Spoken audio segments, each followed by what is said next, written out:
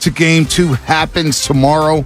We will show you a keyword on our YouTube and Twitch pages during our show, and you will enter that word at our contest page at 957thegame.com. Find our YouTube and Twitch page right now at 957thegame live. You can find that right now. Now, so you know where to go and like and subscribe while you are there. Like and subscribe. We're over 30,000 subscribers. How about that? Let's get to 50,000 by the end of the basketball season, which I think may happen in June. Our ticket giveaway is brought to you by the Next Generation 10G Network.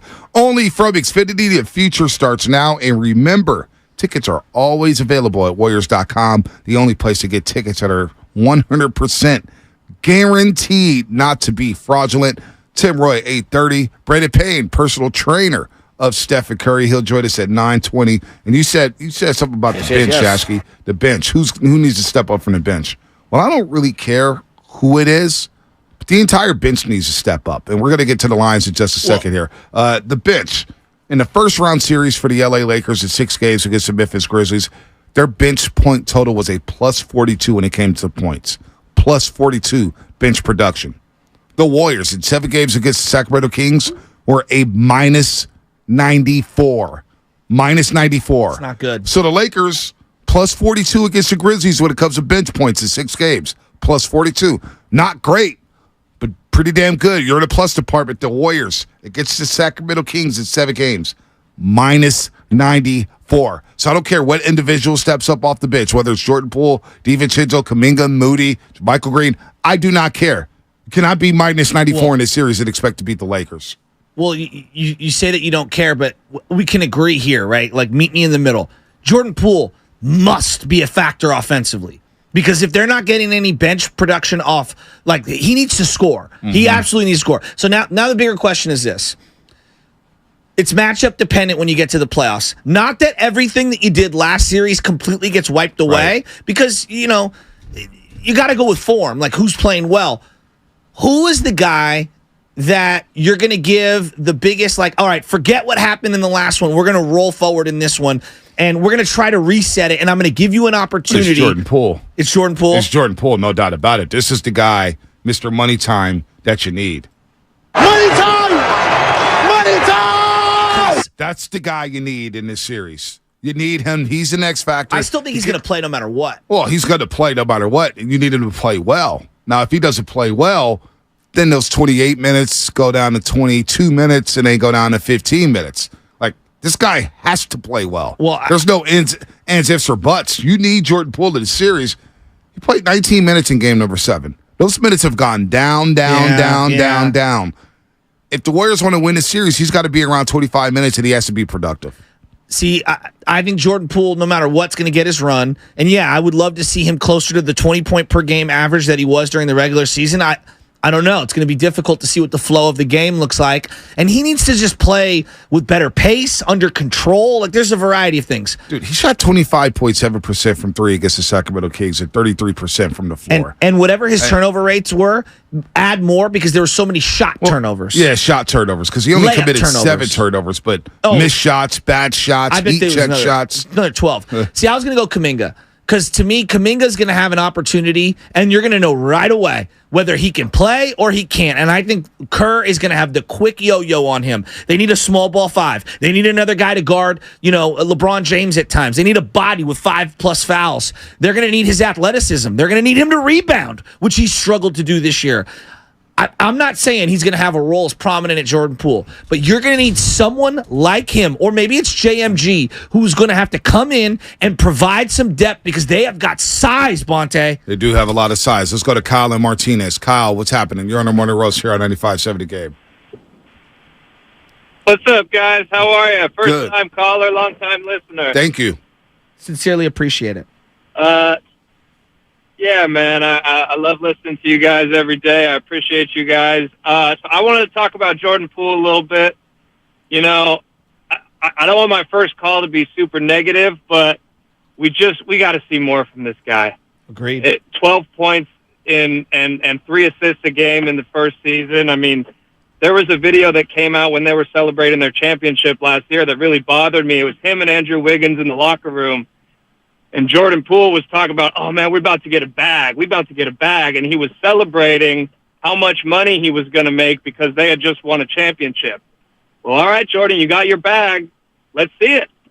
Let's see it. We got to see it, man. That was 17 points average in the playoffs last year. Right. Now you're at 12. We got to see more than we saw last year. That's where it starts for me. It starts with Jordan Poole. He may not be the first guy off the bench. It may be GP2. It may be Moses Moody. But Jordan Poole has to be efficient. He has to be in control. And he has to flip the game when he's one of the few guys on this basketball team who could beat their man one-on-one with ball penetration. All right? He's got to get to the rack. He's got to take good shots. He's got to be under control. If he does not play well in the series, that's going to make it extremely difficult. That puts a lot more pressure on Clay, a lot more pressure on Andrew Wiggins, a lot more pressure on Stephen Curry to drop 30-plus every single night, which will be difficult in this series. Jordan Poole has to play well, and he can't let his defense bother his offense. Defensively, he's got to be locked in, engaged, because he may get an assignment on Dennis Schroeder. He may get the assignment on D'Angelo Russell. He may get the assignment on Austin Reeves. He cannot be food defensively in this series like he was against the Sacramento Kings. Yeah, I'm 100% with you on that one. And he's got to get back to playing under control. That's the number one thing. Like, I know he wants to play fast. How many times did he lose his handle in this series? Yeah. I mean, it happened over and over. And I know that's a microcosm of the regular season. It's very, very, very frustrating watching that. The other guy, Bonte, that I'm thinking about off the bench who needs to play better, like, man, DiVincenzo's got to hit some outside shots. I'm not saying he's got to be this factor in terms of like double-digit scoring consistently, but if he is afraid to take the outside shot, then that creates so much congestion in the half court. That's a problem. That is a problem. He was 6 of 18 from the three-point line in that series against Sacramento. And his three-point shot has been a little up and down. Now, in the month of March, when he shoot 29% from three, then he got it going in the last couple weeks in April. He got it going. It felt like, okay, he's back. He's back to shooting a three, and he had a career-high season when it came to shooting the three ball. He's got to be able to at least make it, and he's got to take it. He is a big-time factor because Dennis Schroeder's going to come off the bench, and I think this is a better matchup for Dante DiVincenzo. De'Aaron Fox, too fast for him. Malik Monk, too fast for him, too quick. Dennis Schroeder, he's a fast player, but not as quick. I would agree. I think Dante DiVincenzo will have a better opportunity. He has to. Yes, no doubt about that. He has to play better. Then, like, to me, Moses Moody was the biggest revelation in terms of, like, wow, didn't see that coming. Right. The one thing I would say to Jordan Poole and DiVincenzo, I would say, guys, did you just see in the series that happened prior? Keegan Murray was awful for 3-4 games. And then all of a sudden, he totally flipped it. And for a rookie to have that kind of moxie to be able to flip the script and have his imprint. And look, we can argue about him not playing enough in the final game, which I think is one of the biggest criticisms of Mike Brown heading into the offseason, which is true. I mean, he should have played him more. He blew that. He Mike did. Brown was all time. I watched it back again yesterday. Mike Brown was awful. Well, I don't know why you. I love Mike Brown. I hate too. saying. I don't even like those words coming out of my mouth. I thought he outsmarted himself, but continue. But I guess what I would say to them is like, guys, did you see what this rookie did? He bounced back. He didn't care about what happened prior, and he just played. He played really good ball, and he finished the series out on a high note. Mm-hmm. I need Jordan Poole and Dante DiVincenzo in particular to do the same thing. Finish this series out on a high note. But you know what? As we look at the guard play, the one guy on the Lakers bench who we're not talking about is Rui Hachimura. Rui Hachimura. That was a sneaky deal for the LA Lakers this season. I don't even remember who they traded. Hey, Spinotti, who did they trade away to get Rui Hachimura? Because to me, he was the difference in that Pelicans. There's a bunch of second-round picks, I believe. Bunch of second-round picks down outside shots. I length. believe he's going to be a free agent. So he shot 52% against the Grizzlies from the three-point line. He was 11-21 overall. Overall, he shot 57% from the field. 14.5 points, 5 rebounds. Kendrick Nunn. Kendrick Nunn. Wow, what a steal. This guy, Rui Hachimura, is a huge X factor for the LA Lakers. We can fixate on Dennis Schroeder all we want to, but you better get a body on Rui, and that's where Jonathan Kuminga may come into play. He's physical, he's strong. Rui is strong and physical, and he can pop out and hit that three. You have to identify where Rui's on the floor because he'll run that pick and roll with LeBron James all day long. You double LeBron, Rui's going to be open, and he killed the Grizzlies time and time again off the bench with timely threes. Rui Hachimura, to me, is problem number one off that Lakers bench. You have to identify him, get a body on him, and make sure you snuff him out. You can't get Rui going because all of a sudden you get Rui Hachimura going. Now you can play next to Anthony Davis. Yeah. Now he could stretch the floor. And he's a big body who could rebound. Rui Hachimura is problem number one for me off that Lakers bench. Okay, so let's get to the starters because I feel like we maybe buried the lead a little. Maybe I went a little too inside. What do you mean two inside? Well, like Steph and LeBron headlines everything, even though they don't guard each other. But the bench is huge. No, it is. No, it is. The Warriors' bench was minus 94 against the Sacramento Kings. You needed 50. But if Curry scores 35 against the Kings, you may lose Game 7. You needed 50. I'm 100% with you. I guess I wanted to ask you the first question that I have. Who and how are they going to guard Anthony Davis? There's been times where Draymond Green has owned Anthony Davis. There's been times the reverse is true. Anthony Davis has owned Draymond Green. Is this a Kevon Looney series against Anthony Davis? Is this a combination?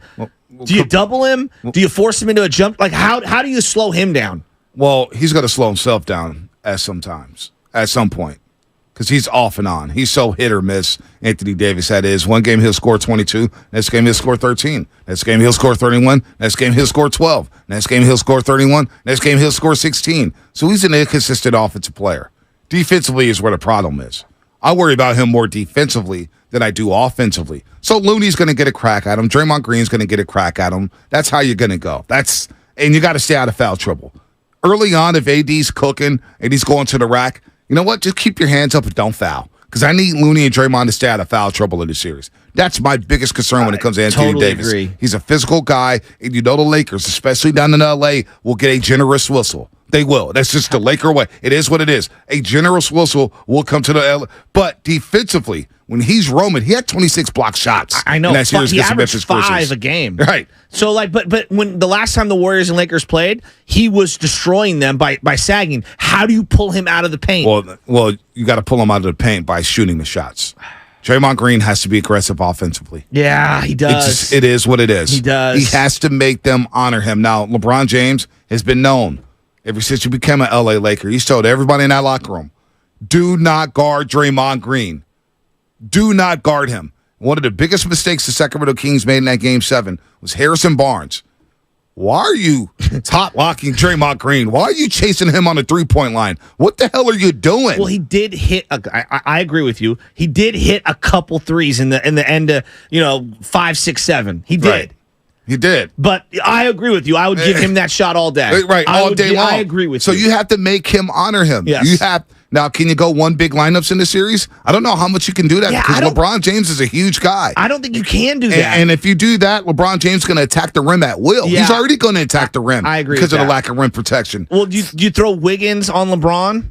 Well, you definitely do that. But I think Clay's going to guard him at times, but too. let's stick with the defensive strategy, though. As you are listening to 95.7 The Game, KGMZ, FM, and HD1, San Francisco, always live on the free Odyssey app. Download the Odyssey app and favorite 95.7 The Game for the best and most up-to-date sports coverage. Our last segment was sponsored by Golden State Lumber, serving the Bay Area for 3 generations. When you succeed, we succeed. Visit GoldenStateLumber.com. But I think that's a big point. Before we move to the other side of who's going to guard who or who's going to guard LeBron, Anthony Davis sagging in that paint. Mm-hmm. LeBron James sagging in the paint. This is what you do. You get and when you run that high ball screen with Draymond Green and Stephen Curry, will Anthony Davis honor Draymond Green? Will he stay back? Question. Or will he blitz Steph? Will he sag back and play drop coverage? How he plays defensively and how you make him work defensively. You can't let Anthony Davis just roam around on the back line and block shots and play free safety. Yeah. You got to make him work, and you got to get him involved in all the actions here. So how do you do that? You have to be aggressive offensively if you're Draymond Green and Kevon Looney. Yeah, I agree with that. I just keep thinking about how Steph Curry's going to be able to operate on the perimeter. Is there going to be lanes open for Wiggins to drive to the hoop? It felt like he was the most athletic guy in the Kings series. I don't know if that same space, because of the bodies in the middle of the lane, are going to be there for him. Right. So he's going to have to own the mid-range. Yeah. I keep thinking about Wiggins in this series and where does he fit in? We know that Clay's going to hit threes and try to space the floor that way. Can Wiggins just hit enough mid-range to suck them out a little? Yeah, that's going to be big. Having Wiggins back is huge. He missed the last 2 games. And can he stay out of foul trouble? Well, that's going to be the key to the series, especially when it comes to the bigs. And 650 Comcast Business Sex Line is right. Wiggins has to make LeBron James work on defense. Yeah. LeBron James' legs is not the same. He's still, he had a monster series against the Grizzlies, averaging over 22 and 12. But look at LeBron James from the three-point line. He shot 8 of 41 from 3 in that series. Wow. 8 of 41. All right. I didn't know that. Yeah, he had a game. I think he was 1 of 9 from the three-point line. So LeBron James against the Warriors, he feels like he hits against the Warriors. He does. But so far in these playoffs, he's been off from the three-point line. Overall, 8 of 41. What is his percentage? Who's guarding? 19% from the three-point line. Who do you think for them is going to be the guy primarily guarding Steph Curry? We talked a lot about that during the Kings series. What are they going to throw on him? And they threw a variety of things at him. Well, early on, it's going to be Jared Vanderbilt. Long, athletic. He's really good. Lengthy. So he'll be guarding Steph Curry right off the rip. I thought he did a good job in the couple of games in Minnesota. I thought he did a good job, too, on Ja Morant in the first round. Undeniable. So I'm talking about when he was in Minnesota when Steph played, I think one time. I don't think he was in the second time. Yeah. He does a good job. Yeah. He does a good job. So Jared Vanderbilt will get the first crack. A longer, more athletic wing defender. He could bother Steph Curry, no doubt. We'll get to the stats at Staples Center or Crypto.com when it comes to Steph Curry against the LA Lakers. Jared Vanderbilt first, and then Dennis Schroeder. And Dennis Schroeder, over time, has done a good job against Stephen Curry. Now, he's gotten cooked like everybody else. Don't get me wrong. Steph Curry's going to cook. He will get his. But how much does he make Steph Curry work? Dennis Schroeder did a good job of taking Tyus Jones out the series against Memphis. He erased him. he was dynamic for them all year. Right. No doubt. So that's where you go here. Let's go back to the lines, man. We got a lot of people on the chime in. 888-957-9570. Jay in Ann Arbor. Then we'll get to Antonio in Oakland. Right. Been a What's while up, with Jay? Antonio. What's up, Jay? Hey, how are you guys? First time calling. Good job. We're good, man. We're getting ready for Lakers-Warriors, man. Game Warriors. one. Game I'm one. excited too, man. You guys killed it yesterday in terms of your commentary on Steph. Kind of wanted to ask about that in a way too, right? Because when you guys were talking about how you weren't being biased, you guys aren't though. Like I was watching Inside the NBA yesterday, and Shaq was saying Steph Curry's the best point guard ever over Magic. Like even people that are Laker members were saying Steph's the best point guard ever. So when I'm coming into this playoff series, right, as a Warriors fan, I'm thinking it's kind of similar to, like, I have a lot of friends that are Patriots fans, and when they had Brady, you kind of just feel like it's kind of invincible that Steph will pull you through in a way. Is that kind of your feeling too? Like, Absolutely. I feel like we have officially the certified best player in the league, and I kind of feel just so confident entering all these playoff series. Is that how you guys feel too? Absolutely. I mean, and I would say there is a Patriot-like feel to the Warriors because even though they've had great teams, don't they always kind of roll in and they don't have the number one roster Right. top to bottom, at least by most unbiased observers' Yep. opinions. Yep. But then you start breaking down the matchups and you're like, well, they have a lot of advantages in this Right. series. And then, wow, they have a lot of experience in this series. Wow, they can win in a variety of ways. I mean, just go back to the Kings series. They won almost every game differently. Right. They did. I mean, They did. it was a total different game plan to win. Now, is the constant denominator Steph Curry? Absolutely. Right. But they win in a variety of ways. Right, no doubt. This text right here, 406, I'm with him here. LeBron was horrible from 3 in the last series. Sure, that will improve, but you got to give him that until it improves. That's I know, 8 Romulus. for 41 is bad. 8 for 40, 19.5% from 3. That's like 19.5%. awful. I'd rather LeBron James settle for the 3 than go to the rack. Absolutely. That's where I'm at with that. And maybe he Absolutely. didn't go to the rack because of Jaren Jackson Jr. So the Warriors not having that call. prototypical rim protector could hurt them in the series. The Austin Reeves matchup. This is Klay Thompson, Austin Reeves. Klay has to dominate this matchup. He dominated Kevin Herter. He did. I don't think we talked enough about Yeah, that. he took Kevin Herter out of this series. He was in foul trouble every game. Did Herter have any double-digit point scoring games? Game 6. There you go. The game they blew him out. Okay, Yeah, there you game go. 6. The one where I didn't look at box scores. Yeah. Okay, but like outside of that, Klay had his way. Essentially, now he wasn't great, but he had moments and he scored enough. To me, I keep going back to Jordan Poole, Wiggins, and Klay Thompson. Is 65 too low of a bar to ask point-wise? For Klay and Steph? Klay, Wiggins, Poole, 65. Whew. Is that too much? Yeah, I think so. Okay. I think if you get 50, you're happy with that. Okay. I'm just Even though that seems low, because on the flip side, you're saying you need Klay probably to get you 20 to 25 a game.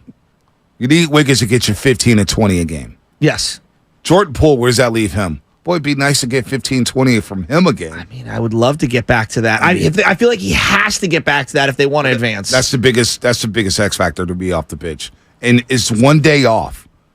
You know, and Draymond Green on the Draymond Green podcast actually credited Jordan Poole. He said his energy was really good He did. on the sideline. Yeah. He was telling the guys, keep Demeanor. the pressure on them, said that's good. The demeanor. Steph Curry's speech. It goes all back to that, right? So if he's had enough time to reset his mind and say, you know what? I stunk in that series. It's all good. Let's reset the page. It's a new series. Jordan Poole, where is he going to be at? Can he be efficient for this basketball team? He's a big-time factor in this series. But Austin Reeves, look, he's a clutch player for the Lakers. He'll have the ball in his hands. He gave you 16.5 against the Grizzlies. He hits his free throws. He was 20 of 24 overall against the Grizzlies. He sticks his nose into it on defense. He's going to flop and annoy the hell out of us. You know, he's going to flop. So the Warriors mentally cannot let the whistles get to them because, look, it's not going to come down to the referees. But whenever you play the LA Lakers, you have to worry about the whistles. You have to worry about foul You're trouble. already preparing yourself? It is what it is. You know, I'm talking to Bully the other day, and he's like, you know, there's going to be a game in LA where the whistle's going to get out of control.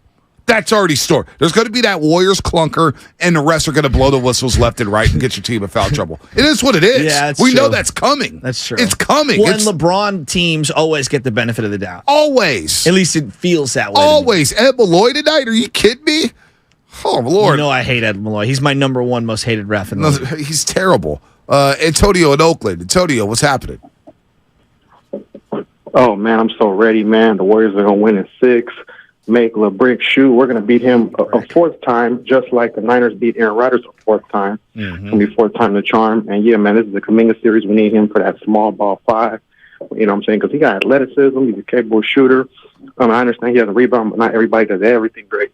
So, yeah, man, I can't wait for this game. And we're going to, since it is raining in the Bay, that means we're going to be raining threes. Like Mac Dre, raining game in the Bay. Kuminga has to rebound better in this series because I think the requirements of him defensively are going to be different than what they would have been in the previous series. Well, if he's guarding down on the block, that's what I'm saying. No doubt. Yes. But if he's on the perimeter, he's got to get those 50-50 balls. This is a series where the speed will be a lot closer. I think Sacramento had so much speed and so many fresh legs. Lakers don't have that. Although they did out-hustle the Memphis Grizzlies. Memphis Grizzlies just a disappointment. What's the pace going to be like? Okay. Lakers play slow. That's what I'm saying. They love saying. to play slow. They like to grind it out. They like to grind it out.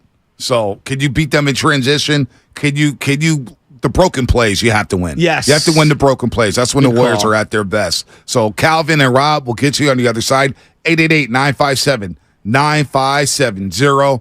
Why do you hate LeBron and the LA Lakers? Biggest X factors as we break this series down. Game number 1. I can't believe we're getting LeBron and Steph in the second round. We're going to take all your calls here on the Morning Roast, and that's all coming up. Sponsored by 7-Eleven. Any size iced coffee is only $1.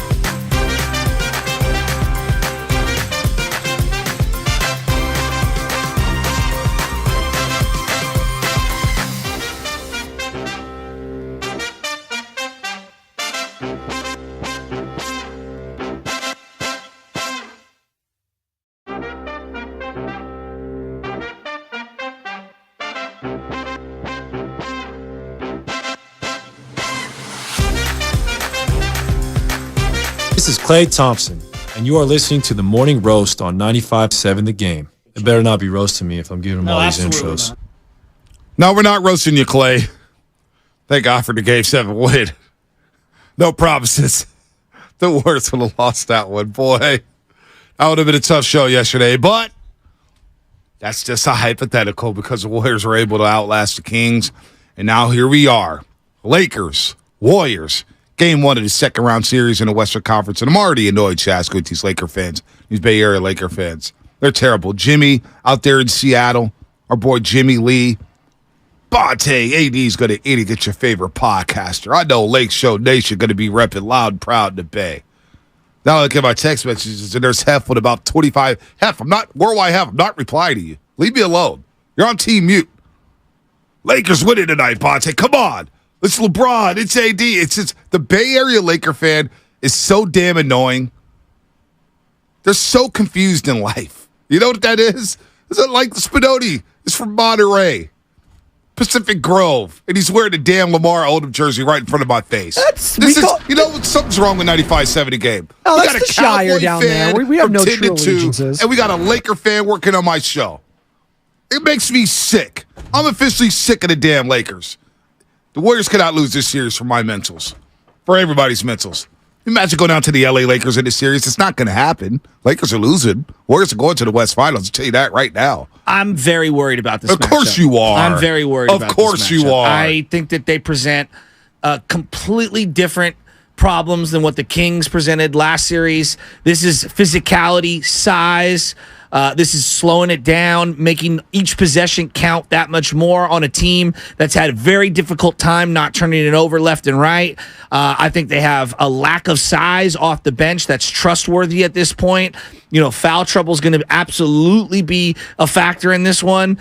Can the Warriors shoot better at Staples when the lights are out? Because we know that Steph Curry against the Clippers at Staples shoots fine. Against the Lakers, for whatever reason, I hate this, but it's true. He has not shot well. Bonte? I want to see the numbers overall. I want to see those numbers. We get those numbers. Stephen Curry at Crypto.com Arena. Steph Curry at Crypto.com Arena against the LA Lakers. All time. Against the LA Lakers at Crypto.com Arena. Until I die. Yeah, Crypto.com. I'm sorry. I apologize. I just always call it Staples. I'm looking at the Lakers 3-point makes per game. Now, the Warriors, of course, were number 1 in the league in the regular season when it came to 3-point makes per game. This is playoffs right here. We'll get to the calls in just a second. By the way, I got to let everybody know. Question 5 is brought to you by the Alameda PD, now offering a $75,000 hiring incentive. Our team is your future. Go to alamedapolice.org to apply today. Also, tickets. Who wants a chance to go to Game 2? Game 2, Thursday at 6 p.m. tip-off. Pre-game shows start at 5 o'clock. Your chance to win a pair of tickets to Game 2 is tomorrow, the day after Game 1. So tomorrow, we will show you a keyword on our YouTube and Twitch pages during our show, and you will enter that word at our contest page at 957thegame.com. Find our YouTube and Twitch page right now so you know where to go and like and subscribe to the channel. 31,000 subscribers on YouTube right now. Come on, get that up. Subscribe right now. You get a chance to win tickets to Game 2 tomorrow. Our ticket giveaway is brought to you by the Next Generation 10G Network, only from Xfinity. The future starts now. And remember, tickets are always available at Warriors.com, the only place to get tickets that are 100% guaranteed not to be fraudulent. Let's go to our main man, Rob in San Bruno. Rob, what's happening? How you feeling after that Kings loss, Rob? Hey, don't start me, Bonte. Y'all know y'all was shaking after what was that Friday when y'all thought it was over. But it's all good though. Y'all won that one. You know, it was worrisome. Our youth came out. It was worrisome. Yeah, I know you was. My phone didn't ring that whole Friday night. But we ain't talking about that. But look though, it rang Sunday though. But look.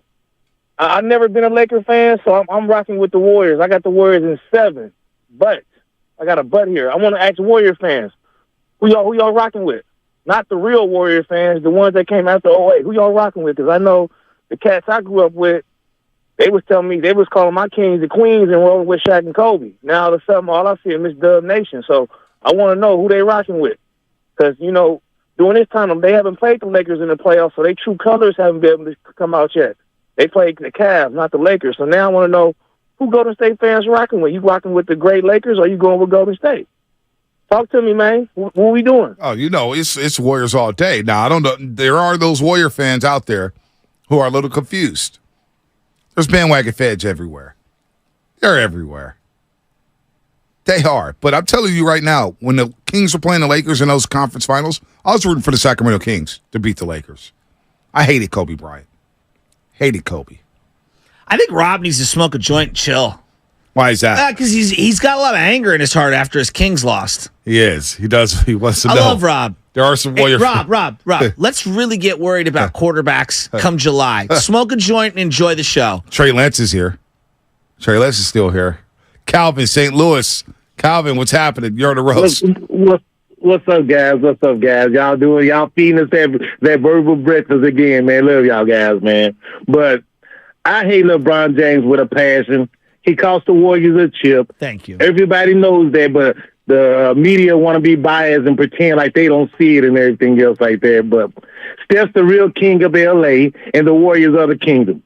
We need Poole to facilitate. That's why Clay sort of had a bad game, but believe it or not, Clay was plus 30, but everybody else was plus 25, so something Clay did was good in that game. But we need Poole to shoot. He got good jump shots, guys. He has real good jump shots. So does Draymond. Draymond needs to play that game like he did last time, and better take pressure off the bench and everything like that, and have the guys come in. They need to go ahead and play the boards. And the one last thing I need to say, Steph Curry, that boy that what was that? That boy that came from whatever that college was. When Steph Curry came in the league, that man was doing the mid-range shots and everything else like that. All I'm trying to say is, when Steph Curry does that type of game and Steph Curry passes the ball to his boy Klay Thompson, for some reason Klay is more fluid when Steph does it. I just hope they put that together, put that package together, and bring that championship like we know they're going to do. There it is. There it is. You know, I'm with Calvin. Like, honestly. I don't know about Klay with the shot coming from Curry. I'm talking about the LeBron part at the beginning. Yeah. I think LeBron is number one in terms of my sports hatred. I really do. And it's because I respect him that much. Like, Lasorda. You don't hate LeBron. I do hate LeBron. You hate him now? You didn't hate him before. No, well, I mean, I respected the hell out of him. Like, I think part of the love-hate portion is like, or excuse me, the sports hate portion is that you have to actually respect who they are as an individual, like, and understand how great they are. You know, like Emmitt Smith was that guy for me for a long time. More than Aikman, more than anyone. Like, I hated Emmitt Smith. Could not stand that guy. Oral Hershiser, another guy. Couldn't stand him. Knew how great he was. Could not stand him. Kershaw, more recently. LeBron's number one. I mean, the Warriors have faced him 4 times with all of the chips on the line. They have faced him 4 times. He is their number one. Lowest moment in sports was LeBron winning that championship in Cleveland, and Steph and Klay Thompson and Draymond Green not getting it done for what the most fun season we've ever had watching basketball, 73 wins. Right. It's one of the greatest accomplishments of all time. That one hurt. All considered moot because they didn't win the championship. So, like, yeah, I hate LeBron. I can't stand him. I want this one more than any other one. And then you factor in the Laker part of it. Yeah. God, this is bigger than Favre. This is bigger than Russ. This is bigger than the Cowboys. It's bigger than even the Dodgers. Is this the biggest series for the Golden State Warriors outside of any of the NBA Finals series? Is it bigger than OKC? City's number one. Wouldn't you agree? OKC? I think OKC, then the Rockets, 1-2. I think this may have some plans at the Rockets. I'm saying before this one. Before this one. Now, I got OKC 1. This may be 2. This may be 1B. This could be, when we look back 10 years from now and we say, what was the series? What was your number one series that had you on the edge of your seat, that had you This could be it right here. Warriors and Lakers. The most anticipated series outside of the NBA Finals? This series may be the most anticipated series the Warriors have embarked on. Which is nuts given the ages of the two superstars here. 38 years old and 35 years old. That just is unprecedented. Think about it. Think about it. Honestly, outside of the NBA Finals, take away the Finals. Just look at that series, especially in the Western Conference, because Steve Kerr, they're 19-0 in the Western Conference. The Warriors, which is just sick and insane. I don't know if we anticipated a series as much as this one. And it's been a short... Now, The Rocket one, we spent all regular season anticipating that Rocket matchup.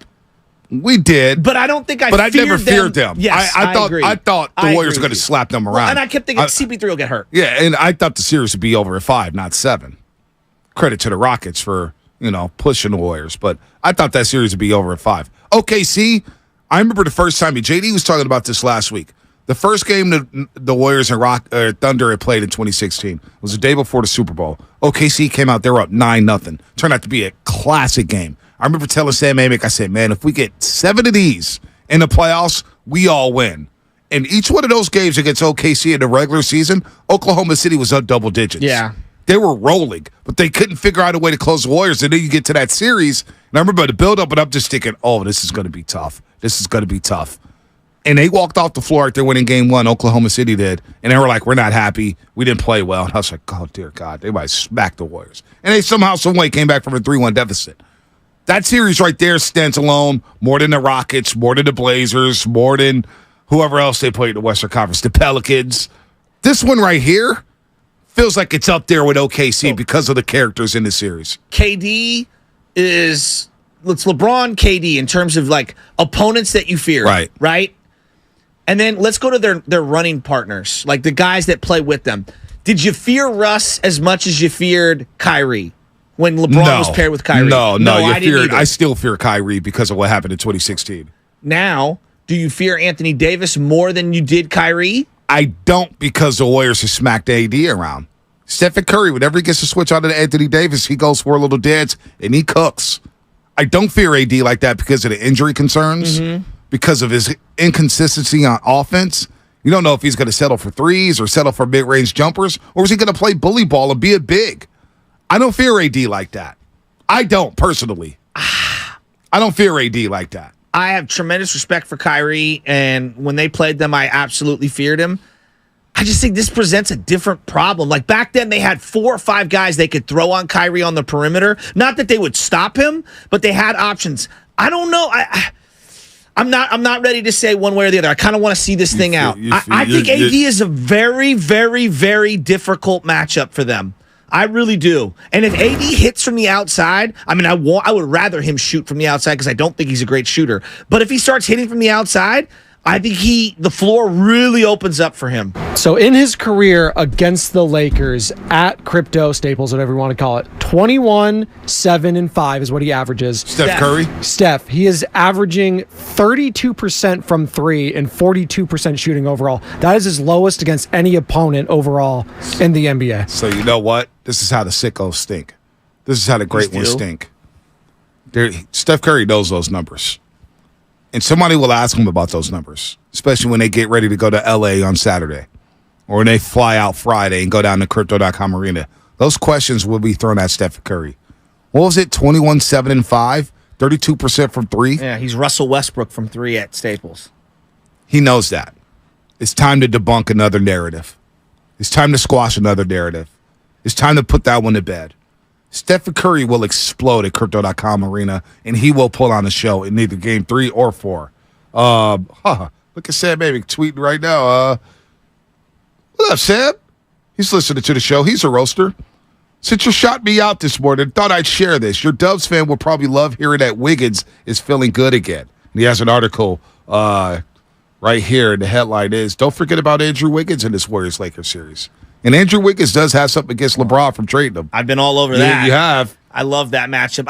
He plays well against LeBron. What's that? He plays well against LeBron. I love this matchup for him, Wiggins. To me, the mid-range is where he is going to make his money in this series. And then defensively, obviously, a lot's going to be required of him. And I think rebounding-wise, we're going to need to see that same guy from that Dallas and Memphis series in terms of rebounding and the Boston series. Mm-hmm. That's who I need Wiggins to be. And you saw it in Game 7. He attacked the rim over and over. And it wasn't necessarily that he was grabbing rebounds. He was active, getting his hand on balls, being athletic. I think it's vital for them to have that Andrew Wiggins in this series. Nah, I think he's going to show up. He had a really good series against the Sacramento Kings, even though it was 5-17 or 5-16 in Game 7. 17-7, he was aggressive. He was attacking. I thought he was hellacious on defense, chasing whether it was Monk or Herter or Fox off of screens. I thought Andrew Wiggins had a really good series. The guy hadn't played for 2 months. He is a big-time X factor. I can't wait to read this piece, Sam, during the break. All right, let's go to Jacob at Castro Valley. Jacob, what's happening? You're on the roast. Hey, good morning. Hope you guys are doing well. Man, Sacramento thought they were the kings, but guess what? We took their crown because real kings have rings, baby. And LeBron thinks he's the king. He's about to get his crown took, too, because we all know he's a queen. He's the queen of drama. He be flopping. He be complaining. He rubbed off on Austin Reeves. He be doing the same thing. And guess what? He's 1-3 against Steph. And guess what? This is the Steph era. Say no LeBron era. Steph's the real king. It's the coup d'etat. We gonna take him out, and we gonna be number one once again. This Steph's era, baby. You know, I love it. Love the call.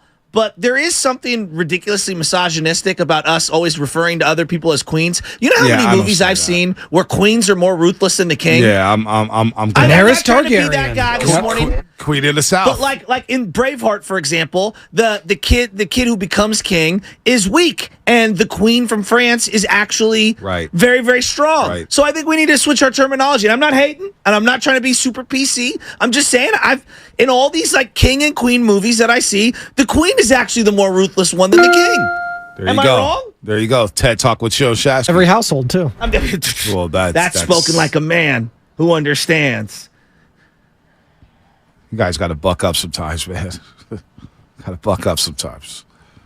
Hey, you know what? I am not afraid to show how masculine I am by admitting my wife rules things at home. Does anyone really have a choice? No. Equal partnership in my household.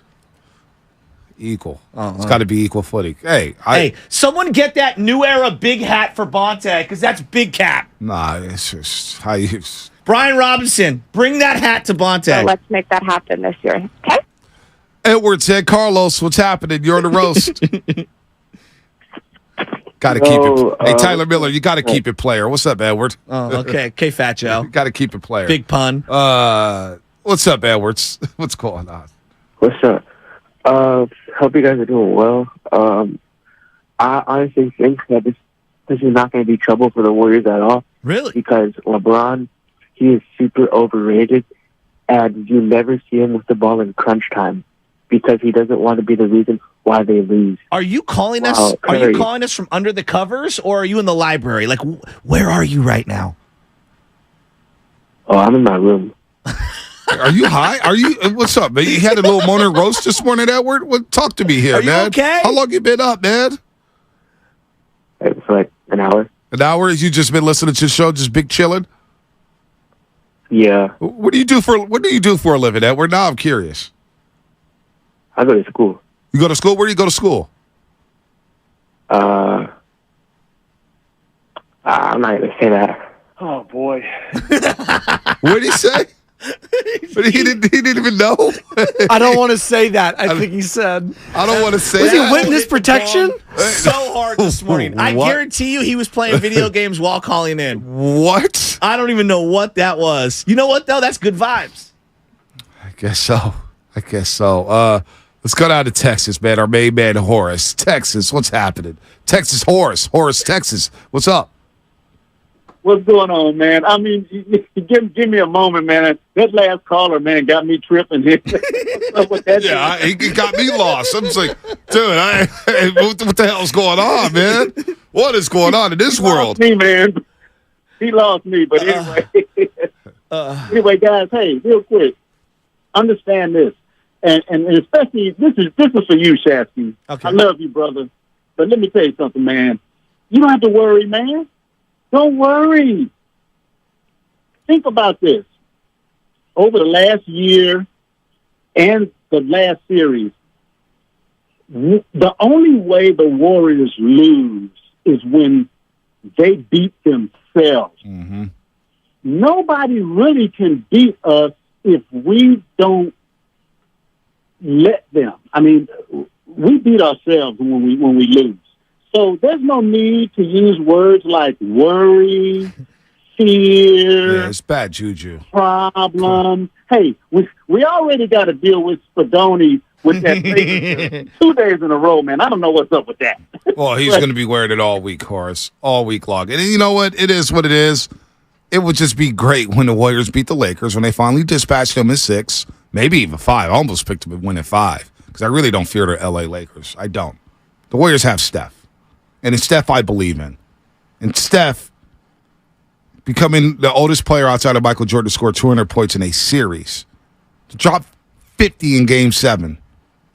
We underrate how competitive he is. Curry! This guy wants it. He wants that 5th ring. And he's determined to get that 5th ring. And when you got greatness like that, carry the franchise or carry these guys, I'm not fearing anybody, damn it. They should be fearing Stephen Curry. I'm not fearing LeBron James. I've seen Steph Curry and the Golden State Warriors beat LeBron James 3 out of 4 times in the NBA Finals when it came down to it. The one time the Cavaliers got it, it was a gift from Kiki Vandeweghe for suspending Draymond Green. So I don't fear anything about the damn LA Lakers. I don't fear Anthony Davis. I don't fear Austin Reeves. I got the Dubs. They're the defending champions. Stop acting like the Warriors are the underdogs here, Sasky. No, Where's Frisco Joe at? I'm not acting like that. I'm just fearing the Lakers. I don't fear that. I look at this on a whiteboard, and I'm looking at the X's and O's. Fear. I'm looking at the personnel, and I think that they present some problems, and then you have to find some solutions. And so, getting out of the first round took a bite out of them. I think they're going to be exhausted heading into this game. Be fine. They're emotionally, you may be. It's LeBron and the Lakers. No, I know you're going to get up. They will be up for that. They'll be ready to roll. I'm not saying that they're not going to be ready to roll. I'm just saying this is an older team that just went through a gauntlet of a first-round matchup. There's going to be a slight let-up, you assume, in one of the first 2 games. Coming out, if you could get a split in the first 2 games, to me, that'd be a win. They have a little extra more rest, and you've got some guys that need to see the ball go in the hoop and get some success. When you got to the end of that series, you had about 5.5 guys you trusted. All right? Can that get up to 6.5, 7 guys that you trust at the beginning of this series? We need to see. I need to see it. We'll see. And I'm trying to be respectful because as much I don't as respect the Lakers. They this just ain't won a about championship respect. a couple You years just ago. said you hate LeBron James. I do hate him. Throw the respect out the window. Forget all the respect. It's the damn Lakers. Okay, and you when think they were respect healthy, us? When they were healthy, they won a championship. The Lakers. That's their argument. The Lakers. You mean in the bubble? Well, yeah. And when they had 3 months off when Anthony Davis's ankle was about to fall apart. All factually true. and they've got a little extra rest heading into this game. I do think that matters. Let's see. We'll see. Get the Lakers. I ain't respecting nothing about them. Where's Butcher Boy at? It's the Lakers. You just said you hate LeBron James. This is box office. Oh man, it is box office. You think Superman flies in and doesn't realize the strengths of Doomsday? Of course he does. He can find the Achilles heel. We've established that Superman is overrated. He's so overrated. We've established that. God. You don't think Batman understands the vulnerabilities of his opponent? He also understands their strengths. Batman don't live in fear. Batman's a boss. No, he's calculated. No, he don't live in fear. No, he takes people apart. Batman is a boss. He's an alpha. He don't fear nobody. If anything, I learned my lesson from Friday. I'm not overlooking opponents moving forward. Oh, my God. All right? You didn't think the Warriors were going to win 4 and 5 against Sacramento. And I was wrong. Fear. You're, oh, my God. Remember that? Game 2. You turned red on me. It's like, dude, time out. Just take a deep breath. This is coming from the maker of, I was looking to call anyone in my phone Friday night I was to angry. let off these takes. I needed to vent. I didn't have a radio show the next day. I wanted to vent. So I went on and did some stuff with Jeff Thurb. Shout out Jeff Thurb. ESPN Late Night. We did a hit together. I had to get some stuff off my chest. But I was ready to go by Sunday. JJ, San Francisco. JJ, what's happening? Hey, what's happening, guys? How you guys doing? I'm doing great. Thank you for taking my call this morning. I just wanted to call and see if you guys could give my son Marco a shout-out on his 10th birthday. Happy birthday, Marco. Happy birthday, Marco. 10's a big number. We love you, Marco. We love you, Marco. David Lee's number.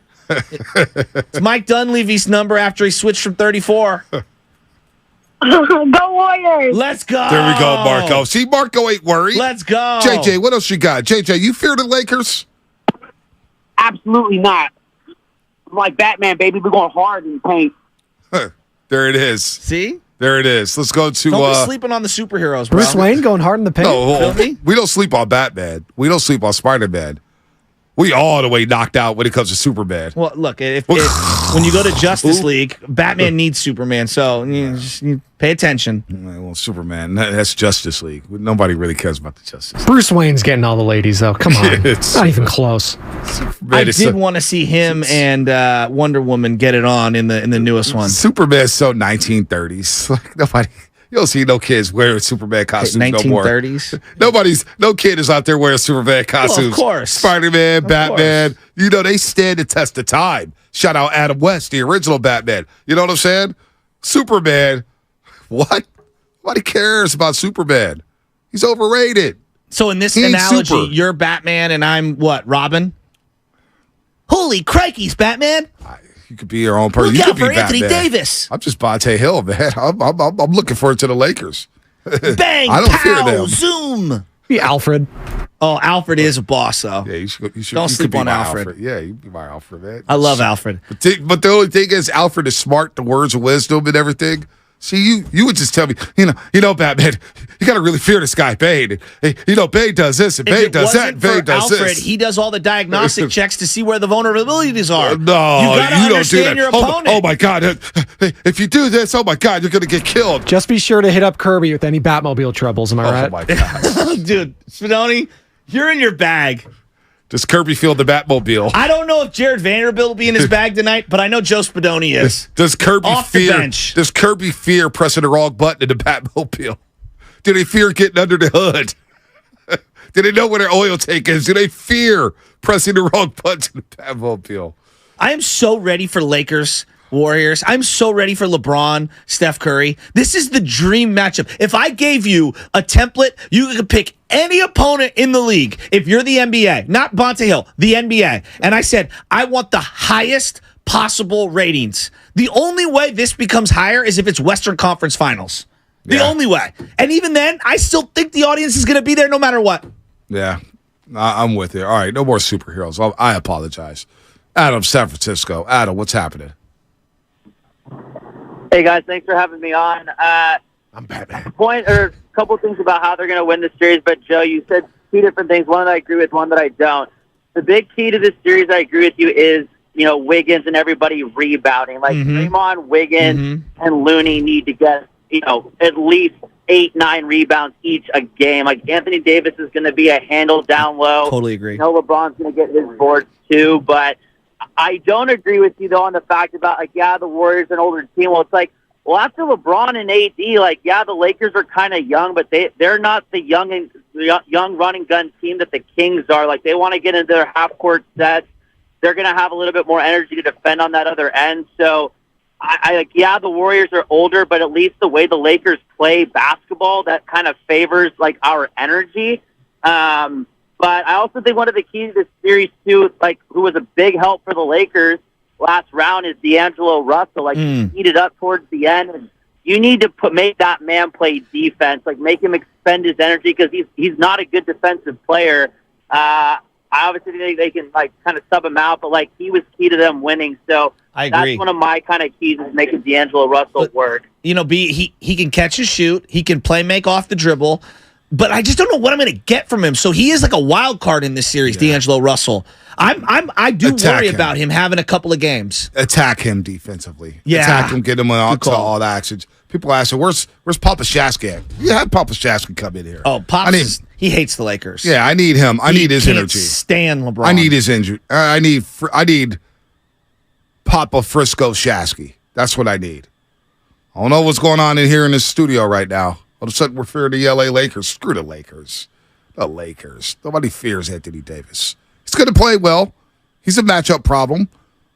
I do have concerns about foul trouble with Looney and Draymond Green. They have to be smart. LeBron James loves to attack and get to the free throw line. He'll cry and whine and get a call. You can't touch these guys. That's the problem is with the LA Lakers. They want to be a physical basketball team, but if you touch them, they're going to the line. They just are. They get to the line all day long. What about the coaching factor? You've got Steve Kerr, 4-time champion on one side, and LeBron James, head coach of the Lakers on the other. Nah, it's Darvin Ham. No, it is LeBron. Stop that. Darvin Ham. No, LeBron is the coach. And Darvin Ham has a lot of experience with the Milwaukee Bucks. Put some respect on D. Ham's name. I think he's pushing all the right buttons. But to the free throw thing, the Lakers are number 2 in the league when it comes to free throw makes. Number 2 in the league when it comes to free throw makes. Remember, Sacramento was number 3 when it came to free throw makes. Malik Monk 8 at the free throw line. Lakers are number 2 in the league when it comes to free throw makes. Number 1 when it comes to attempts. So they get to the strike. What about points in the paint regarding the Lakers? Because that is an area that I do worry about. LeBron going downhill, attacking, getting guys in foul trouble, and then that takes away a lot of their aggression in terms of shot blocking, contesting, etc. And putbacks. Like I really worry around the rim. Yeah, I worry about those fouls because the Warriors did a good job. They didn't do a good job in the regular season with defending without fouling. They did better against Sacramento, but Sacramento's not as physical as the LA Lakers. LA will go to the paint.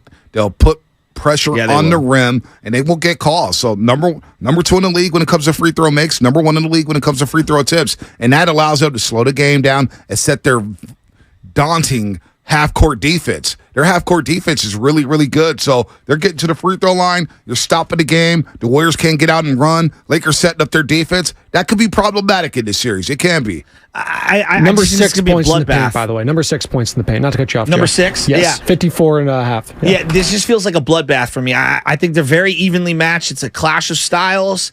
I think there's things that the Warriors do offensively that are going to be difficult for the Lakers to take away in terms of the 3-point shooting and the mid-range. Like I believe the mid-range is the key to this series. Yeah. They're going to try to run them off the 3-point line. Are the Warriors, Clay, Poole, Steph, are they willing to take a couple dribbles inside and hit that elbow extended shot? Can they get back to the basket split action going when they have the paint packed? I don't know if they can. Are they going to go heavy P&R? I mean, they did that toward the end of the series against the Sacramento Kings. I think that kind of goes out the window in this one because you're playing more of a 5-on-4 offensive defense thing if AD is going to be sagging off in the paint. Well, if he does, you have to make him pay. Yes. Draymond has to make him pay. Yes. Jacob and Hayward. Jacob, what's happening? You're on the roast. Yeah, how are you guys doing today? Great. Good. Yeah, so I think this series, I kind of agree with 2 callers ago. The bigs for LA, they're a lot more set in the half court. The rebounding is going to kill them, but they're a little slow getting across. Yeah, they like to set their half court defense, but the Warriors are going to be able to outrun them, especially if they keep the young guys out there. But what I'm most worried about is their bench size with Vanderbilt starting now and his ability to rebound on the offensive glass. The Warriors are going to need to stay not fouling and being able to get that defensive rebounds, or LA can stay shooting threes all day because they're going to be getting the rebound with all their bigs in there. And Hachimura is nothing to watch out about. I haven't heard enough people talking about I brought him up coming off the bench and his size. I brought him up earlier today. I think that's the biggest X factor coming in off the bench. We can talk about Schroeder and Malik Beasley all we want to, but the physicality of Rui Hachimura coming in on the pick and pop, he can hit the mid-range game. He can pick and pop from 3. He's done really well from the 3-point line in this series against Memphis, 11-21 overall from the 3-point line. He gave you about 15 points per game. He's a bruiser. He's big. Yeah. So where does Jonathan Kuminga come into play against Rui Hachimura? Is it a JaMychal Green series? Do you dust off Anthony Lamb at some point to get spacing from the 3-point line?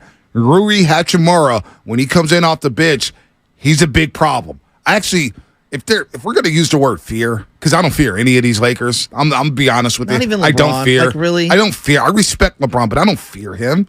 I got Steph on my team. I don't fear anybody. You know, like, we need a reminder, folks. The Warriors are the defending champions. All right? They're the defending champs until somebody knocks them off. The Warriors haven't lost the Western Conference Series under Steve Kerr. So who the hell am I to fear some L.A. Laker team that is old just like the Golden State Warriors? I don't fear them. Well, I think you're using the word in a different way. I would say, like, there are things that the Lakers do really well that I think can give fits to the Warriors. That's no not doubt. Fear. It's just acknowledgement. You feel a little nerves in your voice. I mean, understanding that the opponent can do things, well. They can do things well. Like we know that. That's I don't know. To me, that's assessment. We know that, but no. You said you fear the Lakers. You said it, not me. You brought the whole damn word up. Papa Shasky, what's happening?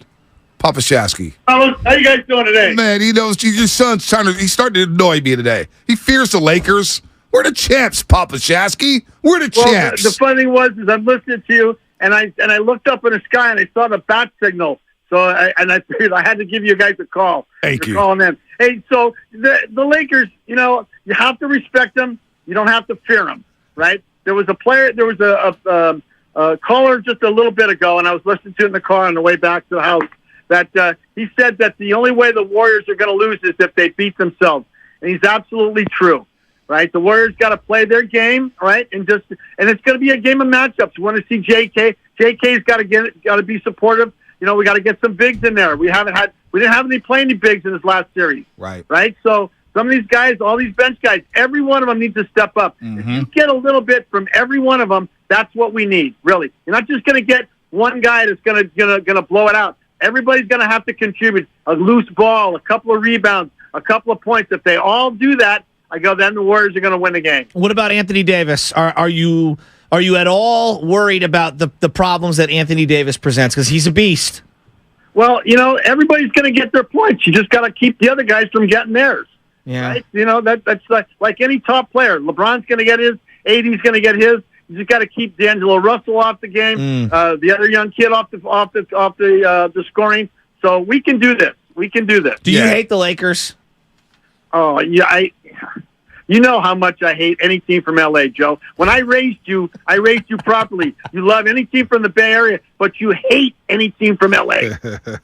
I love it. How about LeBron? Come on, LeBron's up there. You guys were talking about the free throws made, right? Right. He's going to get those cheap, ticky-tacky foul calls because of who he is. Yep. Right. And the thing is Steph Curry. You guys never mentioned this last series. Those guys were holding him the entire time, and he's trying to run around guys, and they're holding on to him, and he never once gets a call. Well, you know why? Are you kidding me? You know why, Papa Shasky? So we don't like to use the officials' excuse. We know what's going on. We see it with our own two eyes. But you know what? We just like to play ball, and we like to just say, you know what?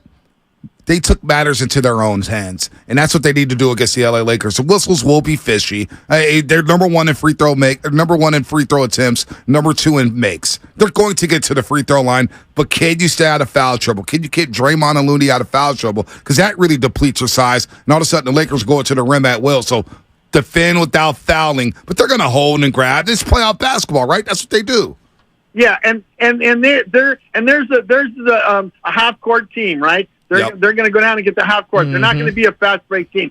So that's going to help the Warriors get back on defense. It really is. It's going to help them out. So I really think the Warriors are going to get a good test. But I think they're going to come out on top. What you got? Series prediction? What's the series prediction? Okay, I think it's going to be Warriors in 6. Yeah, right. There you go, Papa Shasky. I almost picked the Warriors at 5.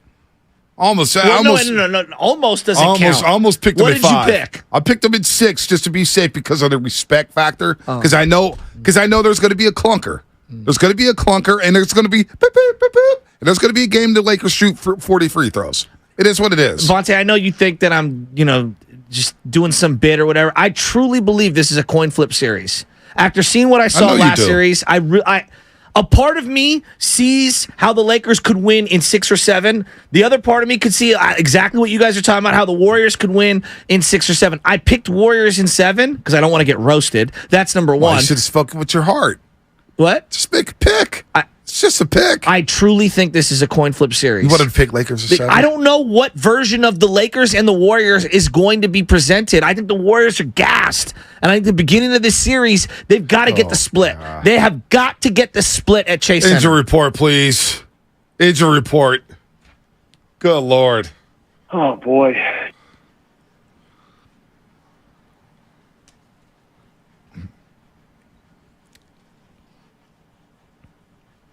Frisco Shasky appeared yesterday for 5 minutes when he disowned Trey and Vallejo, a Laker fan. What the hell happened on Tuesday morning? I can't find the Tom.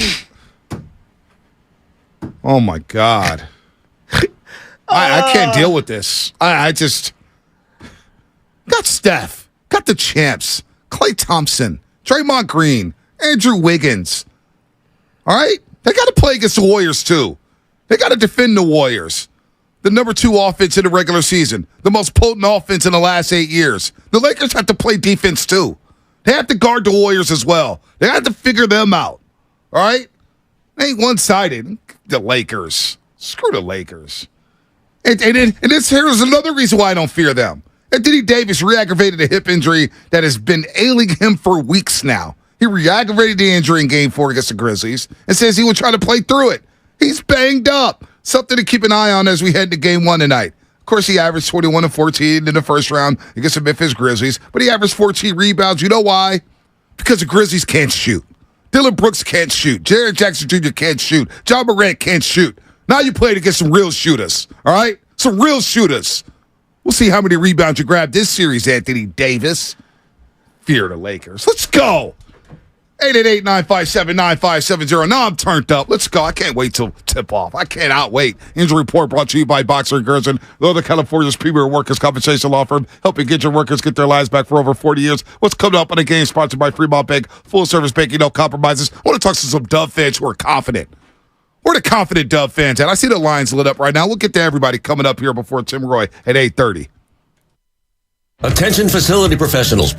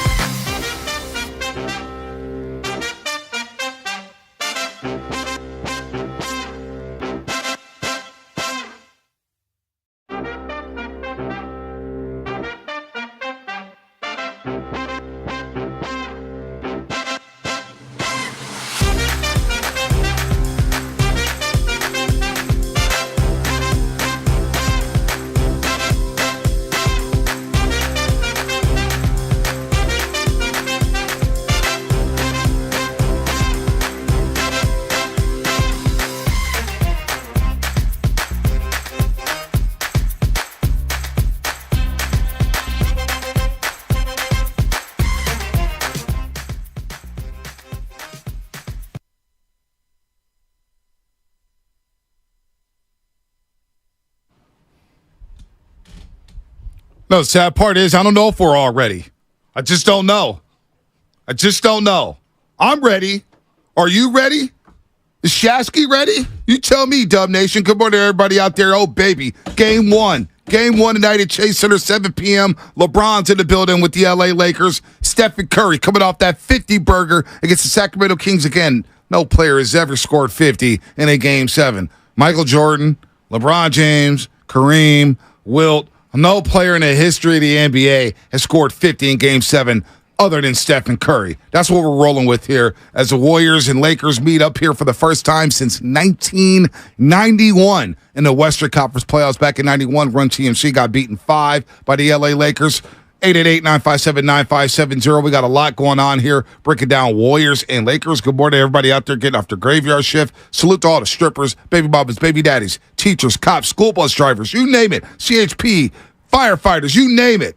Shasky, Big John in for Loveman and Spadoni. So the guy, someone from 707 is texting in saying, this is the cheering fan from Game 7 against the Kings. If you're the guy in the orange Steph Curry jersey that was screaming and yelling, you better call the station right now and let us know. How do we identify if that's him? I don't know.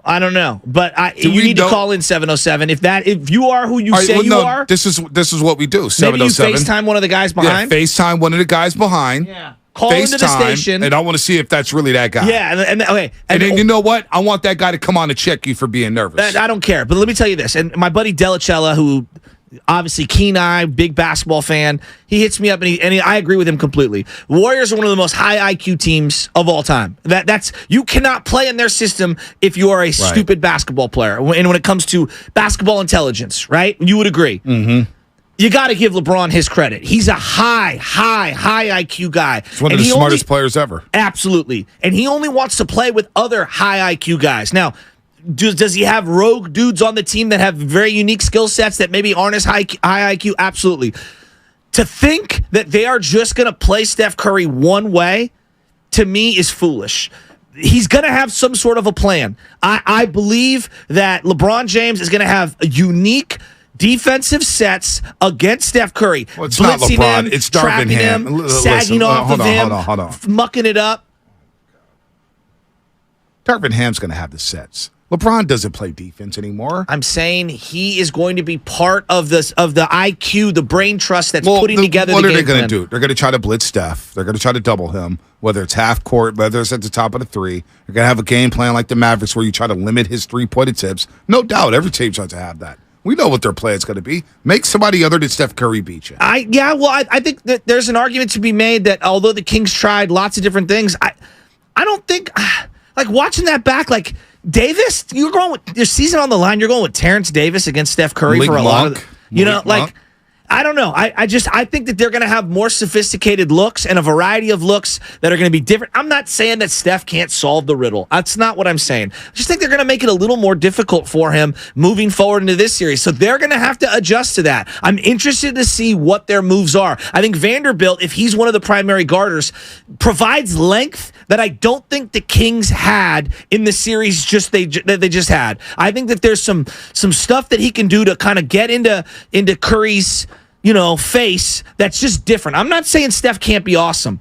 I just think it's going to be a little more difficult than people are giving it credit for. And I'm looking at this from the standpoint that offensively, I think the Warriors will be able to get the mid-range shot off. Can they finish around the rim? I don't know. They got a lot of point paints in the last series. Are they going to be able to have free reign on the perimeter the way that they did? I don't know. We'll see. I need other guys to step up. Let's go to Chris on Highway 101. Chris, what's happening? Chris at Highway 101. Hey, Butcher, what's up with y'all, man? I'm good. I'm ready to roll. No nerves over here. I'm ready for the Lakers. I'm worried about them and their schemes against Curry. I can't let you guys off the hook. You guys been talking slick. Look, y'all too smart every morning to now all of a sudden to change the narrative how we gonna measure greatness. Greatness, when you compare it to greatness, you got to have hardware and accolades. We can't be prisoners of the moment, right? You guys both said everything yesterday about Steph that was said about Magic, right? But when you compare the accolades and hardware, it don't match up yet. We can't pin greatness against greatness. Let's respect it. What we seeing, I get it, but my Lakers gonna take it, and you can't trump the GOAT, the point guard yet when his career ain't over. You got 5 rings, you got 4 rings, you got 3 MVP, 2 MVP, and all of a sudden, when we measuring greatness against greatness, everything changes the narrative to fit where we in. Well, LeBron. Hey, hold on, Chris. I'm gonna let you finish. Hold on, Chris. I'm gonna let you finish. Hold on. It's our show. I'm gonna let you finish in a second. Calm down. You lucky I don't hang up on your ass wearing purple and gold. Chris, welcome listen to my this world. one, Chris. Welcome to when my it comes world. to the NBA world, Magic Johnson was born on third base. All right, he was drafted to a team with Kareem Abdul-Jabbar. Okay.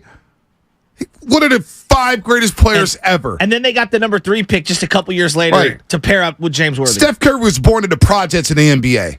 All right? Let's get that right, Chris. Right? 0 rings before Magic got there. Kareem was by himself. And how did we get the number 1 pick if that was the case? Because Cleveland's owner was an idiot. Kareem wasn't leading them nothing. Magic came and they won rings. Without Magic, Kareem had 1 ring with the big O. He wasn't doing nothing in L.A. till Magic got there. But you can't change the narrative. Well, you know what? Well, guess what, Chris? Magic Johnson ain't playing in this series. All right? Kareem Abdul-Jabbar ain't walking through that door. George Mikan. James Worthy ain't coming through that door. He's smoking a cigar on Spectrum Sports Network. Jerry West. Hey, Magic Johnson, don't give a damn about him right now. Steph Curry's playing right now. And he's the most lethal offensive player we may have seen since Michael Jordan. So calm down. Nobody's nervous. I got Steph. I'll take Steph. You want LeBron? You want to go with the Lakers? Go ahead. Nobody fears the Lakers. Where did all this fear come from? Fear.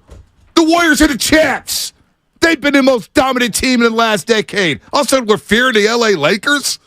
What the hell is wrong with some of y'all? Tony, Hayward, what's going on? Hey, yeah, I think we're a little overconfident.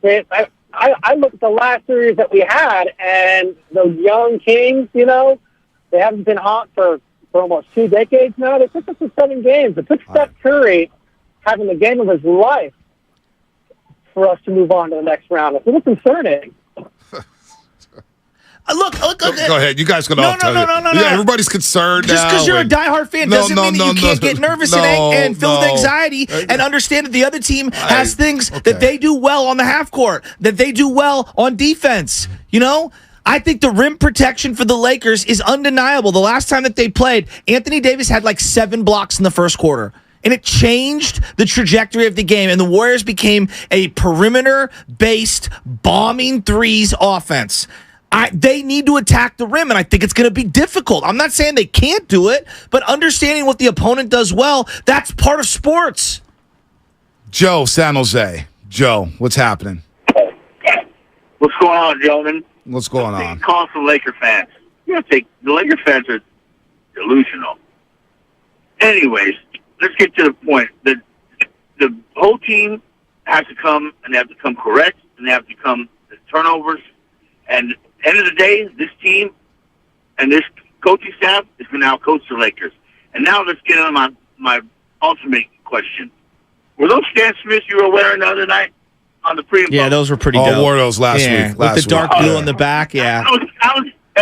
I was getting my nachos ready, and I seen them boys on their feet. And I said, "Oh, this boy right here's a G." All right, man, you just have a good day. It made me laugh. I needed that smile, Joe. Thank you very much. How many shoes do you own currently? I'm jealous. Probably like 25. Just 25? Yeah, that's it. I thought you'd have more. Nah, don't have closet space. But storage, I've got. Muni Joe Vallejo. I don't even want to talk anymore. I'm just trying to. These vibes right now that I'm feeling, Muni Joe I don't like Prop it. Joe? Mini Joe, maybe. Hopefully he is Prop Joe. I don't know what the hell's going on with the Prop vibes. Joe gets How did it killed. flip? No, this is Mini Joe. Good morning, Bonte. Good morning, Joe. Good morning. Our boy Estot. Hopefully I'll get to see a game with him. Yeah. But I'm telling you one thing. I am so sick and tired of win games. I'm so sick of him, I don't even want to see his face. I mean, we got Windex Looney on the friggin' boards. I'm not worried about it. I think Wiggs is going to come up. I think Clay's not going to have any stinker games anymore. And then we got Steph. we're going to take this crap in 5-6 games max. And I was the one to text you about golfing next week. Oh, yeah. So let's do this. Yeah. So anyways, I'm just saying, I'm not scared of the Lakers. I want the Warriors. We're going all the way.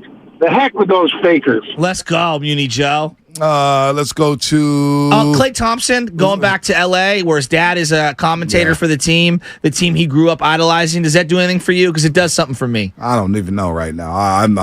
You're rattled. I'm just disappointed. You're like the Warriors at the rim in the last game against the Lakers. I'm highly disappointed. You shouldn't even be wearing Warriors gear right now, the way you're talking. I mean, Jesus Christ. You hear yourself? I just can't believe it. Steph Curry, oh my God, long defender. Steph Curry's seen every defense in the book. It's Steph Curry. Are we going to stop doubting him? I'm not doubting him. I'm just saying because they got Vanderbilt. You think Steph Curry's scared of Vanderbilt? The last time they will screen him. He will cook Vanderbilt when it's all said and done. He cooks everyone. But can you make him slightly less efficient? That's what it's about. That's literally what the Warriors did to Sabonis. He had numbers, but he was way less efficient. Dan and Highway 4. Dan, what's happening? What's going on, Bonte? Man, I agree with you. All these Warriors fans are shaking like strippers. They need to tighten up. The Warriors got this. Chill out, y'all. The Warriors have... Hey, Dan. Warriors have home court advantage, right? Go ahead. Warriors have home court advantage, right? Thank you. They have home... Yes, what are they, 13-2 at Chase Center in the postseason? They're 77-20 since the start of last season at Chase Center. They've won a road game in 28 straight series. Is that correct, Dan? Yes. I mean, what the hell are we scared of? Aren't they 3-1 against LeBron James in all-time finals, NBA finals? Steph Curry 15-7 against LeBron James. No, man. I mean, come on. It's crazy, Bonte. It's crazy. I'm over here listening. It's crazy. My take is on Kuminga. He needs to do something to earn some minutes. Yeah, because he could be a key X factor. He can be a big X factor in this series. I don't want to see you coming in, chucking up threes. I need to see you coming in and not being timid. I need to see you attack. I need to see you dunk on Anthony Davis's head. I need something to happen. You need to earn some minutes. We need you. You know what, Dan? That's a good point. And the Lakers, the way they played Draymond Green is the same way they played Jonathan Kuminga. They left him a lot of space. And Kuminga settled for threes. I think he will know, hey, let me take a couple dribbles and pull up for the mid-range. Because Kuminga does have that nice little 10 to 12-foot fadeaway jumper in the paint. I think he can attack the rim and get to the free throw line against his team. I like Jonathan Kuminga to get a nice reset, knowing that, hey, I'm going to be needed, whether it's against Anthony Davis, whether it's against LeBron James. Hell, it could be Austin Reeves, but especially Rui Hachimura off the bench. He's got to win that matchup there. So I feel good about Kuminga coming into the series now. We got to also understand that Steve Kerr's going to have a quick hook with him. So he's got to be locked in, dialed in right away. That I agree with. And he's going to have to move his feet laterally. I mean, he's just going to have to play elite defense. And then as an offensive player, he's going to have to be much more assertive when it comes to cutting to the hoop. He can't just fall asleep in the corner and stand in the corner and not set screens, not back cut. He's got to do all the little things.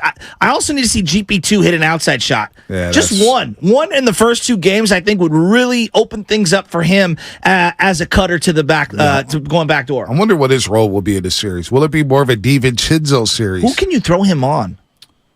Schroeder. D'Lo, Austin Reeves. You could maybe. I think you could put Rui? GP2 on. Is Austin Rui Reeves. Too big? Rui, I think maybe a little too big. I think so too. What about LeBron? Could you even throw him on LeBron a little? No. Simplify it. No, you don't need to put GP2. LeBron is Wiggins, Kuminga, Draymond Green. Okay. And at times, maybe even Klay Thompson. I think Dre's being asked, although there's a lot going to be asked of Draymond Green defensively. Anthony Davis assignments at times. He's going to have the LeBron James assignment at times. I'm not saying he's not up to it. I'm just saying that's a lot to ask. He's the greatest defensive player of all time, according to Steve Kerr. Let's go. Kinger, Newark. Kinger, what's happening? You're on the roast. Hey, what's up, guys? How's your morning going? Oh, it's good. It's good. That's good. I'm out here heading to work. Hey, I just wanted to call and say, you know what? These Lakers fans, they got this giant heads. You know, they're so used to hearing about themselves constantly, so happy to be in the playoffs. I think the Warriors take this, man. I think we got that championship caliber, and I think we need to lean on Poole, man. I think Poole needs to wake up, and I think Poole needs to start making good good drives to the basket and making good decisions, man. He could be a real help to us. Well, if he decides to go recklessly into the lane this series, the way he did last year, he won't play much. No, he's going to get hurt and he's going to turn the ball over. Like you said, he only had 7 in the entire series. How many of those? Forget those turnovers. How many layups that got blocked at the rim that had zero chance that fueled an offensive possession for the Kings? It must have been a half dozen. Man, it was not good. So Jordan Poole, he'll be better. I believe Jordan Poole will be better in this series. Stay under control. He got the clunker out of his system.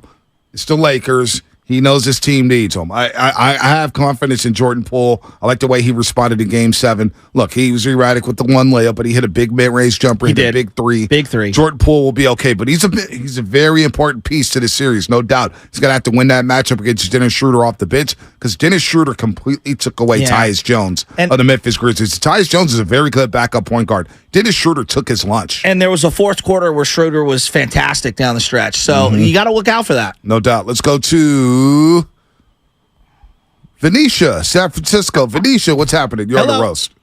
Buenos dias, guys. Hey, Bonta, how you doing? This is Caesar's wife. Listen, we got to bring it. As fans, we cannot doubt the real Kings that are coming home. What kind of welcome is this? They killed it in Game 7. Did we not see what we saw King Curry do? We've got diamonds in the house. This is manifest destiny, like King Curry said. Forget the Lakers. We're sending them home crying. What do they got? Reams and LeBron. That's it. AD has nothing on us. We got Wiggins. Looney. Hello. Did we not see it? Open up, guys. We've got manifest destiny in action. Let's enjoy the game and really salute these Kings. The real Kings are coming home. No doubt. Listen, they've never lost a Western Conference Series under Steve Kerr. I don't believe they can until I see it with my own 2 eyes. I have to see it. And I don't see it happening in this series. I just don't see it. Whether it's 5, 6, 7, at the end of the day, I don't really care how many games it takes. The Warriors will beat the Lakers in this series, and they will advance to the Western Conference Finals. I feel extremely confident in that. Not overconfident. I feel very confident. I'm not going to sit here and talk like the Lakers are chumps because they're not. They present challenges, no doubt. They're physical. They're long. They're big. They're going to attack the paint. They're going to get to the free throw line. But I'm riding with 30. I'm riding with 11. I'm riding with 23. I'm riding with Loon Dog. I can't help myself. And until I see them lose, I don't believe they can lose in the Western Conference. I don't see a team beating them 4 times in the Western Conference in 7 games. I just don't see it. I'm sorry. All the matchups at the end of the day, I got Curry and you don't. That's what it comes down to for me. Mark in Daly City, what's happening? What is going on, Bonte and Shasky? Yo, I had to say, Bonte, you got that energy. You duck no shade. I'm telling you, Shasky, just have a little faith. We still the champs, baby. We still here. So I'm telling you right now. Oh, man, Mark, cut out there in Daly City. Baker, San Francisco. Calls are rolling today. Baker, San Francisco, what's happening? What's up, my guys? What's up? Real simple. Steph happens. Joe's gonna Joe. We love you, Joe. Oh, it's Danker. Danker, what's up, Danker? Not Baker. Danker. Danker, not like a banker, but I wish. Well, maybe not right now. Times are tough for them. But so, all I'm saying is, if there's anything you'd be scared of, it's that Jack Nicholson, Steph Curry smile. There's nothing else to be worried about. We got that. Like you said, you want somebody you have hope in, with Steph we have faith. It's like Barry Bonds' faith, So, all right, gentlemen. See you, buddy. Let's go Warriors. Zach Richmond. Zach, what's going on? You're on the roast. It is a tough time to be a banker. Hey, what's up, you guys? I feel a little bit differently than you guys about Schroeder. I think Schroeder is a huge liability for the Lakers when he's on the court. I watched most of that series, and he offensively is gross. Warriors got some stuff to settle up. I was impressed with Poole last year in the playoffs in the early rounds, and then what I saw against Boston with them collapsing with him on his drives scared me a little bit. As long as he can learn to pick his head up and dish as he's driving and gets collapsed on, it's going to open up their offense in that game completely. And and I think I'm feeling pretty good about this series. And I think GP2 is going to come up big. Moody too. One last point I want to make a video. Let me know what you guys think about it. And it's going to be a tribute to the Grizzlies dynasty. It's going to be a close-up of a book that opens, and it's going to show a picture of Ja doing the gritty in Minnesota's logo.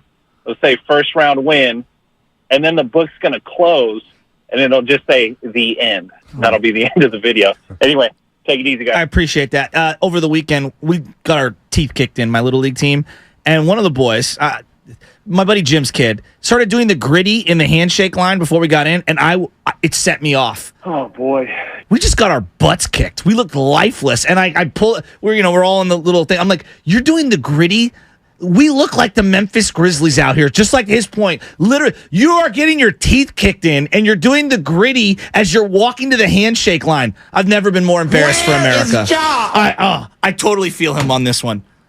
Lamont, Oakland. I need that Shasky today. Where's that Shasky at? Angry.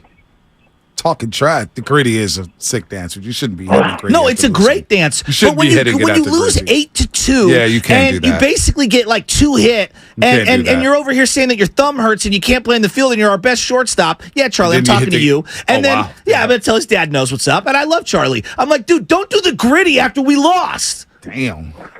Charlie catches strays. I love Charlie. Lamont, Oakland, what's happening?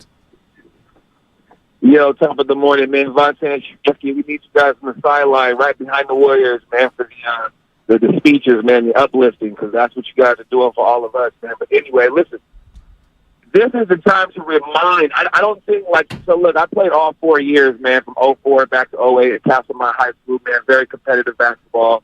I went on to play at Merritt College as well. So I understand, I don't think people understand the lethalness behind Stephen Curry and Clay. You can try to blitz Curry. Listen, the blitzing won't work. It's not going to work. Clay and Wiggins, Moody and the shooters, they're going to have to step up. They will step up. And it's just going to remind everybody why the Warriors are so good, why it's a different era. Yes, you have LeBron James. You have all those 6'9", long, strong dudes. But at the end of the day, it's going to boil down. It's going to come down to who can make shots.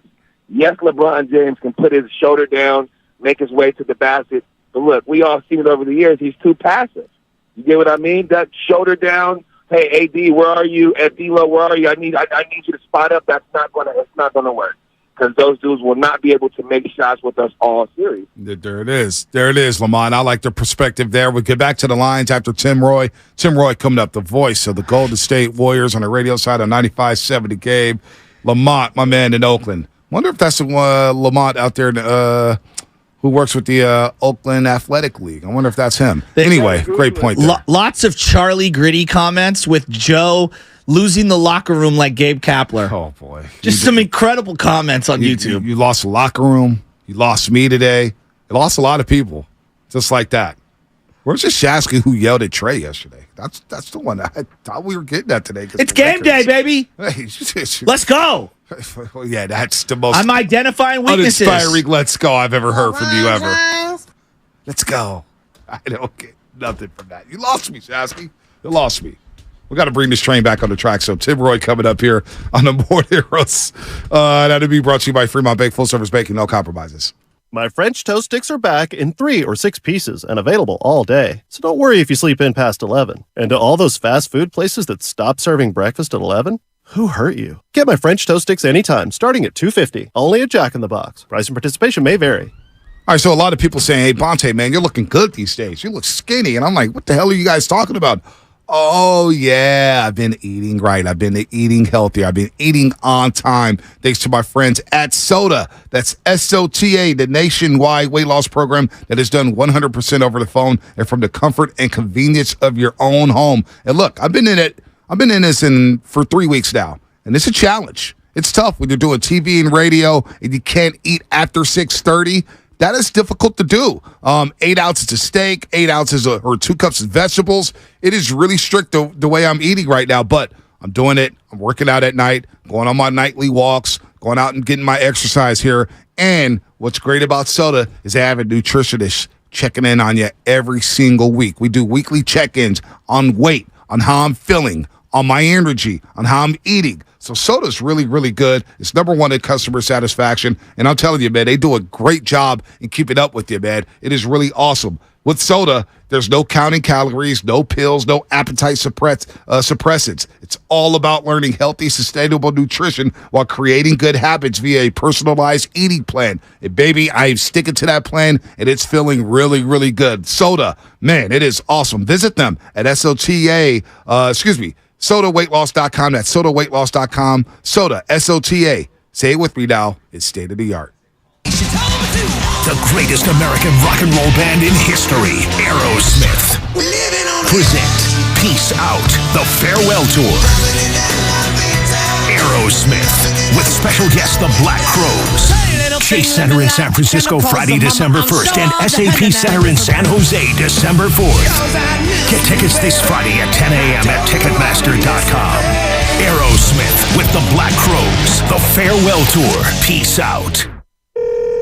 Hey, Brad, I thought you had a date tonight. Hey, Mom. She just left. Using my phone for a Wi-Fi hotspot backfired again. I keep telling you to get Xfinity. What happened? Well, everything was great until the movie started buffering. Then she started asking questions like, why are you using bed sheets for curtains? Why is this hamster cage so dirty? Where is your hamster? Oh, honey, it might be time for real Wi-Fi. Yeah. In the meantime, can I come use the Wi-Fi at your place?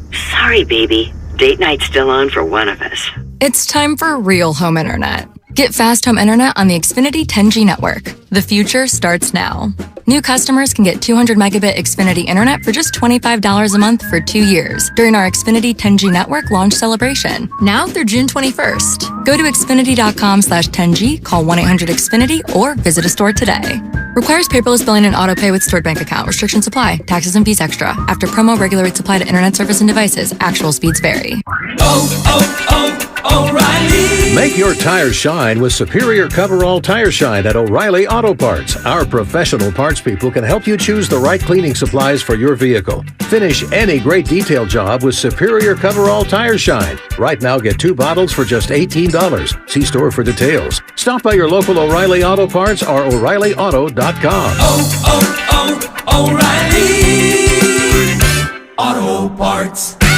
Picture this. You're on your bike feeling the wind in your face, the sense of freedom kicks in, and just like that, everything changes. Don't let a few drinks of marijuana make your next ride the last. Stay sober, ride right. Learn more at motorcyclesafetyca.com. A message by the California Motorcyclist Safety and Designated Driver Program. DQ presents The Sound of Summer Calling. Hey, it's me, Summer. I know you're busy with Beach Days Little League games and all the other fun in the sun, but you gotta get to DQ ASAP Pronto right now. The new Summer Blizzard menu is here, and it brought 5 iconic summer flavors, like new peanut butter puppy chow and s'mores. Oh yeah, it's back. Oh, that's my other line. Everyone is pumped about this new DQ Summer Blizzard menu. I gotta go. See you at DQ. Get it in the app. DQ. Happy tastes good. I used to get frequent heartburn at night, so I made Prilosec OTC part of my morning routine. 1 pill in the morning, 24 hours, 0 heartburn with Prilosec OTC. It's possible while taking Prilosec OTC. Use as directed for 14 days to treat frequent heartburn, not for immediate relief. In Palo Alto, rain this morning, highs near 59. Weather brought to you by Express Employment Professionals. Make hiring easier with the workforce experts. Hiring is about finding the right person, so let the team at Express Employment Professionals recruit for you. Visit expresspros.com.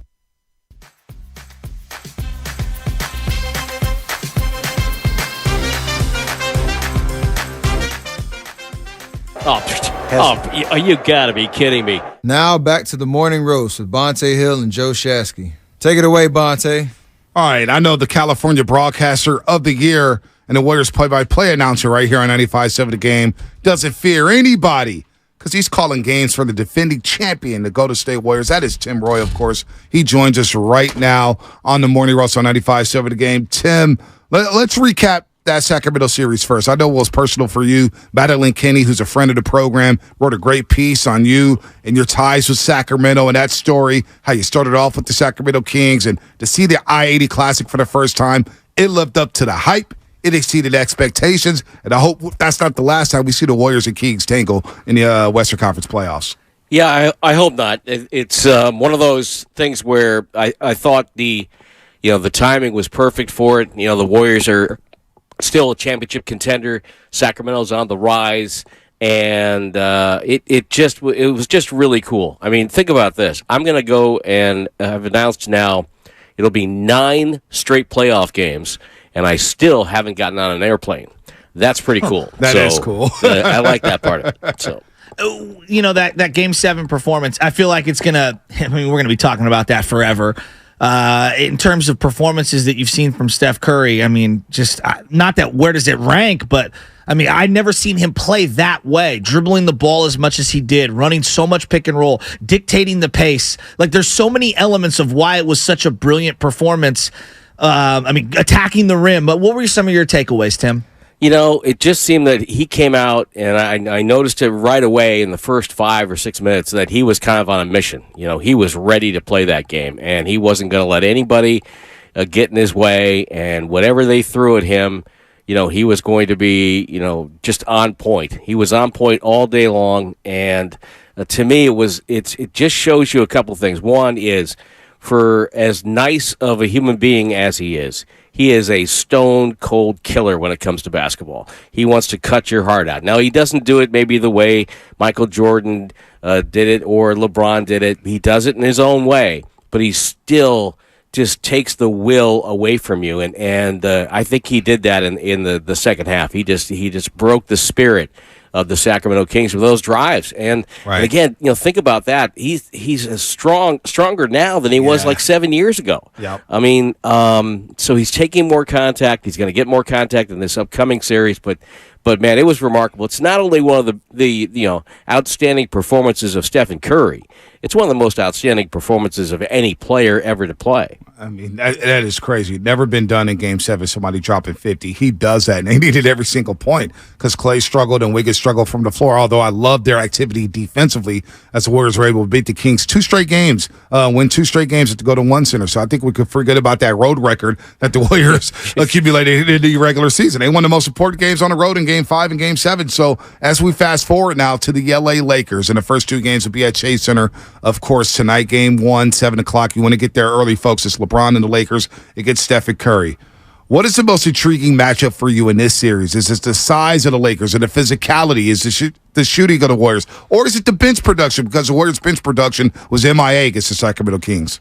I think first of all, I expect the bench to be a bigger factor for Golden State in this series. I really do. I think that they just had an off series, couldn't get going. Jordan Poole, I don't think he's going to look back at that series with a great deal of fondness, but we both know everybody knows that he can turn that in just a moment, and so I expect him to get going in this series. But I think it's going to be a different series. I think it's going to be a series where the size of the Lakers could be an issue for Golden State. It has been in the past. And so, Anthony Davis, if he's making jump shots, then you're in real difficulty because he becomes impossible to guard then. And I think that you'll see the Lakers play the Warriors differently than the Kings. What they've done in previous times, they have, if you throw the ball in the pocket and you've got Draymond or Looney with the ball, they're not going to have anybody near them. They're going to back it up. They're going to try to clog all the driving lanes, and then when they do get guys going, they're going to funnel them to Anthony Davis. So I think the Warriors have to play a really smart series and just try to take away what the Lakers have. And on the other side, though, for the Warriors, I think the Warriors have a whole bunch of matchups that the Lakers are going to have some problems with, because if they move their best defender onto Steph, then somebody, Clay or Wiggins, is going to have a mismatch, and that's going to be an issue for them. Curry, LeBron, Curry. It's got a Magic versus Larry Bird kind of a feel to it. Ollie Frazier, Brady Manning, pick whatever matchup that you want.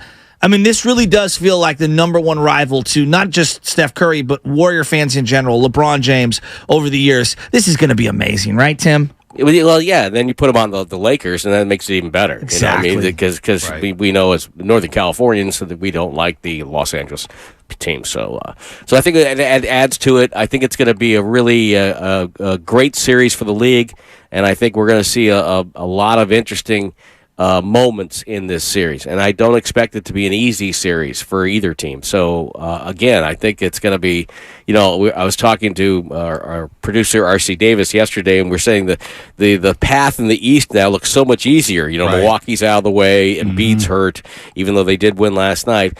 But and the team that comes out of the West is like, it's going to look like they've had like 3 heavyweight fights in a row. I mean, it's going to be ridiculous. Yeah, no doubt. Denver's looking good right now, up 2 on the Phoenix Suns. Do you think the quick turnaround would be a factor for the Golden State Warriors? Although you haven't had to take a plane nor had to go to State Warriors, it is a quick turnaround from Sunday to today, and the Lakers had a couple days off, obviously, after dispatching the Grizzlies Friday night at Crypto.com Arena. Do you believe that would be a factor at all tonight against the Lakers? Yeah, I think it could be, because let's face it was a Game 7. Everything was on the line. It was very emotional.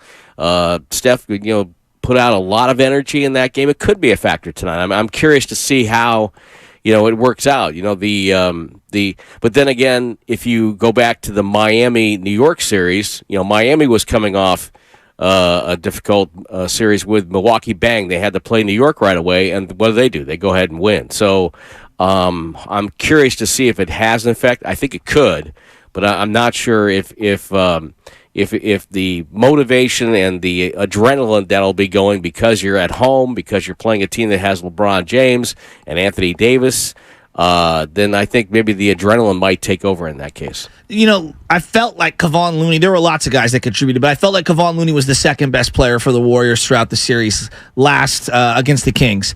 Who has to be the second best player for the Warriors if they want to beat the Lakers? Wow, that's a good question. It really, I don't know how to answer that per se, but I would say this. I think Draymond's got to have a good series because they're going to need his defense, they're going to need his playmaking, and so I think he has to have a really good series. But I also think who's due for a couple of really good games is number 11. He's due to have a Clay breakout game, and I think we're going to see that at some point in this series because it's a huge series for Klay Thompson. Yep. He finally gets to play against the team that he grew up rooting for. His dad's going to be watching every game because his dad's right there on Lakers radio, and playing against LeBron James. I mean, it's going to be a big series for Klay. Tim Roy right here on the Morning Rush on 95.7 The Game. You mentioned a big series for Klay Thompson. What about the backdrop? There's this thing, and Spadoni, who I'm not going to say what team he roots for or whatnot, but he broke some numbers down when it comes to Stephen Curry at Crypto.com. Can radio stations make trades? Can we trade him to another station? Yeah, is that possible? I trade him to another show. How many second-round picks would we have to bottle up? I'll do it for a Gatorade bucket and a hot tub or something. I don't know. Future seconds cash for future consideration. Yeah, absolutely. Give me a cold tub to get this guy out of here. But Stephen Curry at Crypto.com Arena, formerly known as Staples Center, 21-7-5, shooting 32% from the three-point line. And what was it, 43 from the field? What is it about Steph Curry against the Lakers? Is it the lighting? Is it the theater type of atmosphere? Is it the backdrop with the LA Lakers that they have out there? It's a bad backdrop for shooters. What is it about Steph shooting against the Lakers down in LA? Because that will be a question once the series shifts down to Southern California. Well, it's interesting. I really don't know. It's just been a building where the Warriors haven't really played that well. Go back to even when the Lakers weren't very good, when the Warriors were starting their dynastic run. They would always lose a game down there. Remember? They would go down there, They would lose a game. And so I don't know if that will come into play in this series because I actually kind of hope somebody brings it up to Steph because then he'll be motivated. It's just weird. It's one of those buildings they just haven't played very well in, and there hasn't been a rhyme or a reason to it because it's not just Steph. Like I said, the Warriors would come in there with great teams and lose to a bad team, and you would go, well, how did that happen? But it does, and sometimes, players just feel more comfortable in different buildings. I don't know if that's it or not. I really have never talked to him about that because I don't think it's just him. I think it's a team-wide they haven't played there. You referenced Klay Thompson playing well. Like they need him to, have a bust out. I think Wiggins in the mid-range game is going to be very, very important. Obviously, defensively, they're going to need him. How do they get DiVincenzo and Jordan Poole going again? Because DiVincenzo, when he was knocking down the three throughout the regular season, man, he was outstanding. I just think it was a bad matchup for him last series. He missed a lot of shots. I think he got a little gun shy. How do they get him going? How do they get JP going? I think Jordan will have a better series because there's not going to be a Davion Mitchell out there, and I think he's going to be able to score. Now he's got to be able to be decisive, but also he has to be intelligent because of the fact that Anthony Davis is going to be there. So maybe a mid-range jumper might be the better call than going all the way to the rim in certain situations. But I think he'll be better in this series. But for Dante, I think it was hard because it was hard to get him consistent minutes in that series because of the matchups and because of the fact that Gary Payton, when he played, got the minutes, he really had an impact in this series. So I think both guys will be better in this series, and I think Dante will have a better role maybe in this series than he did against Sacramento. We'll see if Jermichael Green or Jonathan Kuminga gets dusted off. Also, Moses Moody with some positive minutes. And I think that could be a key factor with the Lakers bench. You look at the Lakers bench, they were a plus 42 in that series against the Grizzlies. Obviously, the Warriors were minus 94 against the Kings. Malik Monk did a lot of damage, no doubt. I don't know if the Lakers have anybody like Malik Monk off their bench. But Rui Hachimura played really well in that Grizzlies series. 11-21 for the three-point line. A sneaky trade for them. Tried to go away Kendrick Nunn for Rui Hachimura. He fits in well with the Lakers. The pick-and-pop game with Rui Hachimura. That's a guy I want to identify off that Lakers bench, Tim. He could be a pivotal player in this series. Yeah, you really have to know who you're rotating to in this series because the Lakers have some guys that can knock down threes and they have some guys that don't knock down threes. And so I think you really have to know who you're running at.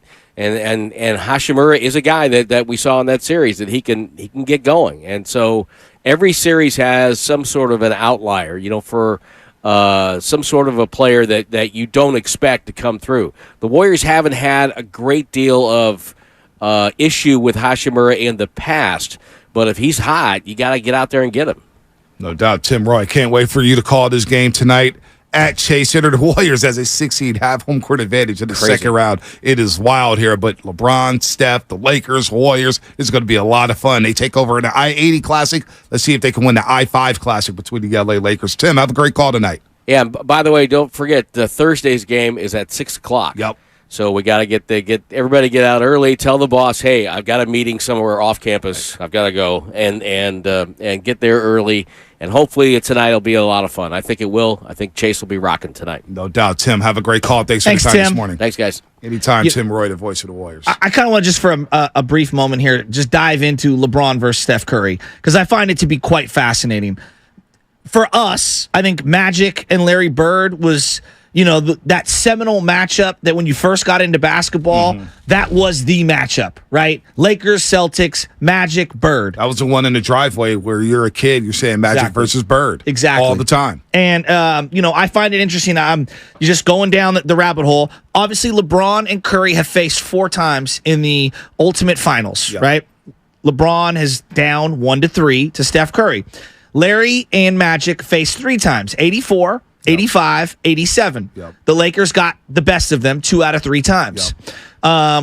This is the Magic versus Bird comparison to this generation. That's what kids are going to be talking about 25 years, 45 years from now. Right. And I look at the teammates and part of what makes the Magic Bird thing fun is Bird had McHale and Parrish who weren't as good, still great, but weren't as good as James Worthy and Kareem Abdul-Jabbar. All Hall of Famers. Right? Let's look at this. And I saw somebody tweet this out yesterday.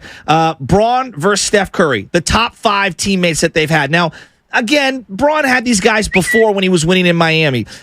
Wade, a 13-time All-Star. Bosh, an 11-time All-Star. Anthony Davis, an 8-time All-Star. Kyrie Irving, 8-time All-Star. Kevin Love, 5-time All-Star. Now, it's not the greatest, metric because All-Stars can be more of a fan vote.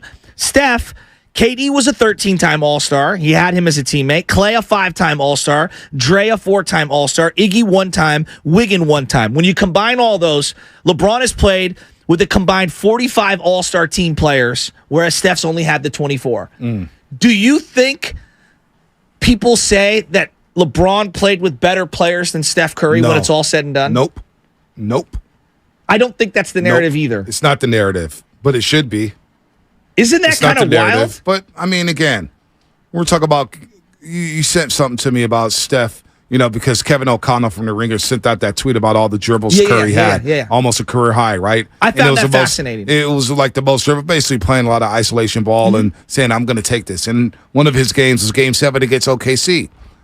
People don't bring those last 3 games up at all. I mean, Klay Thompson overshadows him with the Game 6 performance, hitting 11 threes. But Curry was just as good down the stretch. I think he dropped 31 in that game as well. Steph in Game 5, where he's dribbling out the clock, looking at the crowd saying, we ain't going home. We ain't going home. Do we all remember that? Game 5 against OKC, down 3-1. Westbrook came in wearing all black, thinking he was coming to a funeral at Oracle Arena. And Steph Curry dribbles up the ball saying, we ain't going home. And then Game 6 happens, and he throws up the 7, said, come back home to Game 7. And then what does he do in Game 7? Has an iconic performance. Iconic.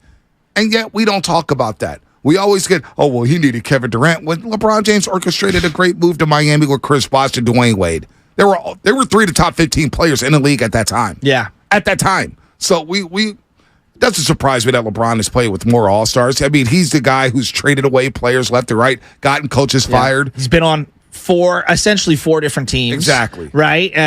There's also obviously a huge style of play difference between the two of them. Like LeBron James, maybe the greatest passer ever. I think there's an argument. I don't know if he is. He obviously is the all-time leading scorer. Right. But I don't think of LeBron as a scorer. I think of him as a great basketball player. One of the greatest two-way players of all time. Think about this, though, too. You're talking about Magic and Bird. Yeah. Right? And you get LeBron and Curry. Because their style of play was very different. We fell into LeBron and Curry. Nobody expected Curry and the Warriors to be in the NBA Finals. Absolutely agree. We all thought Kobe was going to get the LeBron. We were going to get the Kobe-LeBron matchup. They had the commercials, the puppets, LeBron versus Kobe. We never got that in the NBA Finals. Let's remember when Steph Curry was on his ascension, it was, would you rather have Deron Williams or would you rather have Chris Paul? That was the question at point guard. Lob City was supposed to be the next team, and then you had OKC with Russell Westbrook. Absolutely, and KD and Westbrook and Harden, and they had next. You also had Derrick Rose. Yep, Derrick Rose, we didn't know was going to be hampered with injuries, so there were lots of other people who were going to take that mantle as the 1A to his 1B or vice versa. That's why I disagree with Mark Willard here. They were talking about what is it going to do? How will this enhance the legacies of LeBron and Stephen Curry? If Curry wins ring number 5, that's one more than LeBron James. In the same overlapping time. The same era. Now, a lot of people say, well, this is the LeBron era. I disagree. Since 2014-15, it's been Stephen Curry's era. He's got 4 rings. LeBron has 2 since 2014-15. Let me ask you this question, because you get, not mad, but you get frustrated when I say the LeBron era. Do we call it the Magic or the Bird era? No, it's both their eras, no doubt. I don't get frustrated with it. Do you think we'll view this as both of their eras? No, but I think it's like, hey, it's the LeBron era, but I'm thinking to myself, Steph's been more impactful since 2014-15. He's been more impactful as a player. There's no doubt. I mean, look at the numbers. Look at the team success. Off the court, he's been... off the court, you got to think about player empowerment, and you got to think about some of the ownership things that he's done in terms of media. No there's a lot that LeBron deserves to get a lot of credit for, too. But don't sleep on Steph. No doubt. Don't sleep on Steph Curry, what he does off the floor. Well, plus there's this whole Under Armour Nike thing. There are so many layers to this competition between the two of them. That's the thing. We want to say LeBron is this and that and this and that. But Steph is right there. No doubt. Steph is right there as a world cut. LeBron's a world cut icon. He's been that way since 18. Steph, all of a sudden, we saw this comet came out of nowhere. He's somebody we haven't seen before. Yeah. And he's pulling up from 3 and he changed the league. He's changed the way basketball has been played at every single level. And so when Mark Willard says, if whoever loses, it's not going to, no, their legacies are cemented.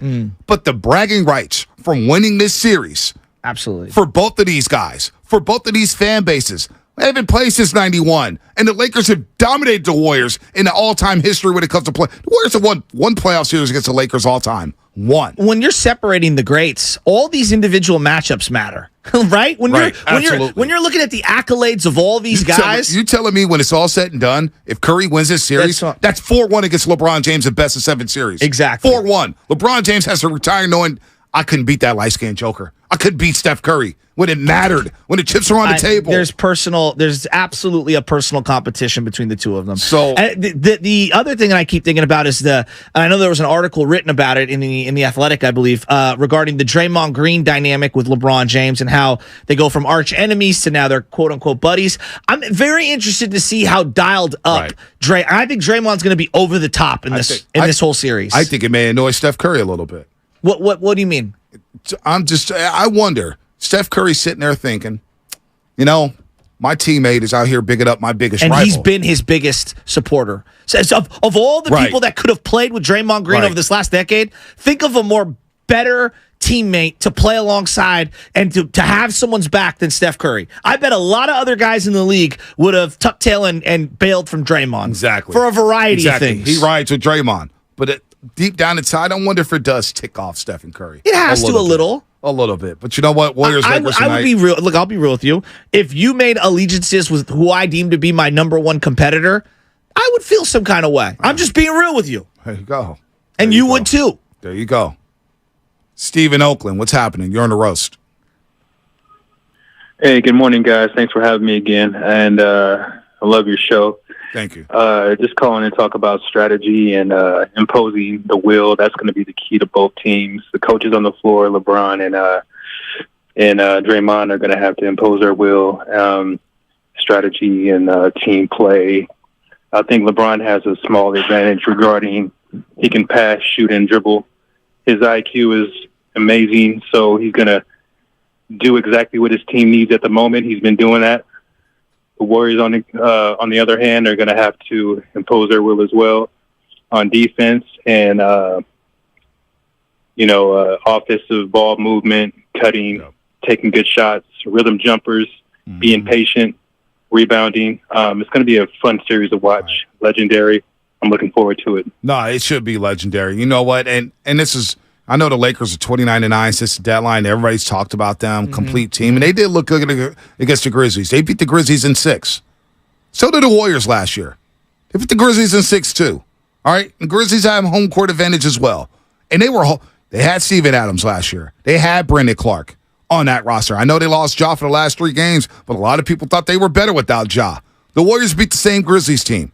This Grizzlies team was worse than last year's Grizzlies team. Let's not get it twisted. And the IQ the Grizzlies' IQ is so bad. So the Lakers haven't seen an offense like this. We can talk about the Lakers' size all you want to. What about them guarding the Warriors? Well, what about their ball movement? You know what I'm saying? Yes. What about the shot-making ability? Klay Thompson? Well, relocating, too. Klay Thompson's going to...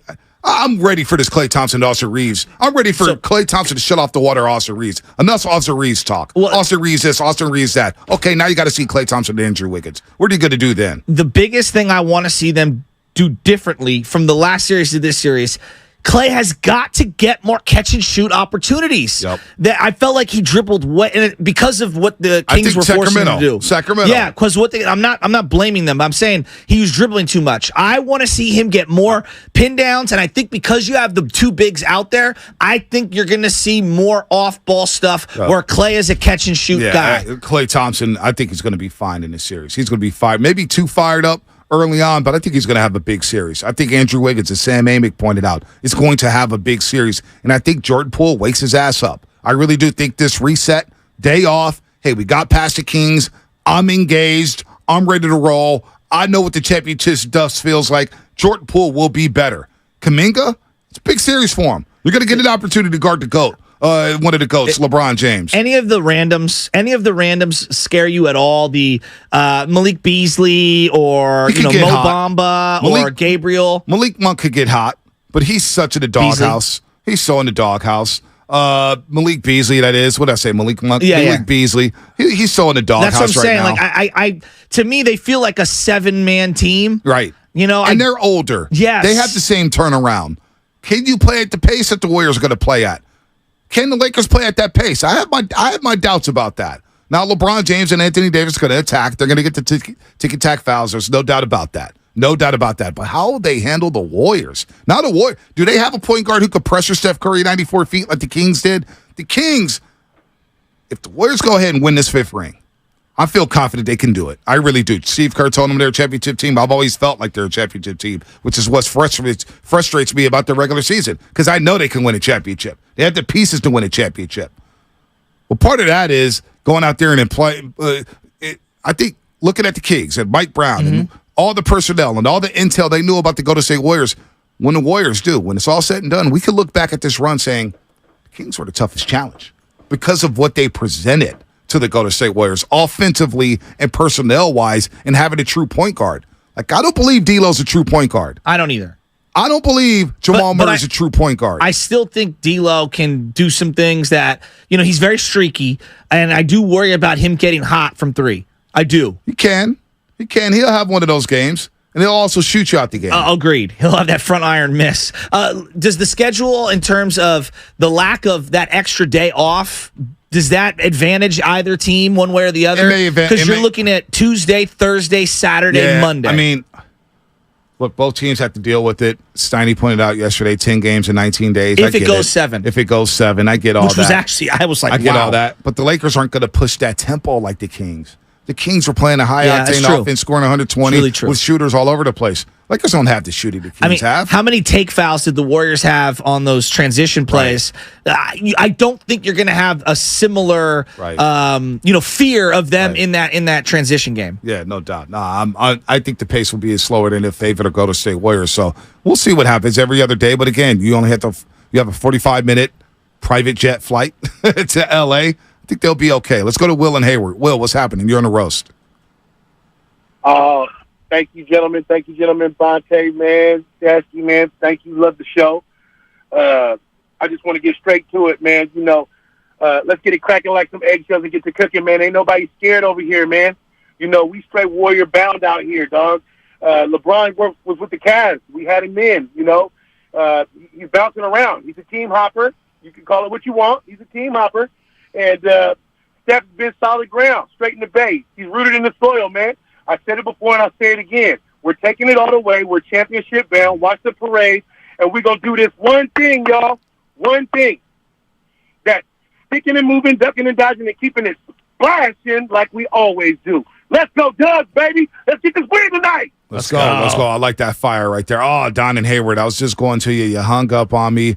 Let's go to Joseph, Menlo Park. Joseph, what's happening? What's going on, fellas? What's going on? How you guys doing? Great. I called in yesterday, but I had some work things going on. But real quick, just to address, I know we talked about it. You guys talked about it yesterday, but just to go back real quick, take a little rewind. Steph Curry's historical, monumental performance was insane to watch. I wanted to call in yesterday to talk about it, but wasn't able to. But going into today's game, I think Klay Thompson and Jordan Poole are going to have breakout series against the Lakers. You think about it, Mike Brown knew, in my opinion, I think he knew the type of player that Jordan Poole was and how to really suppress him. A lot of uncharacteristic turnovers. Obviously the Kings pushed the pace really fast, like you guys said. I don't think they pushed the Lakers pushed the pace the way the Kings do. Kings were a fast team, man. You look at it, and the way that they got back offensively, even off of rebounds, they just pushed the pace so quick. So I don't think the Lakers are going to do something of that nature, in my opinion. I mean, I've seen Laker fans talking about that D'Angelo Russell's going to shut down Steph Curry. Yeah, that was quite mind-boggling, in my opinion. Curry's going to get his. I know he is, but I think the big ones, like I said, Klay and Poole are going to show up. Klay for sure, like you guys said, Michael, his father's going to be watching his family in L.A. It's going to be big. It's going to be a great series, but I got the Dubs in 6. Yeah, I'm with you there. You are listening to 95.7 The Game, KGMZ FM, and AC1 San Francisco, always live on the free Odyssey app. Don't forget the last segment was brought to you by Quest for 5. And the Alameda PD, now offering a $75,000 hiring incentive. Our team is your future. Go to alamedapolice.org to apply today. And don't forget, tomorrow's your chance to win a pair of tickets to Game 2. Tomorrow, it happens. I'm going to give you a chance to go to Game 2 Thursday night at 6 p.m. Want to get there earlier 1 hour earlier than the usual weekday start. Tonight, 7 o'clock. Thursday will be 6. We'll show you a keyword on our YouTube and Twitch page during our show, and you will enter that word on our contest page at 957thegame.com. Find our YouTube and Twitch page right now so you know where to go and like and subscribe while you are there. Our ticket giveaway is brought to you by the Next Generation 10G Network, only from Xfinity. The future starts now. Remember, tickets are always available at Warriors.com, the only place to get tickets that are 100% guaranteed not to be fraudulent. Can they win this series if they get mediocre play out of Jordan Poole? I don't know. Depends on Clay and Wiggins, right? That's true. I mean, you beat the King. If I asked you if Jordan Poole was going to be mediocre against the Kings, I don't know after seeing the first couple games if that was going to be. I didn't think they could pull it off, and yet they did. They did. They did. Now, you could say the Kings aren't the Lakers or the Lakers aren't the Kings, but they did it. They were down 0-2 in that series, and Jordan Poole did not play great. Did not play well. It took a historic Curry You know what, though? Let me take that back. Games 3 and 4, Jordan Poole was solid. He was. He turned the ball over 3 times. He was good. Yeah, he was fine. He was fine. I think it's a little overblown because of the way Game 6 went and the body language and what we saw in real time, the videos and everything like that. Jordan Poole is going to be fine in this series. I think Jordan Poole is going to explode. If they want to put Schroeder on him, he's going to get blown by all day long. I'm taking it possession by possession with him. I think he's very streaky. I think he's very streaky. But I think more than anything, he's a confidence guy. And you could tell early on if he's got confidence or not. And I want to see him play under control. The guy's got to get his handle down. Right. He will. I think he'll be fine. Let's not get it mistaken, folks. This is the Warriors Invitational. All right? The Lakers are participating in the Warriors Invitational. You hear that, Spadoni? This is the Warriors Invitational. Yeah, I'm going to be a little arrogant and cocky today. What the hell? If I can't be cocky now, as Shasky said a couple weeks ago, when can I be? These are the champs. No, you got to enjoy this run. It's nice. It's nice. It's going to continue. Wait, time out. It won't stop. It won't stop. Continued for the Chicago Bulls. Oh, no. It won't stop. No. Yeah, sure. Well, the Chicago Bulls had one of the worst owners in sports. See, I mean, the Lakers have been one of the only franchises in the history of American sports to do this every single decade. Every single decade. Come on, guys. Does the Pelinka-Myers thing do anything for anyone? Does the Jeannie Buss Lacob thing do anything for anyone, or is that all irrelevant? It was more her dad. That's who Joe emulates. Not Jeannie's like, yeah. Pelinka, though, sneakily, he was getting crushed. Executive of the year after the All-Star break. It's been pretty impressive what he did with this roster. It is really good. Let's go to San Jose Frenchie. San Jose Frenchie up in Sacktown. Sacktown. Talk to me, Sacktown. Hey, what's up, Bonte? What's up, baby? Hey, I just want to tell you, you got it right, and Chucky got it twisted. He's just scared for nothing. I think you said it. What you guys have to go through against the Kings is the key to the rest of the playoffs. You guys got this in 5. Warriors going to take this in 5. I almost picked the Warriors in 5. Like you said earlier. You didn't. I almost did. Go ahead. Oh, God, go ahead. Continue. Yeah, I was just going to say, the Warriors, like you said, have won on the road every series, 28 series in a row. So that means they're taking Game 3 or Game 4. They take care of business tonight. They come home Game 5 and take care of this. It's a way better matchup for the Warriors. I think this is like the best thing that could happen to you guys is being tested in round 1. You guys took care of business Game 7. I wish it was the other way because the Kings had some business to take care of with the Lakers. But I'm hoping for and I'm rooting for the Warriors to take care of it for us. You know what? There's a part of me that thinks the Kings could be the toughest challenge on this championship run for the Golden State Warriors. By the way, some breaking news from Shams Charania. How about this? The Memphis Grizzlies. Oh, I thought you were going to go the numbers. 3 days after their season ended, have already informed pending free agent Dillon Brooks that he will not be brought back under any circumstances. Wow. Damn. You talk about being humbled. Yeah. Holy smokes. All right. I thought you were going to go this one. Golden State Warriors Kings. That Game 7 between the Pacific rivals was the most watched first-round game since 1999. That's incredible. Who moves the needle? Wow. Who moves the needle? Wow. Who moves that needle? Wow. It also goes to tell you that we love NBA playoffs. The regular season, like this tournament, whatever they're doing, what are you doing? Steph Curry's been part of like the 10 highest rated games in NBA history. Steph Curry's been part of all of them. I mean, seriously. And what's Steph better? Not to be this guy, but like everyone in Sacramento's like, see, we should be the Christmas game. If this Lakers-Warriors thing lives up to the hype, you know they're going to go Lakers-Warriors Christmas Day. 27 highest-rated games, according to Big John, filling in for Loveman. 27 games, the highest-rated ones. Steph Curry's been involved in every single game. That's, like, insane. When we went what felt like 20 years without being on a primetime game. Damn. Dylan Brooks not coming back to Memphis. Season just stole. He got back to Memphis Saturday morning. It's Tuesday. And he knows he's not going to be on the Grizzlies next year. I told you, DeAnthony Melton, watching him play yesterday with Philadelphia, was really good. Should have kept him over Dylan Brooks. He was really good yesterday. What a performance by James Harden. Dylan Brooks, what a clown. Drew Down, Tracy, what's happening? Absolute clown. What's up, Drew Down? What's up, Bonte? Loving that energy this morning. Man, you know I'm going to bring it every day. Brother. Hey, Drew Down, these are the playoffs. These are the playoffs. My team, man. Too much the team Lakers, that I grew up watching has Stephen Curry. Right now, give me that energy, Drew Down. Talk to me, Drew Down. Yeah. Hey, some people asking for a little more fire, so I had to put together a little something yesterday. You know, shout out to Curry, the point guard, on fire, Game 7. So it's an ode to 2014 on the plane. The Warriors talking about I'm in love with the Coco. Oh yeah. But this is I'm in love with the Curry. Let's go. Give it to me. I'm in love with the Curry. Hit you with that quick flurry. Send him to the exit early. Ending seasons prematurely. Ooh. Game 7, Sacramento. On the road against the Oppo. Steph is cooking, we go loco. 12 points, drop another 38. Malik Monk talking about the old though. 50 piece and now it's oh no. Steph, can I please get a photo?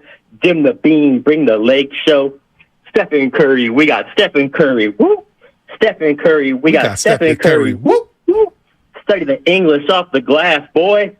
Woo! Take your seat, his game of class, boy. Woo! I'm in love with the Curry. Damn, Drew Down. Hey, what show loves you in the Bay Area? There ain't another show in this market ever that will have people just calling in freestyling. Duke set the tone in his city. Lakeview, shout out to Duke. You got Drew Down rapping. You got Mr. Britt rapping. I mean, who loves you? The roast loves you. Where's Juice at? We're going to get Juice before the show ends? Well, the line's been packed. We got to clear some of these lines up real quick. They can't get in right now. People are saying I'm trying to call the show. The lines are busy. What's that? Oh, yeah. We'll get to go. Oh, we got to go to break? All right, we'll go to break. We got Brandon Payne coming up. Steph Curry's personal trainer, Accelerate Basketball. He's going to come in about 8 minutes, 10 minutes tops. We'll get right back to the calls. Abdul, Don, Sean, David, hold on tight. We'll get to you all coming up. 888-957-9570. That's all coming up. Sponsored by Macy's.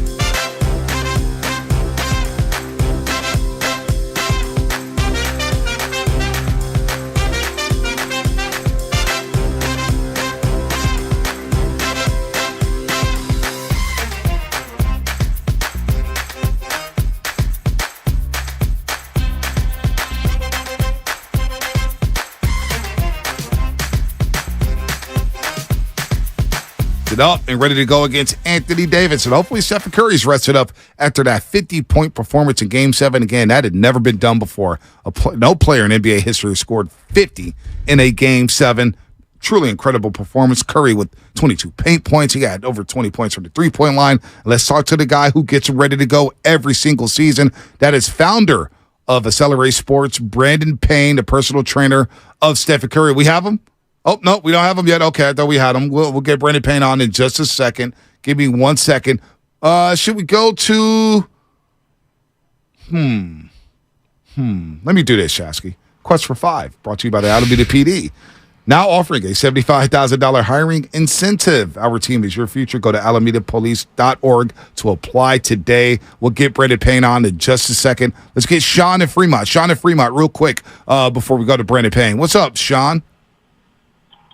Hey, what's going on, guys? I think, we really got to take in this game seriously, but at the same time appreciate it. And going back to, Tim Hardaway, Sharudis, Marshall, Smully, the rest of the crew.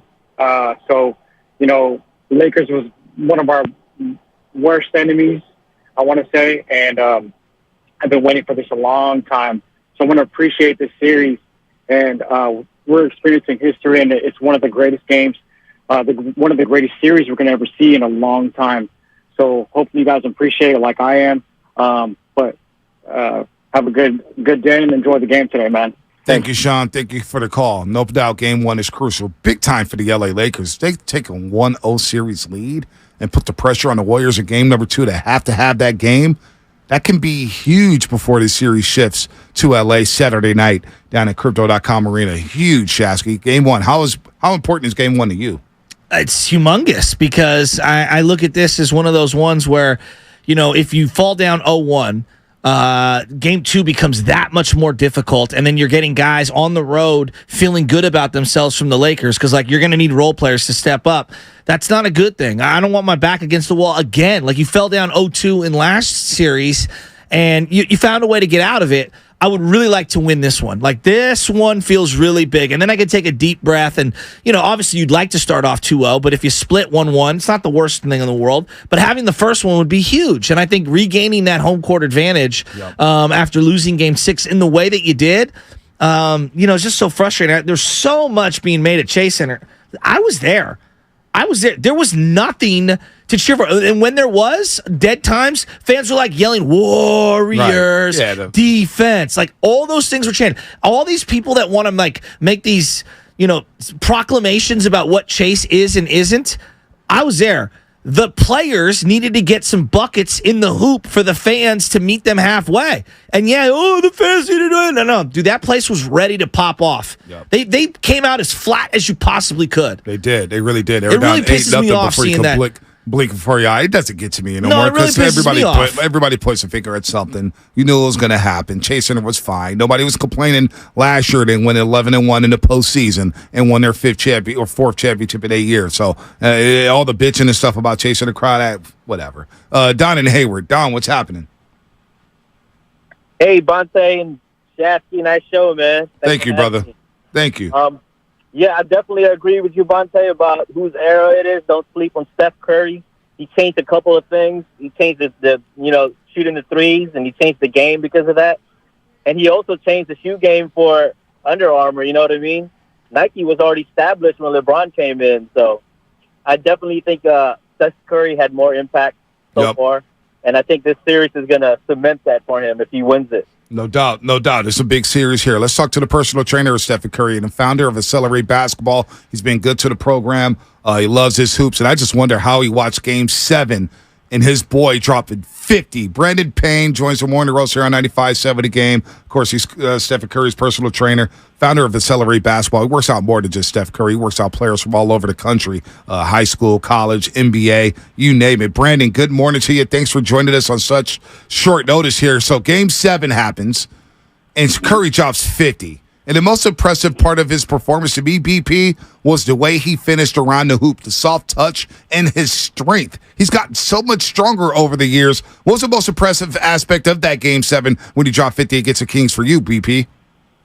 I mean, to me, the most impressive aspect of the fact that you're doing it in a Game 7 where you've got, it's a winner-go-home situation and, your back's against the wall and if you don't perform, you're done. So, I mean, just the pressure of that alone. But, when you've got the playoff experience that he has at this point in his career and you've got the command over the game that he has and the ability to control the defenders in front of you, the ability to score at all three levels, you make yourself very hard to guard. And he was certainly extremely difficult to guard. And he was also very aggressive. And, that aggressiveness is very difficult to handle when he's coming downhill at you the way he is. If he's got the ability to pull up from three, he can get into the mid-range and score. And he's obviously gotten so good with his footwork and his body control around the basket that he can score at the rim almost at will now. So it was a very difficult thing for the Kings to handle. And it was a lot of fun to watch. And, I was proud, as his career is progressing here, I'm learning to really appreciate and stay present in the moment during the playoffs. I think we took it for granted a little bit early, when we were going to the finals every year for 5 straight years. So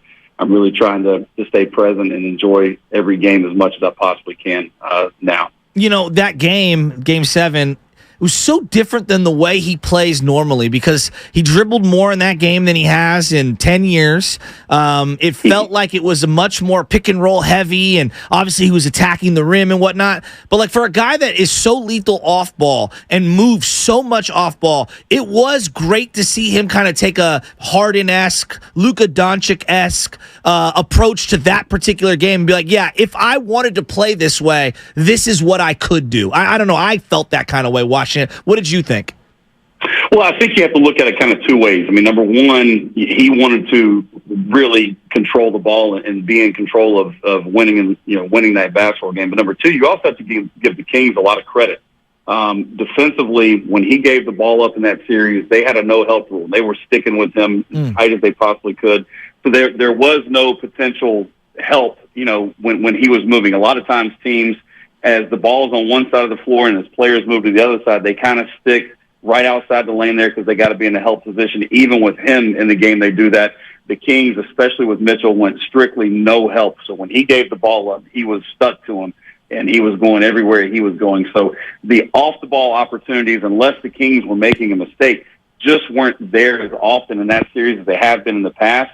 So going to a little bit more of a ball screen heavy, a little more of a ball dominant role was going to be the way that he was really going to be able to impact Game 7, not only because he wanted the ball in his hands, but also you have to give the Kings credit for doing things the way they did defensively, making it difficult on them because they did a very good job. Brandon Payne here on the Morning Roast on 95.7 in Game, founder of Accelerate Basketball, of course, Steph Curry's personal trainer. So what are some of the things you guys have done over the years to get Curry to be stronger? Because that was one aspect of his game, I guess, early on. A lot of people nitpick, well, he doesn't finish around the rim. Well, he's got the soft touch around the rim, but even when he's got that mid-range and he puts his shoulder into somebody, they back off of him. What are some of the things you've done to get him stronger? Because he's as strong as he's ever been. Well, some of it is physical strength, obviously. I mean, he's gotten older and he's gotten a lot stronger. And he at age 35 is where a lot of players are at age 29 and age 30, 31. When you get to that kind of full-grown, full-man strength, he just got there a little bit later, which is actually a benefit to him because it forced us to be very creative from a skill standpoint. It forced us to learn how to use mechanics and learn how to use leverage at an earlier age than maybe he would have had to if he would have been stronger earlier. So now you've got the combination of a very skilled, extremely intelligent basketball player that's combining with a big, strong, fast player, and it's very difficult to handle. And a lot of the things that he does around the rim, he actually sets those moves up right around the elbow nail area. So, we have 3 different drive lines that we work on. We either drive through the elbow, we drive through the area between the nail and the elbow, or we drive through the nail. And we have different footwork we use to control shot blockers based off the drive line that we take. Not only that, he does a really good job of using his shoulder to get into the chest of the defender. So we know that if he can get his shoulder in the middle of the defender's chest by the time he gets to the free throw line, he's in complete control of that defender, and he's going to be able to score it around the basket using footwork and using creativity.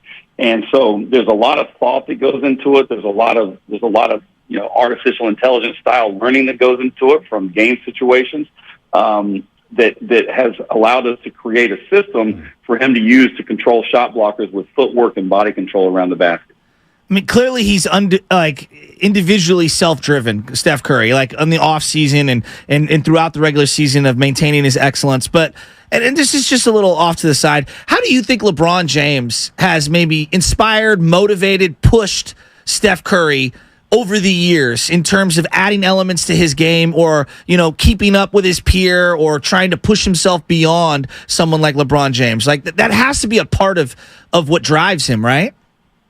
Of course. I mean, anytime, you want to be a champion, anytime you want to be the best, you have to set your sights on the guys that have been champions and have been the best. And, it's LeBron has been such a physical standard for being a great player for so long.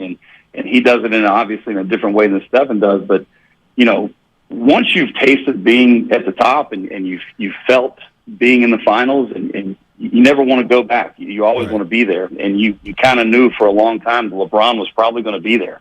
That's the guy that, you're kind of having to work against. And that's the guy that you're looking to compete against and beat.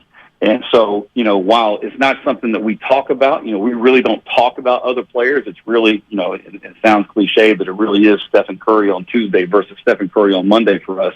In the back of our minds, we know that there are some very special players out there that we have to compete with and beat. And so, even though it's you versus today versus you yesterday, you've got that standard you have to meet and exceed in order to be successful against us. So absolutely the same way that Michael Jordan, before LeBron, was kind of the standard that everybody was working towards to beat. I mean, LeBron's kind of been up there along with some other guys for this generation of players. So it's not just him. There's several other guys too. And so that's also in the back of our mind, but, it's not something we talk about a whole lot. We really try to focus more on us than anybody else. BP, we always appreciate the time. Last one for you here. How do you see this series playing out? What will be difficult for the Warriors against this Lakers team that's a little bit bigger in size, no doubt about it. And they've played well since the trade deadline. I still have the Warriors winning the series, but what will be the challenge, the number one challenge for the Warriors in this series against the Lakers? Well, I think that you just kind of hit the nail on the head right there. I mean, it's not only their size in terms of their height, but they have very good athletic length defensively. You got guys like Vanderbilt and Hachimura out there, and combined with obviously LeBron and Anthony Davis. And then, that length, they can be very creative with how they're defending you with that length. They don't have the on-the-ball speed that Sacramento had. So, I mean, it's a little bit of a different challenge, but you're looking at much longer defenders, and they can use Vanderbilt. I've always loved that kid as a defender. He's so versatile, and he can defend 1 through 5 really very effectively. And so he causes some problems, especially as you get into ball screen actions. So, I think you're going to see a little bit more off the ball action with this group, because anytime you're dealing with length, you want to move the length away from the basketball. You don't want to bring the length through the basketball. So I think you'll see a little bit more traditional Warrior style, kind of 5-out, split action and things of that nature. I think that where Golden State has a decided advantage is on the perimeter. I think guard play heavily favors them. It's all about, if Loon can continue to rebound at this incredible pace that he's been able to play at. And if they're able to play with leverage down low to try to secure rebounds, rebounding is going to be huge in this series. They've got to be able to compete from a rebounding standpoint in order to control these games, and that's where they had trouble in the regular season. Now, they've obviously been better in that first-round playoff series, but rebounding the basketball, combating that versatile length that they have defensively is going to be really where the Warriors have to win these battles. Man, really good breakdown. We always get smarter when we talk to you, Brandon. Good stuff as always. Thank you for spending some time with us. We can't wait. Game 1 tonight at Chase Center. Will you be in the Bay Area at any point during the series? I may be out there at some point during the series, but I'm working on my next champion over here with Scoot Henderson right now. So we're getting him ready for the draft. He's a special player. So I will get out there at some point, but I try to give Steph as much space as he can have in the playoffs. Absolutely. Scoot Henderson going to be a top 5 pick in the upcoming NBA draft, a special player. Brandon, thanks so much for the time today, brother. Thanks, buddy. Thank you, guys. Anytime. BP, founder of Accelerate Basketball, Steph Curry's personal trainer. A lot there. You could gain a lot. I saw you taking notes, Shasky, mental notes, like, wow, these workouts. I want to sit in on a workout with him and Steph Curry. That would be kind of cool, right? Absolutely. I mean, I wish Jordan Poole would sit in on a couple of them workouts, You got to do that. What? Why you got to take a shot? I know Jordan works his butt off. Oh, boy. But there's clearly stuff that Steph's doing incredibly, and C510 Comcast Business Text Line has Coach Payne worked with Jordan Poole. Maybe that could be something that could happen in the future. Well, I mean, I do think that, if he could just Jordan Poole learn to play under control. He's already got a decent body, but staying upright and not falling to the ground is very important. So I don't know if they got to work on his legs or what. I think he's going to have a big series. I really he think needs JP it. is going to have a big series against the Lakers. I got a lot of faith in Jordan Poole in the series. Even going back to last year. Remember last year, the first game of the season? And we didn't know what the Warriors were going to look like. Were they going to be champs? We had no idea. But to go down to L.A., Jordan Poole was really putting on a show in that second half down there at Crypto.com Arena. I really like Jordan Poole in this series. The more and more I think about it, I think he's going to be A-OK. And I know the Warriors going to be fine. We got Dame in Oakland. But real quick, Dame in Oakland, better not come in here. He better come correct today. Dame in Oakland better come correct. Dame, I'm not demanding anything of you. I'm here to hear whatever you have to say, my friend. Dame. I love Dame. Where's Juice and Hayward at, though? That's why I need some juice in my life. But I got Dame in Oakland. It's been a while. What's up, Dame? Dame, what's happening? The last time I heard from Dame is when I went on Raider Nation Radio. Dame hit me up. Was that you, Bonte? 2 weeks later. Dame, where you been, man? I miss you. Man, you know what it is. This our connective tissue right here, the Dubs, baby. This how we get together. You know what I mean? Bonte, first of all, man, I'm proud of you, homeboy. Keep doing what you're doing. I appreciate that. We still got to get up. We still got to get up in the gym, but I'm ready. Hey, but check it out. I got a million takes on this series, and I ain't gonna even go through them all. Draymond need to keep scoring. Looney got to score a little bit. We gotta fold in that bench a little bit. I want to see Lamb in the game a little bit more for sure. He's a hustle maniac. He'll go get the ball. I know they got bigs that can rebound, but Lamb the type of dude that'll run in there and tap that ball out their hand and everything. So I think we got a great chance, man. Butch, I don't like the fact that you're scared, brother. I don't like that energy. Dave, where's that energy at, man? Why is he so scared? I thought he was the butcher boy. I'm trying to be measured. What's happening with him? I'm trying to show maturity. Listen, I'm going to tell you what, Bonte, because Butch owed me a day in the gym because he popped off at the lip about something else. So I'm going to punish him in the gym for that, and I'm going to punish him in the gym for this. So just know, Butch, I'm going to hit you. I know. We're going to link up real soon. I'm I ready. hope you've been in the gym since I talked to you last because I'm going to ruin your life. I know you are. Hey, Dave, we are good. We ain't never been on better terms, Dave. I'm like, I don't know what to do with myself. Hey, I'm going to be honest, Dame. My triceps have never felt better. I actually see definition. Your boy went from pasty and rolly to slight definition. I'm getting there. Oh. Fool with me in the gym, but you going to get there. So That's what I'm we're talking going to about. get there real quick, man. I love I'm going to let y'all go. I'm out here busting these streets out. Hey, y'all be cool. I'll see y'all in a minute. Sounds good, Dame. Big Dave. It's always good Love to hear that from guy. Dave. You a nobody, my dude. We should have brought him to Philadelphia. Well, I know he's a Raider fan, but he would. I don't think he would have made it out of the state of That's what I'm saying. Pennsylvania. He would have fought all 68,000 Philly fans. I was talking to Mo Money a couple weeks ago. He's like, no, Bonte, they wouldn't have done that to me if I said, Mo Money, it was just too many. That's not a place you want to go fighting. Talk your trash and get the hell out of there. All right? Let's not bring the goons to Philadelphia. Philly, they got better during the draft. They're the best team in the NFC right now. I ran into a guy. I forget. I'm going to pull up Monte. I forget his name. So I was out with him Saturday night at the St. Finbar thing, and he's like, hey, man, we walked into Philly together, you, me, and Bonte. It's the most insane thing of all time. And he said that the Philly fans were grabbing him when he was sitting down in his seats. And he's like, the thing that pissed me, like, the walk-in was bad. It was really, really bad. Right. He's like, the fact that they thought that they could touch anyone they wanted. Disrespectful. It blew me away. He's like, I've been to Yankee Stadium, Dodger Stadium. I've been all over. I've never seen fan base touch you like that. And then the sense of entitlement, they'd pull the phone out and look at you. Yeah. You know, they're like, oh, you're what? It's like, no, you touched me first. Stop touching me. Very disrespectful. But you know what? It's all good. Maybe the Sixers get to the finals. Maybe they play the Warriors and get beaten 5 or 6. That would be Harden's greatest achievement. It would be. Without Embiid? The fighting Kate Scott's. You see Kate Scott? Hey, Kate Scott was juiced yesterday. Good for her. She was sitting courtside with Tyrese Maxey. Lifelong Sixer fan. By the way. And Eagle fan. By the way. And Philly fan. King of the Hill coming up in 8 minutes. King of the Hill. I'm going to have the top 7 X factors for the rest of the way. Top 7 X factors. There's 7 X factors. 7 X factors the rest of the way. The biggest X factors. I think Madden limits it to 3 on each side of the ball. Yeah, well, we're going 7. This is my King of the Hill. All right, we're going 7. 7 X. 7 X factors the rest of the way. So I wanted to go like 7 celebrities that I expect to see at this series. Beyonce, Jay-Z, Denzel Washington, Leonardo DiCaprio. Does Kyrie sit? Adam Sandler. Does Kyrie sit courtside again? Oh yeah, Kyrie. Then back at the World Tour. He'll be at Chase Center tonight. Maybe get Kyrie on Warriors Post Game Live. You sure about that?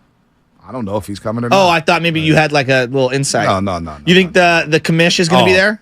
You want to tune in to Warriors Pregame Live today? Why? It's a very special guest coming up on Warriors Pregame Live. Are you booking me right now? Do you see this? This is an on-air booking. Sacty, get ready.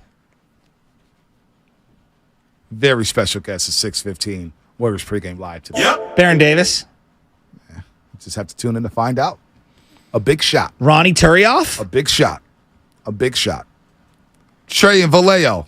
Trey, what's happening? Magic Johnson. I'm not going to be here. Yeah. Trey and Vallejo, what's happening? Mr. Dream Team. Oh, okay, before I get started, Shiesty, you ain't going to go Eagle fan on me today, right?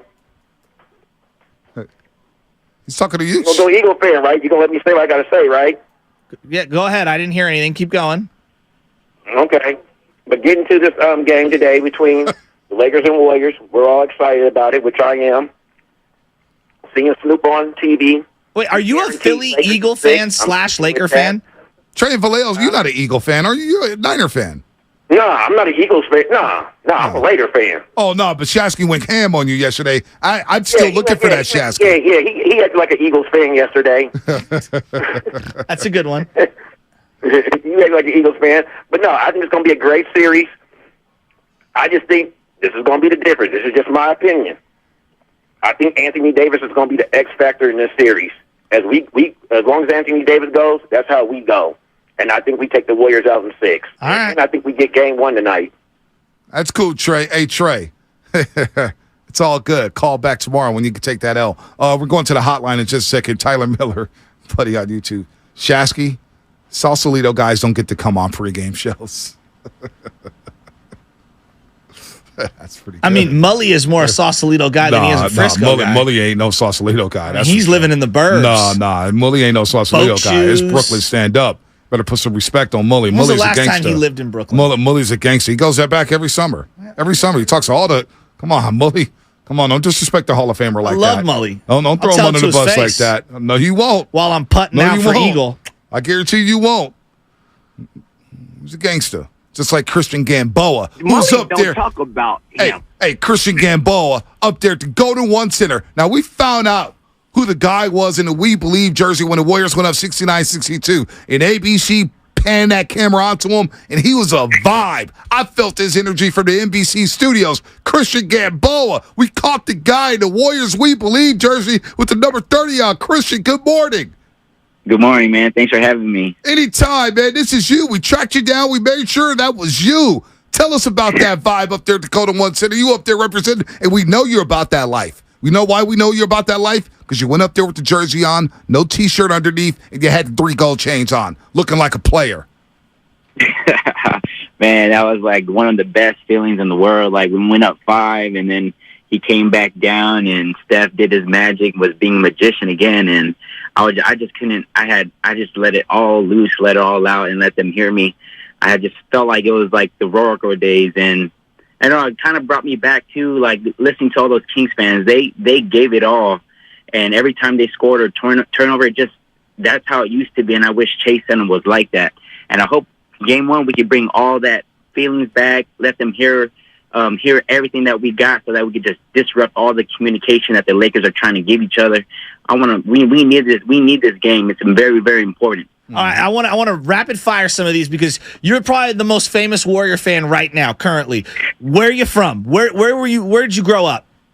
I'm from Union City. Nice, just like Guru. All right, did you go to the game by yourself? Because I didn't see any other Warrior fans around you.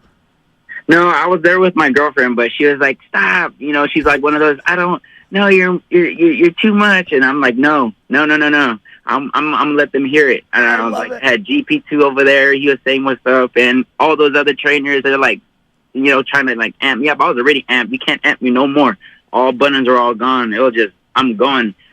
Let's go. All right, explain to me what the vibe was like heading into that arena. Were they giving you crap as you're walking in? You know, obviously the Warriors go on a run in that second half. How did the vibe change throughout the day? They got real quiet real quick, especially that young man right behind me. And, like, in the pause, I said, look, I don't mean no disrespect. I will never say anything towards you. I'm just cheering for my team. Yeah. Team at Chase Center. I'm going to let you cheer. Just don't be disrespectful. If I'm too much, pull me aside, let me know. But they're cool. They're really, really, like, welcoming, if you want to believe it. But I was one of very, like, there was probably out of 19,000 fans, there was probably like 1,000 of us really spread out. Wow. Not even close by each other.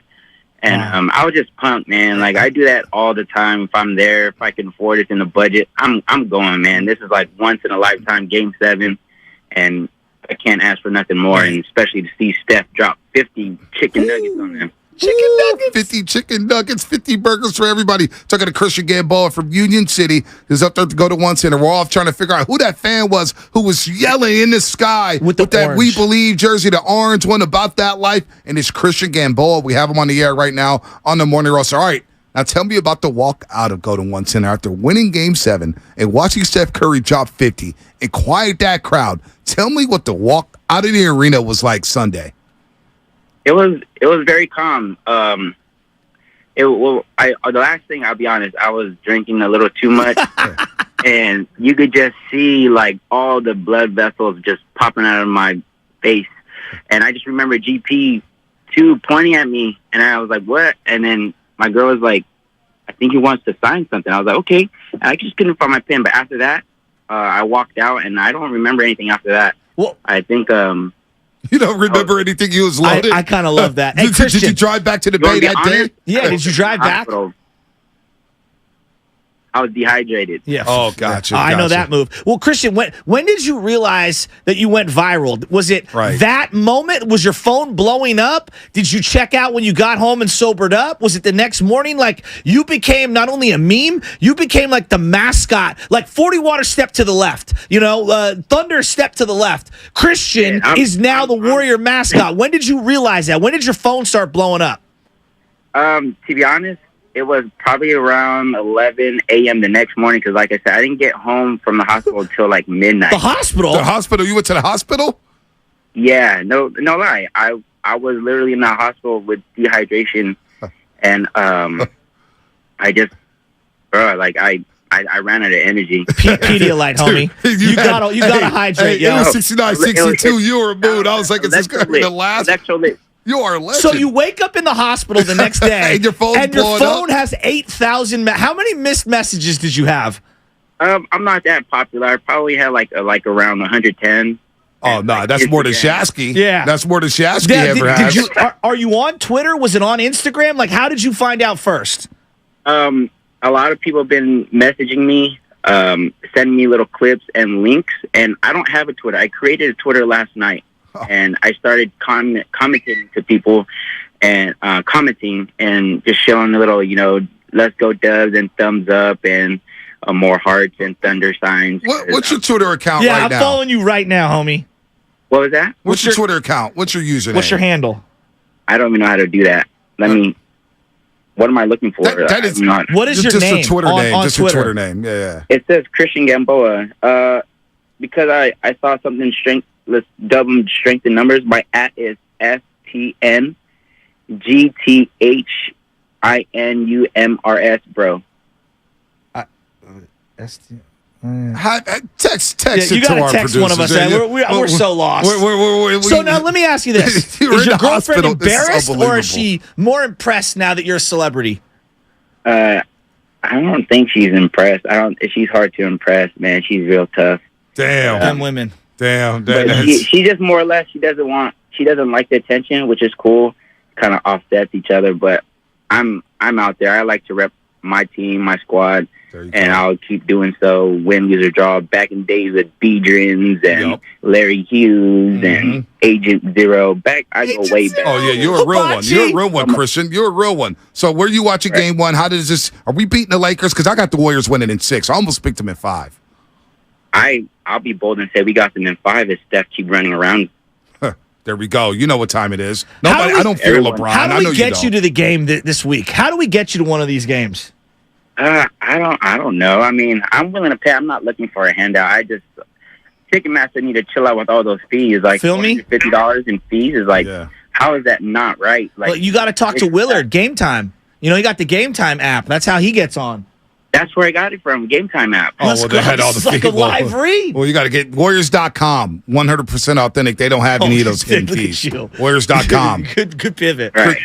I used to be a season ticket holder at Oracle. That's why Chase just got a little too much. It is a little too much. Well, Christian, Christian, awesome you're a stuff, legend. man. You went to the Thank you so much You're for going to be a calling us. nominee. So we have the Doobie Awards every year, every Christmas time here on the Morning Roast. You're going to be a nominee for Interview of the Year for a Doobie Award. Just know Mark that. it. You're an absolute legend. When you screamed, I swear to God, when it was 69-62 and they panned the camera onto you and you was there, you were an entire vibe. You felt like everybody. It was like you were screaming for Dub Nation, and I love seeing that. And the Warriors go out and roll the Kings in Game 7. You got to watch Curry drop 50, which you don't even remember because you spent the night in the hospital. What a story for you. What a story. It's incredible. Christian, have a good day, Christian, man. I love you, bro. All right, man. Take care. Thank you. Hey, before you go, give me one of those let's goes like you did on television. Come on. All right. Let's go! Woo! Let's go, Christian! That's what it took to get you going. Let's go! That was a vibe. That was a vibe. What a legend. Christian Gamboa. Homie was blacked out after that, too, which is the best part. And you're going to come on here with this nervous injury today. You got Christian Gamboa out there blacking out for the culture. Not all of us He spent the can night in the perform theater hospital like for me. the culture. You know? Dehydrated. Said to hell with it. I'm going guns blazing. Didn't even remember the damn game. They don't even remember walking out. I have a new nickname. Look, Junior. I'm the one who got that guy. You got to love that. What a booking. The boss Wait, how'd is you get that frustrated. guy? Somebody texted in, and I texted back. I said, here's my number. Call me. I want to see a picture with your face on it. So we all could have So it's done called it. investigative journalism I'm doing you over were here. Sidetracked while I was breaking down real When facts I went here, to getting journalism calls. school for 5 seconds. Oh, hey there. Homie is real. Way to make it about When he yourself. went Beedrins in Agent Zero, look at me booking our own show. Lubman, don't even come back. Okay, booking your own show. The first guest you booked in 5 months. I don't do Jesus guests. Christ. Hey, King of the Hill. Can we get the King of the Hill, please? Quickly. All right. That was awesome. King of the Hill brought to you by The Golf Spot. Really? That's right, the Bay Area's newest indoor state-of-the-art golf facility with coaching and technology designed to improve your game. The Golf Spot is now available for in-person lessons, hitting sessions, fittings, and private events. To book a lesson or reserve a bay, go to thegolfspotba.com. That's right, this week's King of the Hill, the top 7 remaining X Factors. Not superstar players, but X Factors. Number 7, X Factor, DeAndre Ayton for the Phoenix Suns. He's got to do something to slow down Nikola Jokic. They paid you the big bucks in the offseason. You're the third wheel. There's no Chris Paul. You cannot leave a game in this series with 14 points and 7 rebounds. You got to do better on the glass. You got to play tough. You got to play big. Too much Bismack Biyombo in this series. DeAndre Ayton, an X Factor for the Suns if they want to get off the schneid in this series against the Denver Nuggets. All right, number 6, biggest X Factor remaining the rest of the way. Aaron Gordon for the Denver Nuggets. If he can hit that outside shot like he did in game number 1, if he could play defense the way he played in game number 1, if he could roam the floor and fit like a puzzle with Jamal Murray and Nikola Jokic, the Denver Nuggets can win this whole damn thing. They really can. But Aaron Gordon is a big-time X factor in this series. All right, number 5. I'm going to go to the East Coast, and I'm going to go to R.J. Barrett with the New York Knickerbockers. R.J. Barrett, look, no Julius Randle in game number 1. They need him. Jalen Brunson's going to get his. But R.J. Barrett defending Jimmy Butler, scoring against Jimmy Butler, trying to wear down Jimmy Butler is a X factor. He's my number 5 X factor in these playoffs moving forward. All right, number 4. Bam Adebayo. With that said, Bam Adebayo has to win his matchup at the 5 spot. He has to dominate, especially with Jimmy Butler being gimpy with that ankle injury. Bam Adebayo, my number 5 X factor here. He's got to do it all. Play make, score, especially without Tyler Hero. He's got to defend his ass off. I got Bam Adebayo as a number 4 X factor in these playoffs moving forward. All right, number 3. Jordan Poole. We talked about him all series. We talked about him all day. Jordan Poole, moving forward, the Warriors do not win a championship if Jordan Poole does not play well. And what does playing well look like? being efficient, not turning the ball over, playing well. Jordan Poole has to be better. That's my number 3 X factor. Number 2. Tyrese Maxey for the Philadelphia 76ers. Tyrese Maxey was really good yesterday. He's going to get overshadowed by James Harden's 45 points. Tyrese Maxey could do things off the dribble. He's quick. He can hit the 3. He can get to the rack. He defends. He plays in passing lanes. That's the number 2 X factor for me. If he plays well, Philadelphia is going to be hard to beat moving forward in these playoffs. All right, number 1 X factor. Number 1. Marcus Smart. And I think the Boston Celtics have an issue here. Almost think the Boston Celtics need to bench Marcus Smart and start Marcus Brogdon. Wow. And let Marcus Smart play 30 minutes, but come off the bench. They need a true point guard. Marcus Smart, how the hell does Jaylen Brown only attempt 3 field goals in the last 3 quarters? Seriously, how? How does that happen? Marcus Smart taking too many heat check shots, too many me, bad fouls. Marcus Smart, number 1 X factor if the Celtics want to get back to the finals and win a championship. All right, that was my biggest X factors remaining in the playoffs. 7, DeAndre Ayton. 6, Aaron Gordon. 5, RJ Barrett. 4, Bam Adebayo. 3, Jordan Poole. 2, Tyrese Maxey. And number 1, Marcus Smart. And that is the King of Hill, brought to you by The Golf Spot, the Bay Area's newest indoor state-of-the-art golf facility with coaching and technology designed to improve your game. The Golf Spot is now available for in-person lessons, hitting sessions, fittings, and private events. To book a lesson or reserve a bay, go to thegolfspotba.com. So while you were doing that, I had my head down because I found his Twitter account, Christian Gamboa's. I tweeted it out to everyone where you can follow him. It's basically strength in numbers, bro, but he doesn't use a lot of the vowels. So anyway, find it on the Twitter account. I tweeted out, Bonte, you should give him a follow. That was freaking awesome. That was freaking awesome. That was I can't believe dude went to the hospital. That's, you know what? And that's why I could roll with a guy like that. Christian ain't afraid of the damn LA Lakers. That's a fan. All right, final thoughts. Final thoughts. All right.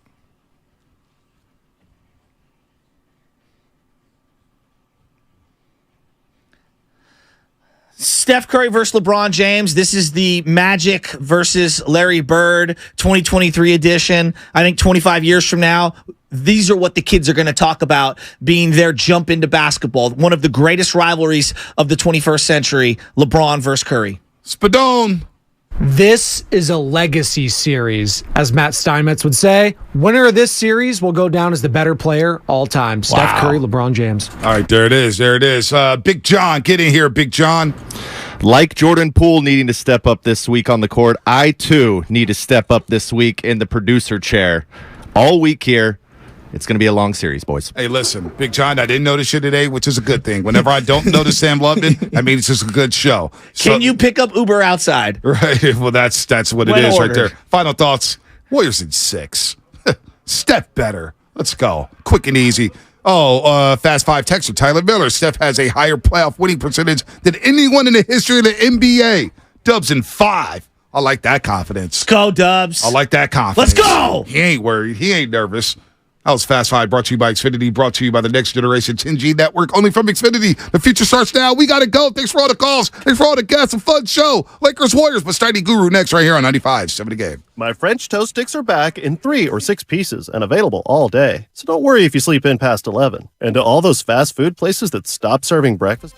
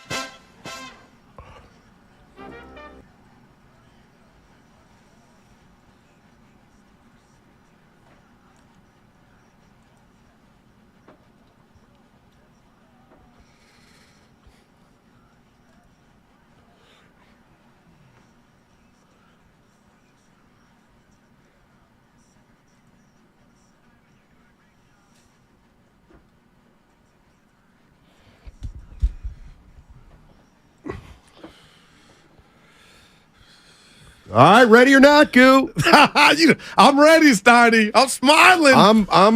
I'm getting there. You feel it?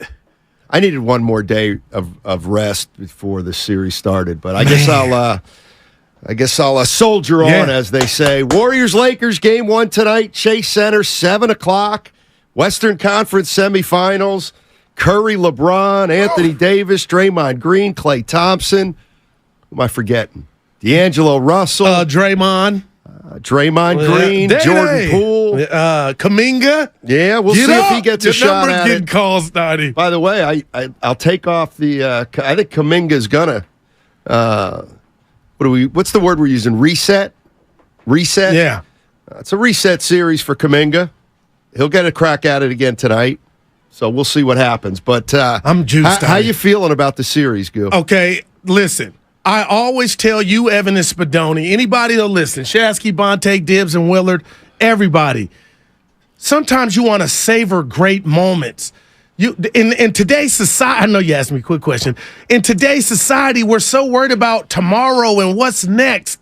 And I said, Steph Curry and LeBron are not going to be here forever. So right now, what I'm going to do, Steiny, this series is I'm going to step back and take it all in, because this is another edition of Bron versus Curry in the postseason. Curry 15-7, as we talked with Stephen A. yesterday, all time against LeBron in the playoffs, 3-1 in the finals. But Steiny, I'm coming in here. I got to put a rat on the table early. Sponsored by Atco Pest Control. Go to AtcoPestControl.com for all your pest control needs. So, this is going to sound crazy, and it's a team game. LeBron needs this more than Steph. He needs this on his resume. He cannot take another L to Steph in the offs.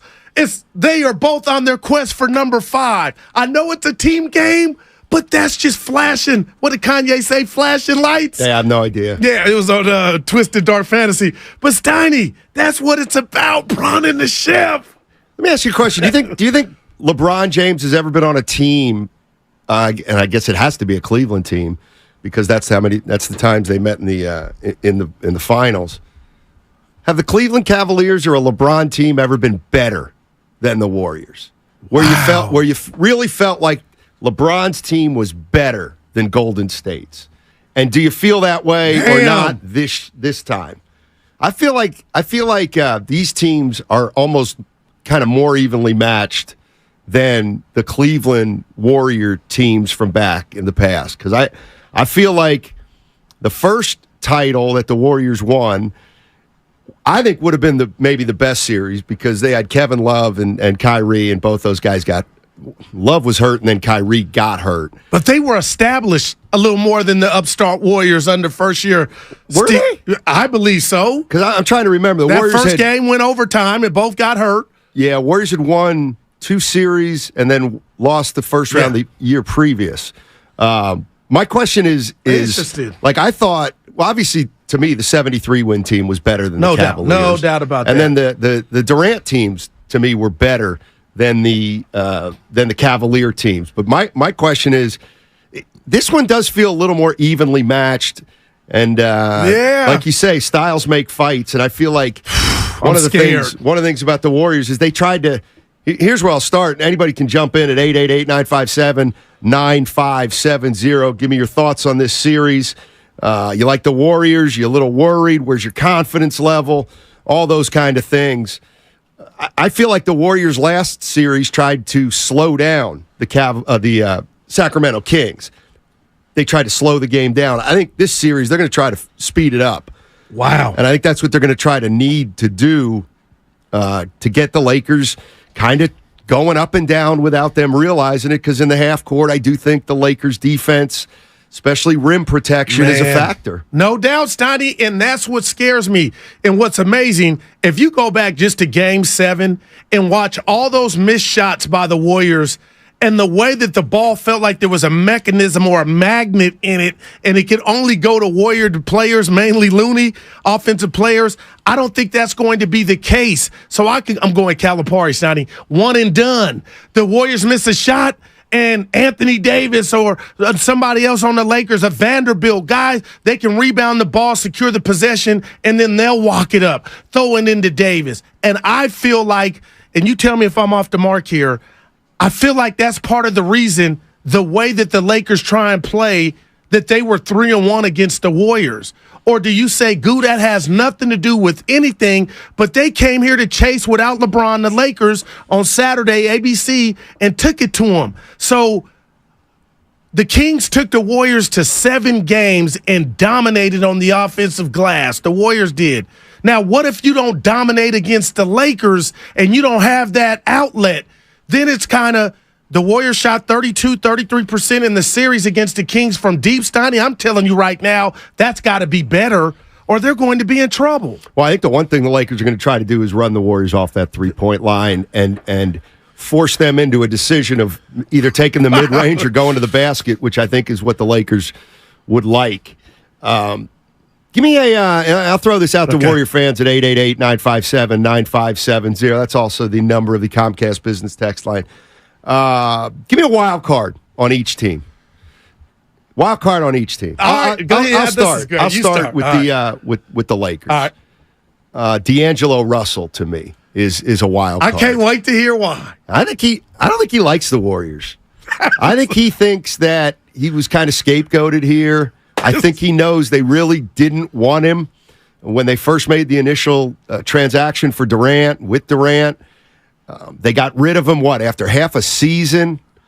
I just don't think D'Angelo Russell's a big Warrior fan. That's amazing. And what was the game this year where he lit it up against the Warriors? I want to say it was game 4 of this, the fourth game of this series. Maybe I'm wrong. But D'Angelo Russell's the kind of player who, he's one of these guys I kind of feel like it almost doesn't matter if you guard him or not because he's either going to make shots or not, regardless of how you're hounding him. Like, he's a really good, bad shot maker at times. That's phenomenal. But I'll tell you this, and Spadoni can back me up.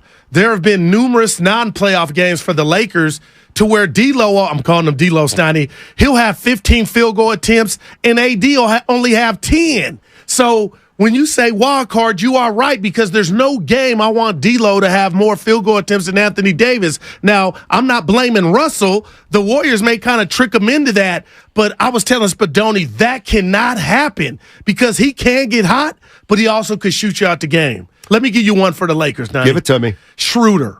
Because there is no Curry stopper, but there's Curry bothersome.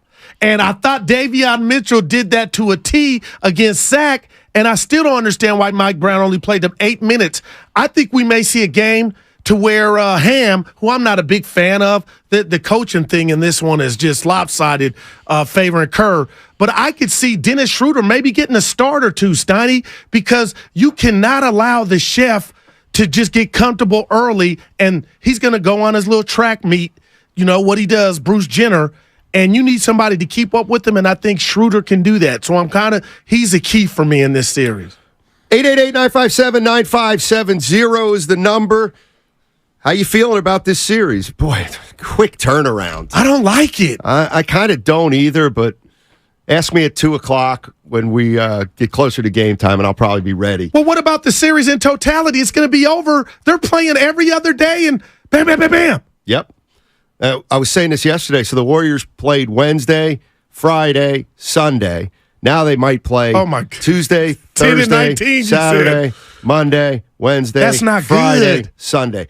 It's in theory they could play 10 games in 19 days if this series were to go 7 games. So who does that favor, though? Who does that favor? Well, let's put it right on the table. Do we have to read that every time? Sponsored by Atco Pest Control. Go to AtcoPestControl.com for all your pest control needs. Where's LeBron at in your gut, Steiny? Because I'm getting a little worried that as the games come faster, Steph is more Steph since the last time they hooked up than LeBron is LeBron, if that makes any sense. Yeah, maybe. Wow, man. Maybe. This is where, and I obviously it doesn't matter now, but I was going to throw this out, is if you're a Warrior fan, who would have been the bigger challenge? Are the Lakers a bigger challenge than Memphis? is what I'm saying. And when I saw the schedule of games every other day, I thought, man, Memphis, maybe you don't want Memphis in that kind of series because they're younger, they're wound up, and games are going to come in a hurry. So maybe the Lakers are the team you want because they ain't young necessarily themselves. What do you? I kind of feel like every other game, it's going to take its toll, but I think it's going to take its toll on both teams, kind of the same. Yeah, and I'll tell you what, in theory, to that point, Steiny, I think the Lakers, they like to, like I said, take the under on every game. They like to slow it up. They're methodical. So the Warriors, they like to run, but you can't run if the Lakers are scoring and you're taking the ball out the basket. So that's another, thing too. But Anthony Davis, not LeBron James, Steiny, is the key to me. He looks like Bill Russell. You talked about him yesterday on a good day, protecting the paint, all that stuff. Can they negate that? Will he be hobbled? Will he get hurt? So I don't know how many Kuminga, Steiny, we might see him start a game. I mean, it's just that imperative. The Warriors, going Bob, I'm all over. Size matters. He's going to get an opportunity. You would think he's going to get an opportunity. He's got to take advantage Kuminga. of it, Steiny. He does. And, I mean, I think the new series is going to benefit Kuminga and Jordan Poole. And that's my wild card for the Warriors is Jordan Poole. Wow, I just see him having a big series. I don't know who they have. Who can guard Jordan Poole on that team? Hachimura? Vanderbilt? No. No chance. I don't see it, Bob. I just don't see it. And I kind of felt like against the Kings, his effectiveness was limited because he was struggling a little bit to get by guys on the perimeter. I don't think that's going to be an issue here, but he's going to have to navigate after he gets by his first defender. Then what's he going to do? Because he got blocked a bunch at the rim by the Kings, who aren't necessarily the greatest rim protecting team. But it was almost like he was doing a move called the tornado. This is what's concerning about Jordan Poole, Steiny. These guys defenders are starting to play him for the spin move. And that's where he gets out of control. It's almost like, let me just stay on my ground. This dude's going to whirl and twirl. And how I can hear the thud. And then the ball, he misses it because it's kind of a wild shot, and they're coming back the other way. So we need the Fred Astaire Jordan Poole, though, Steiny. Give me some mid-range. He hit a couple middies in Game 7. You ain't got to do all that reckless abandon to the rack, out of control. I'm just telling you. I think Handy and company know what Jordan Poole's trying. He's coming downhill, but kind of out of control. I saw something on I saw something on Twitter where stay funny. off of Twitter, Stoney. It's toxic. Somebody said, "Why?" It feels like before Steve Kerr puts Jordan Poole into the game, he spins him around 3 times, gets him a little bit dizzy, and then tells him to check into a game. I forgot whoever said that. I thought that was. You ever spun around like that, dude? Exactly. Mac Zach's in Oakland. What's up, Mac Zach? How you doing, man? I'm doing pretty good, fellas. A couple things about this matchup here. I think we have a veteran presence that's a little bit deeper than the Lakers. I mean, the Lakers do have LeBron, AD, and Schroeder, but I think we have more. If you add in even Andre Iguodala's wisdom that he can add, and of course with the veteran knowledge, sometimes they do the little things that add up to winning, because in the playoffs, the rims get tighter, and when things get tighter, you need people who aren't like Jordan Poole, that can adhere to what's going on and don't slump their shoulders and figure it out. And, Jordan Poole, to me, I don't know, it's like I see him on the sidelines, and, they had a clip where Clay was trying to say something to him, and Jordan Poole had like an defiant attitude and swiped Clay's hands away from him. Then there was another clip where Draymond came up to him and tried to say something, and Jordan Poole swiped his hand. I'm getting tired of this punk kid attitude that he has, and sometimes it gets discouraging. I just want him to, just hone in and be act like a vet and do the little things that add up to winning. Good call, Max. Zach, how you feeling about Poole? I was very bothered by the video I saw of the Draymond and Curry when he kind of shunned Dre, and it got his hands and told him to get him off him basically, and then Curry had to come, hey, Clint Eastwood to Jordan Poole and be a leader. But Steiny, I'm a little bothered, and I'm trying to be positive. If there's another clip out there to where Clay was talking to him and he was kind of defiant, but let's just say if that exists, it's the word that we go back to when we had Myers on and we were in front of Curry and you asked him, disconnect. I don't know what's going on, but if his attitude or his mentals, I'm going Marshawn Lynch, are not right, Steiny, maybe that's a correlation to why he's not having success on the court. Maybe. If his head's not in it, then we got a problem. No matter what line of work you're in. Let me throw this out to Warrior fans, because I was thinking about this. And I was giving more thought to Curry talking to the team about don't even get on the bus if you ain't in. And the fact that Steph Curry addressed the team, to me, tells me, yeah, it was a big game, obviously. Okay. But it also tells me they were fragile. They were fragile at that point on Saturday, to the point where Steph Curry felt like he had to do something dramatic, do something that he doesn't do very often, and make sure that they were together for Game 7. Now, here's what I'm getting at. Does that mean they're still fragile? Just because they won that game Sunday, are they still kind of on the brink of coming apart a little bit? And what I would mean by that is, yeah, it does feel like Poole's drifting a little bit. Kuminga is out of the picture, at least was in the first series. Now they hope to get him back, obviously, get his head in the game, but it's just that's real talk. There clearly is a lot going on with this team. Otherwise, maybe Steph Curry doesn't give the talk that he gives. So now my question is, round 2's coming. Where are the Warriors in terms of togetherness?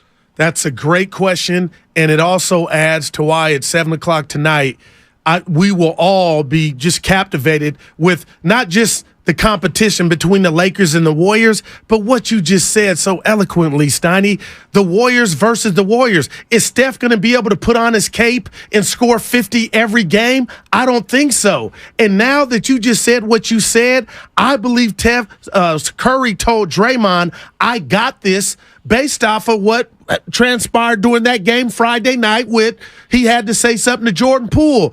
And, maybe Kuminga, if you perceive it to be pouting. I completely agree. But it's exciting in a sense, and it's also like, oh, my God, they're fighting two battles.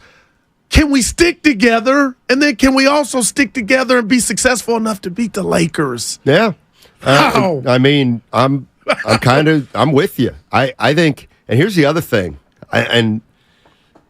what you got? It's just a hunch, but I think that was such a big game. When Draymond texted Steph and said, "You want me to talk?" I think Steph probably thought, "I don't know if that would even be good anymore." Wow. Like, I don't know if that would even necessarily resonate anymore, because you kind of do it all the time. Yeah. And maybe part of this whole thing is Draymond is wearing thin on guys. So that to me is definitely something I thought about, where Curry was like, hey, Draymond, no. We're good. I'll do it. No doubt. I'll do it. Yeah. I'll do it, Draymond. I'll do it. And I got a prediction before we get out of here for us. Good for you. Yeah. Good for you. I'm not doing a prediction. All right, it's all good. Sean in Oakland. What's going on, Sean? How you doing, man? Good. How you doing? Doing well. Thank you. Talk to us. I just want to say, first, I don't think Steph Curry has never outplayed LeBron in any playoff series they played against each other. In 15 and 16, LeBron was superhuman in those two series. And that's the reason why Draymond went crying into the parking lot to call KD. And in 17 and 18, that's when KD, who was the best player on the Warriors, outplayed LeBron. So I don't see that Steph Curry is just going to all of a sudden outplay LeBron, even though he's 38 years old. And with AD out there, I think all this Looney talk, Hall of Famers, all the other stuff, we're going to see if all that stuff is true again in this series if Looney actually is as good as y'all got, as good as he is. As good as he played against Sacramento. So I'm looking forward to it. Yeah, me too. Yeah, me too. Are. Good Lord. I mean, how many is Looney going to have a 20 rebound game? I don't put it past him, but I wouldn't be mad if he does it. Because you're playing against arguably one of the best bigs in the league when healthy. And what's the word? But Sabonis was supposed to be better than Looney, and Looney was better than Sabonis, at least in the series. Or outplayed him, or neutralized him, whatever you want to say. Can Looney do that with Anthony Davis? Is it going to be Draymond Green? How much Draymond Green? How effective Looney? Is Dre going to be, Steiny? I don't know. He's usually pretty effective defensively. Well, he's going up against his buddy. There was a story that help me out, Spadoni or Evan. About we laughed when LeBron was on the verge of breaking the all-time scoring points record, that Draymond made a play to go see him. Maybe miss some work, and Kerr was like, "Nah, that wouldn't be a good look." No. So we had fun with that, but they had a little write-up about it. But I mean, man, this is going to be epic, as they say. What Guru's referring to is, I think Mark Spears wrote it on Anscape, that when LeBron was breaking the scoring record. That's terrible. Draymond had said that he wanted to go see it, and he was going to go see it. And we thought he was playing. And he actually said, "Oh, I can't believe people believed it." Well, it turns out he did ask Steve Kerr to go to that game. Day, wow. I mean, no, you can't do that, man, brother. Yeah. I mean, he knew they were going to make the playoffs. They were fine. I would. Who even asks to do that? I'm sorry. Hey, can I say something that Evan said to us in the green room? Sure. And you tell me if it's. I'm going foul pole in baseball. Simmer. All right, I got to say it. So I said Steph's 3-1 against LeBron in the finals. All right. And young Evan, the whippersnapper, tells me, well, Goo, he's actually 1-1 without Kevin Durant, Curry. Mm-hmm. And I said, how foul or fair is that? It's fair. Those two, listen, can we be honest? There was no chance either of those Cleveland teams were going to beat the Curry Durant Warriors. Like, that's always the way I look at it, is, oh, so-and-so only has one title. Should he have more? Well, let's take a look. Let's take a look how many times he had the best team. So, that's kind of why I asked. Did Cleveland ever have a better team than the Warriors? Only one year could be. It's the first one where Love and Kyrie got hurt. I'm with you. So that year, Cleveland may be better, but they got two guys hurt in the finals. Two of their best three players. So 888-957-9570 is the number. Give me a wild card for this series. Give me something you're looking for, or somebody you want to you think may have a bigger role in this series than you think. I got one more guy. I was texting with Spadoni about this guy yesterday. Spadoni plays for the Lakers, and I'm wondering if he may come out of mothballs. I'll tell you who that is on the other side. By the way, this is the big news today. Your chance to win a pair of tickets to Game 2. Game 2, which is on Thursday. You have a chance to win 2 tickets tomorrow. We're going to show you a keyword on our YouTube and Twitch pages during our show, and you will enter that word at our contest page at 957thegame.com. Find our YouTube and Twitch page right now so you know where to go and like and subscribe it while you're there. Our ticket giveaway is brought to you by the Next Generation 10G Network, only from Xfinity. The future starts now. And remember, tickets are always available at Warriors.com, the only place to get tickets that are 100% guaranteed and not fraudulent. All right, the Quest for 5, it's brought to you by Alameda PD, now offering a $75,000 hiring incentive. Our team is your future. Go to alamedapolice.org to apply today. 888-957-9570. Let's get it going on 95.7 The Game. I'm in the power chair. Life is uncertain. It's okay to feel stressed.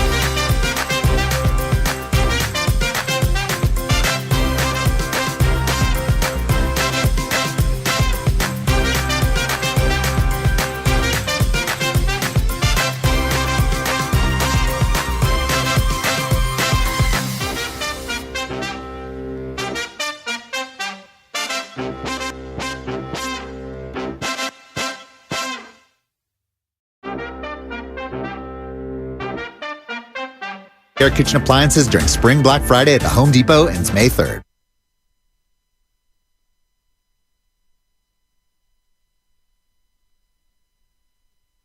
LeBron James. What the F do you got to lose? Now, back to Steiny and Guru on 95.7 The Game. Are you ready? I don't even know where that LeBron James thing is from. Play it all the time. LeBron James. Where did that come from? Evan, help us. Oh, you don't know either? I thought it was a movie something you or said something yesterday like about my performance last week in regard to stats. It's not on Friday? No, it's not on Friday. It's referenced everywhere, but I think it originates from a TikTok. Not a TikTok, a Vine. I don't know if like the original TikTok was only a TikTok. Like a meme, yeah. LeBron James. All right. By the way, Dibs would know. They had that fan on. The Morning Roast had Bonte and Shasky had the fan on who was at the Warrior game with the throwback Curry jersey from 2009 with the handkerchief.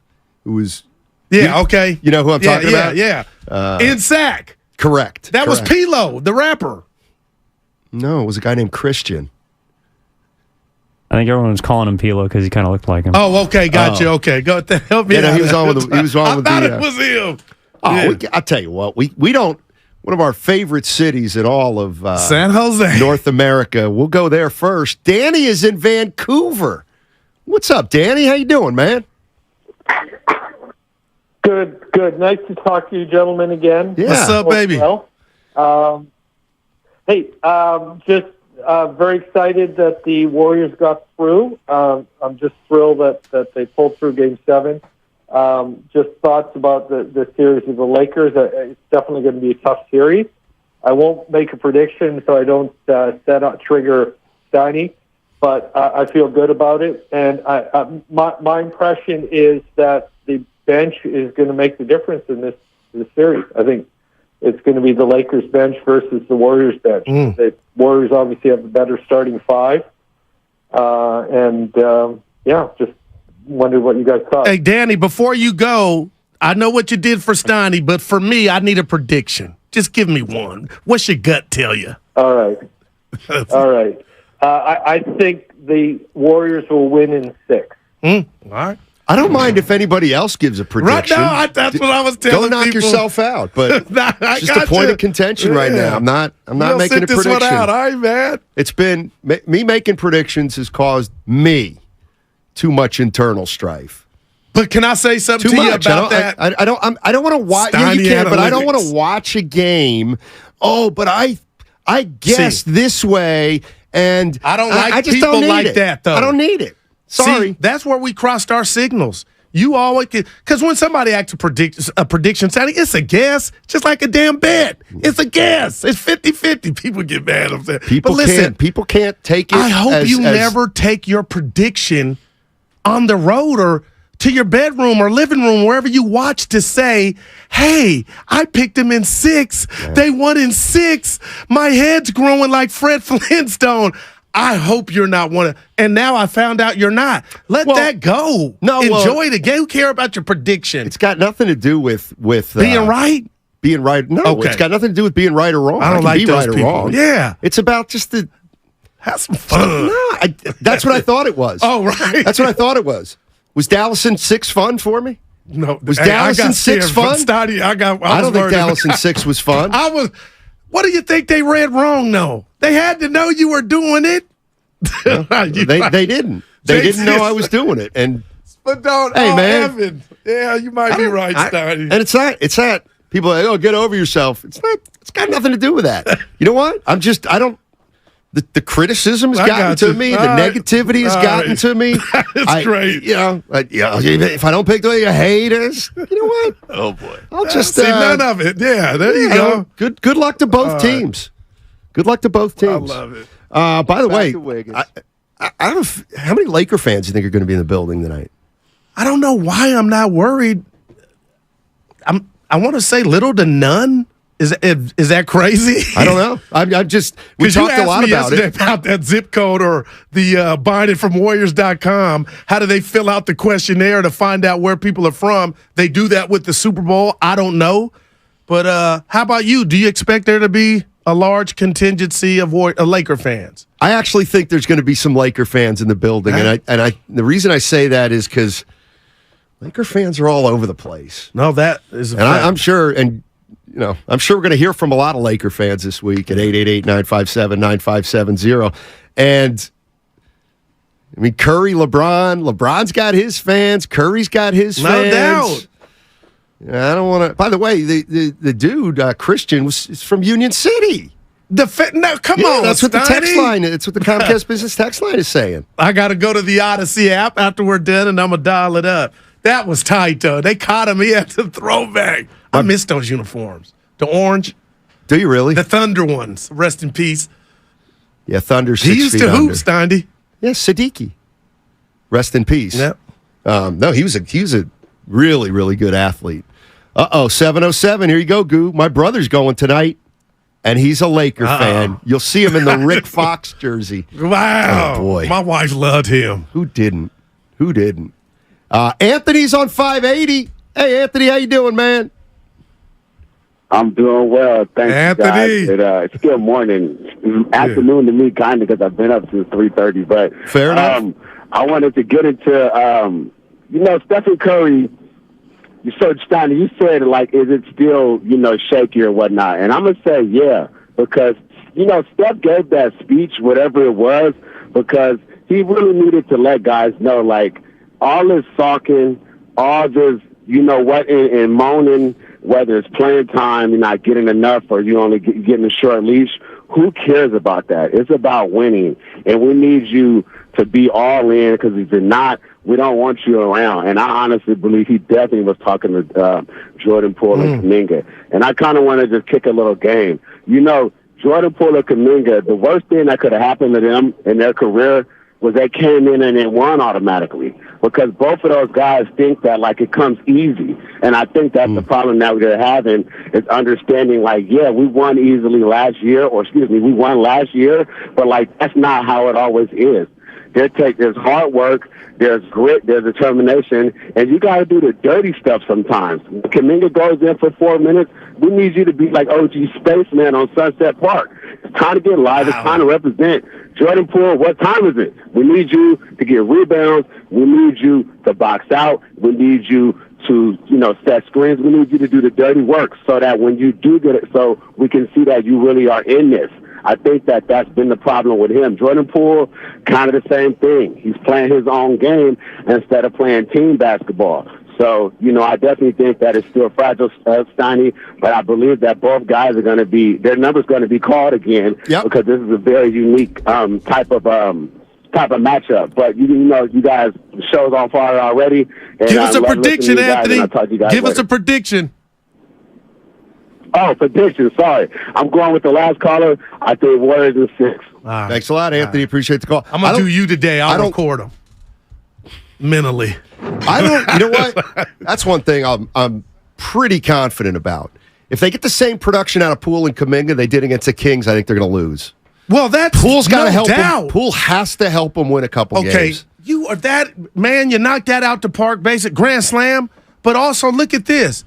Looney went berserk with the second chance points, and yet the series went 7. So imagine had he not been, you know what I mean, Steiny? If you can't count on those second chances, you're getting nothing from Kuminga and Poole. I know you're a basketball connoisseur. I'm going to slow down. You know what, Steiny? I used to hate this. My coach, Will Biggs, in high school used to say this. Fake hustle bothered him. Fussle. That's what they called Mark. I never heard that. That's what the players called Mark Jackson. I know everything. The former coach of the Warriors. Now, I've never heard it means fake hustle, and that's what the nickname some players gave him. Wow. Yeah, I bet you didn't know that. That I did know. Any players you want to name? Yeah, right. All Put of a them? name on it. Okay. Hey, but I'll take fussle over no hustle. And where I'm going is Kuminga only hustles when the ball's in his hand. And I thought he had figured out when he was picking up guys 94 feet. We saw it against a couple of regular season games against Dallas, where I thought he cracked the code on how to get on the court doing the other dirty stuff. And that ball bouncing with Doris Burke calling the game, and it's just do, and him not going for it, that got his ass on the bench, Steiny. So He's his own worst enemy. I'm rooting for him, but you got to do the fossil stuff. I mean, the one thing that they have him do is pick up full court. The problem against the Kings was he picked up full court, and the minute he got screened, he was done. Yeah. Like he was out of the play. He neither fought over nor did he switch. He got caught in no man's land, and his man did a lot of damage. So remember, kind of midway through the year, it looked like he'd found something with his ability to defend on the ball. But Ziki01 on YouTube, Stein, not to cut you off, he says, Steiny, he can't crack the code when he's not given the minutes. No, we're talking about when he's given the minutes. Yeah, he did not have a good series. It's the kind of thing where, okay, Warrior fans, if you're a Kuminga fan, will you at least meet me halfway and say, you play Kuminga more in that series, you may lose it. You may lose that series if you play Kuminga more. That's heavy, man. But I don't disagree with you. Victor in Vallejo. What's going on, Victor? How you doing, man?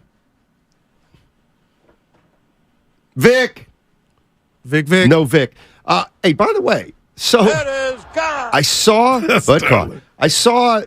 a report that the Grizzlies say, that they're not bringing Dylan Brooks, who's a free agent, back under any circumstances. I read the headline and I was like, sources say under any circumstances. You're telling me that was a Memphis Grizzlies statement? The Sham had put it out, so I was just thinking that did come from the organization. Night. There's no way they would do a player like that they've had a relationship. That's never happened under any circumstance, as if he's poison or just that. To me, that is, Steiny, there's no way Memphis did that to Dylan Brooks.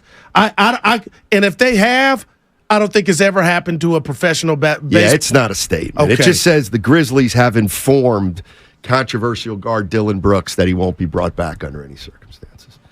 So I was going to say, man, that's kicking a guy when he's down. Bud's in Oakland. What's going on, Bud? How you doing, man? What's good? Hey, listen, man. I'm real confident, about the series. All right. I think the pace is going to match up. I'm really confident because we got Steve Kerr, probably one of the most winningest coaches in NBA history, let alone the regular season and playoffs. I mean, look at the guy's record, and I'm confident because we got Steph Curry. Listen, those people that's talking about the 2016 finals or whatever that is, y'all got to understand. The league let LeBron hold Curry the whole finals and didn't call us a foul. Just like you guys noticed in the last series against the Kings.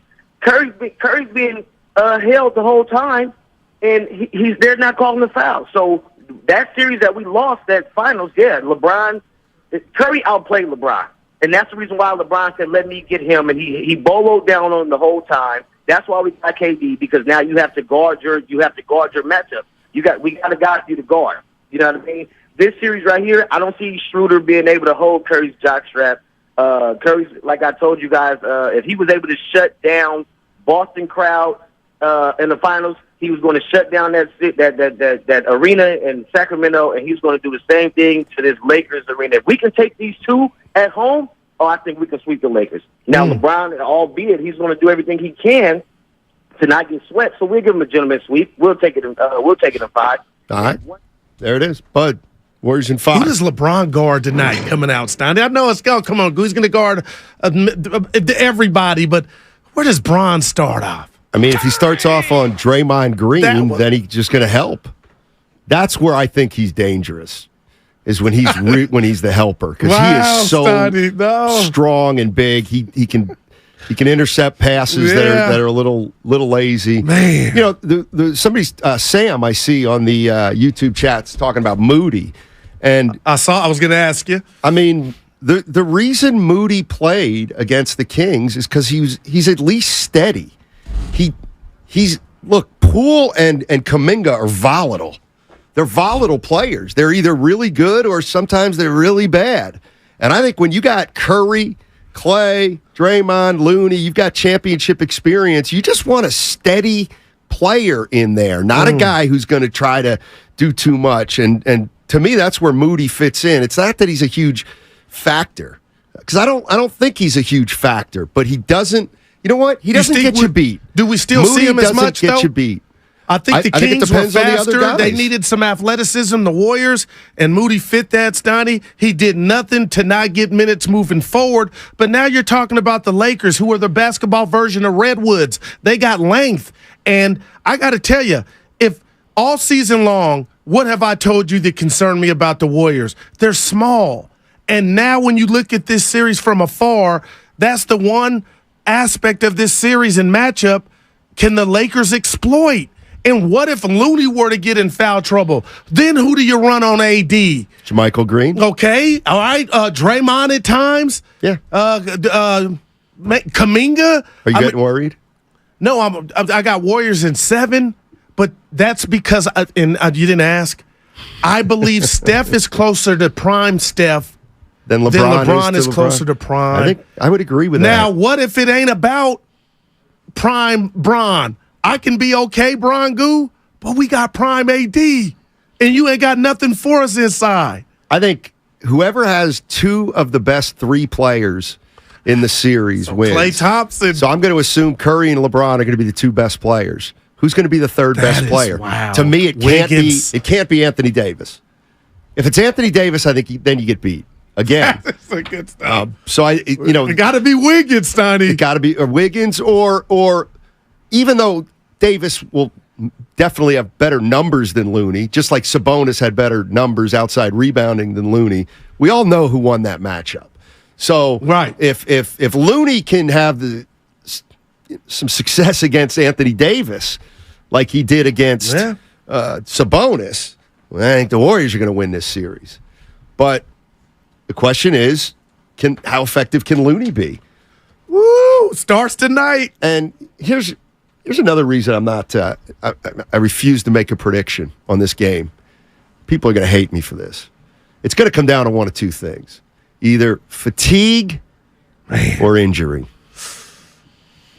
These are 2. There's some older players in this series, and they're going game off, game off, game off, game off. I don't like game it. Off, whatever. Like, this is going to be a grind for both teams.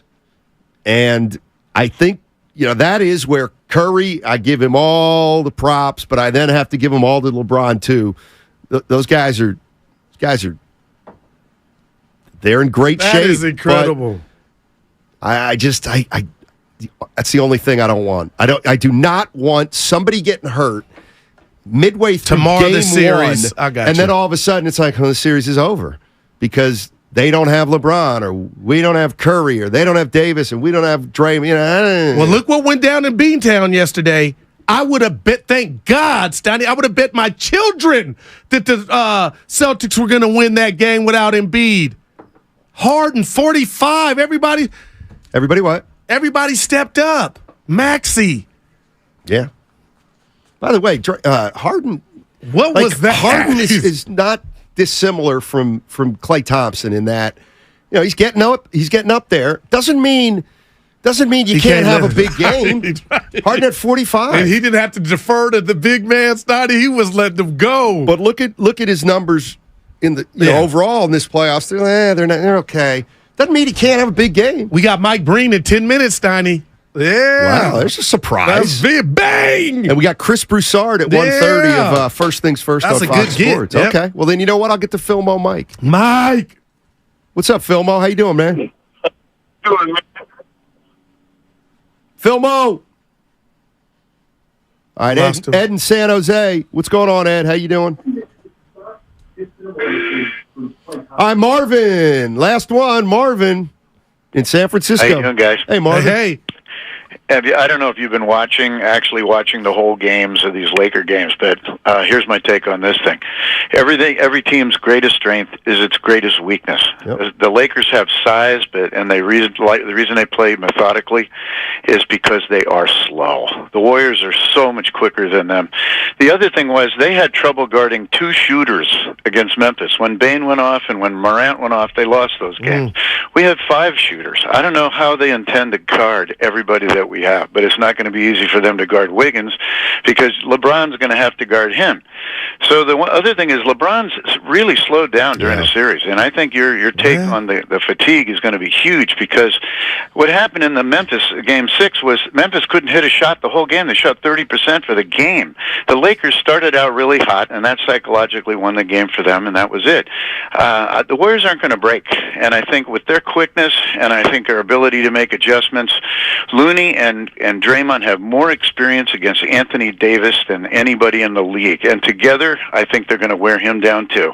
He wore down in a couple of games and disappeared in a couple of others. I know they won, but it was because they had a streak shooters, and those guys came alive like D'Angelo Russell. And that's my last thing. You want the X factor for this thing is Gary Payton on D'Angelo Russell. Wow. Give us a prediction. Going to have a hard time getting his shots off. Wow. That's my take. Appreciate it. Yeah. He had the Warriors, I think. Okay. Pretty sure. You know who I was talking to? You know who may play in this series for the Lakers? Give me 4 seconds. Bamba. Lonnie Walker. He should be playing the third. The fourth. Oh, is he it's the Lonnie fourth? Walker the fourth. Shout out His to father the third. was the third. Steiny, I've been calling for months. Like that's like Rashad Holmes up in a sack. Rashad, you told me something went off the court. I appreciate that. I didn't know. Tell me why he's not playing. Because they're better when they play slow. They're better in the half court. And he can create his shots, Donnie. Yeah, but he can run. Well, that's why I think he's got a chance of playing in this series because he's one of their best athletes. And I think they're down on athletic. They're down in the athleticism department against the Warriors. Where you at on Reeves? AK-47. I want to see him. I'm really looking forward to watching him play 5 or 6 games. Well, we'll see.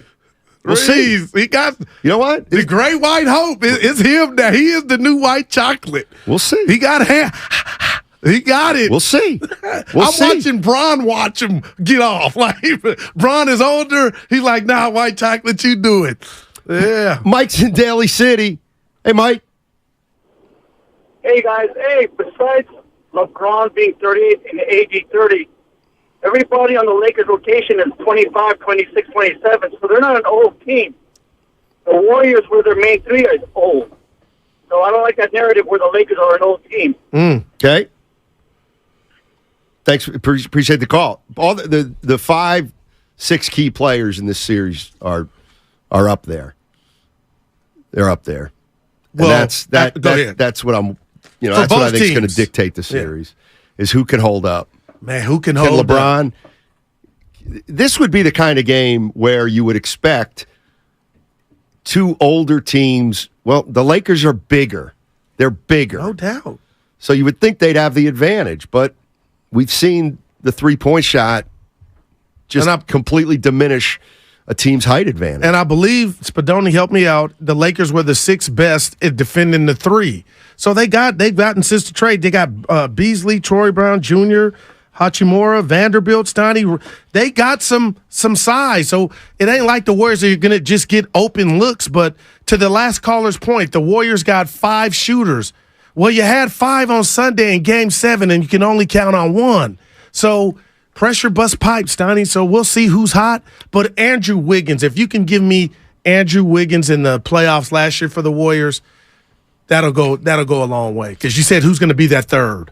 Yes, sir. All right, a special guest, Mike Breen. Mike Breen is joining us on the other side. I'm just assuming is he on the call tonight? Of course he is, because it's the biggest game on the schedule. Mike Breen on the other side, and it's all sponsored by Hint Water.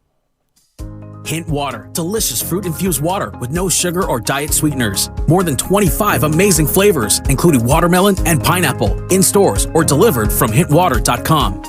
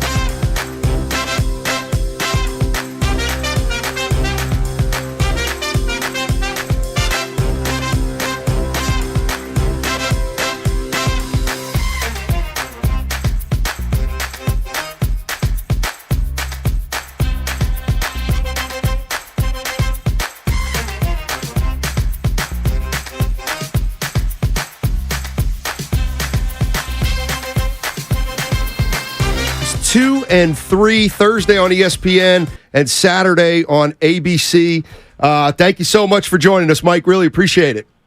You know, when I'm sitting at home and somebody plays that call like that, I'm like, who is that screaming fool?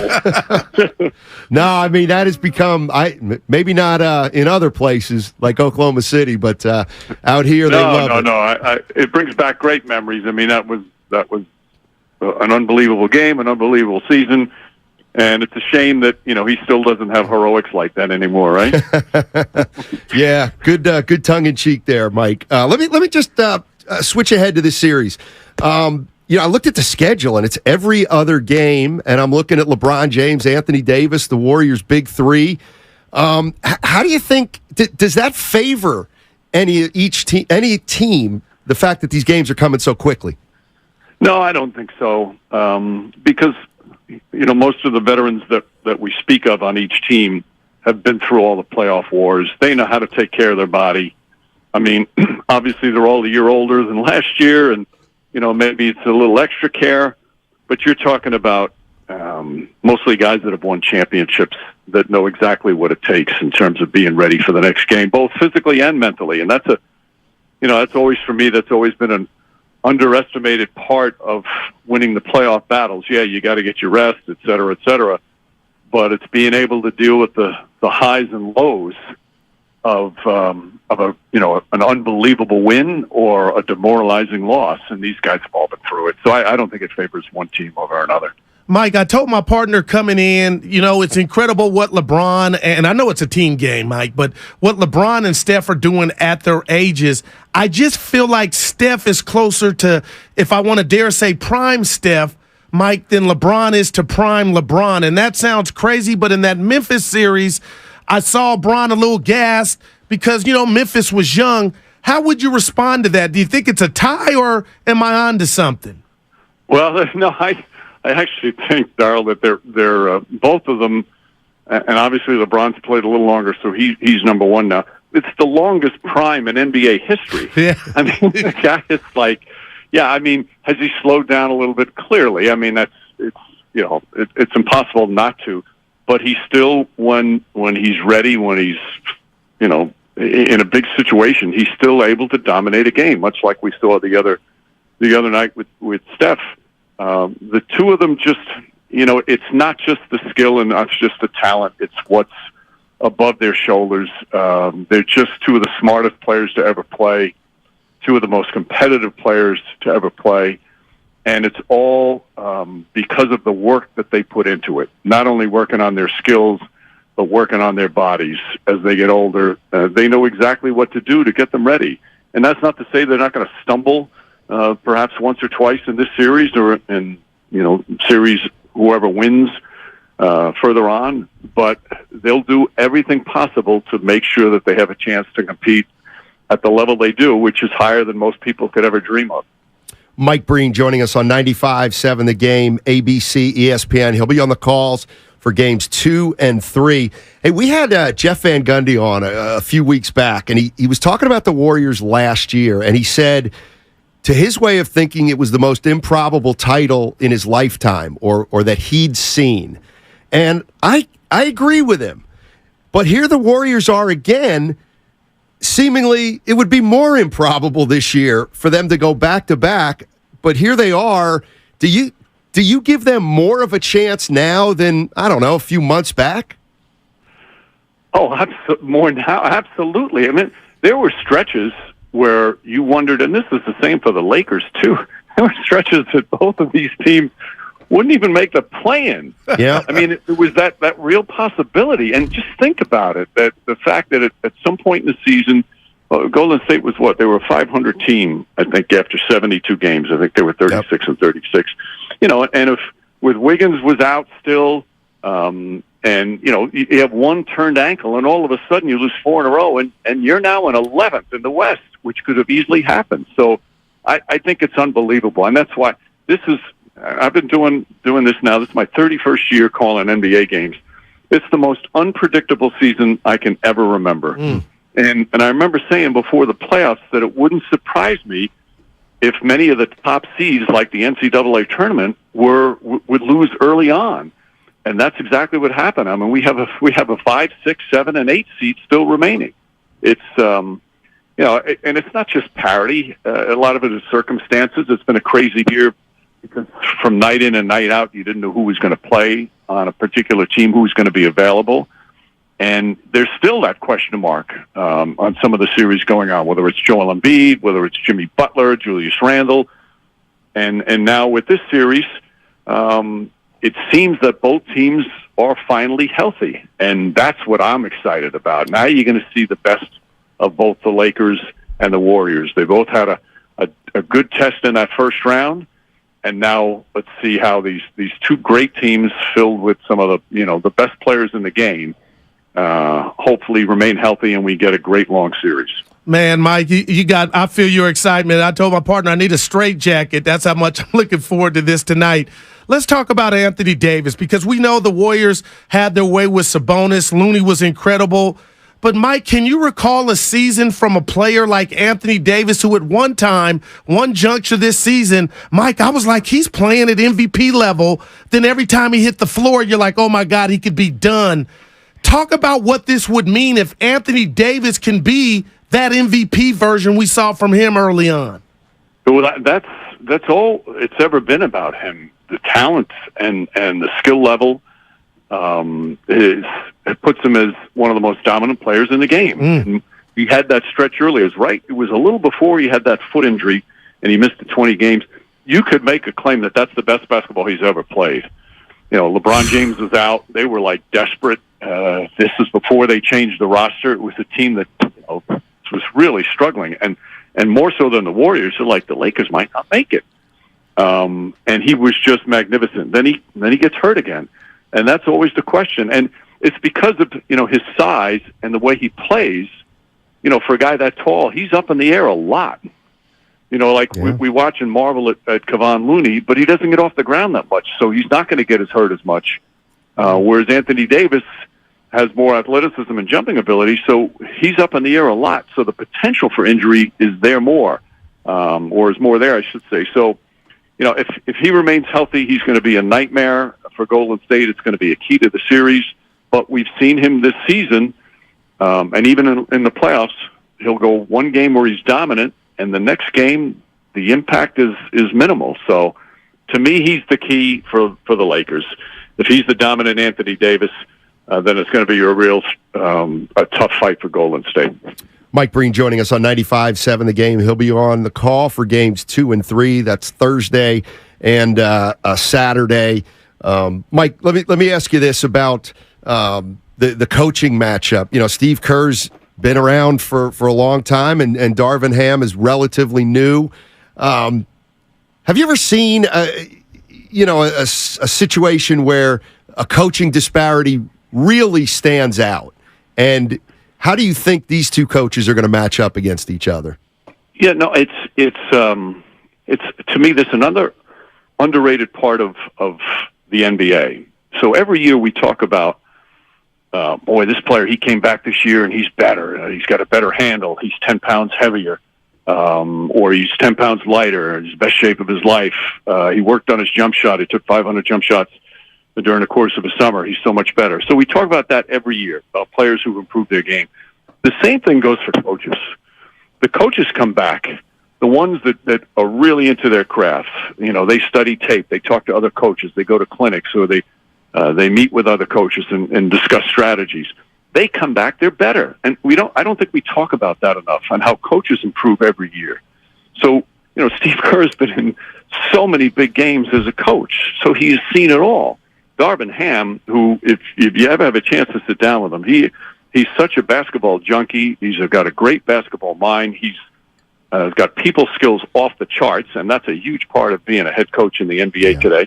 But he certainly doesn't have the experience that Steve Kerr has. So he's got to go through that, the ups and downs. And now, is that saying that Steve has a definitive edge? No, but there's no question that he doesn't have the experience in a playoff series that Steve Kerr has, or some of the other coaches has, and it's something that you have to go through to get better at.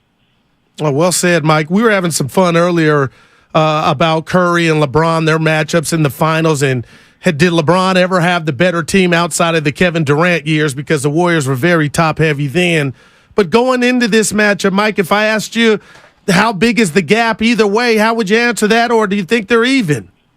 The gap in terms of the teams? Yes, sir. I think it's fairly even.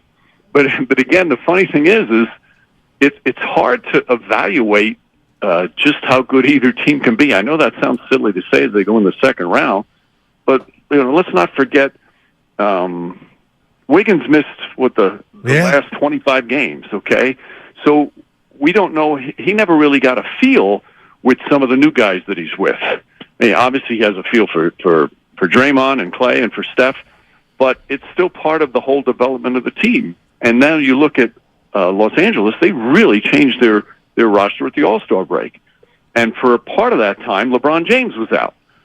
So these teams are still developing chemistry. These teams are still getting better now that they're whole, and that's why it makes what I feel has made this whole first round of the playoffs very difficult to predict. So, with that said, I still think that they're very, very even, and I'm hoping that it's one of those classic series that goes 7 games. Mike, thank you so much for joining us, especially on the spur of the moment, and we'll see you in the Bay, I guess, on Thursday. You got it, guys. Thank you for having me on. Yes, sir. Mike Breen. Bang! One of the best. Yeah. One of the best. So he'll be on the call Thursday and Saturday. Thursday, ESPN, and Saturday, which will be ABC. First game in L.A., right? Correct. Man, I'll see you Monday. We'll be talking about the first 3 games of this series and looking forward to Game 4 Monday night. Yeah. You can't say that's not playing a part. No, you go. I was going to go Vin Diesel on you, Fast and Furious. Okay. Yeah. You can do that. I have Laker fans. I didn't mean to get you worried about the Laker fans at Chase. No, but it's not. It's just Laker things that make you go hum. No, there's Laker no fans doubt. travel. Like the Warrior fans travel. Or the Toronto Raptors in 19. Something I'll never forget. What happened that night? Game 6. And that was Oracle. Exactly. Or Oracle. It was the last game in Oracle. I'm about to tear up. You are right. Yeah. 888-957-9570. Game 1 tonight starts at 6 o'clock. Check that. Tonight's game is at 7. Yep. Thursday's game. 6. Put it in the memory bank. Put it in the queue. Thursday's game's at 6. That could be another kind of game where you'd be surprised how many people don't find that out until it's too late. Well, I'll tell you what. We got to put a rat on the table, Stoney, sponsored by Atco Pest Control. Go to AtcoPestControl.com for all your pest control needs. Friday, we got to give Dub Nation fans their due. Even though they lost, their asses were in the seat. They left work. You were right about that. They left work. You know what's funny, though, is when I was watching that game, I felt like, now maybe I'm wrong, I felt like in the first 6-8 minutes, the camera was using a lot of tight shots. That's pretty good. So you saying cooking the books a little? Which would only show the first few rows. So maybe if you were at Friday's game, how many people were in their seats? Yeah, they were there by tip off. Yeah. Was it a full house at tip off? He said tight shots. Yeah. What do you think about the caller who called in and said that outside of LeBron and Davis, this isn't really an old team? The Lakers. That's factual.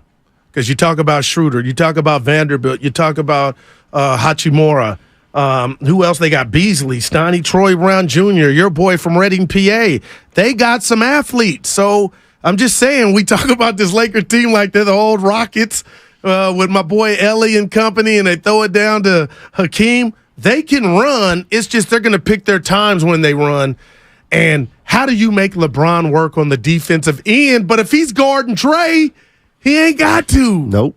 Nope. You know what's going to happen? You know what? Spadoni, I'm going to count. Me. Is Spadone still here? He's in battle. Spadone, you know what I'm going to count in this series? In this Hold'em jersey. Spadone knows exactly what I'm going to refer to here is times that LeBron James lowers his shoulder at the rim but doesn't have lift, and he can't He's finish. me at the gym. He can't finish. Like Draymond and Looney, even though they're not I got you, Skywalkers. I think we see that game 3 or game 4 when it really starts to, the wear and tear on him. I think tonight he'll look like Dark Knight, Batman, because he's had a couple days. Well, you would figure this is the one. This is the best chance for the Lakers to win it at Chase, right? No doubt about it. They haven't played since Thursday? No, Friday night. Friday. Saturday, so Sunday, they played Monday. Friday. Yeah. They didn't play Sunday. And then I'm sure they flew up here yesterday. And LeBron and AD didn't even play the fourth quarter. Look at this Fedora. That was they beat them crap out of Memphis. They really did. What do you do if you're Memphis? Not re-sign Dylan Brooks. Now, I'm going Lee Majors here. Don't do this, Google. You're going to bring a lot of attention to yourself. But he's becoming another show he had, the Fall Guy. Like you still got some problems with that team, Donnie. I just think Dylan's taking it all. Would you sign him? You're going to laugh. It's all dependent on who I am, but he can play. He's not a star, and I like the goon, the Ron Artest. That's what he is, but, he's taking a lot. I'm just like, wow. So Hey, if I tell you what, if I'm Philadelphia, I'm Boston, Milwaukee, I might take a flyer. Yeah, I don't know. To me, he is the quintessential more trouble than he's worth. Yikes. But that's just me. He didn't speak after the game. I don't think that helped him. I think he spoke after like 2 or 3 games. I think he's $75K. He had Gutless. Yeah, that's weak. I'm with you. I mean, there's like one thing you got to do after a game, and that's just go up to the podium and kind of suck. Last thing about Memphis. Yeah. I know we ain't in Memphis. You're going to laugh, but they missed the Samurai. How much did they miss Adams? Oh, is that what they call him? That's what my wife and I call him. Anytime the hair is back, or Aquaman, the dude that plays Aquaman, they look like samurais. So it's not really his nickname. It's, in other words, if I look at Basketball Reference, it won't have the samurai. You go to Evan on Basketball Reference, they'll say Big Chocolate. Like, where did that? We ain't even black. Where did chocolate come from? But that's how bad those nicknames are. But Steiner, you get Samurai, the Big Samurai. Yeah, I think it's because he kind of has like a samurai bun that he wears. I believe that's where it comes from. Tell you what, he got normally hair. Guys that wear that bun you can make fun of, not Steven Adams or the dude that plays Aquaman. I know you don't know. Jason Momoa. Big dude. Keep your girl away. I haven't seen it. Haven't seen it. You know who Aquaman is, right? Yeah, but part you know of the what? Super Friends. DC. Who else is in that group? Batman. Flash. Oh, got a new Flash coming out. Flash Gordon. Yeah, Flash. Yeah, Okay. Justice League. I have no idea what you're talking But the new movie Evan's called Flash. Ezra Miller. Yeah. I know I saw over the weekend a documentary series. We can say movie. On MA. I thought about that all night. 370. No, it's a documentary series. That's what it's called. Series. It's three parts. Okay. Yeah, it's not even close to a movie, I guess. I'll take the L there. Well, dude, Tupac on this is serious. On YouTube said I'm Bonte and Shasky in one. What do I do with that? Well, I saw something that said just think about that. I need a V8. You need something stronger than a V8. Them are my boys, but damn. So, what was I going to say? You saw something. Oh, when we're talking about Laker fans in the building, somebody made a snide comment about you. I didn't read it. I wouldn't read it. But it said something like, well, there's a Laker fan sitting across from you. But I didn't read. I wouldn't read that. Well, Spadoni. You're referring to me. I wasn't referring to you. Dude, I'll say what's real. The Warriors were the kings as I was growing up. You had to adopt a playoff team. I don't have a and problem Kobe with it. and Shaq, I adopted. I never turned in my Warrior license. And now my childhood friend, who may be in studio tomorrow, I'll keep Phil Handy. We may have I just hate if they lose. But if you're really from the union, you'll come in if you win or lose. But he might be in. I'm rooting for him, but not tonight, not this series. So you and Shasky keep pumping that up. Come on, I shouldn't. I took that. I tried to stick. Dude, I went to watch Chris Washburn and a young George Karl when he was coach. Dude, it's Golden State on mine. Do you think there'd be more Laker fans in the building tonight than there were Warrior fans in Sacramento? It didn't feel like there were a lot of Warrior fans in Sacramento. Would that be fair to say? No doubt. I think there'll be more Laker fans. Because we've been here and done it before, Warrior fans, so they want to get the chicken. Remember the caller said he paid $175 for lower reserve and sold them for $800. I would do that. $175 to $800? Yeah. So two, so that's you're a gonna plus make margin of what? $1,400 for a couple tickets, something like that. Yeah. And then watch it with bang. Oh, tonight's TNT. You got what's the spread tonight, by the way? I hadn't even checked. What are we doing? Why haven't we checked? I've kind of taken a little need money. Kind of taken a little respite from Warriors are favored in the series. Warriors are favored in the series. Mm-hmm. What? Give me those numbers. 5-point favorites tonight per 5. Man, that seems like Boston a lot. was 9.5 yesterday. How'd that work out? That's true. That's true. They missing Udoka? I can't blame that on the coach. Well, they still have the guy who not Firefox. They got Mozilla, right? Why am I laughing like you're making they don't a joke? have, they don't He's have on the Chrome or staff. Safari. They got Mozilla as their coach, right? That's a 4, Oh, Steiny. you like that? That's an early 4. Not bad. Yeah. Schleprock's in Los Altos. He's been getting a lot of play. Schleprock's been getting a lot of play this week. What's going on, Schlep? Hi. What's going on, the dynamic duo? Hey, I watch Warriors. I've been watching basketball for years. I never played. I'm only 5'10", so I don't really know the X's and O's. But here's my question to you, Steiny. Can the Warriors go at the Lakers with a two-headed monster? And this is why I say that.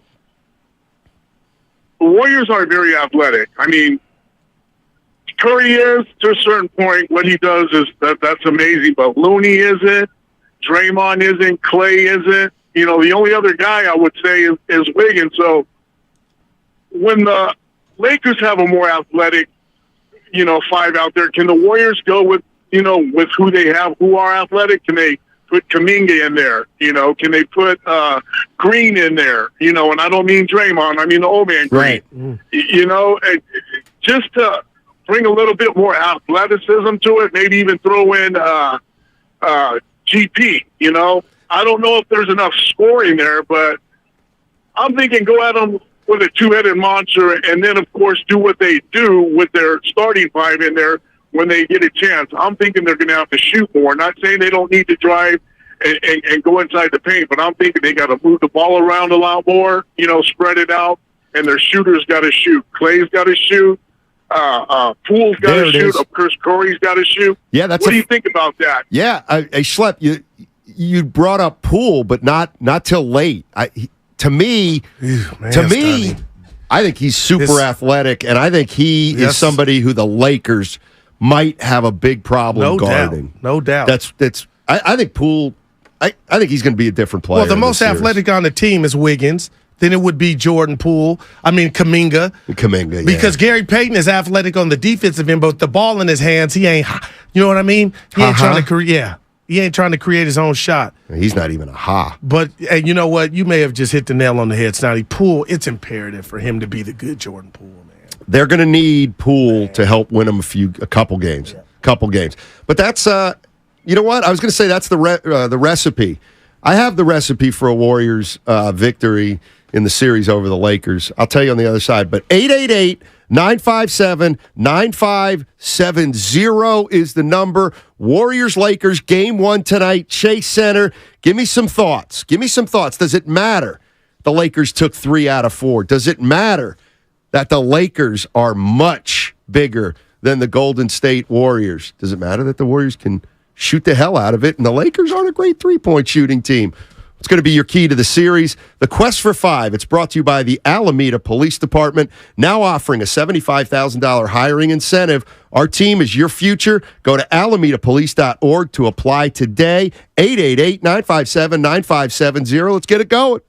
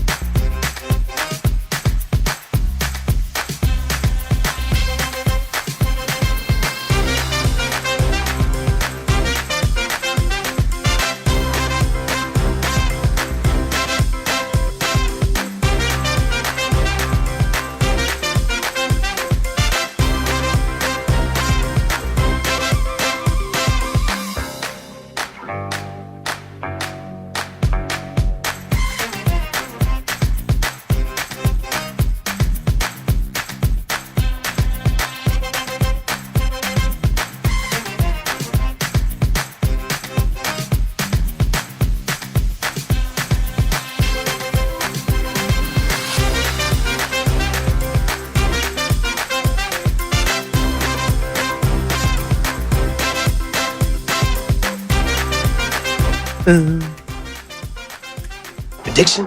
Yes, prediction. Pain.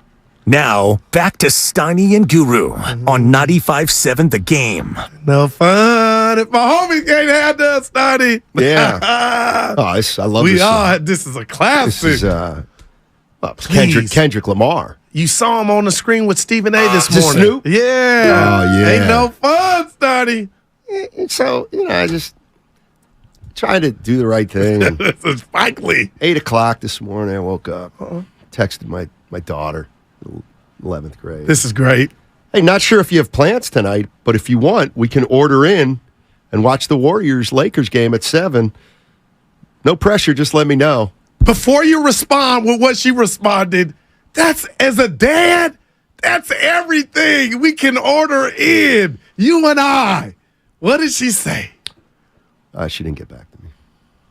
See, I'll cut that phone off. See, that's the time. Steiny, no, you got to text your parents back. Oh, man. So that's what, 3.5 hours old, huh? Yesterday, or Sunday. I'll turn up, man. Sunday, I played golf at 7:30, and I got back in plenty of time before tip to watch the game. And my daughter was there, and I started to watch it, and she's leaving, and I go, "Where are you going?" She goes, "I'm going over to Sadie's to watch the game." Her parents really love the Warriors. Oh, Steiny. I'm sitting there. I'm sitting there with a Sprite. Actually, not a Sprite. I like a pink lemonade. Yeah, sugarless pink lemonade. And those are the things that hurt. She goes over to another family. I get it. It's just all right. Here. Oh my God! Thank you. Let's. What are we talking? Oh, maybe she hadn't seen it yet, Steiny. Oh. Yeah. A 16-year-old hasn't looked at her phone in 4 hours. Yeah. Okay. Scotty's in Hayward. Let's get this going. Well, Scotty. Let's get this going. Hey, Scott. Gentlemen, good morning. How are you, man? Strong show. Oh, I'm good. How you gentlemen doing? Hey. I'm doing well, man. So, I think the key is the same as last year in the playoffs against the bigger, longer, stronger teams. You got to run those big boys up and down the court. You got to come out with the same frenetic energy that you played against the Kings played against you. Because honestly, both teams having little age issues, I think the Dubs are better conditioned. I think the Lakers are going to try and slow it down, try and play a little bully ball. I think you got to pass all over the place and run those boys down. Wear the Lakers down over and over every game. Kill them with your endurance. And I'll take your comments to that off the air. Interesting. I feel like it's, what's funny is I like if I had to say Kings Warriors, what was the storyline or whatever, I'd say, well, it's a lot of experience versus inexperience, experience versus youth, first timers versus champions. I mean, this one's got to be tall versus small, right? Or up tempo versus half court. And the Warriors feels like that, right? They averaged 29 3-pointers a game in the 7 games against Sacramento.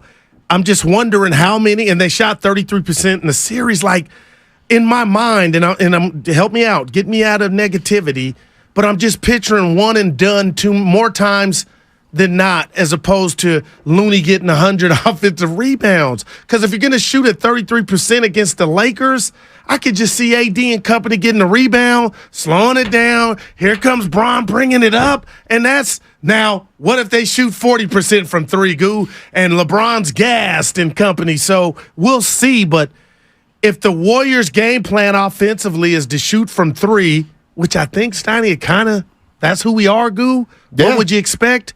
It's about what clip are you going to hit them. From the 510, I don't understand why we talk about the Warriors being old. Other than the big three, everyone else is young. The problem there at 510, though, is they only played about 6 guys last series. 6.5. So that's half half the guys you're playing. If they were playing 8 or 9, I kind of would lean a little bit more your way. For sure. You're going to laugh. But think we see Lamb? But so is Anthony Davis and LeBron ain't spring chickens. No doubt. So got to put a body on AD, Steiny, because he can get hurt going to the bathroom. That was low. I forgot about Anthony Lamb. I'm just like Eminem said, stay ready. So we'll see. As a diehard Warrior fan, objectively, it makes sense the Lakers would be favored heavily in this series, being the best team in the NBA, and with the Warriors looking in it, barely escaping. They need to prove the one. Okay, that's Ginger. No, Warriors are favored in this series. No doubt. 5 tonight. Yeah, it was a bad read by me, and it was a bad text by Ginger Arrow, Fremont. Now, Warriors will be, real quick. Yeah. It's not a gripe. We've been in good mood here the last couple of weeks, but Warriors in their black unis tonight. Steiny, I'm just asking, what happened to the Run TMC throwbacks? The Will Chamberlain golds? What? I don't understand. Like, could I apply for the wardrobe for the Warriors? Like, I love the black, but not tonight. Go Chris Mullen, who's on the TV with Bonte and Fences. Go Run TMC. Wait, the ones that just say Warriors? Yeah. They have got those? the California, the state, the symbol. The throwbacks? Yes. Why The one don't with we the tap cable into cars? those? Yes. I thought you meant... Those are an I'm option. lost. Yeah, no. I'm completely lost. Great series that ran on ABC for years. Lost. Oh. I never watched it. Yeah, me neither. I'll tell you what movie I did see that was interesting was... documentary or movie? Don't do this. Now I can't remember. It was one word. It was oh, God. It was a one word. Like Lost. You see, it was... it was about this... Oh, God, why can't I think of it? Huh? Shaq. No. Wait, Goo, how did you say Lost was great if you haven't seen it? No, because it ran for, felt like 100 years. Same way I can say Dodger Stadium is the nicest stadium, and I've never been there. But it looks really nice on TV. You judge a TV series like Breaking Bad. I never watched it. It went forever, so you thumbs up. Not hard. It was a movie about they go to this island and everybody gets old really fast. Old. It's called Old. Old? They get old really M. Night fast. Shyamalan, yeah. Yeah. Wow. Twist. I don't like that. So people aged, I think it was 7 years in an hour. Oh, yeah. I'm out. Spoilers. Something like that. That's depressing. Well, not Benjamin Button. The movie, the movie, yeah.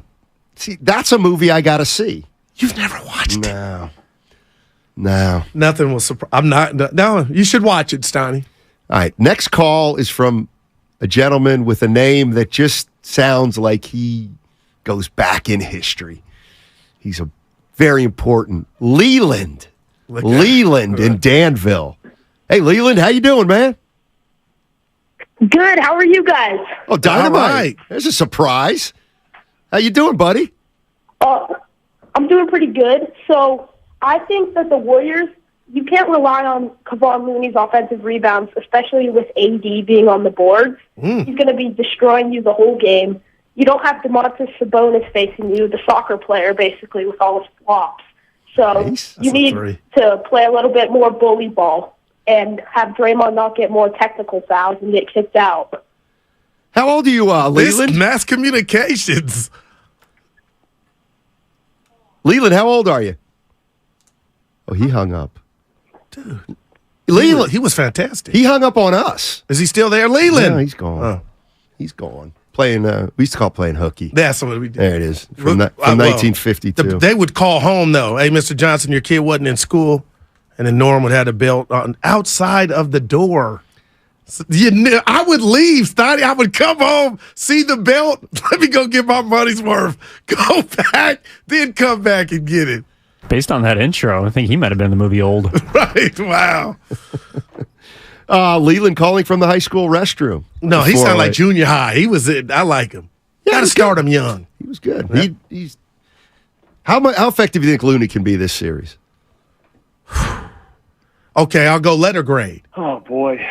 He was an A plus against Sacramento, stylistically because of what Steiny. I'm going C plus, and I hope I'm wrong.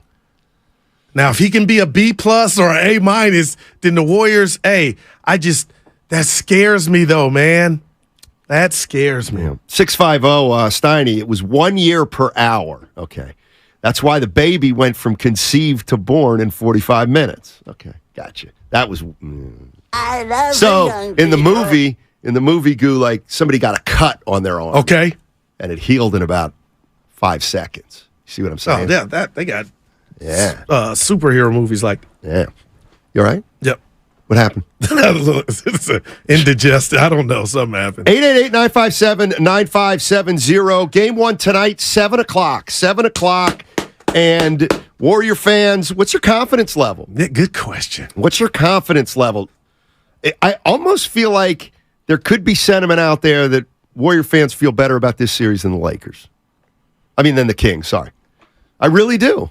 Now, the Kings took the Warriors to 7. But I didn't know De'Aaron Fox, late to the party, was a superstar until 4 games in.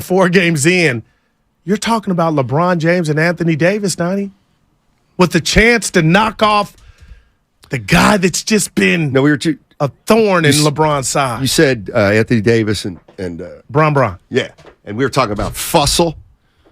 You know what I think of when you say LeBron James and Anthony Davis? I think of Fossil. These guys are old. We'll give you 2. I'm really worried about some. I don't want to jinx it, but I don't like. We want to know now, though. Well, it's the injury / fatigue. These games are coming so quickly, just so quickly. I just, but you know what though? Bottom line is this.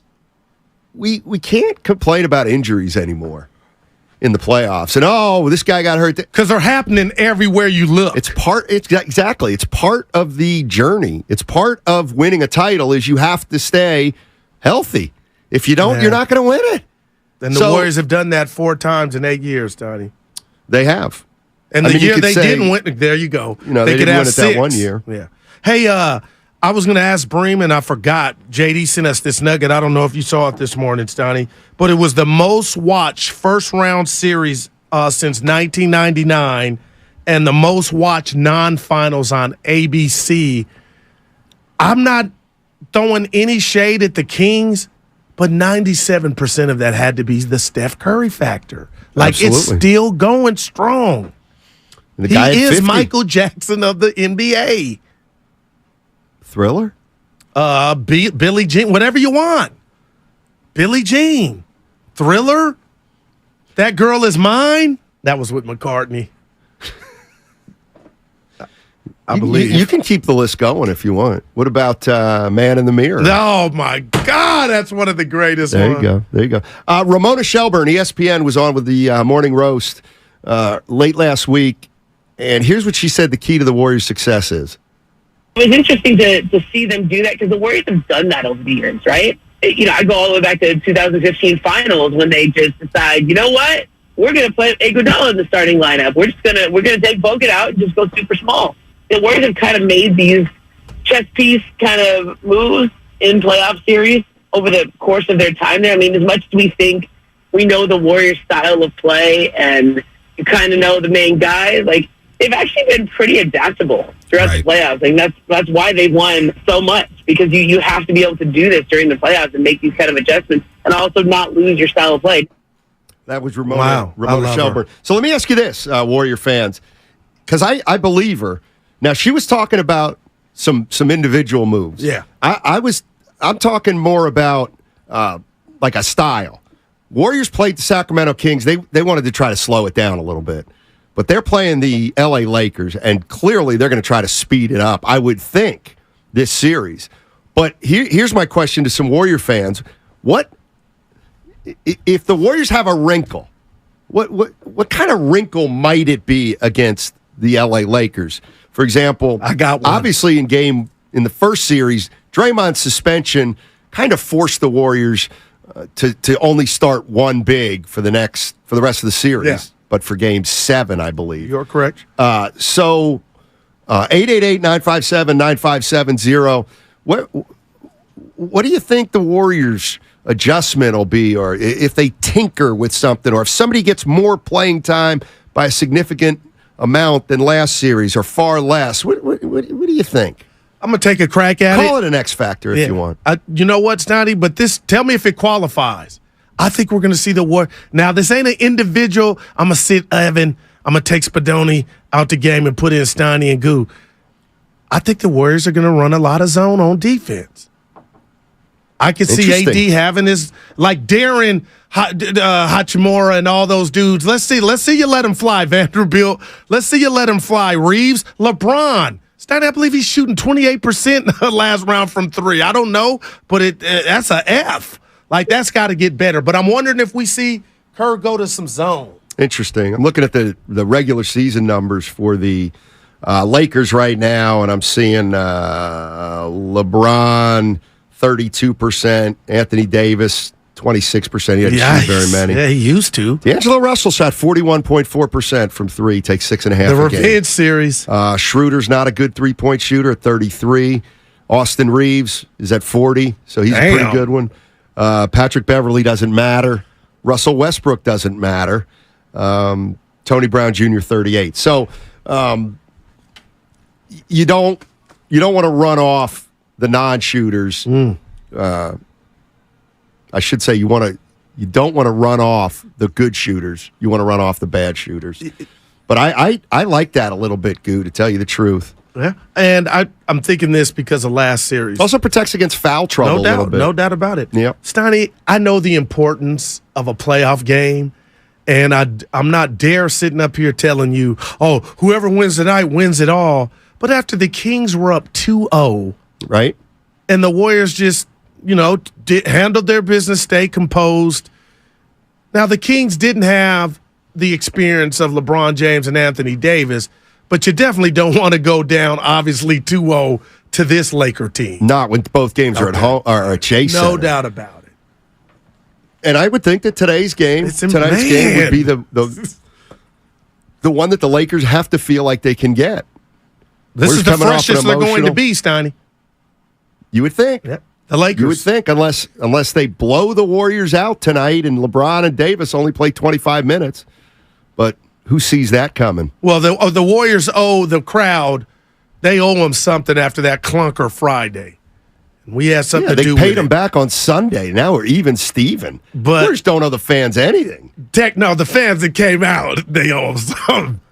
What did you go do on that Friday after that debacle? Where did I watch that game? That was the Pamper playoff game for the Warriors. That was boo-boo. I think I watched it at Dana's. I can't remember. But you weren't mad. You were like, oh, I'm in my buddies. I'm talking about the people that win paid parking. Got lubricated. That helped drown the pain. Yeah, I was day drinking. That's when I do it. Josh in Castro Valley. What's up, Josh? How you doing, man? Doing good, fellas. How y'all doing? Doing well. Playoffs. Good, man. I want to tell you guys talking about the perfect thing I wanted to talk about right before I got on here, which is the zone. First off, I think they definitely don't go to that zone a lot. Whenever they go to it, what I've seen, it always works. It always seems to work. They always seem to get stops. They always get a little momentum. So I think they definitely going to throw that in there. But the main thing I want to talk about today with y'all is everybody keeps saying the Lakers size, Lakers size, Lakers size. I've heard that since 2015. Bigger teams can beat the Warriors, bang them up on the boards.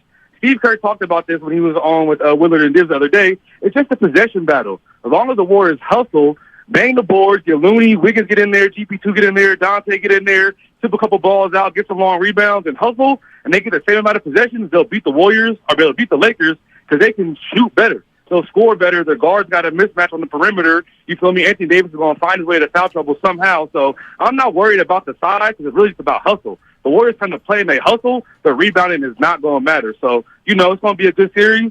Warriors in 7. Let's go. Warriors! That's Josh in Castro Valley. Yeah, CV. 888-957-9570 is the number. Give me a key to the series, Warrior fans or Laker fans. I know there's going to be other Laker fans up here in the Bay. Let's see one right now. Mobby, I'm a Dodger fan. Not you, Goo. I'm looking at Spadoni. Wow. Oh, my gosh. Goo almost raised his hand. No, I meant Spadoni. You're ready for the improv. I did not almost raise my hand. I was looking at the Mafia 22 on YouTube. Asked me, Goo, what you drinking tonight, dark or clear? Yeah, what are you drinking tonight? Clear, Stoney. Little liquor. Let me tell you something. Yeah, baby. People say, I hate to I'll tell you one reason. These playoffs take a toll. It's the first round just completed. I know, but now it's like, I mean, dude, this is great. They really take a toll. Look at you. on your body these games. Travis I'm not King, talking about Steph Curry. I'm talking about me. No, I know. $1.99 he donated on YouTube to have this read. Dubs in 6. Let's get it. Why is that all blue? Because when you donate, it goes to the front of the line like, please read me. Somebody donated? Yeah, Ernie Chavez has done it multiple times, and Travis King. Travis King? You donate. Now, where do the proceeds go? Odyssey Inc. I remember when you said What's the merchandise? Oh, God. I use proceeds. It's so funny. Oh, boy. They unleashed they unfurled the 95.7 The Game swag store with sweatshirts and hats, etc. Can I give you something that just tickled me? And Guru asked the boss. So where did the proceeds from those items go? And hey, he gave me a look too, the company, right? Even Rat on the Table, which you came up with. By the way, that's your cue, bro. Hurry. Rat on the Table, Steiny, sponsored by Atco Pest Control. Go to AtcoPestControl.com for all your pest control needs. Nice. Now, I got a hashtag random before we get out of here. Okay. I am so shocked at what Boston didn't do and how they just basically let it go down their leg. Mm-hmm. I think they need a coach. I go to Austin on San Jose, random on YouTube. I said, Celtics need a new coach. He goes, Monty Williams will be available if they fall to Denver. No way. You just got KD. I don't know. CP3, Stoney, put him out his misery. I'm tired of these guys with their history. You can't count on them. Yeah. Wait, AJ Cruz just donated $2? He did. Steiny, go get a Diet Coke and relax, have fun. Last time you had a Diet Coke. I actually kind of like. Very self. You look at Slim. I have a Spadoni. I know it's break time. Oh. Spadoni. People want to know how often I drink a diet soda. About once every 10 days. Boy, it tastes good. All right, 888-957-9570 is the number. I see Tom. I see Flea. I'm going to get to you guys on the other side. And AJ Cruz, thanks for the advice. Really appreciate it. Dub Nation, you know they are gold-blooded. The 2023 playoffs presented by Kaiser Permanente. They're happening right now, and single-game tickets are available for purchase. Get your tickets now at Warriors.com or call 888-GSW-HOOP. Representative standing by. If you're gold-blooded, you're always gold-blooded. Do you have neuropathy? Are you experiencing...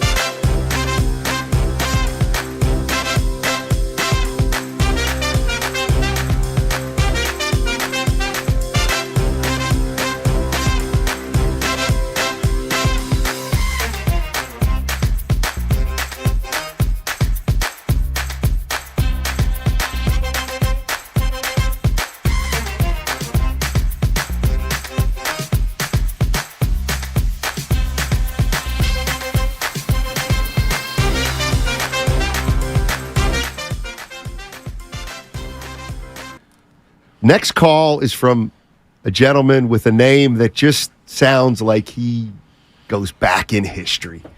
Leland. Hey, Leland, how you doing, man? Good. How are you guys? There's a surprise. Now, back to Steiny and Guru on 95.7 The Game. By the way, we have no use for this one as of right now. Who's your favorite player? Jonathan Kuminga. Wow, the high flyer. Yeah, he's going to have trouble getting off the bench this series, kid. That's Kareem in Airplane when he told the kid, you tell your dad you chasing Lanier down 94 feet. Remember that? He was like, my dad said you don't rebound. Anyway, real quick, Stoney, the money's coming in. $4.99 Sabo on YouTube. Kuminga gets bothered by quickness, and with Monk and Fox on the floor, Kuminga was unplayable. But now that the Laker roster, Stoney, I don't think I've ever. Laker roster. Oh, here we go. Yeah, go ahead. Laker roster doesn't have anyone as quick. He'll be fine. It says I don't see anyone quick there.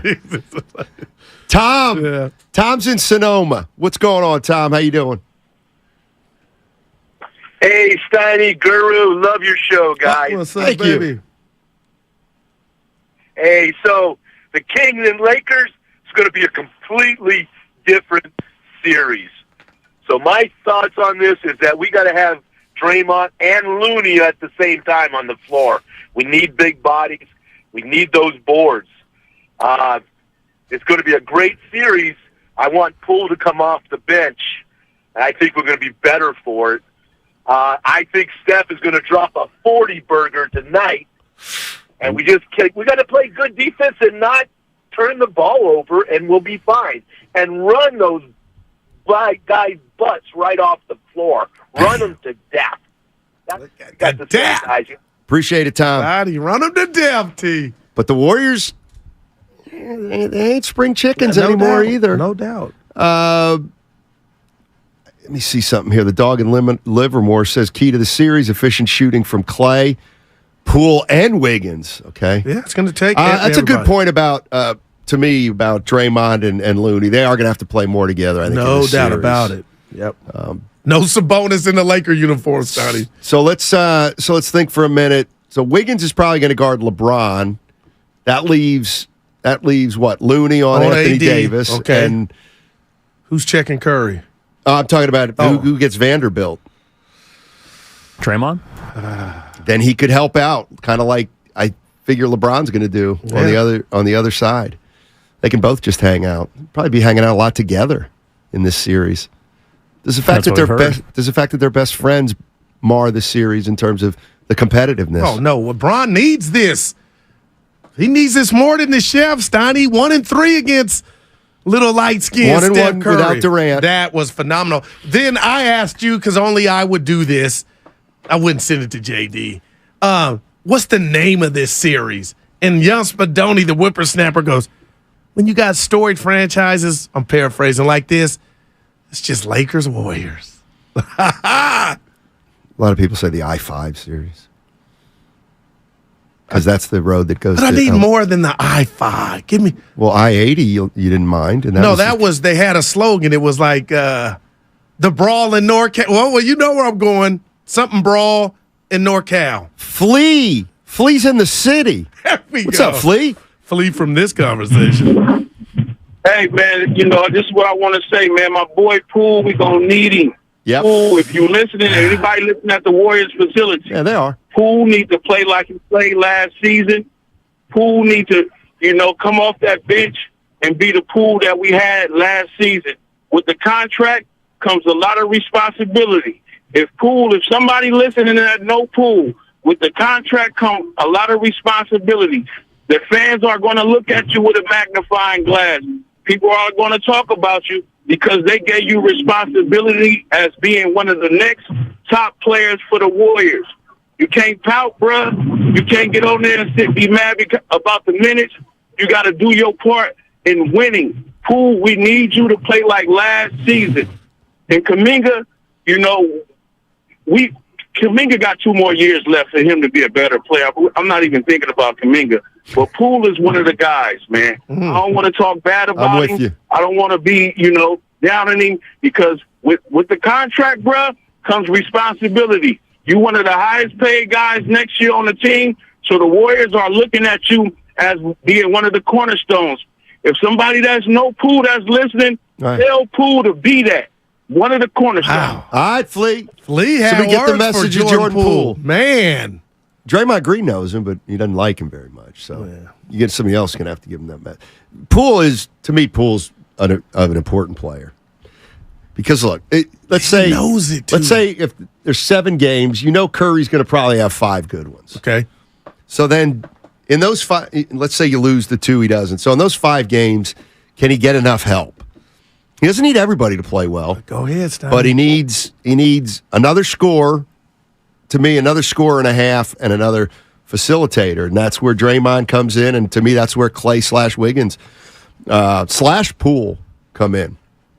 And we'll see. It's gonna be an interesting. And here's the thing, Goo. A lot of wiggle room. Tonight may be talk to me. A feeling out game. Like good boxers. First round. Yeah, but not a lot of, I was going to say action. Intensity. It's going to be action. No, it's going to be that. You think? Dude, it's every other day. This thing could be over. That's why you got to be careful. You don't want to come out. What are you saying? You don't want to come out too high in game 1. Well, you don't want to come out with an L and say, at least we didn't spend a lot of, I'd rather be tired as hell, but up 1-0. Of course. Yeah. I can't wait. Jonathan's in San Francisco. What's up, Jonathan? How you doing, man? Hey, I'm doing well, you guys. It's good to hear you. I love your show. Thank you. So, keys to the game. Not a prediction now. Just keys to the game. It's limiting the turnovers. I mean, it's so clear. We had 7 in that last game, and it's all the difference. And then rebounds. That's it. That is it. And I would not hesitate to put our long guards and just go ragged on the boards on these guys. They may be bigger, but we send DiVincenzo, Kuminga, Wiggins, just flying to the boards, just wreaking havoc. And then we run them. Yeah, I mean, listen, if the Warriors, good stuff, Jonathan. If the Warriors, if they're going to take a lot of threes, then they got to get long rebounds. No off doubt those about threes. It. And if they don't, Steiny, I've seen this movie before against the Lakers. The AD or somebody clears the boards, and now here we come. Warriors in the Lakers in their half court set, just trying to find mismatches. And let's be honest, who can guard AD, Steiny? Because if Looney gets in foul trouble, all hell can break loose. Draymond can guard him a little bit. All right. Now, what if he gets in foul trouble? And JaMychal Green, Damn. Anthony Lamb, something like that. Hey, listen, tomorrow, big day tomorrow. Why? It's your chance to win a pair of tickets to Game 2. We're going to show you a keyword on our YouTube and Twitch pages during the show, and you're going to enter that word at our contest page at 957thegame.com. Why don't you go ahead and find our YouTube and Twitch page right now so you know where to go and you're ready, and you can like and subscribe it. Our ticket giveaway is brought to you by the Next Generation 10G Network, only from Xfinity. The future starts now. And remember, tickets are always available at Warriors.com, the only place to get tickets that are 100% guaranteed not to be fraudulent. There you go. Game 1 tonight, 7 o'clock tip-off from Chase Center. It's all here right on 95.7 The Game. It starts with JD at 6 o'clock, Warriors Live. Part 5, Bron versus Curry. Yeah. Part 3 without Durant. Joseph in Vallejo. What's going on, Joseph? Hey, thank y'all for having me. It's been quite a while. Been trying to get in. I had a couple of things to share with you, but I want to know that I truly believe that the Lakers would take this in 5 games. Oh. And I'll tell you why. It ain't so much as AD, because if you remember at Chase Center, Looney put it to him on several rebounds, and it was a turn of, he turned the whole season around for AD because Looney was putting it to him. But now the Lakers are playing LeBron at a power forward. Teams don't have a power forward anymore. That's why you see LeBron is off the ball now. He never trusted being off the ball before. So 2/3 of the time, LeBron's off the ball. Certain time, about a third of the time, he's holding the ball. That way, he can get the weak side rebounding. So one center can't do it by himself with Looney. He is good. And the reason why he's unappreciated, because the Warriors don't appreciate it, because they didn't give him the bag, they gave him a coin purse. But I truly believe the Lakers get him in 5. Guru, you hurt my feeling when you say I want to live in a place with no crime. That's another time for that, you know. And Draymond Green, it's unfair that he's hired by TNT and have that podcast, because he gets to rebut anything being said about him. And he's a good at wiggling his way out of stuff. He's a head speaker, and that's unfair. And Steiny, Jill Biden, you could change what you said, you could change what you wrote, but you can't walk back what's in your heart.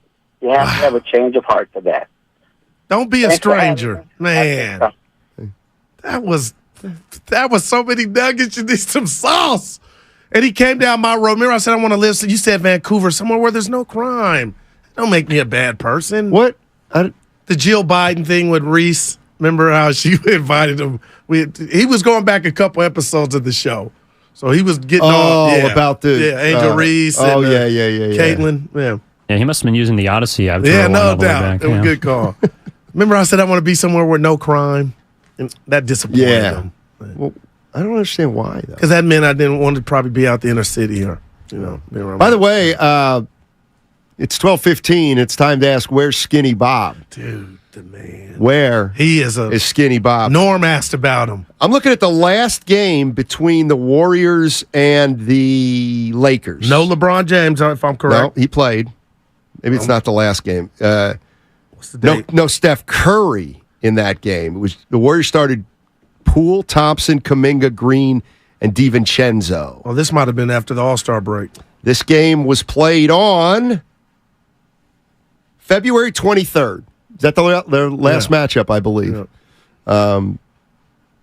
You can double-check that. Yeah, that was first game after the All-Star break. Okay. I'm looking at the Lakers. You know what LeBron went that game?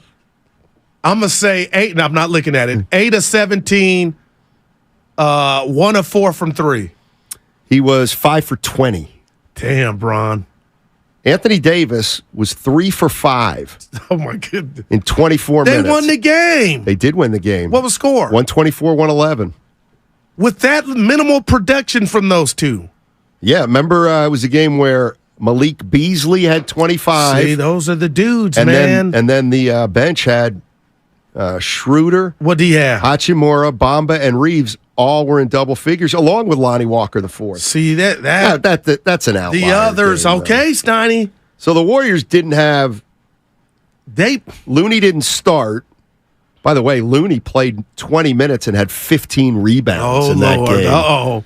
Put some respect on my... I can do it against anybody. Wow. Interesting. The one that caught me was the Saturday night game, ABC game at home, and there was no LeBron. And I'm sorry. And my bad. Yeah, that was the one right before the break. Yeah, I blew it. There was one more recent, though, Steiny, on March 5th, in which Curry did play. LeBron did not play and did not go too well for Golden State. Warriors lost that game 113-105. Curry had 27. Oh, okay. Clay had 8 for 20, 5 for 13. That ain't steady, Clay. No, that was Steph. Oh, okay. Clay was 8 for 18, 4 for 10. You'll take that, I think, with Clay. But that game, all the Looney, Curry, and Thompson were all minus in that one. And there was no Wiggins, of course, though. That's so true. That's a big That's a good part point. of all That's this. a good point. I'm looking at In the last game, I forgot about that. Anthony Davis, 39. Oh, man. The brow. That's right. LeBron didn't play that game. And they won. Yeah, they did. Right. Of course, Austin Reeves had 16 that night, too. Jimmy Hernandez on YouTube asking you, can Clay guard Austin at all? I need to see. You know what? Austin he can get jiggy with it. Not saying Clay can't do it. I got to make a prediction on Austin. This is his coming out party, man. I don't think he's going to have a great season. So, what makes you say that? Because I saw him a few times. Against Memphis or prior? No, before during the regular season. I remember texting Spadoni, like, you know what? Reeves is all right, but he can get to the free. He got the Jordan Poole, get to the charity stripe. Yeah, we'll see. All right. We'll see. 888-957-9570 is the number. How confident are you feeling if you're a Warrior fan right now? Are you more confident in this series than you are or were against the Kings? I feel like a lot of Warrior fans feel better about beating the Lakers than the Kings. No, I said Warriors in 7 against Warriors in 5 against Sac. I meant it. This one I got Warriors in 7 and I'm scared. That's the difference with me. I ain't scared to admit that I'm scared or nervous. Anthony Davis, who's the Allen Iverson? The answer. I think Looney. Okay, I like how it sounds. Looney. Okay. Looney put it on Sabonis. Why can't he put it on Anthony Davis? What'd you call Looney yesterday that you love so much? I don't want to talk about that. That was unfair. Looney bin. What was unfair? It hit. I don't mind good-natured laughter. But that was a little mean-spirited. To who? To me. Vintage Dibley. He stuck it to me. Oh, right. I forgot. And Willard snickered his snicker like he always snickers. I love Willard. By the way, no changeover today. Because we're going to have Chris Broussard of FSN. Oh, yeah, Fox Sports Network. Wait. First things first. He's coming up at Could you do TV? 1:35. What we like Broussard's job. Dressed up and we were just imagine us in suits right now just shooting the tough camera on us. I think I could do it. I think you probably could too. Well, we do it anyway with YouTube. I just don't like camera 2. I tell, give me camera 5, Jack. Yeah, camera 2. Give me that Tim one again. said it's fake, but it's real. I thought you were going to give me the 1-2-2. You got that one? 1-2-2. 1-2-2. I don't know what that is. Play that at your funeral. I really don't know. We don't know what he meant, but it sounded good. You were talking about Kuminga might be in the 1-2-2 in this series. That's right. He needs to. Who has a Laker jersey under his Warrior coat? Who comes up with the stuff? What was that? What? Oh my! But who would have a Warrior jersey, a Laker jersey under the Warrior coat? My God! Oh boy! Do you realize the laugh you just did? I mean, Evan is working on it as we speak. I've never heard anything like this before. Take on East. 888-957-9570 is the number. I mean, has anybody ever heard something like that before? That's my everyday laugh. No, it isn't. That would be like me saying 1-2-2 is the way I said. I'm juice. You know where you're watching. I'm going Thursday. I'm going to go Thursday. Give Handy a break today. Let me see if my daughter got back. Oh, yeah. This is awesome. 24. Come on. If I had her number, I'd text her. Get back to your daddy. No. It's a wrap. I got one from JD. March 5th was the last matchup. It was a Sunday afternoon. Curry's first game back, actually. Curry's first game back. Let me know when you got that. Evan. But, hey, we might have buried the lead. What is it? We're getting close to an important date.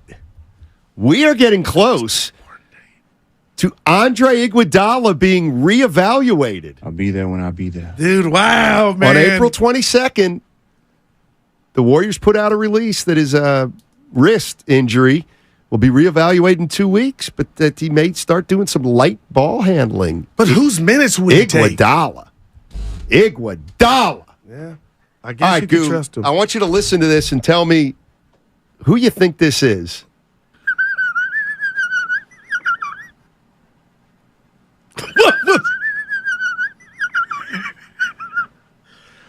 That wasn't me. Yes, it was. Oh, my goodness. Yes, it was. That's scary. I don't know.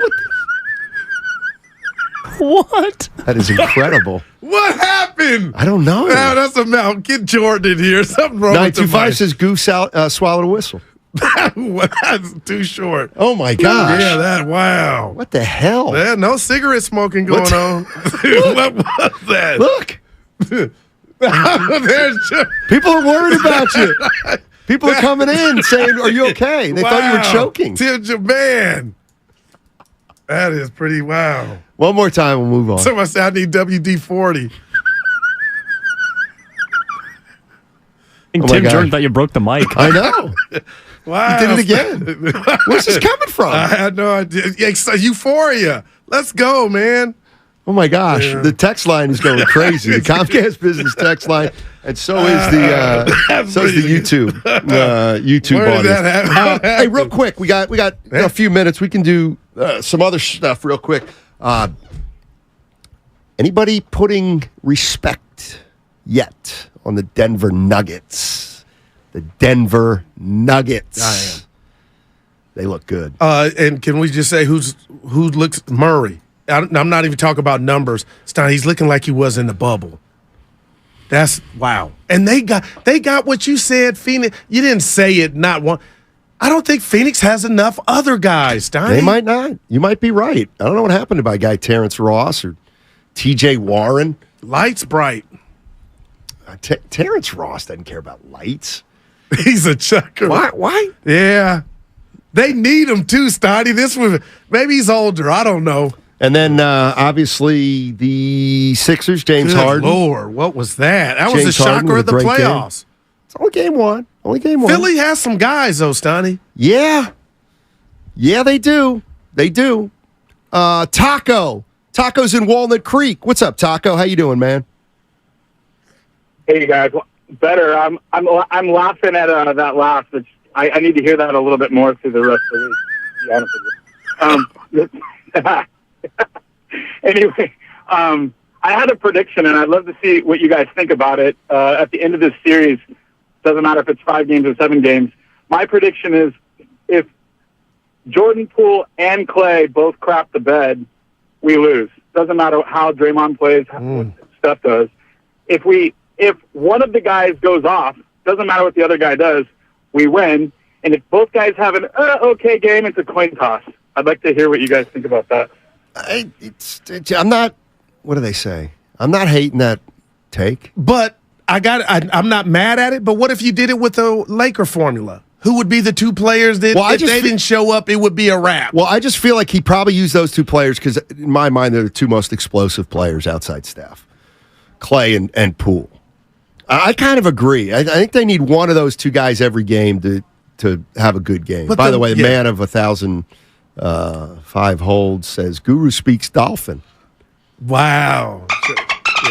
I'll tell you what scares me about this series too, Steiny, is the Lakers I call post-game body punches.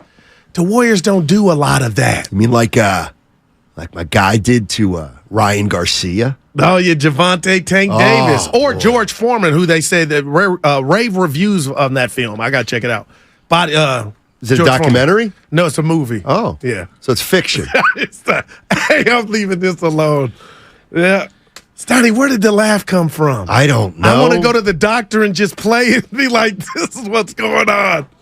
Yeah. All right, 888-957-9570. We got a couple open phone lines. Give me your X Factor, ladies and gentlemen. Game 1 tonight starts at 7 o'clock. Warriors live at 6 right here on 95.7 The Game. And don't forget, Thursday's Game 2 starts at 6 o'clock. Tonight, 7, Thursday, 6, and the number, 888-957-9570.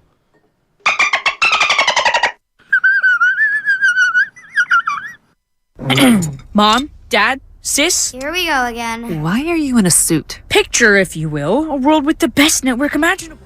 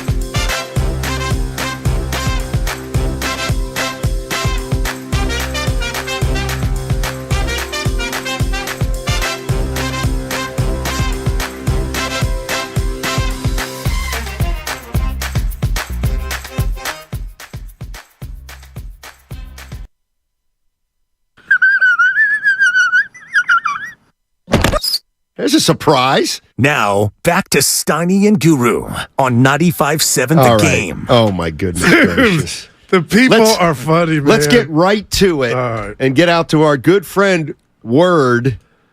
Leonis. Who has a comparison. Go get him, Word. And I got the sound. I got the sound of the character you're talking about, so go ahead. So, thank you for letting me on for this one. I don't know, Goo. Yeah, you know this one, Goo. The cartoon, the old school Hanna-Barbera. I just saw it. Yes, I know which one you're talking about. Look up Mudley Laugh Mix on YouTube, and it's like an 18-second. Here we go. You ready? It was you. You ready? Steiny got it. This is go ahead and run it. This is Muttley. Hold. Oh, no. This is Guru first. This is Guru.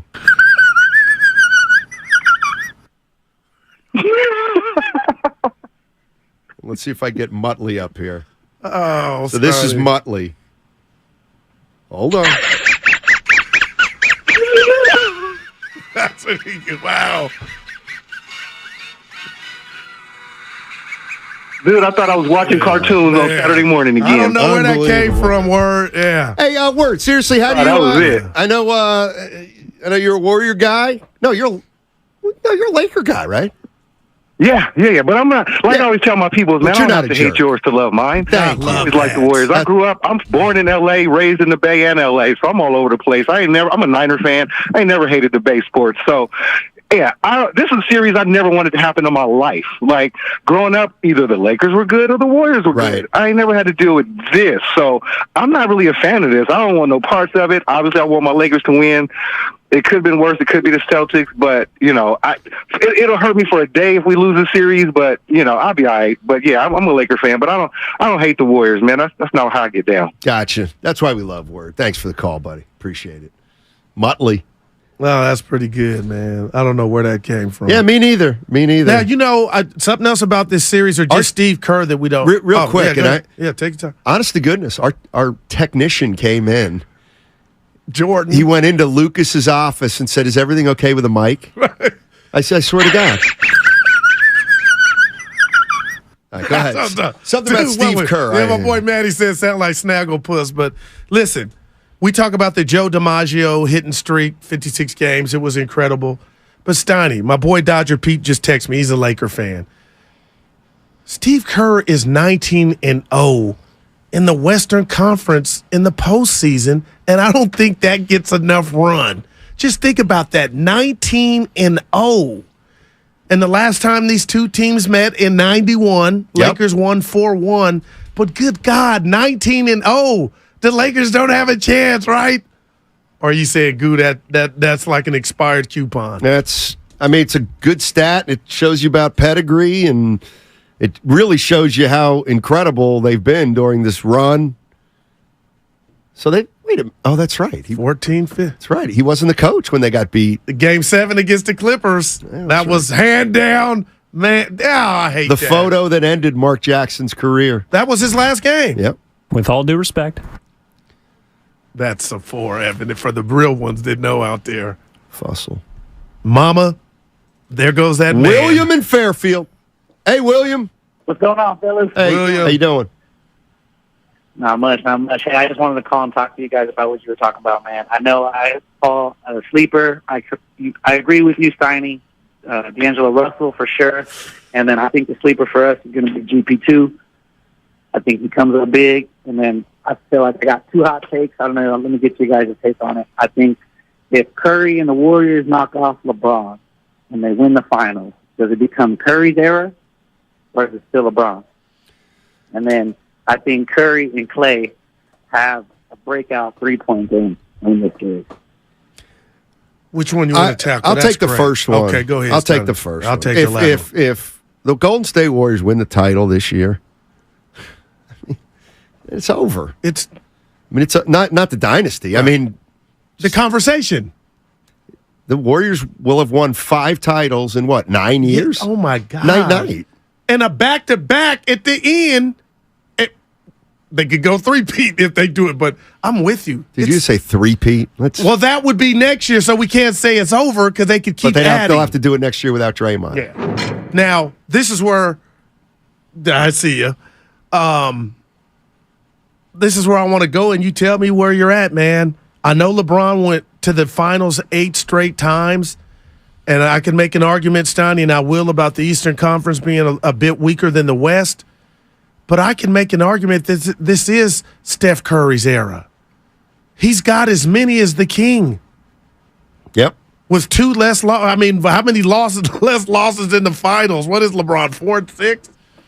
Something like that. Yeah. Something like that, but... So you don't get mad. That's not preposterous when somebody says it's a Steph Curry or it ain't LeBron.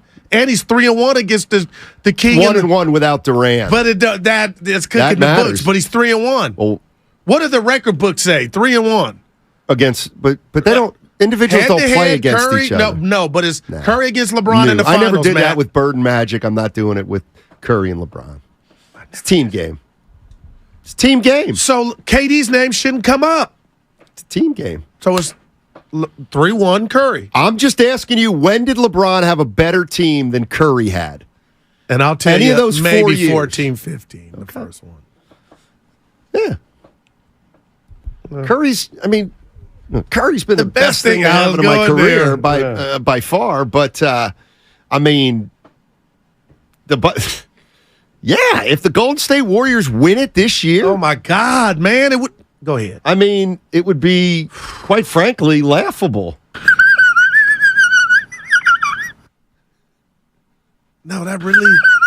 Oh my goodness. I don't know where it came from, Steiny. I don't. But everybody's sending Muttley in here. Dude, everybody's saying somebody else says Zach Galifianakis. Where was that from? Somebody sent that too. He's an actor. Between Two Ferns. Pretty funny. Well, that's a hell of Between Two Ferns. You ever seen it? No, I love the title. That sounds like an Evan. Evan probably likes. I think the wheezy Galifianakis is from Dinner with Schmucks, but yes, he did laugh.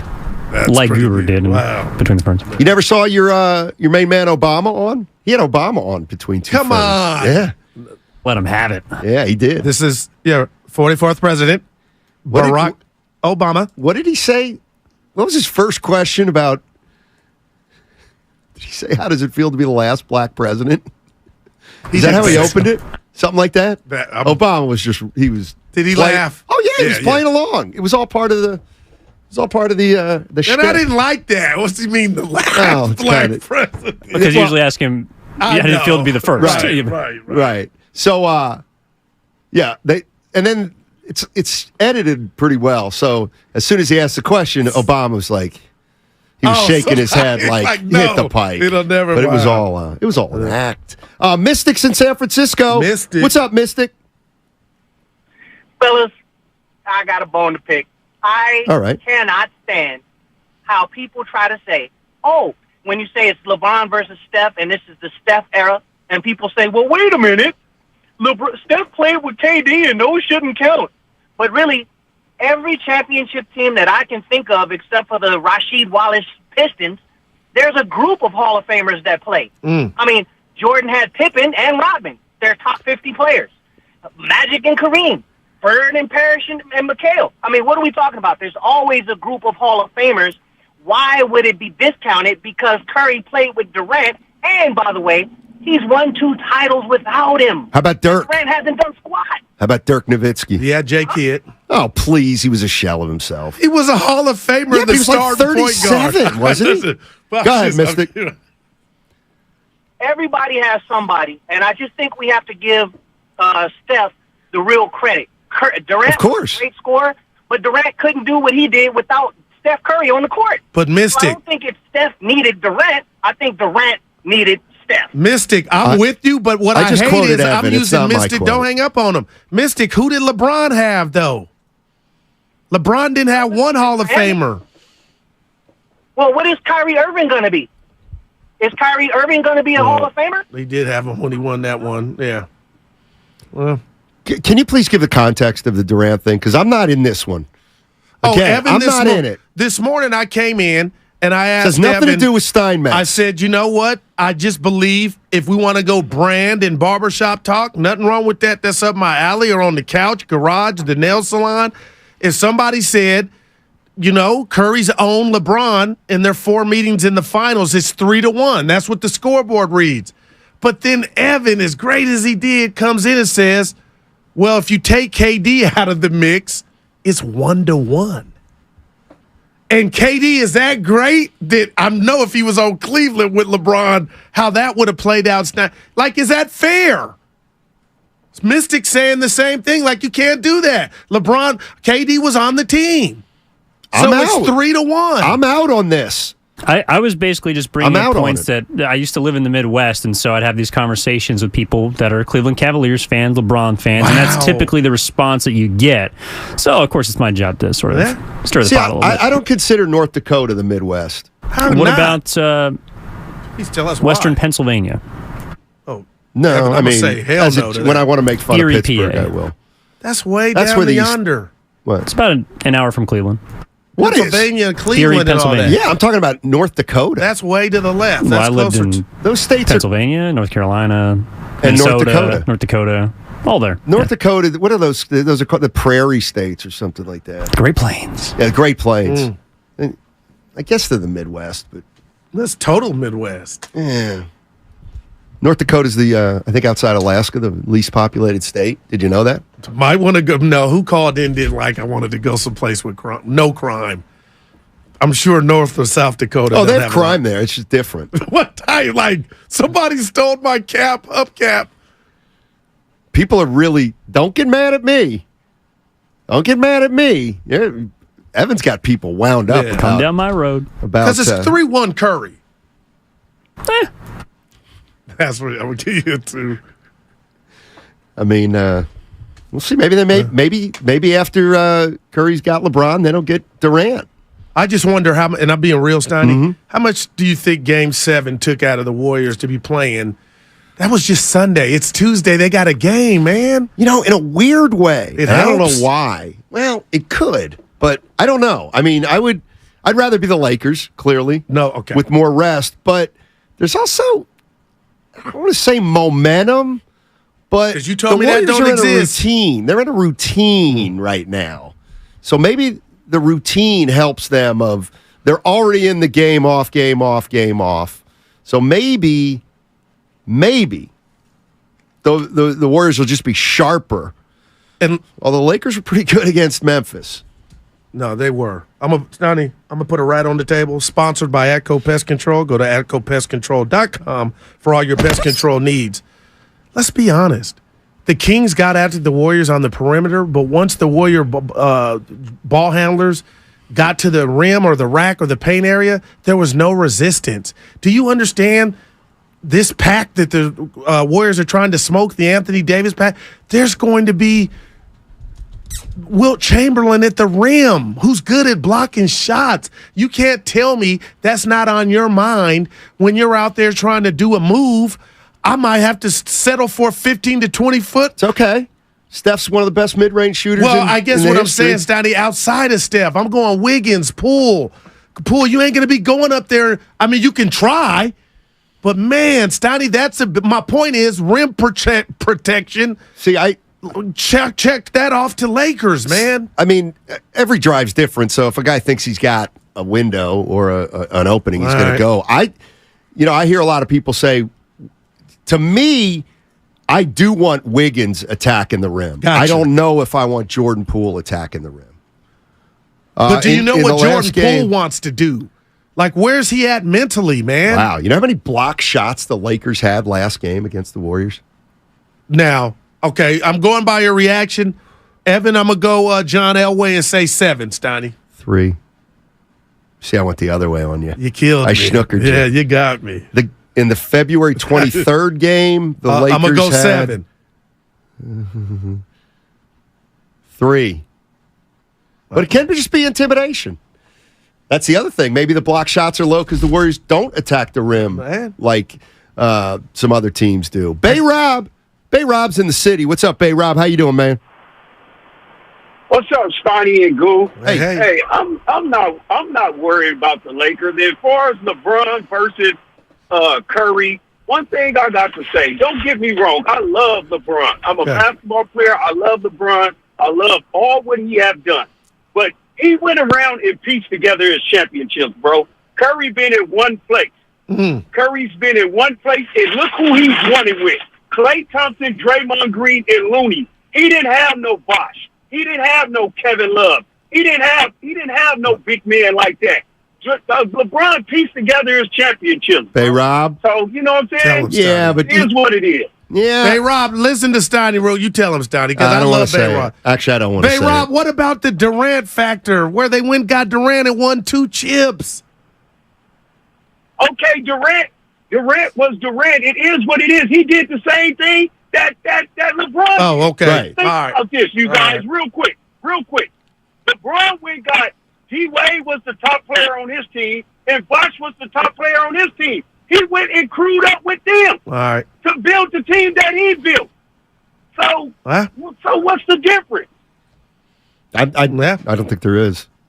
But to some of the blame pure, heaven. no, some of the purists hated the whole Steiny. You know, we were just starting our relationship. I hated every aspect of the Warriors going to get Durant. But felt Durant like they went and got didn't the need him. Warriors every bit as much as the Warriors. I know it's semantics, but Durant wanted to come here. Yeah, because do he I think he needed- took the easy way out? Okay. Yeah, I do a little All right, bit. let me put the. But you know what? It Oh, wasn't gosh. all it cracked up to be. Does That's why Durant he's have gone. does Durant have a title? I swear I believe this, and you know what I think about Durant. He doesn't come here. He does not have a chip. I don't know. He needed the Warriors more than the Warriors needed him. But the book and the authors out there, everybody's talking about the Warriors needed. The Warriors were up 3-1, had the Cavs bickering. They didn't. You telling me they run that back? LeBron would have won again? No way in hell. I hate that narrative got hijacked. Which one? The one where the Warriors didn't do their Kevin Costner with the original cast. Revenge of the 3-1 suspension. Had no Durant been brought in, you telling me the Warriors didn't have action on beating Cleveland? In action, but who knows? Who knows? Only thing I hate about this whole Steve Kerr era is we didn't get to see that chapter. Yes, we did. We got to see it before and after. Oh. They won it before Durant. They won it after. What more do you need to see? Okay. Like whether they would have done it or not the when they had edge that Durant. they would have had as they losers. did it twice. They Yeah, didn't do it okay. once. But the edge that they would have had knowing that they tricked off that finals to LeBron in the way that they did with the suspension, I wanted to see that locomotive coming back of, please. Well, we did. know we should have won. We did, and they lost. Oh, you're talking about After the 73 win season. Because they got Durant. They won it, but it was different to me. Wasn't part of it, though, also getting Kevin Durant, you also eliminate your biggest threat in the Western Conference. So who knows if they would have even gotten to the finals. That's a great call. Yeah. That's a great call. So you said that helped the Warriors, Goose. So KD took the easy way out, and the Warriors were gutless. They should have told him to hit the pipe. Oh. We don't want it. They should have That's said why Kevin. I love Steph. KD. Do you realize that if you come here and we win 2 titles in a row, everybody's going to say it's you, not Steph? We can't have that. Steph, the whole trio, Dre, Clay, Steph, Steve, Bob. I've never, That's if incredible you ask they me, allowed him to come would here. the Warriors have won the 2 titles the year they I'm won all it with ears. Durant or not without Durant? I don't know. I mean, I don't think they would have. But they would have been a factor. Of course. Okay. But it doesn't matter. Steph Curry and the Warriors have 4 titles. No doubt. As my now 25-year-old daughter used to say, period, end of story. Oh, let me see if I do, because I'm invested, Steiny. I hope she texts back. She ain't seen it yet. This is my 11th grade Probably daughter. think it's a to-do list, so she ain't clicking on it. Not sure if you have any plans tonight, but if you want, we can order in and watch the Warriors at 7 o'clock. You worded it too. No pressure. Just let me know. And I even put a little emoji with a blown kiss. Yeah. That was at 8:05. No response. God. I wish I had something for you. Kurt in Oakland. Yeah. Boy, that's a gut punch. Stick it to Dad. Hey, Kurt, how you doing, my man? Hey, guys, on the way to work. Guru, I'm mad at you. What happened? Don't compare 80 to Wilt Chamberlain ever. Well, you know I was having some fun, but it was in regard to rim protection. No. I know you're having fun, but do not compare him. Compare him to Greg Oden if you want to compare him to someone to the post like that, but do not compare him to Chamberlain ever. You got it. Thank you, though. Yeah. Oh. Love the show, guys. Thanks, Kurt. Appreciate it. He used mine. Kurt's going I'm to mad work. at you. Dude, I wanted to ask What if that him, means he's going to miss the game? So he'll probably get off at 9. Well, it depends what kind Or of shift 10. he's got. If you got an hour lunch, he gets off at 10. 8 hour. If he's doing an 8-hour shift. Well, we don't know if his shift starts at 1, 1:30, or 2. Typically, there's the old 3 to 11 shift. That can get you into trouble. That got me into some bad habits, the 3 to 11 shift back at the Reading Times newspaper in 1987. Yeah, get me out of here 4 or 5. Man. Last time I had a job, I was by myself, Tidewater Associates in Hayward. Yeah. I was the janitor. I was faking like I was going to college. Borrowed somebody's radio, the salesman, broke the radio, put it back together, tried to put it back in there. They called me in by 9:30 the next morning. Hey, we got this radio. Nobody knows where it got broken. You have anything? I ain't never seen that radio in my life. Not even my check was in my hand. Had to tell Norm. I should have just fessed up. I broke it. I borrowed it. I shouldn't have borrowed it. Trying to think if I ever did something like that. So I lied. Yeah, they knew. See, my brother was a horse's behind, so I saw him do some stuff. At home or at work? Not home. Okay. I was the good kid. I wanted to please my dad because my brother. So they never had to call you to get you out of jail. Some parents go through that. Could you imagine? I didn't have to go through that. Not going. But you know what I mean? Some are like, hey, where you got to call? The 2 times I was in here, come get him. The problem with me is the 2 times I was in jail, I was 3,000 miles from home. It's a lonely feeling. So you had nobody to call. Freaking Hyannis, Massachusetts. Whoa, man. Sitting in a clink because I rode a motorcycle without a helmet. I remember that story. And I didn't have a license or registration. Oh, come on, go get the real criminals. Thank you. Bike got him. My friend's bike was impounded. It was all bad. Who got you out? Or you just had to wait it out? That was the that was the day. So I got pulled. I was first day of work too. I had to get to Truro. I was going from Truro to Provincetown. That's where the job was, and so it was like 6 miles. So I took my buddy's motorcycle. I got about 3 blocks. No. Woo! There's a helmet law in Massachusetts. Oh, I didn't know that. License and registration. I give him my license and give him my car registration. He goes, "No, where's your motorcycle?" I don't have a motorcycle. Come on. I don't have a motorcycle license. He put me in back of the. He cuffed me.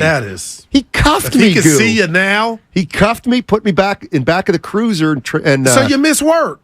Yes. Oh my God! You get fired. We had no cell phones back then. No doubt. You get fired. Yeah. Well, it was over at that point. I don't like police. So then he takes me all the way down to Hyannis, which is about a half hour away, and I get to the station, and they put me in with other guys. A cell. No, solo in that one. You see, you're lucky. And then I get called in front of the judge, and this is like boom, boom, boom, fine, and then he's like, "Okay, you're free to go." They uncuff me. They let me out the front door, and I see the 2 cops who brought you in. Yeah, and I said, "The hell? Any way you can take me back up to Truro?" Sorry. We don't transport. See, that is that. Wow. We don't transport. We can't transport. Go get the real crooks. Anyway, back to Wiggins. 888-957-9570 is the number. Going to need an X factor from you guys, and going to need some insight as to what you think the key is going to be to this series. 888-957-9570 is the number. The Quest for Five is brought to you by the Alameda PD, now offering a $75,000 hiring incentive. Our team is your future. Go to alamedapolice.org to apply today. Also, are you looking for a fulfilling career with opportunities for job growth?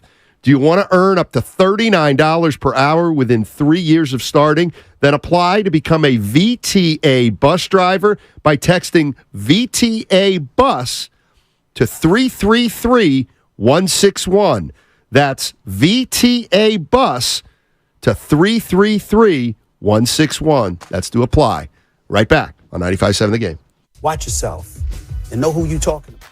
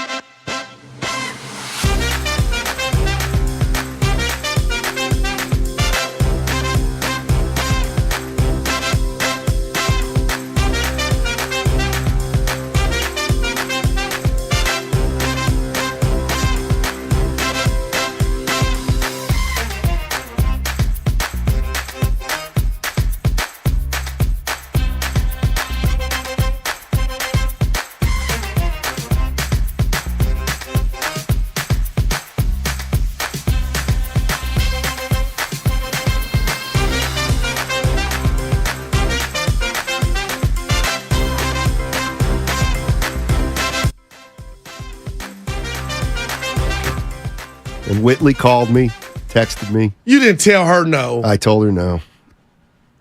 But then did she say, well, the boss said you have to give one? Yeah, try to have some fun with it. I'm like, it's not me. I can have some fun with it. It's others. It's everybody out there listening to me. It just totally brought me down and changed. Wow, Stoney, you're shocking me. It's like I'll be honest with you. It's like I'm going into Chase Center, and I'm Sabonis, and I'm affected by the booze and the taunts. What do you want me to say? Now I got to put something out there, Stoney. Mm-hmm. I just don't need it. Friday, we had fun. A lot of people said it was our best radio we've done. Mm-hmm. Does anything that you feel now about Twitter and the interaction have anything to do with Friday? No. So no. In fact, Friday was incredibly positive feedback from everybody. All right, I was thinking, did something happen I missed? Everybody's like, what's going on with Steiny? I had great. They liked it. Friday was fun. Friday was a lot of fun. And then the weekend happened. And hey, by the way, this is big right here. You want a chance to win tickets to Game 2. Game 2, which is on Thursday. Your chance to win a pair of tickets happens tomorrow. We're going to show you a keyword on our YouTube and Twitch pages during our show, and you're going to enter the word at our contest page at 957thegame.com. Find your YouTube and Twitch page right now so you know where to go and like and subscribe while you're there. Go ahead. Our ticket giveaway is brought to you by the Next Generation 10G Network, only from Xfinity. The future starts now. And remember, tickets always available at Warriors.com. The only place to get tickets that are 100% guaranteed, not to be fraudulent. 1, 2, 2. Okay, but Steiny, let me just jump in real quick. If I did tell you to make a prediction, you would make one, though, right? I would or wouldn't. That's the boss I know. I would or wouldn't. You would, correct? What the hell's the boss doing back there? He said you answer the question. If I said you are making a prediction, you would make it. Yesterday, I would have bucked that. Who the F cares? Wow. I'm glad Nahegan was working with me on this one. He's good on the mic. Yeah. Of course, Matt. Of course, I would. So, what do you think? I think we got to get to Dale and El Sobrante. Wow. What's up, Dale? Bail me out. Hey, what's going on? Hey. I actually had something against LeBron versus Steph legacy. We actually got LeBron's impatience to thank for one of our championships last year because LeBron bouncing around back and forth from team to team. When he went back to Cleveland, they had their 2 top picks, Irving, and guess who? Two-way Wiggins. And then after he ended up in Minnesota, we got to trade for him, bring him into Golden State. And he was one of the biggest pieces of our championship last year. So kind of wanted to throw that into the conversation and see what you guys think. Wow. I forgot. Wiggins probably does not like LeBron James. There's no doubt. I forgot that, too. I totally forgot that. Although the world comes full circle, right? They never played together. No, they just traded because LeBron didn't want it. That's right. That's right. Austin from San Jose, YouTube saying we get lemon booty when the boss is around. I mean, come on. Speaking of the boss, he prides himself on being able to get great guests. Dude, he's been Tell on you what, fire. here's one for you. Here's a challenge for our boss. Go get us Jack Nicholson. Go get us Nicholson. Dude, he just got us Bream and Stephen A. Exactly. I love it. Exactly. Jack Nicholson or Jack Nicholas? Dude, don't even bring that one up. Nicholson. Right. Nicholson. And I actually talked to the brother of the LeBron James kid. So where did that come from, Matt? He's a Sacramento kid, and his brother asked him who his favorite player was. That's a So it was just a random non-famous person becoming famous. Gotcha. Guru, what do you have, Warriors in 7? Yeah, Warriors in 7. And I'm nervous. So I could just say Warriors in 4 to get everybody off my back. Why not 3? But you're not that type of dude. Because you care. It means something to you. The prediction. The prediction doesn't mean anything to me. It's what it means to other horses behinds. That's the issue. I don't play well on the road. I just want to let you know a prediction is not a term paper. So don't take it so serious if you get it wrong. It's like you took it. You know what I mean? It's the negativity that begins to cloak you. I don't see why I'm missing it. Because you're more likable than me. People don't like me. And then when I make a prediction like that, they love to stick it to me. Wow. You're way more likable than me. So If you make a mistake, they're like, well, it's great, lovable man. goo. You're great. It's lovable goo. So you want to a do-over on who your personality may be? I want to do over on Dallas in 6. I know that. That might help. But that's what, Willard snookered me. He got me good. Yeah. He got me real, real good. And you know what? You know who else got me? I never said Whitley got me too. Whitley stuck it to me. Yeah. Don Alpo on YouTube says, Donnie, we love you, dude. That's one. You better be careful. That's one. Pace of this series going to be important. Going to be really important. I think the Warriors, they want to, this is the series they want to get to be frenetic, I would think. You think? Man. Yes. But they didn't want to get frenetic last series. Right. They wanted to walk it right up to the edge. But they ended up beating the Kings at their own game when it was all said and done, I felt. It's funny, and everybody can say this, and everybody always does, but, man, 7 turnovers on Sunday. That was incredible. Now, the Kings only had 8, but you start thinking about, well, if the Warriors have their 16, that game probably is a little bit different. Game's probably a little bit different. So, the Warriors took care of the ball last game, and they won by 20 points. You know why I also don't want to make a prediction? Because of what happened. What happened over the weekend? We spent all week. Hey, what do you think's happening? We had guests on. Gotcha. We had listeners on. We probably heard the viewpoints and opinions of thousands. Okay. You know what? Everybody got it wrong. Everybody got it wrong.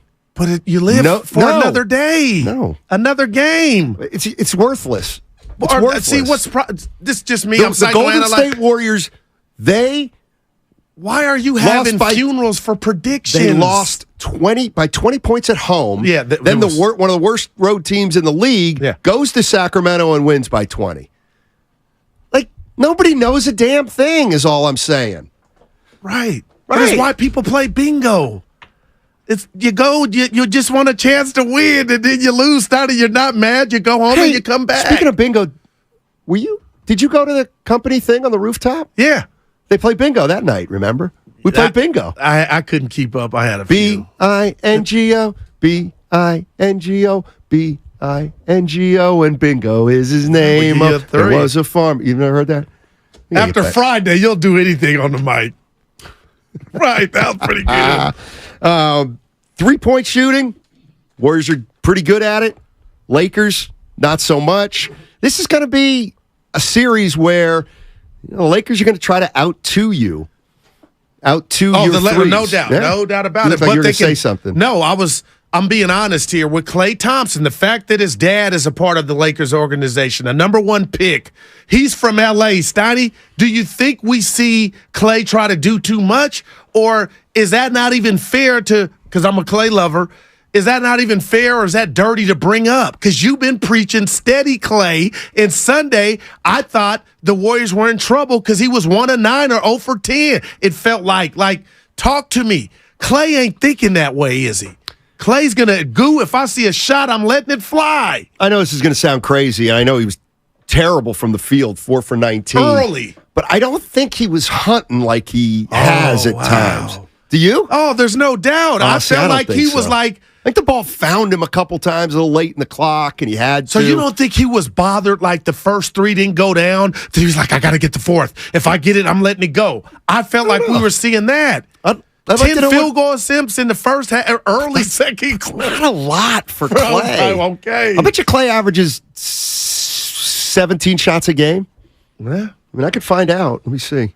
That's man. Well, I'm not going to do it now, but I'd be interested to know what Warrior fans think of that. Now, I know he was 4 for 19. That's terrible, and that is volume in any league, and it's not efficient in any league, but I feel like I've seen Klay be hungrier to get shots. Well, now, if you have... than he was the other night. It hasn't been in the offs. Now it's important, and it'll be on the microscope, and we'll talk about it and dissect it tonight and tomorrow with JD on the pre and post. But, Steiny, I cannot wait, man, and if you tell me right now, Goo, you got 5 NBA players to watch, at the age of 38, LeBron James is on my list. There's just something about him. Well, he's the only 38-year-old, so he'd be the only one on the list.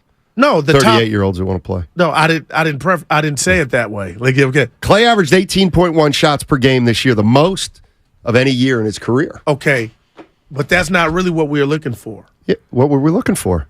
The sectors of games and times that we've gotten on the mic and cracked it and said he's hunting, he's being selfish. Yeah, I thought Sunday early was headed that way. Yeah, I'm interested to hear what Warrior fans think about that. Because 888-957-9570, I thought he was okay. Your voice was on my show as I was sitting early.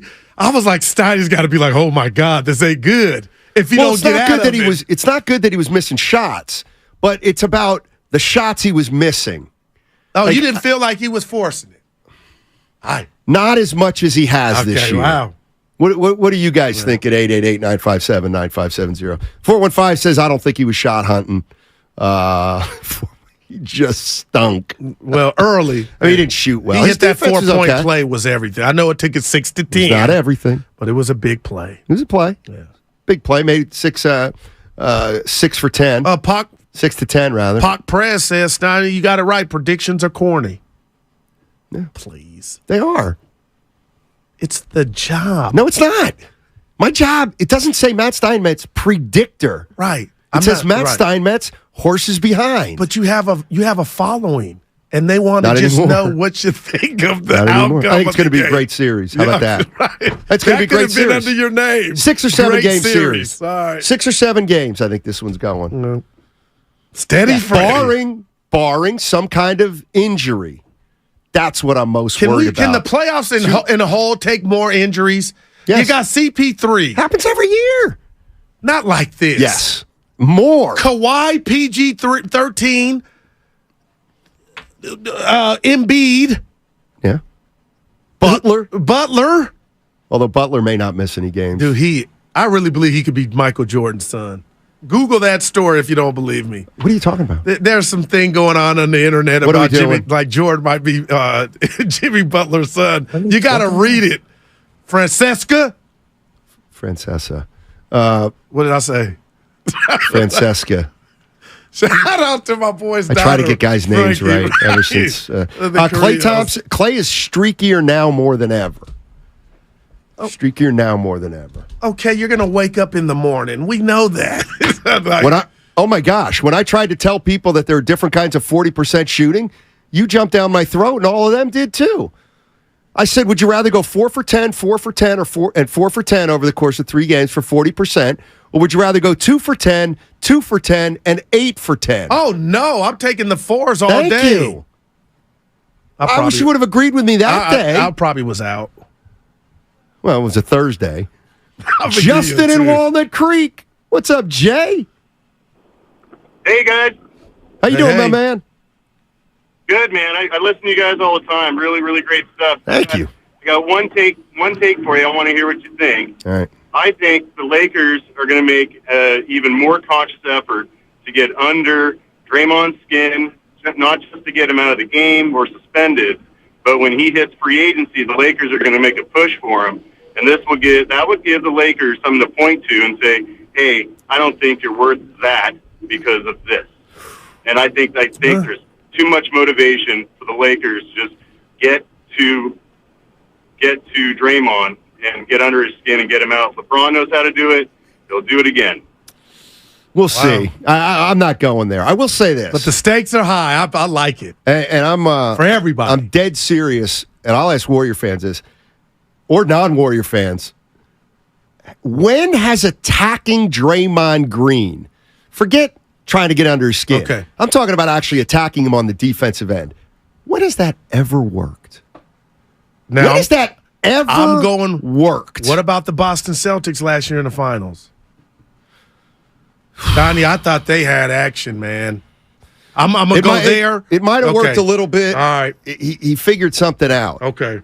Like, I just think it's almost like when, let's say, you have you're 6'6", but you have Curry on you. Okay. I'm going to go down to the low post and post Curry Jason up. Tatum. Well, first of all, he couldn't do it. That's one part of it. But if you're not used to posting up, why would you just post up because you have a smaller guy on you? just because you have a smaller guy on you, if you don't have a great post-up game, you don't. I wouldn't go to low post. You change everything. Frank is in Mountain View. Hey, Frank, how's it going, man? Great. How you guys doing today? Doing well. Yeah. Well, I just wanted to comment on the whole Clay situation. You know, Clay had a rough year last year, starting out trying to get back in his shoes this year. But, man, he's a solid player. When Steph's down, Clay steps up. He makes those key shots. If anyone's down, that shot happens. Boom, they're getting back in the game. So hats off to Clay. Yeah. Wow. Just give me steady, Clay. There you go, Stein. Give me steady, but Clay. Damn, I don't know what your metrics are now because Sunday early didn't go past your, like, a guru. He's out. He's hunting. 888-957-9570 on the other side. Tell Guru whether you think Clay was hunting shots Sunday or not. 95.7 The Game. By the way, it's prime whale watching season at Bodega Head. A great time to plan a special getaway to the iconic Inn at the Tides. Enjoy delicious meals at Tides Wharf, stunning views, and free breakfasts. Book your escape right now, inatthetides.com.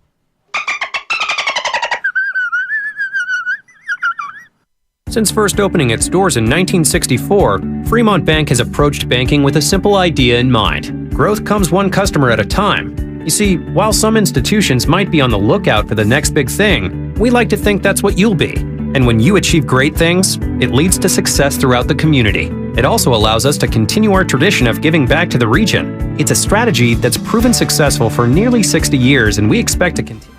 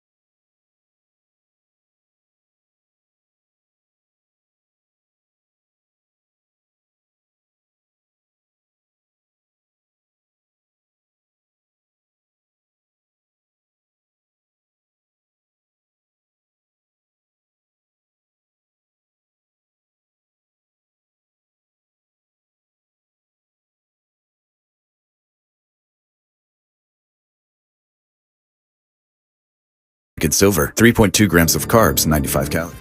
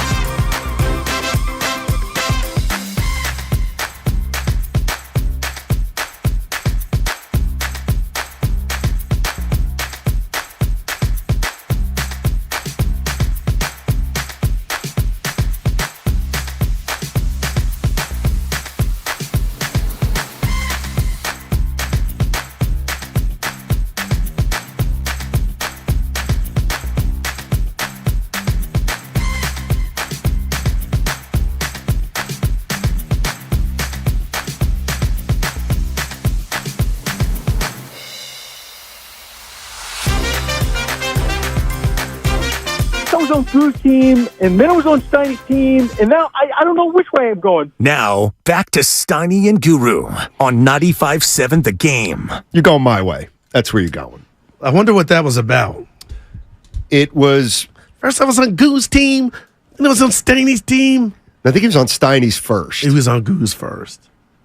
I heard it. I don't know. Yeah. But by the way, here's what's going on. No changeover today because we're going to have Chris Broussard joining us in about 5 minutes, and he's a Fox Sports co-host of First Things First, friend of the program, essentially. And more of a friend than Willard and Dibbs, clearly, because we're scrapping the changeover.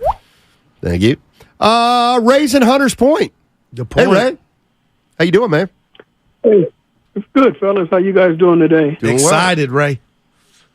Good. Oh, yeah, definitely. Before I get to my point, I heard something this morning, and I fell out of my chair. You know, Memphis got rid of Dylan Brooks today. And in the letter that they sent him, it said, under no circumstances will we be bringing you back next year. And I never heard that from a GM, get rid of a player that way, under no circumstances. I thought that was dirty if it's true. We don't know. Steiny says he doesn't think it came exactly from, but if you heard it out of the GM's mouth, I thought that was a little dirty, though. I agree. Well, I didn't hear it out of the GM's mouth, but that's what they're no doubt. That's what they're advertising. You're saying on ESPN, and everybody is focusing on that point. Under no circumstance will we bring you back next year. So it sounds like he's out. Get into the game. Yes, sir. Get into the game tonight. To be honest, I'm a little afraid of the Lakers. I'm not afraid of Denver because I think we have Denver's number, but I think the Lakers have the Warriors' number. I really do. Really? And so, just because of their size, Ray? Yes, absolutely. Now, the Lakers, they've gotten taller and longer, on the wings. And so I think the only way that we can probably get them is I do know that Davis, he doesn't like the physicality down low. And I think if Looney could put something on him, even Draymond, maybe we could pull it out. But still pulling for the Warriors, but like with the Kings, I think it's going to be tough. Wow. Appreciate the call, Ray. Good stuff. So many questions. Ray's fired up, but I'm with him, Steiny. I got Warriors in 7, but like that's scary, man. That's telling you it's going down to the wire. And I like to make a prediction on this. Well, you understand this one's hard, or can you? I hate predictions. But stylistically, this is. I mean, the Lakers. Stylistically, it's going to be. But the Lakers and Kings are the odd couple. You know what I mean? You know what? Speaking of the odd couple, hold on one sec. He's the co-founder of the Odd Couple Pod. He's also Fox Sports. First things first, friend of the program, Chris Broussard. What's going on, Chris? How you doing, man? Thanks for joining us. I'm great, man. How are you doing? How you guys? We're doing well. Here's how I'm going to start. Chris, you think the Warriors are really going to repeat? I mean, they were my pick in the preseason because obviously the West was just so wide open. Even then, we could kind of see it. I felt like Memphis was immature. I felt like the Lakers, who knew what they would be, and they with Westbrook, they obviously weren't a great team, and so on and so forth. But I got to be honest, if they do end up repeating, it will still be a surprise, even though I picked them. And it would be an incredible achievement if they repeat this year. But look, their experience, I mean, we saw it in Game 7 against Sacramento. I think they're actually going to be better now going forward because of that series. If they get past the Lakers, I think the Lakers are better than a lot of people think. I think this is a fairly evenly matched series, and it's going to be whose style wins out. The Lakers are big, and the Warriors aren't, obviously. So will their small ball be able to overwhelm the Lakers, or will the Lakers' size be too much of a problem? But if they get past the Lakers, then who can't they beat? If Boston's not looking good, Philly doesn't scare you, and God, if Miami somehow gets out of the East, you can't be afraid of them. So, yeah, they got a great chance, man, to repeat. That would be crazy. Yeah, I'm with you, Chris. I got the Warriors in 7, but it's a nervous Warriors in 7 simply because of the size. And I got to ask you, the Lakers beat the Warriors 3 or 4 this season. Does that mean a damn thing? Or, you know what, they're longer since the trading deadline, the Lakers, and they got more athletes than they had before? Well, I mean, I'd have to look. I knew the Lakers had success against the Warriors in the regular season. I don't know, with Steph playing all those games, or where was Wiggins? So that's why, especially nowadays when guys sit out so many games, it's hard to get too much from that. But to your point, I mean, the Lakers' size, going back the past few years since Anthony Davis got there, I've always felt like if they get the Warriors in the playoffs, that'll be a tough matchup. But what I think is, look, the Lakers clearly, Memphis is a team that goes into the paint a lot. And they aren't one of the better, they're one of the worst three-point shooting teams actually in the league. So when they got stopped at the basket and Anthony Davis shut down the lane, Memphis really had no recourse because they don't shoot it that well. Obviously, the Warriors, that's what they want. And look, Wiggins, Clay in many of the games, Poole, they didn't really shoot it well against the Kings. And so I think they're due, and I think they will shoot better, because I think even though the Kings are a great defensive team, their perimeter defense I thought was pretty good in that series. It was much better than I expected. And I don't think the Lakers' perimeter defense is going to be as good. Because remember, the Lakers are a new team together. They haven't played a lot together. So with the Warriors' offense, which is different from almost every other team in the league, they are going to have their communication, talking, and really be on a string. And I think they're going to get confused at times, and you're going to see some bad matchups where a defender that shouldn't be on Steph is on Steph or on Clay, and I think the Warriors will be able to exploit that. Chris Broussard joining us on 95.7 The Game. He's a First Things First on Fox Sports. Let me ask you about Kevon Looney. He had a great series against the Kings and Sabonis. Now he's going up against Davis, LeBron, and Vanderbilt. What do you anticipate his challenges are going to be? Well, man, he looked like Dennis Rodman. I mean, he was their second most valuable player because you saw in games 1 and 2 how, Sacramento won those two because they dominate the offensive glass. And he just, did it by himself in those last few games. But he was tremendous. Look, he's obviously not going to dominate and control the glass like he did against Sacramento because Anthony Davis is a great rebounder and has been great in the playoffs on that end. But I do think he and Draymond can do enough to keep Davis from, dominating the entire series. And Anthony doesn't, offensively, he's up and down as it is. So I don't expect him to be great, 6 games offensively. He'll be great defensively, but offensively and defensively, you want to get him out there, maybe get him guarding in space, and that's where you can exploit him. And offensively, I think they're going to want to try to get him to shoot jumpers. All right, get him away from the basket and try to make him a perimeter player. And if I'm Looney, I'm trying to get physical with AD and kind of beat him up, obviously without getting yourself in foul trouble. But that's what AD doesn't like. He doesn't like the physical play. We know he's always said, I don't want to be a center. Even in today's game where there aren't many great centers, where you're not down there banging for 40 minutes like the old days, he still doesn't want to be a center because of the banging. The Clippers, they have great success against the Lakers because they got Zubac and Plumlee and big guys that'll kind of get physical with AD. So that should be something Looney does. Get physical with him, and I think that could take a little bit of AD's will. Chris, bear with me here because I'm bad at analogies, but today, because I follow you, I'm going to try to paint the picture of parenting and being a sports fan. And as a parent, you always got to think about your kids and think down the road in the future, okay? And I just, for whatever reason, Chris, cannot stop thinking about Steph Curry, and I know it's game 1 tonight. What if he gets number 5? I got him in my top 5. I know you got him in your top 10. But if somehow he were to pull this off, Chris, would he surpass LeBron James? Because I told Steiny earlier, I'm ready for the conversation of this isn't the LeBron era.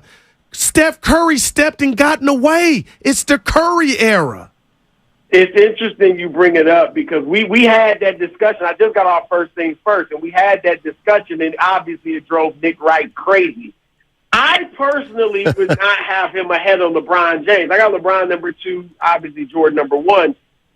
But I presented the scenario that you just said. I said, look, there will be people, because I'm already hearing it, texts and people on TV and people you talk to, that will say, well, Steph's won more than LeBron in this era. And, yeah, he had KD for 2 years. But if he wins 3 without, not just without a KD, he and Kobe are the only 2 superstars that have won, multiple championships without a top 75 teammate. And then he will have 3. He'll be the only one without a top 7. I got to check on Duncan. I don't know if Ginobili or Parker might have made the top 75, but Kobe won the 2, obviously, with Pau Gasol. But you say top 5. I felt like I made a big step, and I believed in it, but putting him in the top 10. But what you're starting to hear is that he might be better than Magic. And if he gets number 5, they'll both have 5 rings. Magic obviously had a stacked team with, Worthy and Kareem and Jamal Wilkes and so many other great players. If you put him ahead of Magic, then he's going to be top 5 because most people have Magic in their top 5. I got Magic number 4. I don't know. They're such different players. You couldn't get 2 styles that are more different than Magic and Curry at the same position. But it will be. I would be ready to have the Magic Curry discussion, and I guess coming out of that is a top 5 discussion. So I don't know that you're too far off. Chris Broussard joining us on 95.7 The Game. Let me ask you this, because you said, if they beat the Lakers, the Warriors, who's in their way? There was a team you didn't mention, or I missed it if you did, the Denver Nuggets. Chris, it just doesn't seem like anybody's going to give them their respect until they either get to the finals or win it all. No, I agree. They're kind of they're different, but I think the conclusion about both teams is the same. Philadelphia in the East, because we've seen them stumble and fall so many times, and Denver in the West. We're not going to believe in them until they do it, until they show us. Here's my issue with Denver and Golden State, because it looks like Denver's going to get past Phoenix, especially if Chris Paul is out. Denver's not a great defensive team. Now, granted, Sacramento was an even worse defensive team in the regular season, but their perimeter players, I thought, got after it defensively and really played well. We know Mike Brown is a really good defensive coach, so they picked it up in the postseason, at least on the perimeter as far as defense. I don't think that Denver can do that. I don't think that MPG, Michael Porter Jr., and Jamal Murray maybe, but I know Bruce Brown's a good defender. But I don't think they're going to have problems with the Warriors offensively, or the Warriors offense going to give them problems. Look, right now against Phoenix, especially without Chris Paul, is basically KD, give it to KD and let him go one-on-one, give it to Devin and let him go one-on-one. That is going to be so much different from what Denver faces if they meet the Warriors. The movement, the constant ball movement, player movement, going off the screens, the misdirection, I think it's going to confuse Denver, at least for a few games, and that, I think, again, would be a big help for the Warriors. And we saw it a bit last year. I think Draymond can bother, to some degree. Jokic is a great player, but I think Draymond can, guard him about as well as you can guard Jokic. So, look, I'm not going to totally write off the Nuggets, but I do think if the Warriors get past the Lakers, I think they would beat the Nuggets as well. And if Phoenix somehow beats Denver, then I would feel the same way than beating Phoenix. Man, good stuff, Chris. I got to ask you this. It's about another series that went down last night, and that was Boston. Chris, I tell my partner all the time about pro teams. Do they match? Do guys complement each other? And I got to slow down here, but I think Boston is almost, they're perfect almost in regard to having a little bit of everything. But you go to last year's finals, they were up 2-1, had a lead in Game 4 on their home floor. Okay, I'll leave that there. The Warriors, tip of the cap. But I watched Atlanta win games that Boston won a couple times but didn't close. Is it Missoula? Is it Marcus Smart in regard to not being smart at the crunch time? I need answers, but I'm worried about Boston. What are you seeing there? Yeah, look, they have lacked focus, and you mentioned it even going back to last season, but they seem to be when they get a cushion, they relax. And last night, I know it was Game 1, but knowing Embiid is out, it was a cushion, right? It was oh, we got this. That's a human nature type thing that anybody would feel, but the greats are able to override that and still play your best game. Boston hasn't shown the ability to do that consistently. I do still think they get past Philadelphia. And again, some of that's because I've seen Harden come up small in the big moments. I've seen Doc, since, he left Boston, struggle in the big moments and lose these playoff series. So they got to show it to me before I really believe in them. But I do hear you about Boston. I don't think Boston could beat the Warriors. I think the Warriors, just like we saw last year, I just think they befuddle the Celtics. And Missoula, as good as he did at times during the regular season, they don't have the same defensive identity that they had under Udoka. And that is becoming a problem. And they, under Udoka, and especially Brad Stevens, their late game execution was great. And you saw last night, their late game execution was atrocious.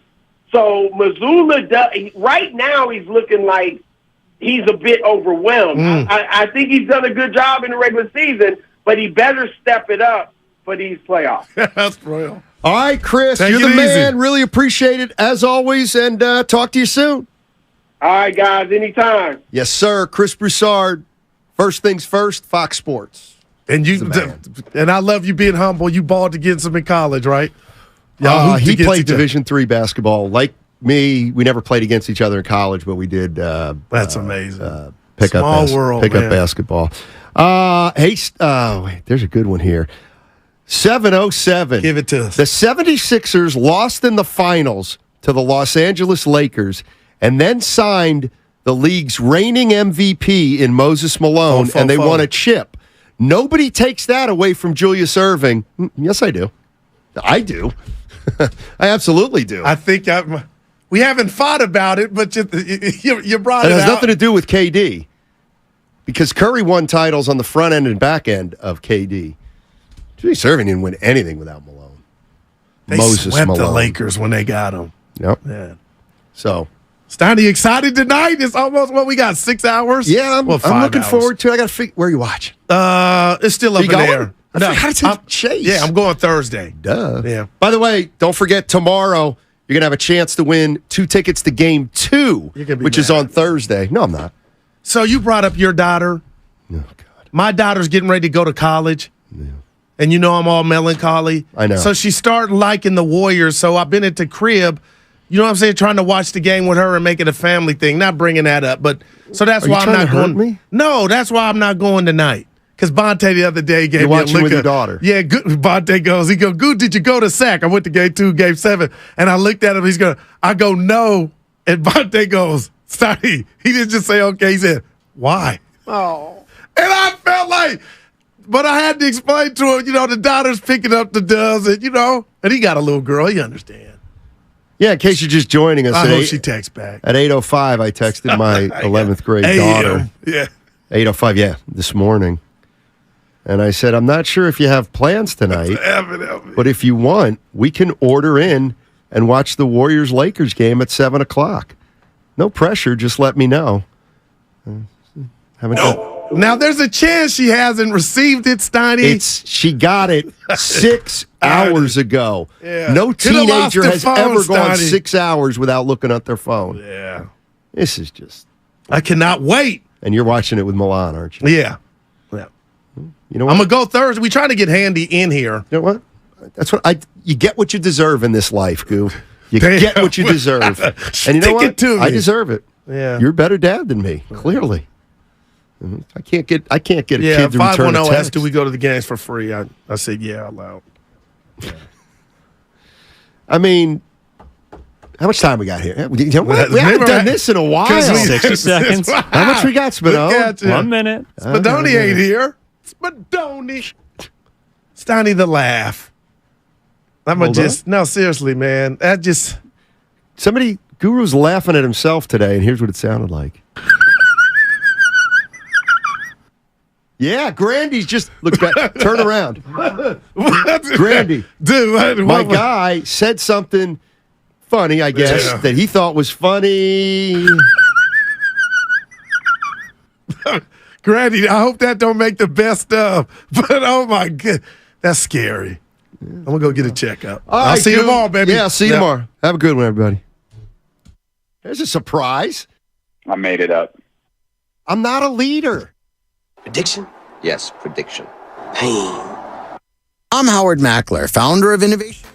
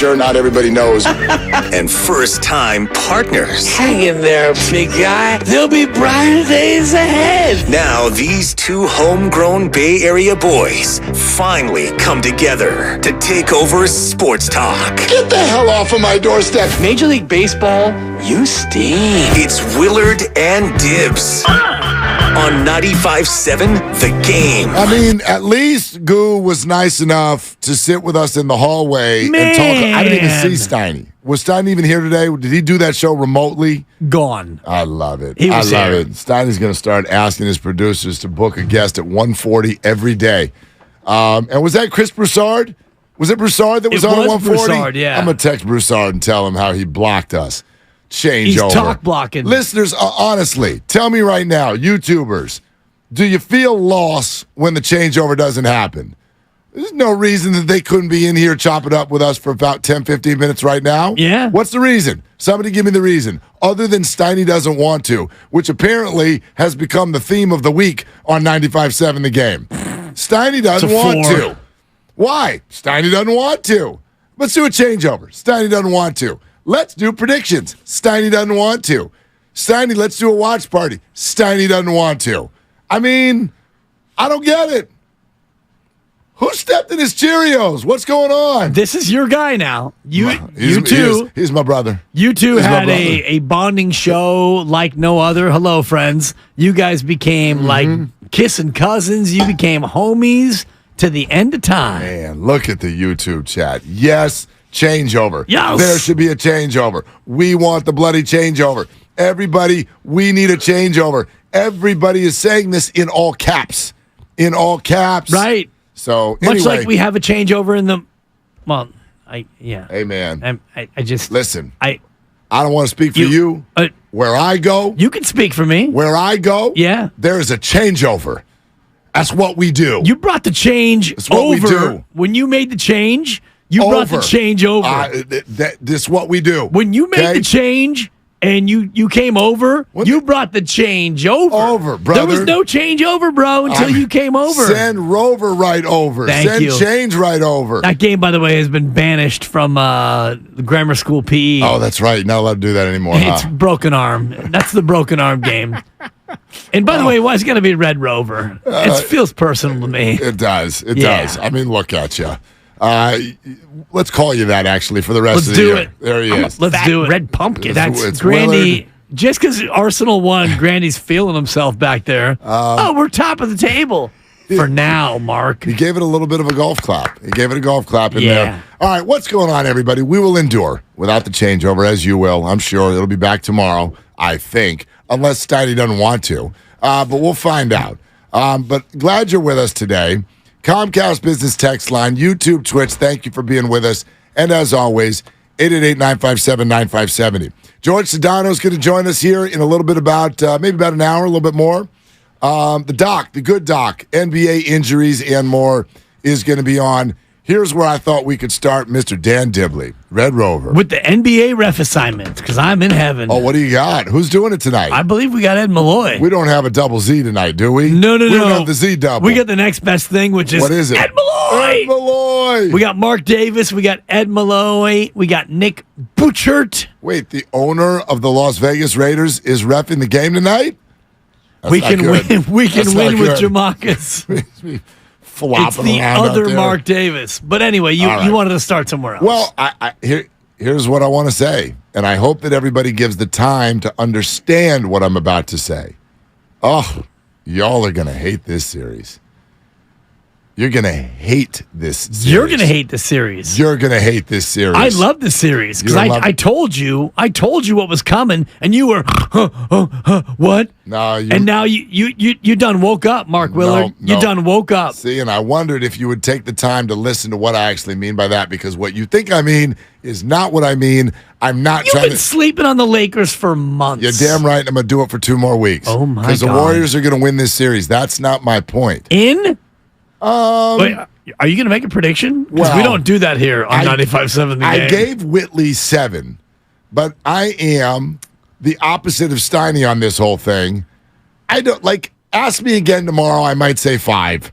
Ask me tonight. No, you don't get to do that. No, but You make a prediction and you put your name on it. My point is, I don't care. There's no penalty for being wrong here. No, there is public shame and humiliation. There's only 3 answers that are even possible, so pick one. There's only 3 answers that are possible. Lakers win, Warriors win, a meteor hits the earth, and the series never happens. The Lakers are not winning, and this is not a sweep because that's not the way it works this year in the NBA. You're saying Warriors in 5, Warriors in 6, or Warriors in 7? There's your 3 answers. That's it? Pick one. Pick one. Who cares? Whatever. Wow. Pick one. So I said Warriors in 7. I do respect this version of the Lakers because you keep saying that I've slept on the Lakers all year. And what I did was I slept on who the Lakers used to be. Nobody changed their roster more than this team did at the trade deadline. I'm going to call you Tim because you're starting to couch it. Nope, I'm not. I think the Warriors have got this. Okay. I'll give myself a 3 for that. I even think, Tim Couch. I mean, come on. If it was you're couching what you said. I understand. You were so disrespectful of the Lakers for so long. Totally different roster.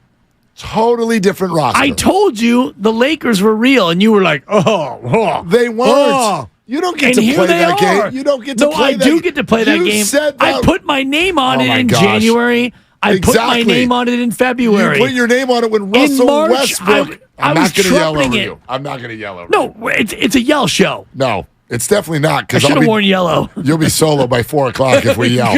You know that. So, no. I didn't wear yellow. You said that when Russell Westbrook was on the team. This is a totally different team. It's a better team. However, it's why the Warriors are going to win because this team does not have the continuity yet to win late in the playoffs. You can beat immature Memphis.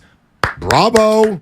Great. That's wonderful. You're not beating the Warriors. So you want to do Warriors in 5? Do you want to do this in 6? Do you want to do this in 7? I actually gave the Lakers some respect, and I'll give it Warriors in 7. But it would not surprise me at all if it's a little bit quicker than that. The Warriors are going to win this series, but here's why y'all are going to hate this series. No, when Steph was walking off the court in Sacramento the other night, y'all not ready for this. Y'all not ready for this yet. I feel like Warrior fans could use that message as well. Y'all not ready for this, and here's what I mean by that. I'm not talking about the competition. I'm talking about the emotion. Understand that battling with Kings media and Kings fans and their adorable little beam and all of their young players. Let me turn our beam's gone. The beam's gone. They took the beam out. Yeah, they did. The Lakers series. It was a one-trick wonder. Over. Yeah, exactly. It's over. Anyway, point being is the Kings felt like they were a threat, but in this sort of like cheeky, cookie, kind, brand new person kind of a way. The Kings were really good, but there's no scars there. They're the Kings. Here, I'd liken it like this. You're a dad. Let's say you're a parent, and you now have a daughter. I have a daughter. All right. Daughter brings a guy home, okay? If she brings a guy home right now at 8 months, I got issues. So do I. So do I. Mine's 14. It's even worse. Yeah, no, true. Let's not bring anybody home for a few more years. No, you got that right. But the point is, when she brings a guy home for the first time, okay, and I'm meeting him for the first time, not shotgun. Oh, sorry. That's the Sacramento Kings. This person's trying to be a part of the family, and I'm looking at him like, dude, who are you? I got nothing against you. Which king could she bring home where you'd be like, all right. Okay, De'Aaron, I'll meet you. He's adorable. Right. Even if you bring home Harrison Barnes, honey, he's too old for you. Stop that. If you bring home Malik Monk, this guy's a little bit aggressive. If you bring home Sabonis, you leave your key at the freaking door and go get out of here. So that's my point. But if you bring home someone new, I got to be like, well, look, I'm going to at least give this guy a chance. Right. I don't hate him yet. We've got no history. I don't know who you are. I'm skeptical. But the correct answer is Keegan Murray, by the way. Okay, that's actually a pretty good answer. Yeah. Good-looking young buck. Yeah. Anyway. Nice young man. The Lakers are when your daughter brings home the ex-boyfriend and they've gotten back together, and that's after he treated her wrong last year. Or the ex-boyfriend's older brother who is, it's like your daughter is 16 right, and her boyfriend's like 20, and now he wants to go to the junior prom with your daughter. Kid walks through Sorry, bro. with a skateboard, 4 tattoos, and his hair over his eyes. Sure. Like, no, okay? There's history here. And he's here. the third year of the junior college. You think this is fine now because it hasn't started yet. My prediction is, because the Lakers are good enough now to get some games. They're good enough to get a game or two. That I'm confident in. When this thing starts, you're going to get so angry so fast. You have no patience for this because it's all of the familiarity that as a Warrior fan you hate. It is a Laker jersey. It's beyond that. It's LeBron James. There it is. It's that fan base. It's just him. It's D'Angelo Russell. Yeah, it's fine. It's a bunch of Jared familiarity. Vanderbilt, I hate you. It's our buddy Michael Thompson becoming the most sought-after interview in all of the state of California. Are we getting him? I've already texted him 3 times. We'll probably get him tomorrow. All I can say is probably. Yeah, you never know. Right? So it's all of the familiarity. And when you do that for 5, 6, 7 games in a row, and Ed Malloy is the ref, all right? Draymond Green and a kick to who knows what's. All of that familiar. I just want everybody, I feel like we're all still basking in the glow of last week. Get ready. Dibs? It's less than 5 hours away. For an agitation sensation. No, it's a buck. This is going I'm already to agitated. be hard. I'm already agitated. And it's 2 things only. And D'Angelo Russell, whatever. I'm not that triggered by the fact that he was 5th on my list. He was a former Warrior. Anthony Davis and your quaint little unibrow. I don't even care about that. And Austin Reeves, the Hillbilly Mamba, good little player. Yeah. And, the rest of it, Hachimura and, Vanderbilt. And they have a really good team. And the Laker Lakers. girls. To me, it's 2 Laker things. girls. It's the purple and gold, Yep. and it's LeBron James. And that's it. And so tonight, Don't forget with the LeBron fans. for the first time, well, the fans all The fan go with base, the purple and gold. yeah, the fan base The fan is what base is part of the purple and gold. So tonight, when you see for the first time LeBron James throw himself to the ground because somebody nudged him, or he goes double palms up Iguodala, or he's begging for calls, or he's flopping, and he's doing all the LeBron things, that's when I will be fully triggered because it's the purple and gold and it's LeBron James. That's all it is. I want to shout out Charles Evans on YouTube, who just rocked a 5-piece to say this to us. I appreciate meeting you guys last Friday at Chase Center. I'm going to be back out there tonight to see an elevation sensation, Warriors in 6. Well, Charles, you better hope the Warriors win, because if you were there last Friday night and you're there again tonight, we might start calling you the bad luck charm, but I'm not going to put that on you yet. Have a great time. To everybody who came up to us at Warriors Shop on Friday last week, it was an unforgettable day, except for the game that happened later, and thankfully the Warriors turned around and saved it. Are we going to sing today, Mark, or are we going to hold off on that? I think we should hold off. I think we should hold off. What do you want to sing? I Love L.A.? What do you want to sing? I mean, the whole thing, thank you. So let's not today. Maybe tomorrow. Yeah. We'll see. I just think that this is going to get chippy fast. That's what I think. That's what I think about this series. Beyond that, here's another thought that sort of maybe this is our olive branch to Steiny about the prediction thing. Do you realize that we are trying to predict 2 teams who are coming together who are not the teams that we watched all year? Right. So they're totally different. This is a Warrior team that can win on the road. This is a Warrior team that's healthy. Yeah. This is a Warrior team that's got GP2. It's a Warrior team that's got a healthy Wiggins.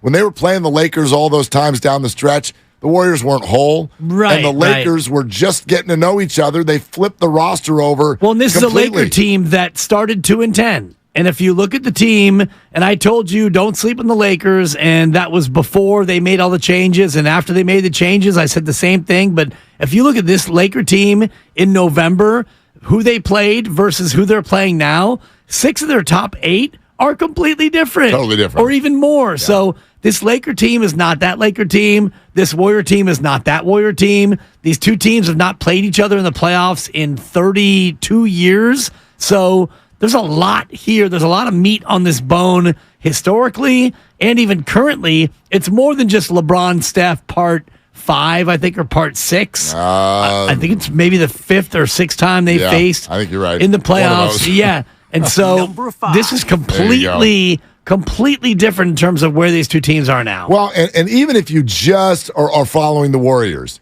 and spotlight who they became, forget in this series, forget last month, just who they became over the weekend. Go back to Steph's speech. Do we now have a Jordan Poole and a Jonathan Kuminga who are on board? Do we? I don't know. I'm trying to predict the series, and I don't know the answer to that. I don't know. You can look at it and say, hey, the Warriors struggle with the Lakers' size. Yeah, that's going to be a story, and there will be moments where that is the case. Yeah. But Kevon Looney is now a 20 board per night guy. And there is maybe a trust that really, honestly, truly, at a deep level was regained over the weekend. Or maybe not. I don't know. All I know is the story. And if I look at this Warriors team, here's what I think is probably the truth. At the beginning of the year, they stunk because they didn't trust each other and they had wrong pieces in the wrong places. Then in the middle of the year, they were better. They were okay because they started to make some adjustments and they were starting to regain trust. Remember, Draymond said after that win against Toronto, he went up to Jordan Poole. They squashed it, and he actually kind of went after him a little bit. He responded well. Okay, so they're better. But then you get to the playoffs, and intensity, it shows your flaws. And Jordan Poole is sideways, and Kuminga is pouting on the bench, and the Warriors are putting their worst game of the year at the biggest moment of the year at home, right in front of everybody to see. And then there's the speech. So did it work? We only have 1 day of evidence. And honestly, we really only have one player who showed out. Right. But they won. And he told them that he would not let them lose in that fashion. And he went out and he did what he did. But they had to trust him in order to do that. And they did. So has the team now whole? Do they actually really, truly trust each other at a level to where somebody's getting less minutes? Eat it. Too bad. Yeah. Someone's got to get more minutes? Fine. Someone needs to help out. Someone needs to change their role. Someone needs to get out of their comfort zone. If all of those things are ready to happen, I have no doubt that this team's going to win all the series. But we only have... Let's just try to win this series first. I understand that, but I mean... The Denver series would be a whole different animal because Denver looks strong. Denver looks nasty. I mean, they had a terrible game from Jamal Murray last night, and they still won by double digits. That's my point. Yeah, they look strong.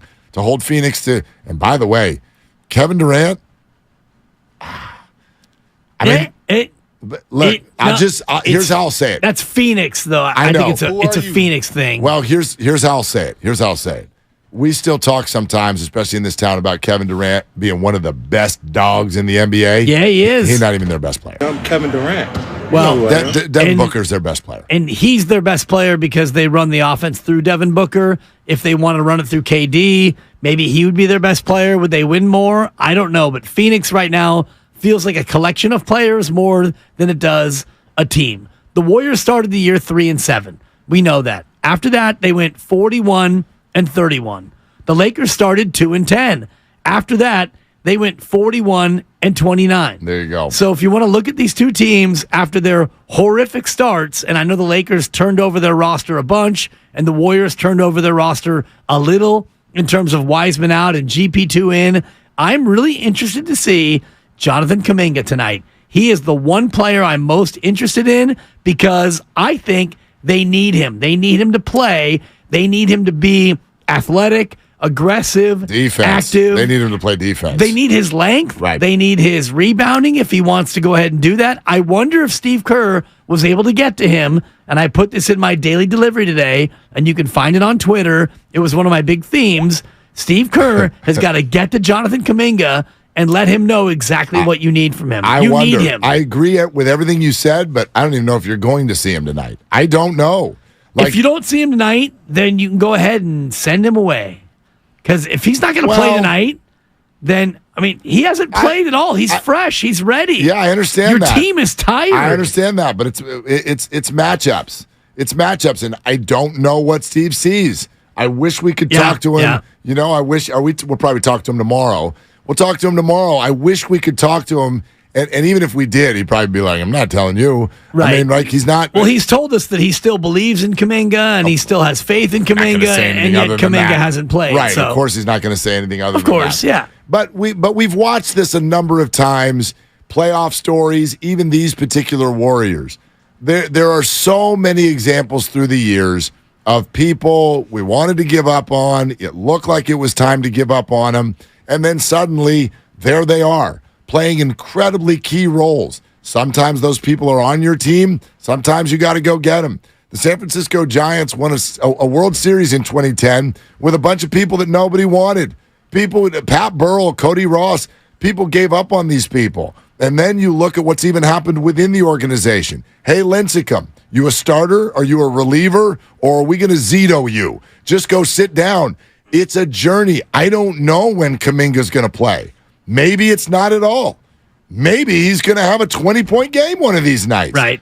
There's so many questions in this particular series, and I really wonder, I would pay money to sit in on a staff meeting for either of these teams going into this one. Because do you want to know what the Warriors and Lakers just did last week? They eliminated the two most immature teams in the NBA. Yeah, that's young and inexperienced. That's a rip on Memphis, and it's not on Sacramento because Memphis. It's a double rip, is what it is. It's a double rip job. Sacramento's inexperienced. Memphis is immature. Memphis has experience. They're just dumb. Sacramento's Domantas Sabonis is immature. Fine. But the rest of them, I thought they held up great. Yeah, I thought they did a really nice job. So I don't want to call them immature. They're just inexperienced. They hadn't been there before. That's fair. But now you've got these two teams. Their cores have both been through every single thing on an NBA court that you could possibly imagine. You are not going to surprise them. You are not going, oh, wow, boy, that adjustment. Didn't see that coming. These are, at the core of their teams, the two smartest teams, I believe, in all of the NBA. And so when the Lakers are sneaky young. If you look at their, they got two guys. But they got LeBron. I'm talking about their cores.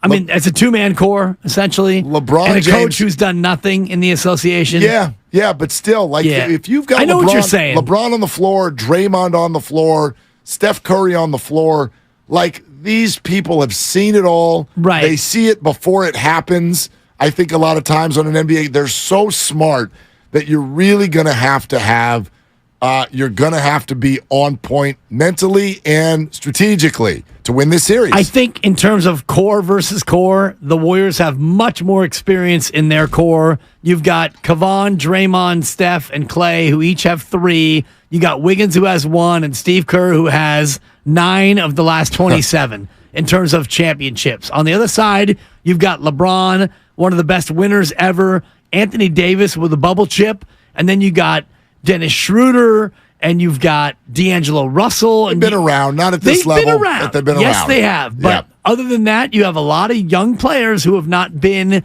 to this stage ever. Vanderbilt and Reeves and Beasley and all the rest. So in terms of core versus core, this core is way more experienced. Well, coach versus coach, this coach has done way more than Darvin Ham could ever dream of. 100%, and they've all been together. Again, if you ask me why I'm going to pick the Warriors in this series, I'm going to pick the Warriors in this series because the later it gets... Don't make a pick, Mark. Don't stick your neck out.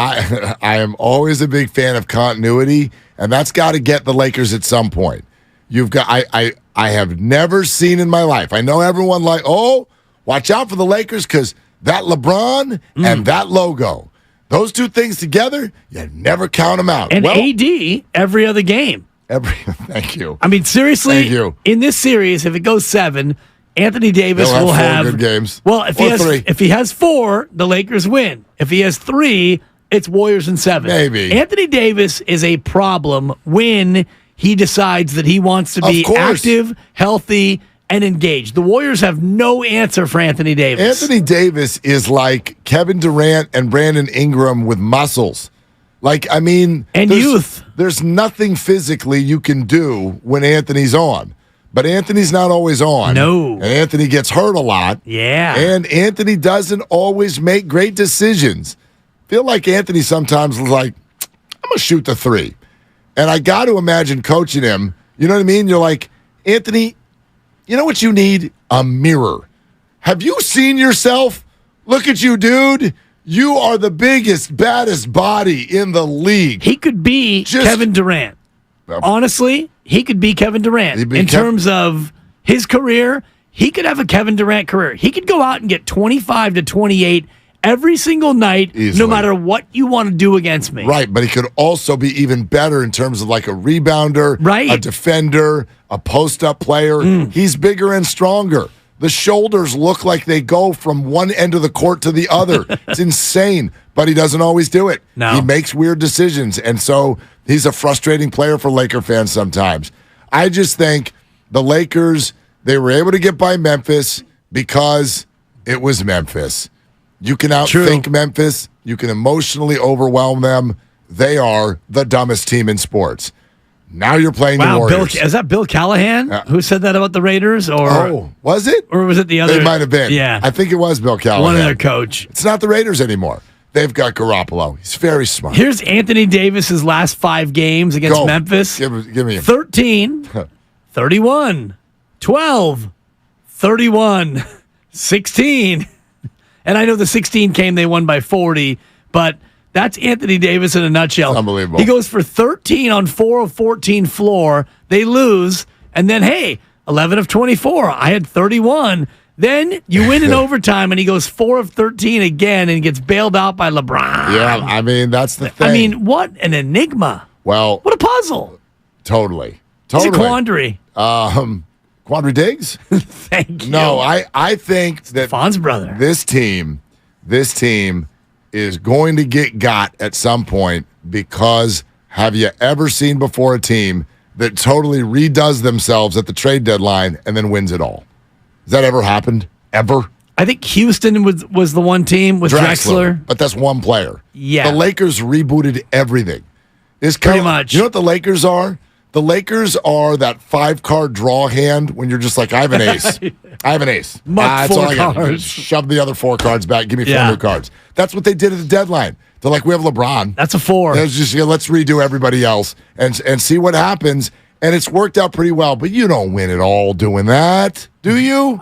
Do you? I don't think you do. I don't know if you win it all doing that, but if you look at this Laker team versus the pre-muck Laker team, it's way this better. team is so much better. As I told you. Dub Nation, thank you. You knew it was coming. They are gold-blooded 2023 playoffs presented by Kaiser Permanente. Happening now. Single game tickets available for purchase. Get your tickets now at Warriors.com or call 888-GSW-HOOP. Representatives standing by, as are you on the phones, and we're going there next. 888-957-9570. Let's do this. It's game day on Willard and Dibs. Mom, Dad, Sis? Here we go again. Why are you in a suit? Picture, if you will, a world with the best network imaginable.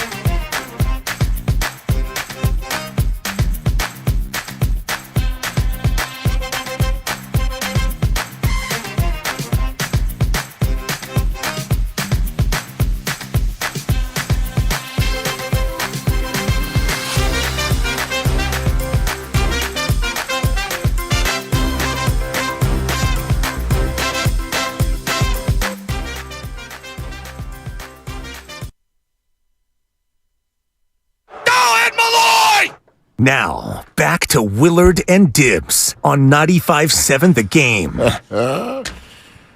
I mean, I know some of these, obviously some of the refs by name. Some of them I don't. Yeah. But I try not to get too caught up in it. I just hate all of them equally, is how I would say. Yeah. No, wow. I'm kidding. No, what are the stats on Ed Malloy? I'll punch him up. Yeah, but what's the prevailing notion is that Ed Malloy is anti-Warriors. Well, sure. He's anti-everyone. Ed Malloy, many people think he's a butcher. Go to Bonte Hill's Twitter feed, @Bonte Hill. He'll give you the full breakdown now, pregame, and during the game, every call that goes against the Warriors. Or if you want to go to @WarriorsWorld, Rashid is also going to be quick to criticize the refs. All right. So those are your referee sources in terms of who's out to get us. No, they all are. Exactly. That's the nature of a ref. But I'm with you. An NBA ref would never do something nefarious. An NBA ref... Not in game one. ...would never play favorites. An NBA ref would never, ever do something in a self-interest sort of a way. That's not the way NBA referees behave. It's actually the essence of how NBA referees behave. And when you're in a series like this, where you've got a megastar on one side and a megastar on the other side, it'll be interesting to see how that gets adjudicated, because LeBron James gets more calls than any player in the association. Look, if we can he should. If we can handle Scott Foster in Game 7 on the road, then we can handle Ed Malloy at home in Game 1. Scott Foster is single-handedly the best in the business. He is the absolute creme de la creme. Got it. So you must have never watched the Tim Donaghy doc. Is that right? I watched it, Oh, you did? Okay. So And Scott Foster's crooked. You know that, right? He may have been crooked for a time, but are you telling me whether he is or he was? Well, and that's according to a guy who is known to be a scumbag liar himself. No, that's according to phone records. Well, phone records that Why are they talking according to... I don't want to go on this tangent. Donaghy's phone records, right? Did you hear the actual phone calls? Or No. they were phone transcripts? But why are they talking at halftime of every game? Why? Maybe they're friends. Okay. Maybe Donaghy had a sick goldfish. Do you call me at halftime every day? I never call you. I've called you probably Seriously? 4 times in 18 That's right. months. And I've never answered. That's actually true. It's actually true. Quest for 5 is brought to you by the Alameda PD. Wow. Now offering a $75,000 hiring incentive. Our team is your future. Go to alamedapolice.org to apply today. All right, so we're about 45 minutes away from George Sedano.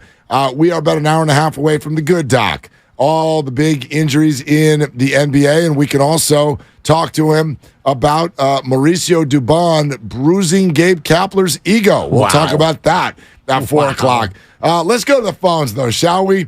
Hey, JJ in San Jose, what are you doing? Hey, what's up, guys? Thanks for taking my call. I'm just on my way home from work. Love the show. Dibs, loved you and Flubber, babe. But, no, a couple things I wanted to talk about. The things I do want to see and don't want to see. Obviously, I have personal opinion, but I don't want to see Jordan Poole doing the ballerina-like layups to the hole. Those are going to get knocked to the upper deck by Anthony Davis. I don't want to see Clay doing the same thing because, man, I'll tell you what, them Kings, man, they made Clay look. They looked like his age. They made him look his age because he couldn't get by anybody. I want to see more off the ball with Clay. I do agree with you, Diz. I want to see more Kuminga because, man, Steve Kerr, look, all he got to do, tell Kuminga, you know what? I'm going to go ahead and I'm going to cut him loose. Shout out Lo Neal. Thank you for the cut him loose. That's so great. Are we overdoing Klay Thompson? We'll talk about Jordan Poole here in a second. Thanks, JJ. And Kuminga, yeah. Thanks, JJ. I feel like people are making it sound like Klay Thompson had a bad series. You have a bad series? He had a bad game. A bad game. He had a bad game. Missed a bunch of shots. Hit the side of the board. I thought we weren't going to sing, Dibs. I thought we weren't going to sing. That was a lightweight spoken word. No, that's a good point. You know, and he had a bad game. He missed a bunch of shots. Okay. He hit the side of the backboard a couple times. He was bad. Are you sure? In Game 7? Yes, I'm pretty sure. In Game 7, he had a bad game. Did he have a bad series? No, he was okay. He was great, and he was awful. He was not. There was a couple games where Steiny called him consistent Clay. This is the Clay we want, the consistent Clay. Game 4, Game 5, he was rock solid. Game 6, he was pretty good. Game 7, he was bad. Mr. Grandy, if I could have game show music, please, I would be so appreciative so that we can discuss one Klay Thompson. Let's get into Klay Thompson's game log here. And what do you think Klay, what do you think his field goal percentage was? Give you plus or minus. For the series? Yeah, and I'll give you plus or minus a percentage point. Yeah, there you go. Yeah. I mean, I don't even know why I even try. The bar that you set is so excruciatingly high for me, not for your children, not for your college students that you teach. No. Only for your boy, Dibberclaws. Well, you're an adult. They're not. They're still forming. Man, yeah, geez, their brains are still forming. Borderline senior citizen. I don't even remember what I had for lunch, and I'm eating it right now. Salmon Caesar. Klay for the series, I would put him at 47%, Mark. 42.5. That's not good. No, it's not great. What do you think he shot from three-point percentage? Probably 37%. 35.6. That's a near miss. 35.6. Yeah. Randy's so quick with the buzzer. How about the free throw line? Hate Mark Randy. Yelling at Steph Curry and Jordan Poole for their free throws. What do you think Klay shot from the free throw line? Probably 83%. 88.9. That's right. Yeah, buzz that. Thank you. All right. Buzz that. Everybody's always upset about turnovers. What's a good? What would you consider a suitable number for turnovers per game for Klay Thompson? Right, for someone who has the ball as much as he does. He doesn't have the ball in a spot where he does anything other than shoot. So that's not true. That's not true. But how often does he dribble and find somebody? I guess my answer would be too much in this last series. But he was not just a catch-and-shoot player solely in this series at all. If he has more than 2 turnovers, JD voice, that's a problem. Okay, he averaged 2.3 per game. That's a problem. I agree that the turnovers were sloppy at times. He's not a big ball handler in terms of, I'm going to dribble and pass. Those are bad numbers, bro. What do you bro. think he averaged for the series? Points per game? He probably averaged about 19.6. 20.6. That's a win. Hey, finally got one. Yeah. Gosh. 20.6 on what? 18 shots a game? 17. 17.1 shots per game. That's not very efficient. It's not terribly efficient. It's not great. He hunts shots. He misses shots. And he had 20 points a game. Well, attaboy, Klay. Listen. Game 7, he was bad. Game 7, he was bad. And I would say that, and again, this is what we can do in the small sample. People always do this. If you take away the bad games, then he played really well. That's my favorite. Yeah, but you could do it the other way. If you take away the good games, then he played really bad. I don't want to do either. He had 3 games where he shot north of 50%. That's good. Did they win those games? Which games were those, Mark? WWL. They went 2-1. Games 2, games 4, and 5. Game 2, 4, 5. L-dub-dub is how that went. Right, okay. Right. 2 of them on the road.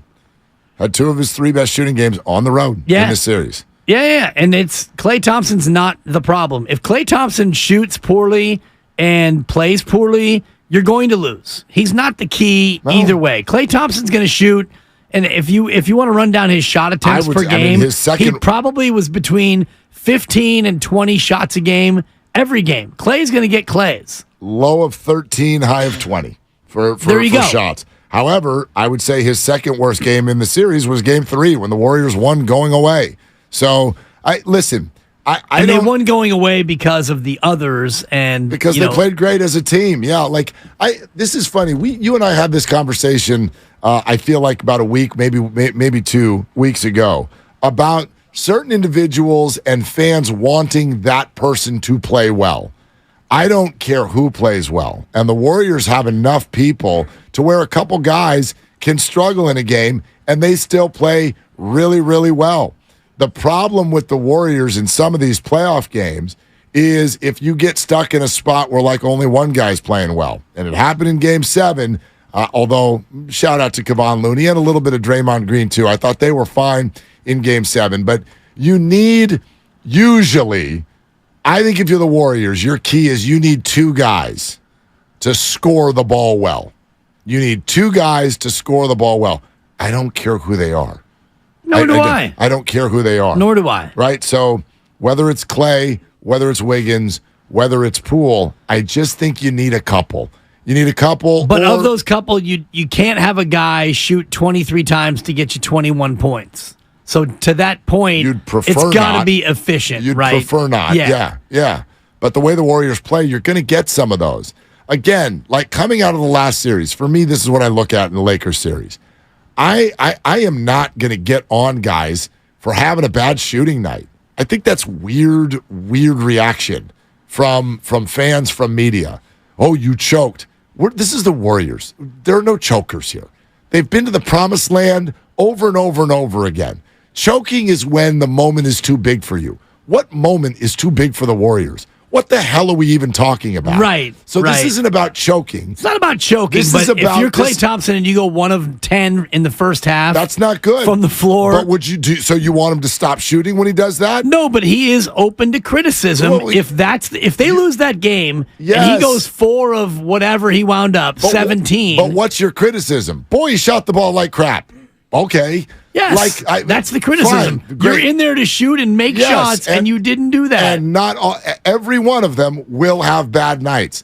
I am solely can't in Game 7. But he did, and they won. So yes, Thank you you, can. Steph. I am solely focused on the other kind of criticism, the other kind of poor play.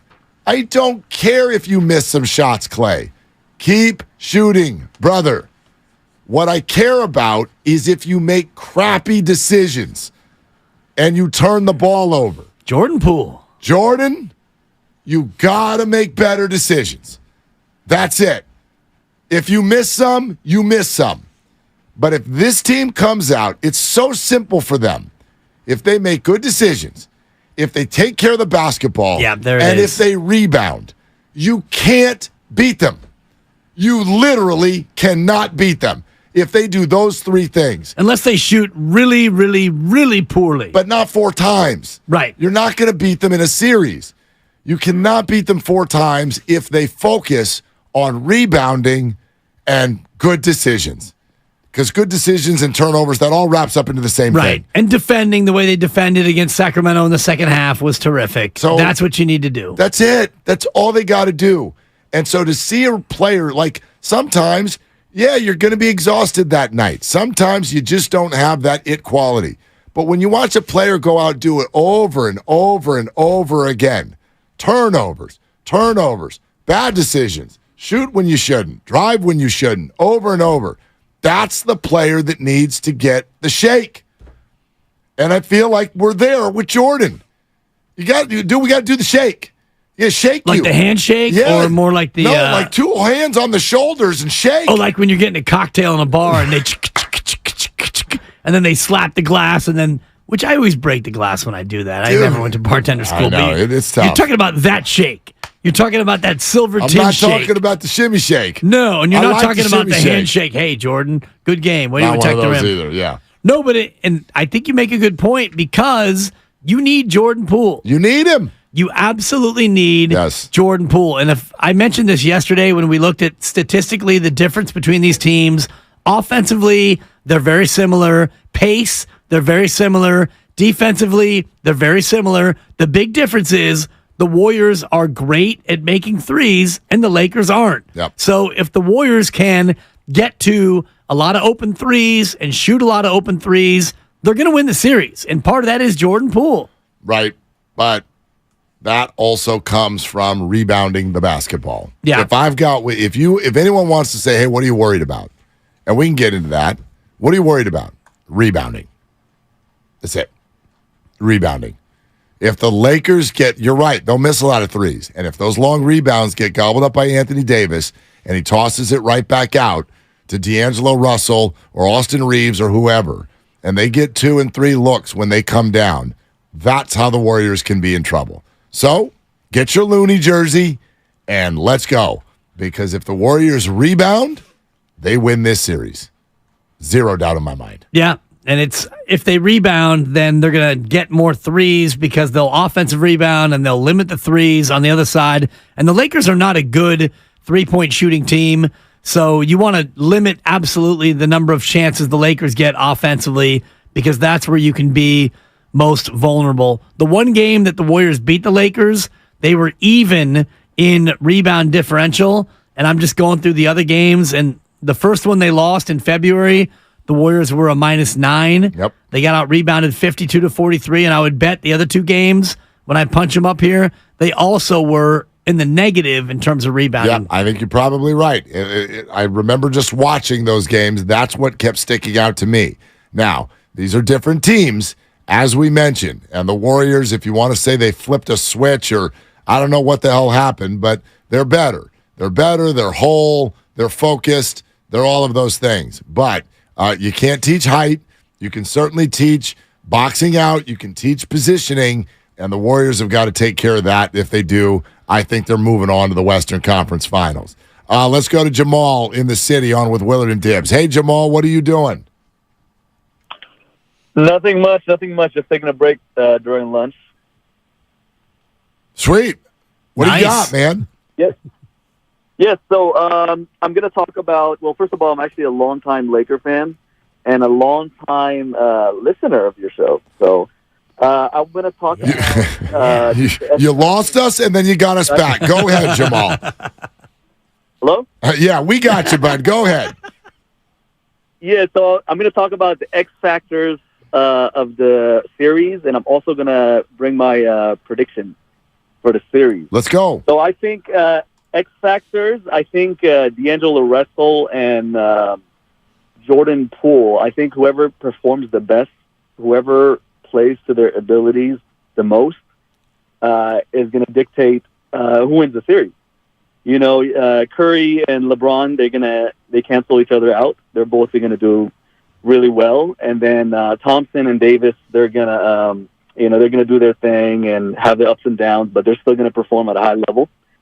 And I think that really dictates things, how Jordan, Poole, and D'Angelo Russell perform. They just got to be, consistent. They're both wild cards, and they're both inconsistent normally. You're right, Jamal, no doubt. So what do you think's going to happen? I got Lakers in 6, and I'll tell you why. Okay, it's not just being a Laker. It's not just being a Laker fan. I mean, it kind of is. It's also a few things. Yeah. Sacramento Lakers have the defense that Sacramento does not have. Yep. And we saw how the Warriors struggled with them. And another thing is Lakers they're just more polished offensively. I feel. Oof, that's an interesting point. Did you just say that the Lakers are more polished offensively than the Sacramento Kings? That's what I heard him say. Yeah, I'm going to disagree with that statement. I understand where you're coming from in that they're a more mature team, all of that, but the Kings are so much more dynamic offensively than the Lakers. It's not even close, Jamal. He was talking about polish, maybe not explosiveness. All right. I mean, I don't know. Like, polish is less scary than explosive, right? If I'm facing something and you're like, dude, this is a dynamic thing that you're going up against. Right. Versus, dude, this is polished that you're going up against. And I wonder which team presents more of an offensive challenge to the Warriors, the Kings or the Lakers, because the Kings, it was speed. It was speed and the ability to shoot threes and match your pace and beat you in a game that you like to play, which is an up-tempo game. Now, the Lakers also play very fast, but their pace results in twos more than threes. They don't shoot the three ball very well, but they do have LeBron James, who with a head of steam is impossible to stop. Anthony Davis, when motivated, is a matchup nightmare. And then if you add in Austin Reeves, who's turned into a very dynamic player, D'Angelo Russell, who can catch and shoot and get hot from the three-point line, the Lakers have a bunch of different ways offensively they can beat you. This is kind of what I mean by what I said earlier when I said these are the two smartest teams in the NBA. And maybe that sort of is an extension of what Jamal's talking about with polish. Yeah. The Lakers and Warriors, I think, even though the Warriors turn the ball over so darn much, the Lakers and Warriors, by and large, when they come down on offense, I feel like they get the right shot. Most of the time. Doesn't always go in, and sometimes the Warriors don't even get to the point where they get to shoot the shot because they turn it over. And this is where Jordan Poole struggles. But most of the time, I think they get the right shot because they're run by people like Steph Curry, Draymond Green, and LeBron James. They're very good decision makers on the offensive end. Think about the teams they just beat. Do they usually get the right shot? I think the Kings often do, but Domantas Sabonis became a story in that last series because he wouldn't take the right shot. He wouldn't make the Warriors pay for what they were doing, and it ended up killing them. Does Memphis get the right shot? Dylan Brooks is still on the floor out there shooting threes. So I don't think Memphis gets the right shot, not in key moments. I think Ja Morant, who is so dynamic, but also a la Jordan Poole, goes to the hoop with reckless abandon sometimes and gets out of control. So what you're going against defensively now, if you're the Warriors and the Lakers, are teams that are going to make the right decision. And that's why I'm so focused on Poole, because he's the only guy. He's the only guy who we consistently watch go out there and struggle to make the right decision. Yeah, and that's just his nature as a young player and also being as fast and as explosive as he is. And I look at all the factors, Mark, in terms of these two offenses, and the Warriors are number 3 in the association in effective field goal percentage, which accounts for threes being more impactful than twos. The Lakers are 18th. Turnover percentage, the Warriors are number 1 in turnovers per 100. So to your point, if the Warriors can avoid turning it over, they're effectively, as a field goal percentage team, elite. They're top 3, but that is counteracted by the fact that you give the ball to the other team more than anyone else. And the other factor that I'm looking at, free throws per field goal attempts, the Lakers are number 2 in the league. Yeah, I'm not surprised. They will get to the line more than any other team. So if the Warriors get turnover happy and foul happy, they're in trouble. Defend without fouling has been a thing for the Warriors all year. And don't give the ball away recklessly. Right. And the live Lakers, ball turnovers. The Lakers, because they're big and because they go to the hoop, they're going to get to the foul line a whole lot. I think that's definitely a good point.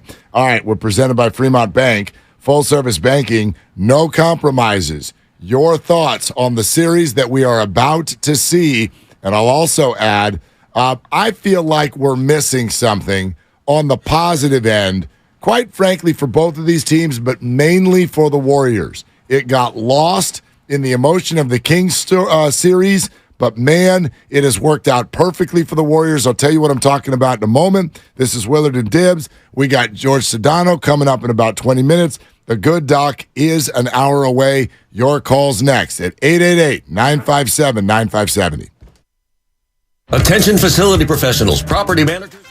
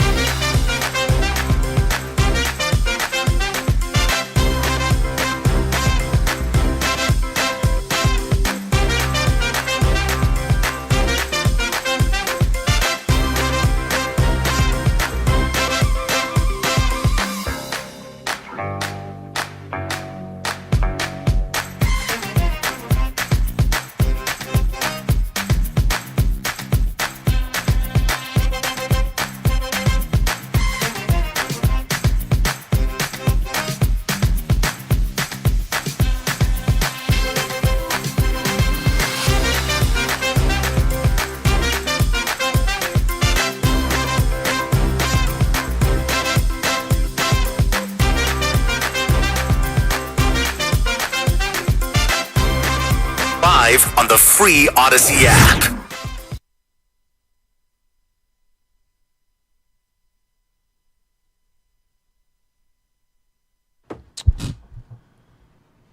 Damn it, Dibs.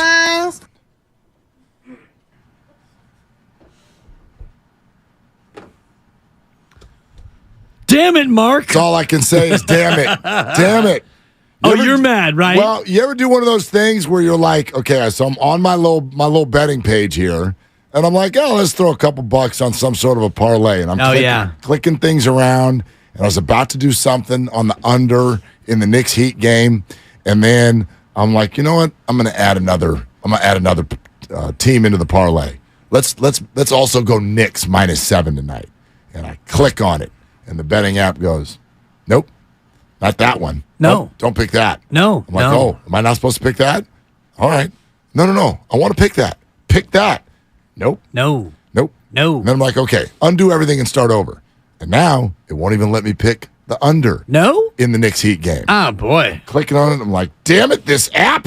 Do we need to refresh? Do we need to get a new browser? I got my Miami +7 parlay in just fine. I bet you did. That was about 15 minutes ago. I got the Heat +7 parlayed to a pick in the second game tonight. Well, you lost a bunch of points because the spread is now 9. Shut up. I wonder why. The Miami Heat have announced that Jimmy Butler will not play in Game 2 this evening. Actually, it starts in about an hour and a half. So no Jimmy buckets for the Miami Heat tonight. The spread moves up to 9, and that is why my app was spitting a big no at me, because they were in the process of pulling that game off the board with the breaking news. How do I cancel a wager? Yeah. As I'm Googling now. That's also a no.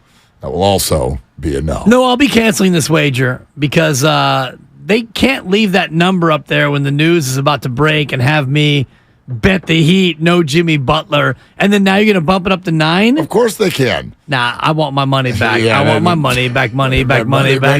Money back now. No. Yeah, I'll be getting it back. Pre-tip. Okay, good for you. Good luck. But yes. You talk, I'll type. Well, hey, Grandy, do we have official word on Julius Randle yet in this basketball game? Do we have official word on Julius Randle? I don't believe we do. Also, Jalen Brunson, questionable. Whoa. Dude. Game time decisions. How about the two oldest teams in the NBA just walking out here for round 2? They're like, well, we're all good. Like, everybody is getting killed by all of these injuries. No Embiid, no buckets, no Randle. Brunson is questionable. Think what happened to Kawhi. There's been so much of this. Yeah, Grandy, what'd you find? Yeah, the official NBA injury report from half hour ago. Jalen Brunson, Julius Randle, both questionable. Okay. Thank you. You're welcome, Lucas. It's so funny. Lucas is amazing. We got bonus Lucas in the back. He's getting really good at the Peanut Gallery post-Grandy commentary. Good job, Lucas. So, total Peanut Gallery. Thanks. I bet. Yeah, you're welcome. Whenever I turn my mic off, he tells me his favorite radio is backseat radio like that. But he does it every time. Off mic comedy, it's the best. It's pretty good. Thank you, Lucas. It's especially good when you actually say something that's funny. But no matter what you say, it's gold. Thank you. Randall and Brunson are playing. That would be my guess. That'd be my guess. I don't know. I mean, I was looking at the reports, and maybe that's partly why I went on Heat +7. But I think the bigger problem is what you're talking about in terms of the playoffs. Like Joel Embiid, he didn't play, and Kawhi couldn't play, and Brunson and Randall and Jimmy Butler. Are we at a point where the NBA schedule, or maybe it's the way we coddle these guys all year long, and we set up a system where they can't be good to go for the most important games of the year? I don't know. It does feel like there is a healthy conversation to be had as to whether an or not unhealthy conversation. Well played. Is this Thank year? you. Is this? Sorry, that was my Lucas. You're welcome. Appreciate it. No, but are we watching an advertisement for load management? this Yes.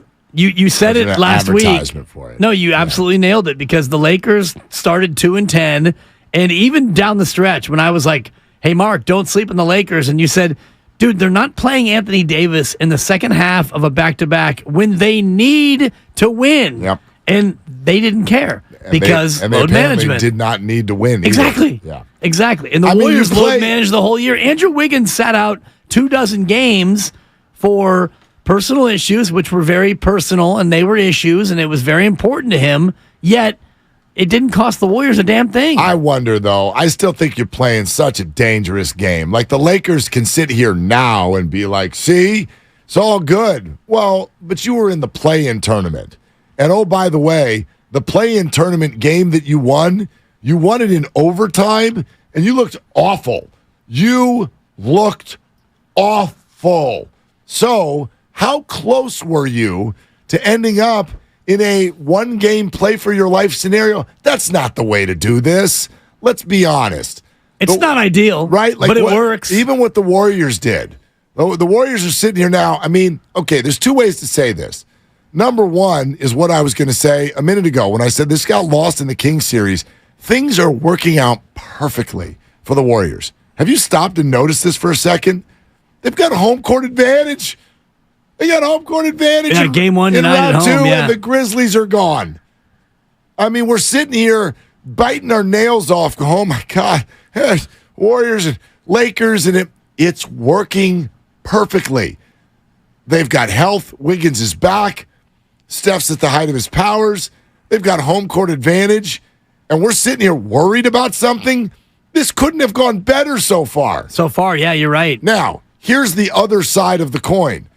We're sitting here with our feet up like, load management, right?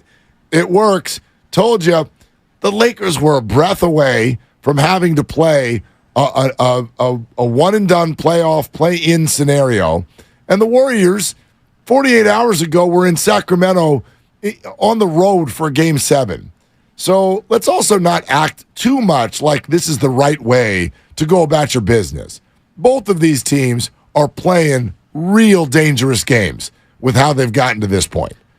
Yes, but the system is now set up to where you can play dangerous games because 10 teams have a chance to still win the NBA championship after 82 games. And this is why I don't like the play-in tournament, and I think that this is why the play-in tournament is serving to deny the NBA of its regular season relevance, because even the Pelicans, let's say the Lakers were the Pelicans and they were 42-40, they would have been a live team to beat OKC, which they didn't do. OKC won that game, and OKC had a damn good chance to win that second game and make it into the playoffs. But the way the system is set up, the regular season doesn't matter. As long as you are sniffing 500 and you have faith that you can win a play-in game. And if I'm the Lakers and I've got LeBron James and Anthony Davis, I feel like we can win a one-off. We can win a big game if we need to win a big game to make it in the playoffs, which is what they did. And that's why load management is here to stay. I don't think they ended up there on purpose, though. It's not like they ended up there in the play-in tournament on purpose. They ended up there because of what they were doing early in the season that was bad. They were 41-29, right, as I mentioned earlier, after their opening dozen. And they had to really close with a flurry to even get to 41-29. In other words, what was their record without playing with Russell Westbrook? Like, come on. They were a way, way, way better team after the trade deadline. I mean, I'd love to know that. We can look that up here coming up in a sec. What's their record after the trade? That's what I want to know. Because you'd be surprised at it's not that great. I know it's not that great because they were load managing still, and they struggled at times also. But they're a way, way better team. I'm gonna guess, and I'm gonna look it up for the other side. I'm gonna guess they were 16-12 after they got rid of Russ, and I'll have that for you, Mark. And that's coming up. Oh boy, now that's a tease. Wow. Okay. Actually, what's also coming up is George Sedano is going to hop on with us and get us the flavor from the LA side. Lakers and Warriors getting started tonight in just about 4 hours right here on 95.7 The Game. We are sponsored by Hint Water, and I also want to take the opportunity to remind you all, just as we did yesterday, we got one listener into Game 1. Well, your chance to win a pair of tickets to Game 2 will happen tomorrow, right here on 95.7 The Game. We'll show you a keyword on our YouTube and Twitch pages throughout the day, and you got to enter that word on our contest page at 957thegame.com. Find our YouTube and Twitch pages right now so you can bookmark them, and you know where to go. Like, subscribe, all of that while you're there. Our ticket giveaway is brought to you by the Next Generation 10G Network. Only from Xfinity, the future starts now. And remember, tickets are always available at Warriors.com, the only place to get tickets that are 100% guaranteed not to be fraudulent. We'll get George Sedano in here, and back to your phone calls next on Willard and Dibs. Hint Water, delicious fruit-infused water with 0 sweeteners and 0 calories. Hint's 25 flavors include blackberry, coconut, and blueberry lemon. In stores or at hintwater.com.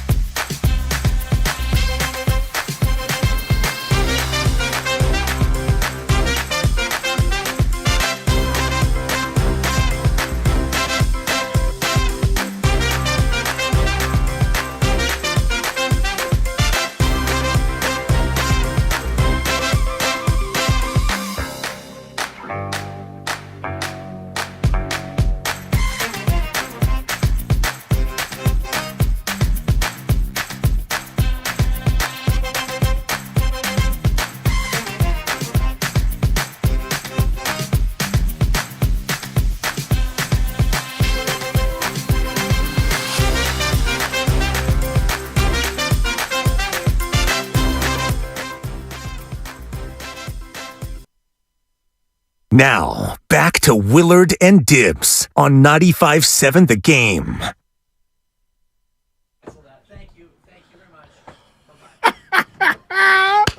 Are you kidding me right now? You know what, Mark? Now, that's the part of cancel culture that I really like. That was good. One thing about me, Mark, I'm a man who gets things done. You didn't think I could cancel my parlay? But guess what? I didn't think you'd get someone on the phone in 2 minutes. And I love... That's pretty good. And I would shout them out, but it's overseas and it's likely illegal. I'll just say this. The gambling operation that Guru, that he turned me on to, there are many things that they don't do great, but their customer service is restaurant quality. Oh, it's DiVincenzo. I wanted to cancel my parlay because the line moved, and I sent him a message. They called me back. Parlay canceled. Congratulations. Now I'm going to go back and bet it. Now redo it. Yeah, exactly. I got a couple of points. All right. Quest for 5 is brought to you by the Alameda PD, now offering a $75,000 hiring incentive. Our team is your future. Go to alamedapolice.org to apply today. How about George Sedano? How about it? ESPN LA, as well as we get ready for this. There's no problem with familiarity in this series, is there, George? Great to have you, man. How you doing? Good to be here, guys. Yeah, no question about it. Obviously, LeBron and your team certainly have been at it a bunch of times historically. And you know what? I think that, these relationships have actually spawned over the years, right? Draymond and LeBron are tight, and him and Steph have a lot of respect towards each other, despite some of the tension, I guess, back in those days during the championship runs. It's pretty interesting to see as things have developed. Yeah, things have developed, not quickly in terms of Lakers versus Warriors. It will have been 33 years since they clashed, but just the familiarity of LeBron versus Steph, and I know that's oversimplifying this matchup, but how much impact does that have nationally as opposed to any other series going on right now? I would just say that if we're ranking, if this was like some sort of contest, I don't think there's any question what would be the number one series. I think if you're the NBA, if you could reproduce this series over and over and over again and just get rid of conferences, you'd have this series on as many times as you could. And you'd maybe just be like, you know what? It doesn't matter if they lose. Let's make a double elimination and get them back in there and face each other in the finals. So this is definitely the series to watch. I don't think there's any doubt. George, you know what's interesting with at least tonight is you have the Lakers who had to deal with the loud Grizzlies and Dylan Brooks. The Warriors dealt with the uniqueness of the geographic rivalry here, Sacramento and the Bay. A lot of emotion went into both series. What does each team have left in that department for this one, which is where the traditional emotion is reserved? Oh, I'm not really worried about that. I think ultimately because it's these two, because these guys know each other the way they know each other, and because everyone in the world wants to see it, they're going to be up for the game. I'm not worried about that part of it, especially with the Lakers, particularly because that series ended on Friday. I mean, there's been a lot of time for them to rest up and kind of focus. If anything, I think potentially if we were looking at the Warriors, maybe that would be something that could creep in, but I don't believe it. I mean, these guys, as you know, are champions. They know how to handle these situations. I'm not really worried about that. When I look at this series, I think there are a couple of things that I think are challenges. Obviously, if you're the Warriors, I'd be more worried about Anthony Davis than I would be actually whatever happened in the last series.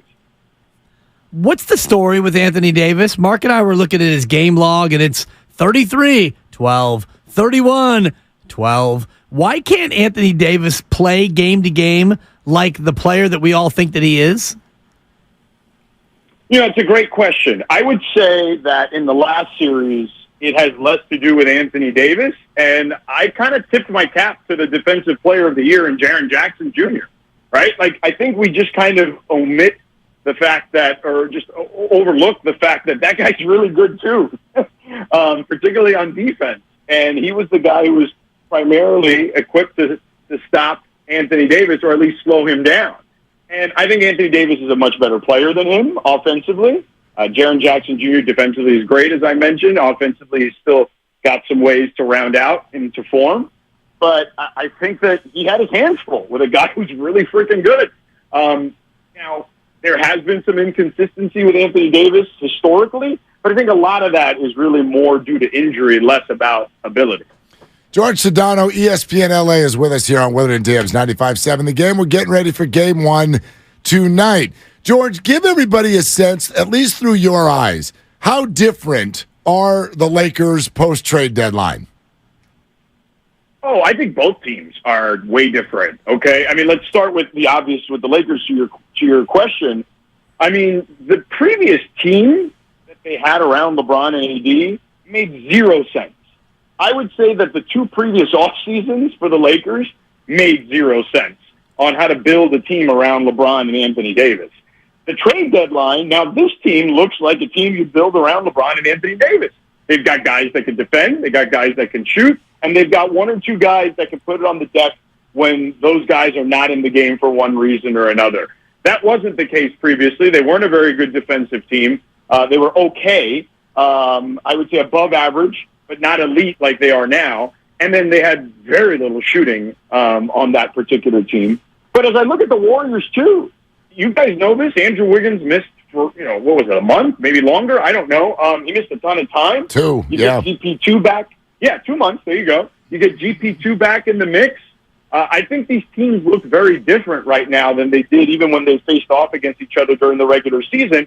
And even in those games, you didn't really see the teams at full strength very much. Austin Reeves, how do you explain the player that he's become virtually out of nowhere, and now he seems at times to be the Lakers' best player?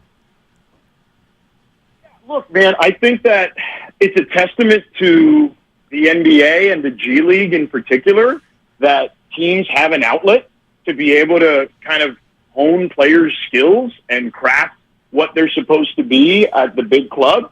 And I think a lot of these teams at the G League level, they run the same offenses that the big parent club does. And I think he spent some time down there.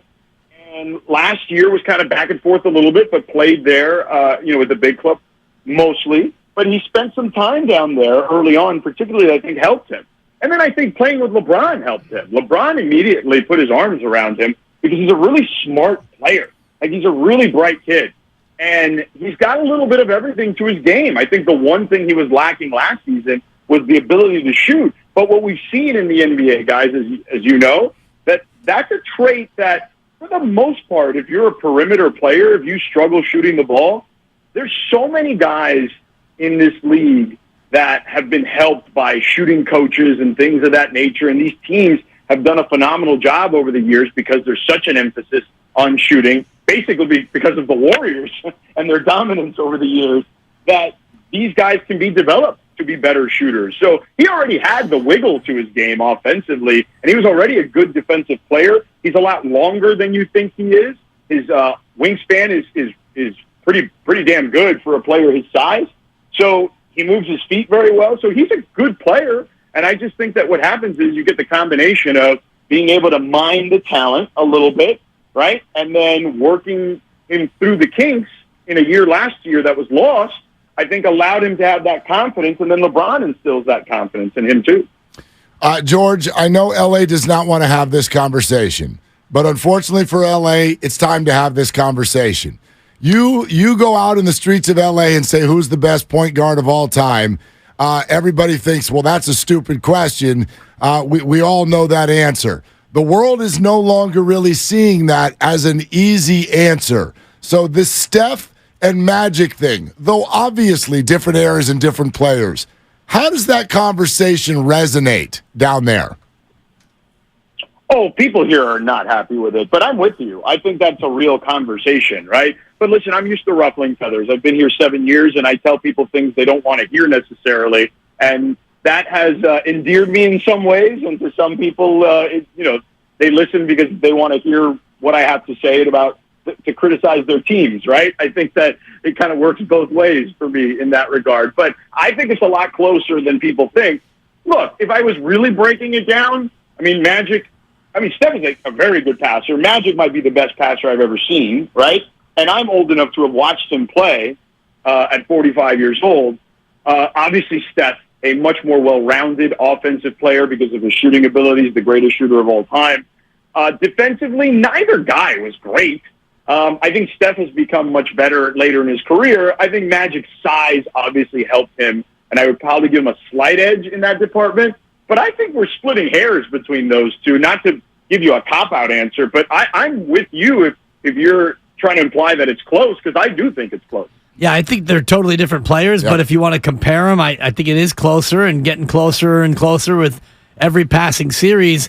Is the key to the series a player who's not a player at all, but rather the coaching matchup, George?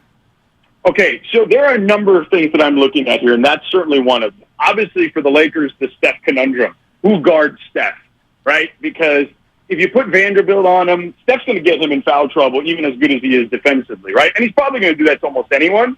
So you're just going to have to throw a lot of different guys at Steph and just hope that he has one of those off nights that he rarely has, right?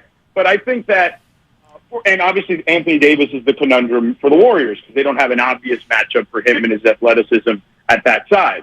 To me, this series boils down to a couple of things. Wiggins-LeBron matchup, I think, is one. And I think Russell versus whoever, right? Because he's not a good defender, as you guys well know. The Warriors know him really well. He's got the pressure of a contract year coming up right now, facing a team that knows him really well, that also knows he can't defend. I don't think there's a clear matchup for them to put him on defensively, and I'm curious to see what they throw at him offensively when he's got the ball in his hands, because he's had some up and down moments certainly as well during the postseason. He doesn't have a ton of postseason experience either. But the coaching matchup to me is big. Look, I like Darvin Ham. He's going to eventually be a good coach. I don't think that he's in the same class as Steve Kerr by any stretch of the imagination. So I think that there has already been rookie mistakes this season during the regular season and even during the postseason. And I think that is a huge mismatch in this series. And when I think the talent is close, I start looking at the coaching and the differences there, and that's usually the direction that I like to lean in. Okay, it feels like, without going deep into a prediction world, it feels like you think the Warriors have a slight edge in the series. Am I right? Yes, I do think they have a slight edge, and I think the coaching puts that slightly over the top. I think the talent is fairly even when you look at it across the board, because yes, they have Andrew Wiggins now and GP, and I think they've done, they're trying to get those guys back up to speed very quickly, and it's hard to do that when they didn't play much, if at all, during the regular season for you, or hadn't played recently, and then throw them into a playoff series that's supercharged, where it's an 80-minute drive, and you got a team that's running up and down the floor at, a breakneck pace.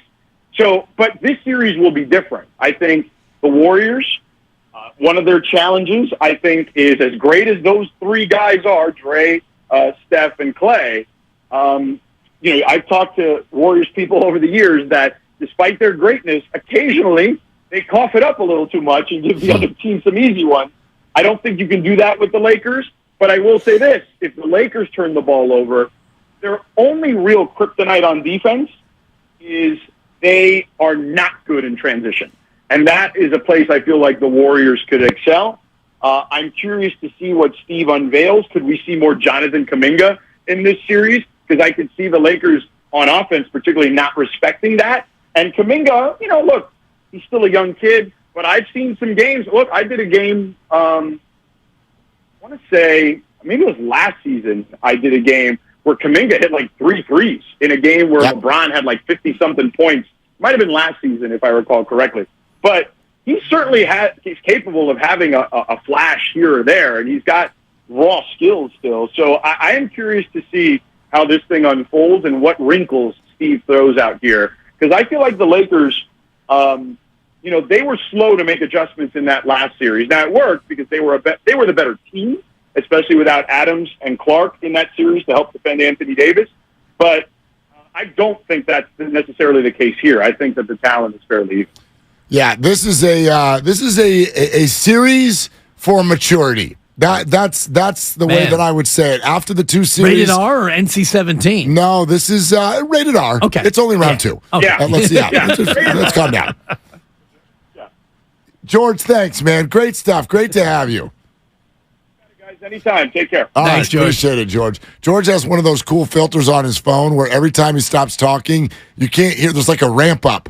It's like you couldn't hear the first 2 or 3 words of his sentence. It's a ramp up filter. Yeah. I don't like it. It's not good for radio. No, it's not. But the rest of him was really good. No, very good and strong. And I think that he hit on the one thing that is probably the biggest theme if you're a Laker fan. Who's going to guard Steph? And Chef! On the other side, who's going to guard AD? Kevon? Listen, I just trust it because I don't look at defense in the NBA as a mano-a-mano conversation. Right. I don't look at it. You heard Kings media for a week go, who's going to be the answer for Domantas Sabonis? Well, the Warriors had the answer. The answer is nobody. They had all the answers. Part of it was Kevon Looney. Part of it was Draymond Green. Part of it was team defense. Part of it was loneliness. And part of it, right? part of it was a bulging eye, and part of it was Steve Kerr and his staff came up with a plan that really worked, which was we're just going to make you shoot, and you're either not going to do it, or if you do it, you're not going to do it very well. And that ended up, I really believe, being the difference in the series. So it's not as simple as, well, they've got Anthony Davis. Do the Warriors have a human being who can stop him? Probably not. I don't know. Great offensive players in the NBA, none of them have a human being who can stop them. But if you come out and you're Steve Kerr opening up, do you put Wiggins on LeBron and you put Draymond on Anthony Davis? Do you throw Kevon at AD? The problem with Kevon guarding AD is if Kevon gets pulled away from the hoop, now who's going to rebound the basketball? Right. And you do not want to get Kevon Looney in foul trouble. Right. He is the number one. Keep that man's foul slot clean on the Warriors. So, And you trust Draymond to be able to guard him inside, outside, all around, and not get into foul trouble as readily. Mostly, yes. Anthony's going to get his. Yes. Right? When he wants to. Anthony, remember, there's also another defender for Anthony Davis that we haven't brought up yet. Anthony Davis. Yeah, true. Defends himself by going outside and deciding that he's a good three-point shooter. He's okay if he hits a bunch of threes. It's interesting. Davis and Draymond have one similar trait, which is if they're hitting threes, you ain't stopping the team that night. You ain't stopping them. If Draymond starts hitting threes, how the hell are you going to stop the Golden State Warriors? Yeah, true. If Anthony is hitting threes, you're in trouble. You're in trouble. The Lakers become very difficult to beat, but he falls in love with it too often. Right, and when he's not hitting it, then it's kind of like Sabonis with that 15-footer. It's like, please, shoot it. Fire away. Keep shooting it, fire away. I'm interested to see, though, defensively, how the Warriors try to line up because Wiggins on LeBron makes the most sense.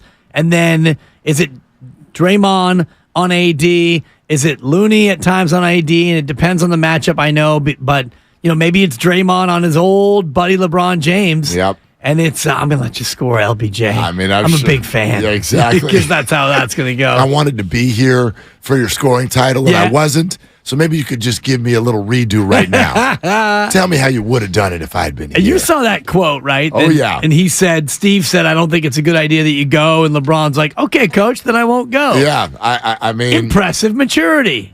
Yes, but also, duh. I mean, like, are we really going to give the Warriors credit for, Draymond? I think, maybe it would be good if, I don't know, you like play in our games as opposed to being a spectator for someone else's. I don't know. I don't get up for a game in February against, I think it was Portland where they were playing against Portland. Come on, man. I was saying all along that Draymond was going to be there. And I thought for sure maybe he would get his 16th tech right before so he could conveniently be suspended and not be eligible to play. Listen, I'm going to miss a couple shows later this week because of a long-standing vacation sensation that was planned as part of the Christmas gift to the lovely Christies. So just for a couple days. But how do you think Matt Nahigian would react if when the series shifts to L.A. next week? Win the big trip. So, Matt, here's what I'm thinking. I don't want to host our radio show. Okay. I want to go to L.A. and watch their radio show.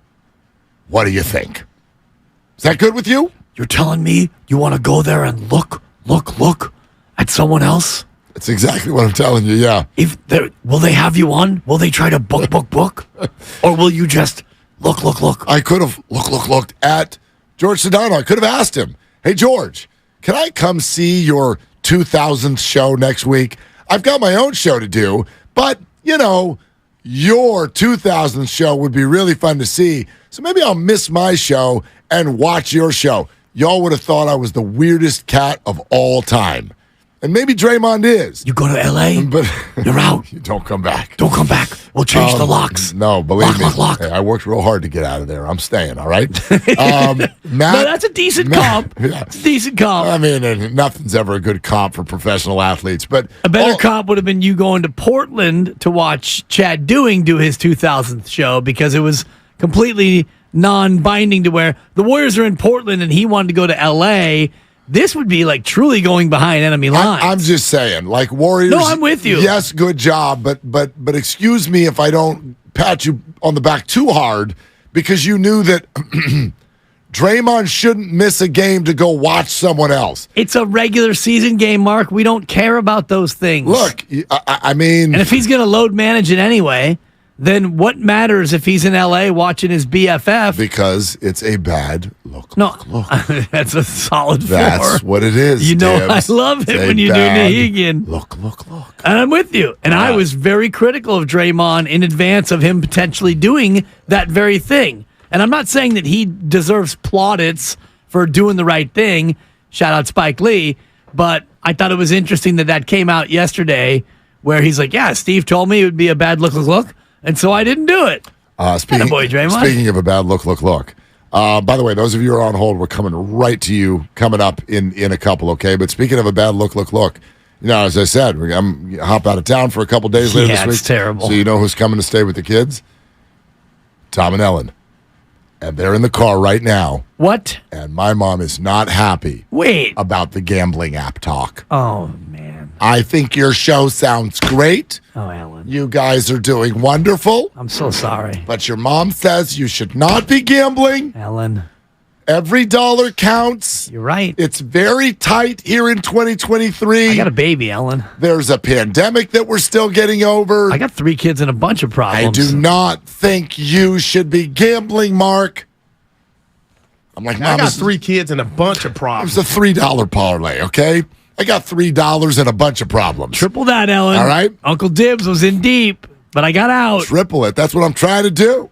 It was a money line, too. I had a certain team tonight in San Francisco, plus 170 on the money line. Sorry, Mom. She doesn't even know what that means. That went right over her head. She doesn't know what the money line is. Box of diapers. Anyway, if she does, woof. Anyway, we're presented by Fremont Bank, full service banking, no compromises, and we go to your calls next on 95.7 The Game.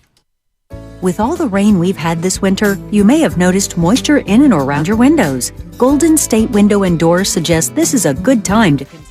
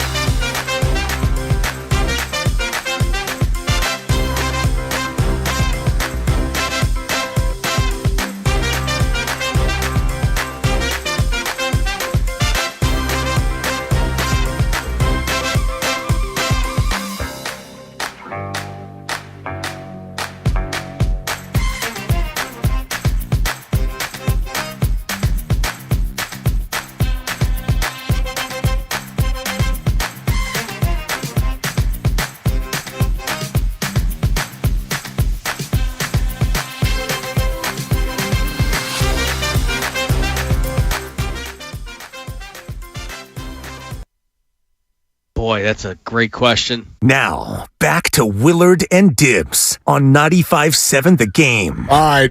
The good doc is coming up here in 10 minutes. I do want to update everybody. Everything's okay with Ellen Willard. Okay. I got a ha text. Nice. And not one of those like emoji laughing, like she actually wrote out ha. Nice. I love texting with, I'm not going to use the O word. I'm not going to use it, Mom. I love texting with people who are advanced in age. I love the young people. Thank you very much. It gives me so much joy because you're not only texting, but you're teaching. They don't know things. They don't know how to find a GIF. Has she ever hit you with an emoji?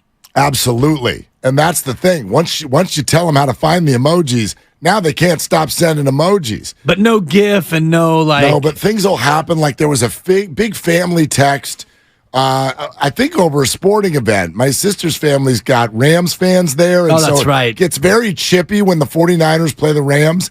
And when the Niners beat the Rams, somebody threw out an LFG in all caps. And yeah, the 70s and the 80s, they don't know what the LFG means. What's LFG stands for? So now you got to talk to Mom. Love, family, right? G. That's right. Love, family, and goodness. Yeah. Yeah. Oh, it's so That's nice. what my 16-year-old was texting when he got excited when the 49ers scored. Man. He gave a love, family, and goodness to the whole family. So then you get those awkward moments where the 16-year-old's talking to the 79-year-old and going, yeah, so here's what LFG stands for. And it just gets weird. Sorry, Grandma. And that's life. Yeah. Yeah, when I use the F, I don't really mean to say the F word because I would never say that to you, Grandma Ellen, I think Grandpa Tom. Love fathers and grandparents. I think that's what it stands for. That's what he should have gone with. So there you go. All right. Isn't that nice? It's a family story. It is. Here at the Willard home. Yeah. All right. Let's go to Matt in San Rafael. The Warriors play the Lakers tonight, if you didn't know. Hey, Matt, what are you doing? I'm actually packing to go back east to spend a few days with my eldest son. So beautiful. About that, yeah. Is he a Warrior fan? Well, he just moved back there a year ago, so he's the biggest Warrior fan I know. He went to college in Connecticut and would be up until 1:30 in the morning every Warriors home game because he streamed it from my account back when you could do that. Very good. And Very he was good. exhausted for the entire year. I'm watching the game tonight and flying out at 4 a.m. tomorrow, but we're going to watch Friday together or Thursday together, which would be great. Yeah, you're a good dad. All right, let's do it. You guys talking about the grandparents made me think of something I saw a while ago, which was there was a family communicating about one of them the older folks had died, and the mother kept sending out LOL to people. And they said, Mom, what are you doing? She said, it means lots of love, right? So it's the best. It's a good thing. It's absolutely. Oh my gosh, it's the best. Lots of love. Lots of love to all of you. Yeah. I will say my mom's 87, and her emoji game is more on point than anyone I've ever seen. Oh, I'm telling you, when the elderly people find the emojis, it's like they found a new toy. I mean, everybody's just firing things off. And then it's also fun, Matt, if you could play with them a little bit. Like to your LOL story, I just let everybody know who's north of 75 years old that GFY, if you get texted GFY, it means good for you. Yeah. Good for you, Mom. Well, I'm glad that worked out. Good for you. GFY. It's funny because we had a coworker and the GFYs were flying, and I was like, no, it means good for you. And it doesn't mean go find yourself. No. Although it depends on what the sentiment is on the sender and the receiver. That's right. GFY is a good two-way go. It's like an option route. It works either way. I think Matt might have had a Warrior take. We never got to it. Sorry, Matt. Matt, give us a call another time real soon. Yeah. Let's go to Josh. Let's go to Josh in San Jose. Hey, Josh, what are you doing? Just walking around the mall right now, getting ready for the Warriors game. Like aimlessly walking around a mall, or do you actually have a to-do list here? I actually have a to-do list. I'm planning to watch it at my local cheesecake factory. Oh my gosh, Josh! Strong. This is my guy, Josh. I love you. Got to be down there, Santana Row, then, right, Josh? You guys pre-partying for Warriors Lakers at the Cheesecake Factory. This is awesome. Surprisingly, I'm seeing a lot of Laker fans walking past me, even though it's like the day. Well, that's the way it is, Josh. Don't get all wrapped up in this. Like, to be honest with you, even all the Dodger fans that have been showing up at Oracle, I get it. The Giants' attendance, there are issues there, but Yikes. there's always a lot of fans for the other team when LA plays San Francisco. That's just the deal, right, Josh? Yeah, you're right. You got that one right. What'd you call for, Josh? Yeah, but it's like three things I want to say. Yeah. For how we're going to win tonight. So first thing is Wiggins is going to be a key factor, just like how Looney was in the previous series. And with Wiggins, his defense, his size, and his two-way athleticism, he'll be able to put up a good fight against LeBron or AD. And the second thing is Jordan Poole must settle down and not try to over dribble his way into the paint like he always does in the previous series against the Kings. If he can also play good defense, like in Game 5 and Game 7, then we'll be okay. I do love a couple of your points. I'm not going to worry too much about Jordan Poole's defense because it's just not going to be that good. That's not where he's at. Imagine if you had to worry about Jordan Poole's defense as your number one worry. You'd be sick to your stomach by the end of the second quarter. That's some serious worrying. That's like, that's like when you can't find your kids at 10 o'clock at night or something like that. I mean, here's what I'd say, though, about the other part of Jordan Poole, which is, I think, the part that we watch, and that's the scoring. Can we adjust a little bit this idea of we need Jordan Poole to settle down? I don't need him to settle down. His speed is what makes him dynamic. I don't need him to settle down. I need him to be smarter. We need him. Well, you can't have one without the other. Yes, you can, because there are times to hit the gas. There are times to go pedal to the metal. You just need to know when. That, for me, Jordan Poole, it's not a question so much of how. It's often a question of when. I think there are great times for Jordan Poole to hit the pedal to the metal and go to the basket. There are great times for Jordan to pull up from three. But for instance, if you're up by 6 and you've got the ball with 40 seconds to go and it's 20 seconds left to go on the shot clock, don't shoot. Or if you got Steph Curry trailing the play, maybe you want to drop the ball off to the chef. Right. The chef! And let him do his thing. We know what Jordan's talents are. It's just a matter of when he pushes which button. Like, he seems to too often go when he should stop and stop when he should go. And that's an experience thing, and I don't think that that's going to be something that gets better overnight. So in terms of worrying, I don't want to worry about Jordan Poole knowing when to go, knowing when to stop, because it's not going to happen right now. It's not going to happen between now and Game 1 or the Western Conference Finals or the NBA Finals. If they make either one of those rounds, Jordan Poole's going to have to learn that over time. And in the meantime, you got to let Jordan Poole get out of his own head. And if you're going to play Jordan Poole, go Jordan, go be you. Because at times, he's explosive, he's exciting, he can get hot, he can finish, he can carry you in small spurts. And at other times, he's maddening. But you can't have him change the player he needs to be right now on the fly. That's what I mean. Yeah, I don't want him to change who he is. I want him to change when he is. Right. That's all I'm saying. But I think part of who he is the idea of when he is. Because we've seen him now in 4 or 5 years, 4 years of Jordan Poole, and we are yet to see what you're talking about. That sense of, up 7, 2:12 to go. Maybe now's the time for me to slow play this and work some clock. He just has one speed. Breaking news from the New York Knicks. Jalen Brunson, Julius Randle, in. All right, let me go back to my app here. Sorry, Ellen. Jimmy Butler is out. Jalen Brunson and Julius Randle are in. And that news has pushed the spread from 7 to 9 tonight in favor of the Knicks in what can only be described as a must-win game 2. Stop it. No, I mean, come on. No, honestly, Mark, we've had a great show. I'm going to miss you Thursday and Friday, and I'm going to say this once, and I hope you take it the right way. Knock it off.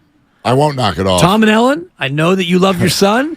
But he's doing this on purpose. She tells me to knock it off all the time. Marky, not when she's mad at you. Don't you impersonate my mom? Thomas Willard. Only I can impersonate my mom. Okay. Mark Contavious Willard. She won't even get that one. Anyway. Mark, it's not. No, it's honestly fine. Please. Use whatever word you want.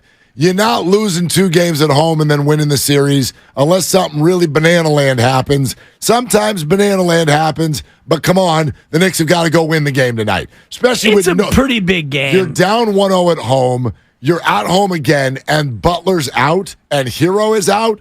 Good God, and you're at full strength? If you can't win tonight, get the hell out of the playoffs. What are you doing here? You're one of 8 teams remaining, and it's a best of 7. Yeah. And if you lose, that's what I mean. If you lose, it's unfortunate, but you still get on the plane. Of course. If they lose, do they get on the plane? You know what? You should have. I just wonder if they get on the darn plane. Who was the show that called John Ireland this morning? My buddy down there, play-by-play voice of the Lakers. What? You got John blocked? No, it's fine. Was it Bonte and Joe? Had to be. Did they have him on?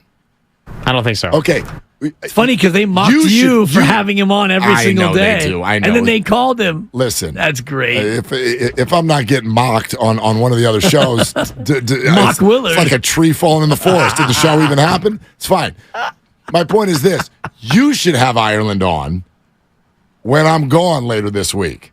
Because you two... I'll handle the bookings. You two... bookings. Thank you. You two are... You look at this the exact same way. In fact, you can go down 3-0 and be down 20 at the end of 3 quarters. And you can come out and be like, well, this is a must that they score the first basket of the fourth. No, it's not. Like, you two... I love Ireland. It is not must until you're golfing. And I'm like, not really. Like, I get what you're saying. But that's where I'm coming from. If you can't win tonight, Knicks, get the hell out of my playoffs. Get out of here. Get out of here. So call the travel agent and cancel the flight. Yeah. Yep. Get out of here. I don't even want to watch anymore. You're right. Then they go to Miami and then they win game 3. Yeah. And we got ourselves a series. Yeah, wow. Who could have saw that coming? And the series, by the way, has started because a road team has won a game. No, see, that's where I push back. The series started same way where the Warriors-Lakers series, it starts just after 7 o'clock tonight. That's when the series starts. Get your seats, folks. Get out there now if you can. All right, you're listening to 95.7 of The Game. KGMZ FM and HD1 San Francisco, always live on Twitch, YouTube, and the free Odyssey app. And it is time for Cleared to Play. Back to your calls in just a second, but right now we take you inside the tent. Get you updated on the latest injuries in the Bay and beyond. Proud to partner with UCSF Health on this segment and bring in our guy, Associate Professor of Orthopedic Surgery, Dr. Nirav Pandya. Doc, it's great to talk to you. Who plays basketball tonight? Stephen Curry plays basketball. Thank you. Stephen Curry. He'd better. Yeah, no joke. Seriously. That was a good answer, Doc. Hey, before we dive into that game, and in fact, knock on wood, 2 pretty healthy teams, what are your thoughts on Jimmy Butler, who about an hour ago got announced as out? You know, it's kind of interesting because you saw there are these clips of him walking around New York City yesterday, and he's actually sprained that right ankle a lot, and in general, hasn't actually missed time with sprains on that right ankle. So this definitely probably is a little bit more severe than you expect, particularly given his history of playing through these. So definitely is something to be concerned about, particularly since they depend on him a lot. But hopefully they're probably taking this more precautionary and saying, look, let's just put this game aside, make sure that ankle is good for a long series. But definitely a little bit atypical for a Jimmy Butler ankle sprain, given the fact that he's missing some time. One more out-of-market bonus take here with Doc Pandya, and that's Joel Embiid with a grade 2 MCL sprain. What's the likelihood of him being able to gut out something of this nature? You know, I think for any other athlete, this would be probably a serious or even kind of playoff-ending injury. But Embiid has this history of playing through pretty significant injuries. He had this issue with his thumb, with his UCL in the thumb. He played through a meniscus injury last year.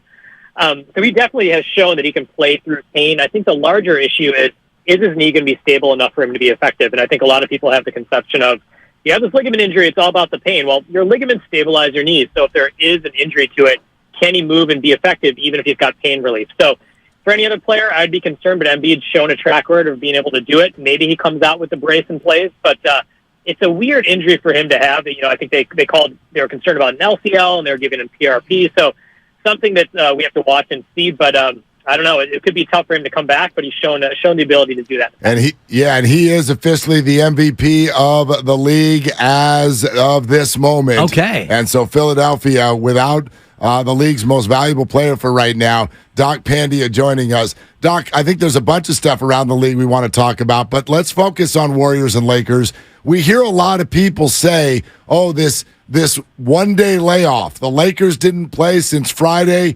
The Warriors have got to jump back after 48 hours. In your opinion, how does that affect the guys? I think there's minimal impact. I mean, I think when you really look at the impact of kind of fatigue and minutes and rest, you have to look at it longitudinally. Like, has one team had a significant amount more rest than another team? And when you're talking a day with elite athletes, a day or two here and there, I think it's going to have minimal impact. And interestingly enough, even if you look at just minutes per game, Curry actually played less minutes that last game than he had been averaging in the playoffs. I know it's only 2 to 3 minutes, but that can still have an impact. So I don't think that's going to have much of an impact at all, particularly at this level of conditioning, particularly with the stars, LeBron and Steph. A day here and there, I don't think it's going to have much impact on performance. And Andrew Wiggins in his return from 2 months off, have you seen any sort of a drop-off in terms of his physical output or his ability to be the Wiggins that he was before he missed 2 months?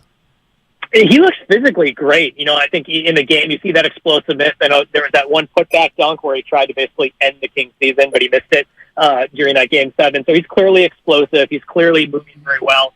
I think the basketball part of it, the rhythm, the timing still seems to be a little bit off, and that's one of the hard things to kind of recreate, and even if you're training on your own. But physically, the fact that his ramp-up was essentially one game is pretty remarkable and speaks to kind of just the quality of athlete he is and what makes him such an exciting player when all the pieces are put together. Doc, I feel like maybe we've touched on this conversation before, but I wonder if we could zero in on one guy. Anthony Davis is one of those people that we call injury prone. Does that exist? And what's your view on what he has worked through in his past? Yeah, if you look at his injury history, I mean, he's essentially injured almost every part of his body, and everyone says, oh, he's quote unquote soft. He's just making up these injuries. I mean, I think he really reflects what happens when you're that tall and you're trying to play like a guard. There is a limit to what your body can handle.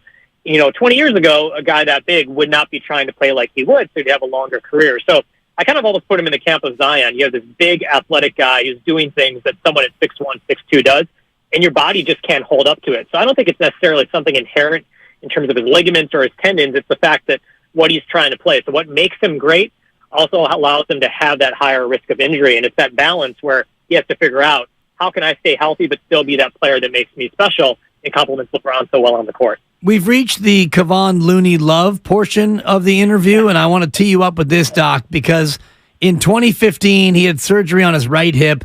In 2016, he had surgery on his left hip. How remarkable is it for him to be playing at all, let alone doing the things he's doing, coming off of double hip surgery as a young man?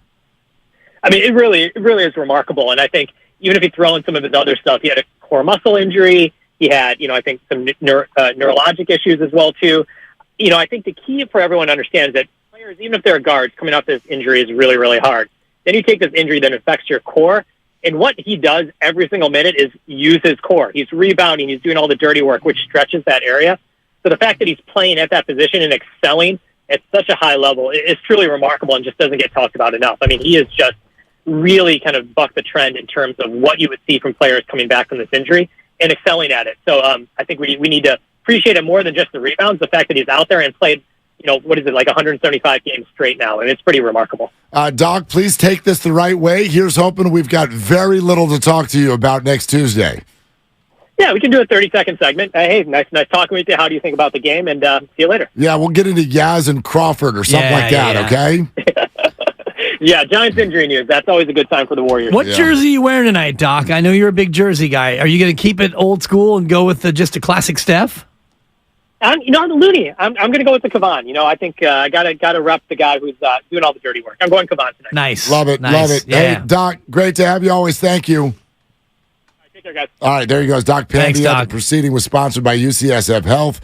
In fact, every time we bring that up, our YouTube chat is like, dude, the Looney jerseys are sold out. The Looney jerseys are sold out. I think that's the word we got last Friday also online.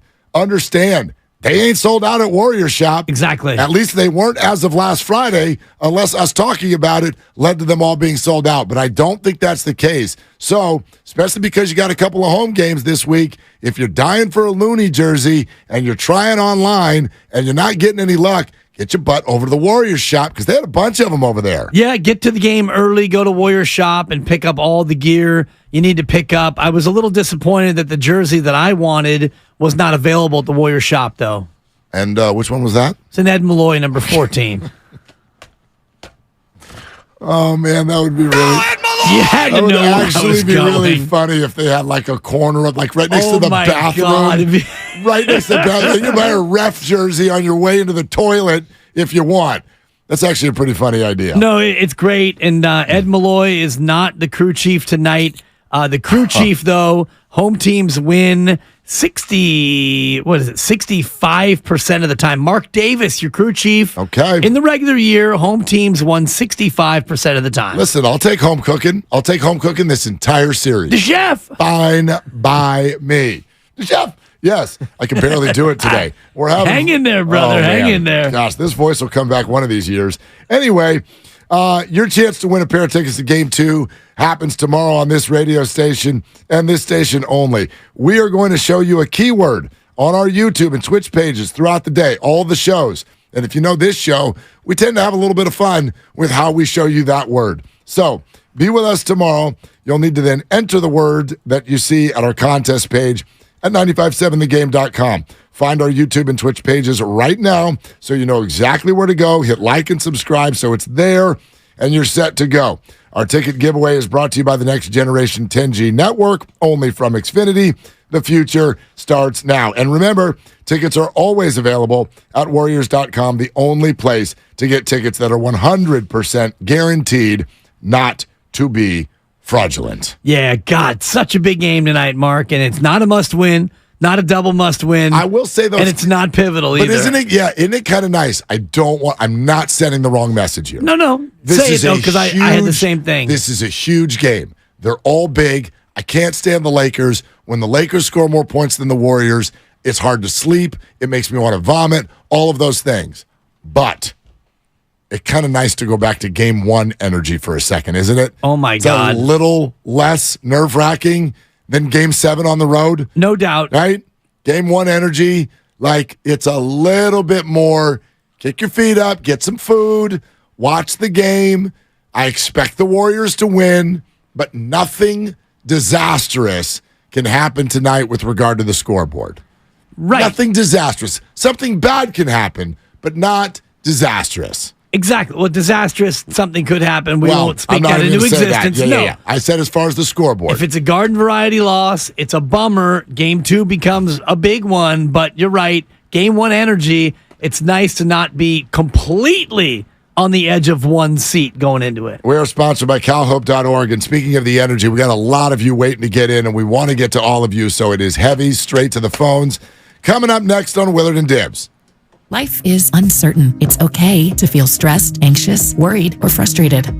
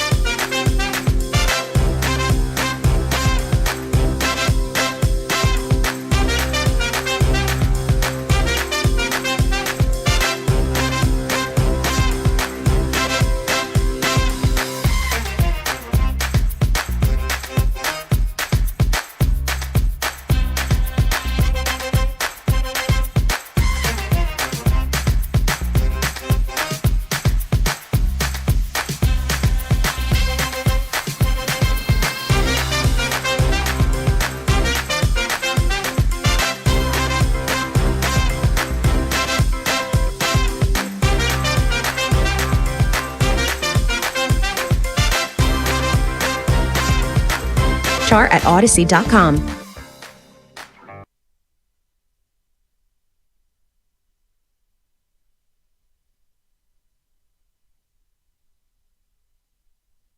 Not 5, not 6, not 7. This is Kevon Looney. Welcome back to Willard and Dibs on 95.7 The Game. Take it away, Mark. Oh, Loon. You fantastic basketball player, you. Let's keep rolling on 95.7 The Game. We are moving you toward Warriors-Lakers Game 1. Few things to throw at you. Some more updates. First of all, the Knicks and Heat are just about to go, and if you're just joining us, Jimmy Buckets is out. Jalen Brunson, Julius Randle are in for the Knicks. One other injury update out of the NBA. Okay. Chris Paul will be reevaluated in about a week. The Suns are preparing to be without him for games 3 through 5 in their best-of-7 series against the Denver Nuggets, a series they currently trail 2-0. In other words, Chris Paul might be out for the season. We shall see. Yeah, and that's news because of why again? I mean, Chris Paul has always been injured, and I'm not trying to No, I get it. I'm not trying to throw dirt or no shade. I'm just Do what it. I'm doing, It's Mark. Chris Paul. We don't You know like what I'm him. doing right now? Yeah. I'm just keeping it real. Yeah, I know you. The guy has constantly been injured, and it's heartbreaking because he's such a good player when healthy. But the when healthy is, you could say that over every single sentence you say about Chris Paul. Those State Farm insurance commercials are great when healthy. When he's able to gut it out and all the rest of it. Poor guy's never able to make it through an entire playoffs. I also want to bring one other NBA note up. This has been out for a few hours, but in case you missed it, and there's no way this show was going to let ourselves go the entire afternoon without bringing it up. Listen to the way that this tweet is worded. Okay? NBA reports, NFL, MLB, the top reporters out there. According to sources. They report things all the time. But listen to the wording from Shams with regard to free agent Dillon Brooks. Okay, I love this. The Memphis Grizzlies have informed pending free agent Dillon Brooks that he will not be brought back under any circumstances. Oh, my God. League sources say. Do you ever hear it put out that way? It's one thing, Robbie Gould, 49ers, team's planning to go in a different direction, or the team has informed the player it might not be in their plans. They've given him permission to take it, like if he's still under contract or whatnot, seek a trade. They have informed Dillon Brooks that he will not come back under any circumstances. In other words, all of the Memphis players could retire, and they'd have nobody on their roster. And still, the Grizzlies would be like, not interested, right, dude. Go away. Pack yo beep. And I don't swear on the show anymore. Sometimes. Pack yo S is basically the way it was broken to him. And if you look at the Memphis roster, Mark, and we did this last week, I believe that every other player is under contract for next year, at least with a team option or a player option. The only player who is unsigned is DB himself. And for them to say, we're not running it back, go ahead and pack your things. I mean, it's so incredible what this crystallizes for everybody, okay? The man has overplayed his hand at such an incredible level that his own team has been paying him about $11 million a year for the last few years. His own team that has had a measure of success, is literally dying to get him out of the building. When they phrase it this way, it makes me wonder what I was wondering a week ago. Why do you keep playing him so much? You hate him so much, it's obvious. Why are you playing him so much? But they kept putting him out there. But here we are, and what I really want to say about this is, for every single one of you who's ever compared Dillon Brooks to Draymond Green, do you think the Warriors would ever do that? The Warriors have informed Draymond Green that he will not be welcomed back under any circumstances. It would never happen. It's a bad comp for a number of reasons. Thank you. It's a bad comp. The only comp that makes it at all worthwhile is that both are agitators. Both can be an agitation sensation. That's a buck. Dillon Brooks, for his career, 14.5 a game. He scores far more than Draymond Green really ever has. Dillon Brooks averaged 18.4 last year. Now, that was based on him shooting a lot more twos. This year, he averaged 14.3 a game, 2.6 assists. That's Draymond Green in 3 possessions. He'll get you 2.6 assists. And by the way, 3.1 rebounds for Dillon Brooks for his career. The guy will never even sniff a triple-double, which Draymond doesn't rebound like he used to. He doesn't have to. Draymond Green, and don't even get me started on defense, where Draymond's a far better defender. Dillon Brooks is a good defender. He could be an elite defender, but he's not. Dillon Brooks, 41.6% from the floor for his career, 34% from 3. Which it's surprising, actually. I think it feels like it's even worse than that. Well, it's because he's plummeted. This year, 32.6 from 3, 39.6 from the floor. It's wild, man. I mean, that today, that right there, for every Dillon Brooks opinion that was out there in this series when it was played last year, for every Brooks opinion that was out there when he whacked GP2, and remember all the Memphis media, what about Draymond Green? He does the same stuff out there. For every one of you who said something about that last year, get on the phone, get on Twitter, go wherever you need to go, find a microphone, and apologize. Because you were defending a national joke whose own team is dying to get him out of the building. Apology not accepted. Ridiculous. Awful, awful takes that were being thrown at you Warrior fans last year when people wanted to do that. This is the final straw. And his own team is essentially saying everything that everybody said about this guy is totally correct, and we cannot wait to get him out of here. We're not even closing in on free agency. Their season's been over for 72 hours. Pack your things. Did they even do exit interviews yet? And this, like, it's Pack already... your knives and go. Pack your chains and go. The Memphis Grizzlies... Pack your shirtless vest outfit. Unbelievable. And go. Pack your 8-pack, which might be a 10-pack. I mean, pack your rubber bands that you put in your ponytail and go. So who signs this guy next? It's funny you say that, Mark, because you know his last contract was 3 years and $35 million that they signed after the 2020 year. And I was just wondering, does he get a raise? Does Dillon Brooks go out on the open market and get more than basically $12 million per annum? He made $11.666 per year in his 3-year deal with Memphis. I'm going to say no. Man. I'm going to say no. You know why? I'm going to say yes. He ain't getting more than a 1-year deal. Dillon Brooks is going to get someone's mid-level or something like that. Somebody's going to be like, all right, dude, but here's the deal. You get the mid-level, you come in here, stop acting like an idiot, stop calling LeBron James old when he's 87 times the player you could ever hope to be. Get your butt in here and prove yourself. If he even gets that opportunity. Some Orlando, Detroit, something, Charlotte will help this guy out, I bet.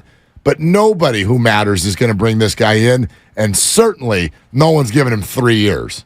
I'd be shocked if that happened after the way he's conducted himself. He's only 27, and he has shown at times to be a guy who can score the basketball. Now, I would never allow him to shoot the 3 as often as he shoots the 3. He shot 6 a game this year, and he made 2 a game. He's not a good shooter, but he is a physical presence. He can switch and play defense in a number of ways, and there's a certain amount of value in a guy who's not afraid to get in there, roll up his sleeves, take his shirt off, and do the dirty thing. Yeah, your synopsis of Dylan Brooks, to me, while not incorrect, is leaving out what is really important, which is everything you just said is overwhelmed by his behavior.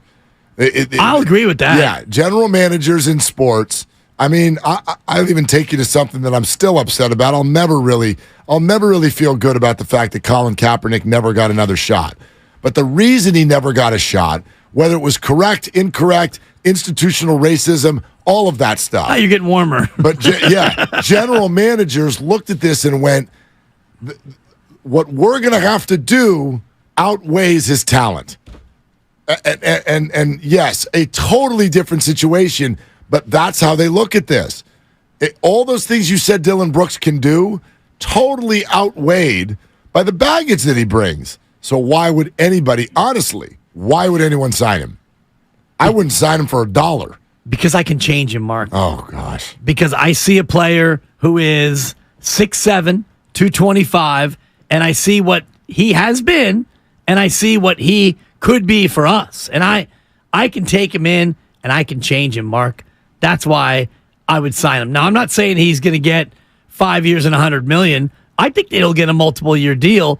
I don't know if he'll get 3 and $60. I think that he gets a contract with a team that says, Dylan, you've been through it, and we know that you have baggage, and you've got problems, and you've got all these things, but I look at a player who is athletic, he can defend, he can be an agitator, he could be a lot of things on the plus side. Forget the negative side for a minute, and you have a hard time shaking the negative. I can't, yeah. You're prone to negativity, and I've been working with him, and to the audience, I've been working with this guy, Dr. Negatron over here, okay? Making Steiny look like Little Miss Sunshine. I've been working with him. I do think that somebody out there is going to see Dylan and say, I got body envy, and bring him in. Maybe it's just a one-year deal. You may be right about that. I'll say Somebody's going to sign this guy. As a fan, if he ended up on my team, I'm no longer a fan. That's how I feel. So you're saying if Draymond opts out and the Warriors, hey, Dill, come on over. You're a Warriors, and you're always going to be a Warriors. You're turning in your card? I'm out. You're out? I'm out. I'm out. I go light the beam. You do not light the beam. The Beavers don't want you. The Beavers don't want you. Is the bandwagon open? You show up in Sacramento wearing purple. I think you get jumped. By the way, in Old Town. Y'all should go search this on. You should all go search this on social media. It's great. It's actually the only good thing that's happened with the Giants this year, which is that Jock Peterson and Logan Webb clearly had a bet. They clearly had a bet on the series. So there is a video circulating of Logan Webb in a Steph Curry jersey doing the night-night. He's doing the night-night.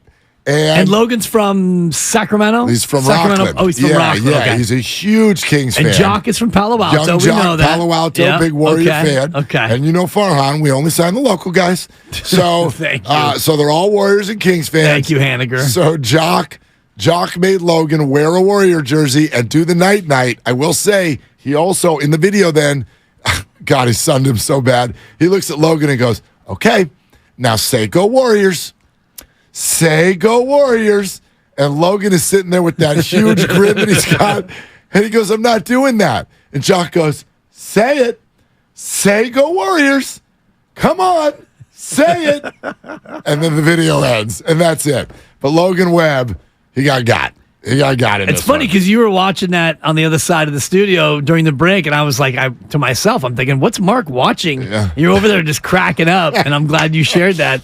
I'm going to search that up in the break. It's pretty funny. Let's go back to the phones, 888-957-9570. We are thrilled to have you communicating, interacting, all of it. So let's do it. Julio in Watsonville.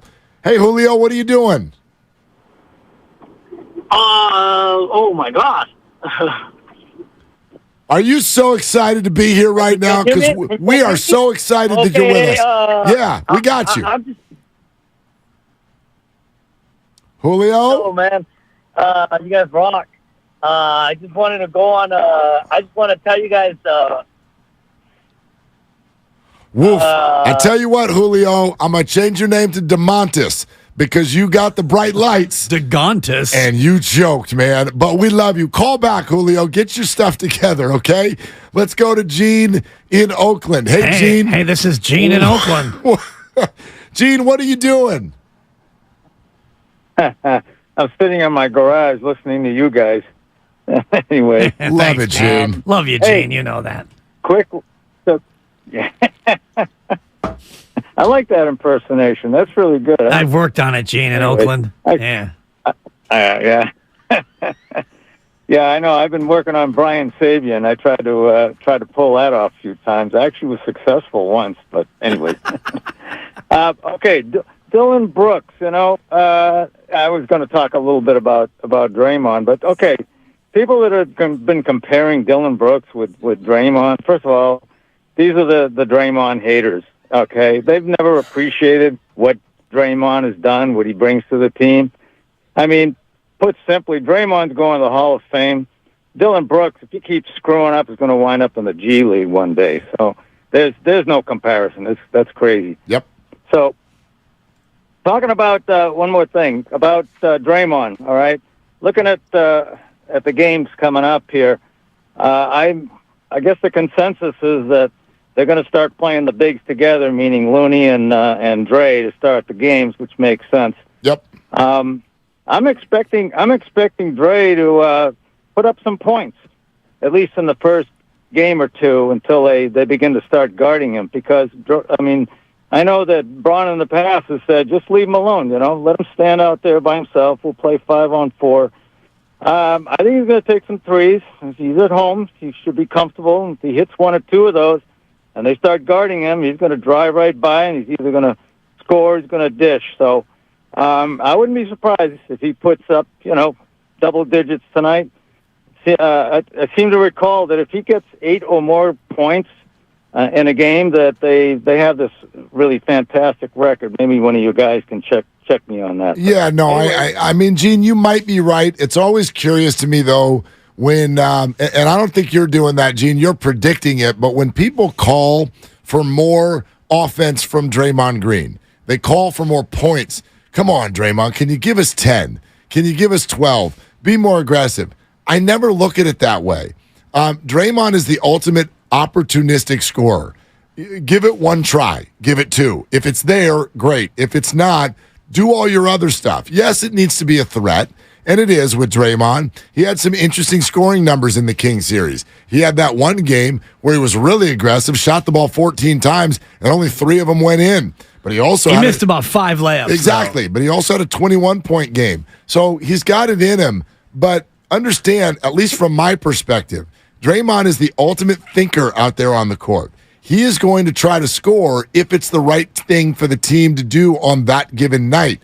But if it's not, he's not going to be aggressive with his shot. He's going to let other people do it because, oh, by the way, spoiler alert, there are a bunch of people on the Warriors who are better at it than he is. Right, but the record historically, when he does get 10 points, the Golden State Warriors win about 70 or 75% of the time. So those are things where I'm with you in terms of don't force it, but especially in the Kings series, look to be aggressive. And he did look to be aggressive. And I think this year he's done a much better job of faking that dribble handoff and then taking 2 dribbles and going straight to the rim and getting his dunk on and also getting closer to the rim and getting some layups and making some of those bunnies and being more aggressive. And the 3-ball mark in these playoffs, he's finding his wetter. Yeah, he's always going to give it a look. And every now and again, we get a night where a bunch of them go in. And you're right. When that happens, they're unbeatable. They're totally unbeatable. Really quickly, I have a stat for you. The Warriors this year, when Draymond Green scores 8 or more points, are 25-19. That includes a 3-1 record in the postseason. Okay, so a little bit better than they are when he doesn't score 8. But yeah, that's not overwhelming. If you look historically before this year, when he scores 8 or more, the record far better. This year was a little bit of an anomaly because he had so many games without Wiggins, and I think that he had to score more. So more often when he had to score, they were just games that they lost anyway. Quest for 5 is brought to you by the Alameda PD, now offering a $75,000 hiring incentive. Our team is your future. Go to alamedapolice.org to apply today. Let's get back to the phones. Joe in San Jose. Hey, Joe, what are you doing? Listening to you guys. Having fun. Get ready for the big game. Let's go. You guys hear me? Yeah, we Joe. got you, man. Yeah. Hey, I want to ask you guys a serious situation here.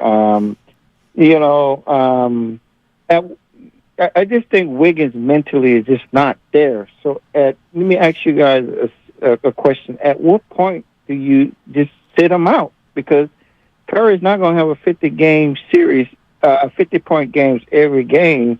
At some point, you need Wiggins, you need Klay Thompson. But this Wiggins, I don't know what he went through in his 2 months off, but he's just not mentally there. And do you guys sense that?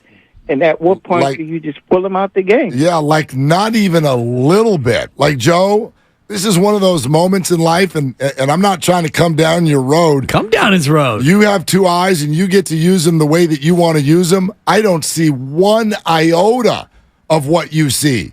What evidence do we have that Wiggins isn't there mentally? Because in Game 7, his shot didn't fall? Because he missed a few free throws? Andrew Wiggins, I thought, was one of the great hustlers of this series. He had some very good games. He ramped up his physicality to the point where he could play 35, even 40 minutes in a game like he did in Game 7. He's always a guy who can be a little bit streaky as a scorer. He's not a great outside shooter, but he's a great driver of the basketball. I thought his effort on both ends of the floor was totally on point. And I don't see one bit of evidence that mentally he's not there. No, I'm not seeing it mentally. I think physically he's not quite where he was certainly last year at the end of the season. And in the series, he was 46% from the floor, 27% from three, which has got to get better. But you mentioned it, Mark. He did play 35 minutes. He gave you 18 a night, 6 rebounds. He had the 1 assist, which is kind of in keeping with what Andrew does. You would like him to rebound a little bit more. You would like the assist to be a little higher. He did get 2 blocks a game and a steal. So I wasn't really seeing what Joe was seeing in terms of him being, quote unquote, checked out. Andrew just hasn't had that big explosive game yet. But outside of Steph, you haven't really had that. Steph and Kevon. I mean, he averaged 17.1 in the regular season. He averaged 18.1 in this series. Right. You're right. 3-point shooting percentage was down. I think that's true for almost every player in the entire series. Part of that is playoffs, better defense, fatigue, more intensity, all of those things. His field goal percentage in the series was 46.3 versus for the season, it was 47.3. Right. Like, I don't see what you're all seeing. Like, no, and I think that he got better as the series went on. Andrew was Andrew. He was Andrew. He averaged 6 boards a game in the series. In the regular season, he averaged 5 rebounds a game. Andrew was Andrew. Yeah. I thought he became Andrew. Game 1, 28 minutes. He was 7 of 16. He was a -5. He only played 28 minutes. He was coming back. First game back. Game 2, he played 39. He played better. He shot better. They still lost. After that, he was a plus in every game except for Game 6 when they all stunk. Andrew Wiggins, I think, has played his way back to being where he was last year. I'm thrilled with where Andrew is. When we started this thing 7 games ago, and all the concern about where he was physically, where he was in terms of his stamina, would he be in the flow? You got to use ramp up. If you had offered that, what we ended up getting before the series started, I'd have done a backflip. I'd like to see that. I can't do a backflip. Even into a swimming pool? I can't even do a cartwheel. Yeah, cartwheels are dangerous. I can barely do a somersault at this point. You can do like a flip off a diving board into a pool. Front flip. Yeah, I could. Step, spring, flip. I'm not splash. going to, but I could. I'm not going to, so quit asking. I ain't no splash, brother. All right. 2 months he missed. And I thought Game 1, he was playing his way back. By Game 2, and he played 39 minutes, it was like, geez, Wiggs, I guess you don't need that much of a ramp up. I thought he was fine. I thought he was absolutely. Did he stand out? Was he stunning like he was last year? No, but I thought he was really good. Warriors and Lakers. Tip off at 7, of course, which means Warriors live at 6. Just over an hour away. Brought to you by the Next Generation 10G network, only from Xfinity. The future starts now, and we are presented by Fremont Bank. Full-service banking, no compromises. We are going all in for you on your calls and our lead stories coming up next on Willard and Dibs. With all the rain we've had this winter, you may have noticed moisture.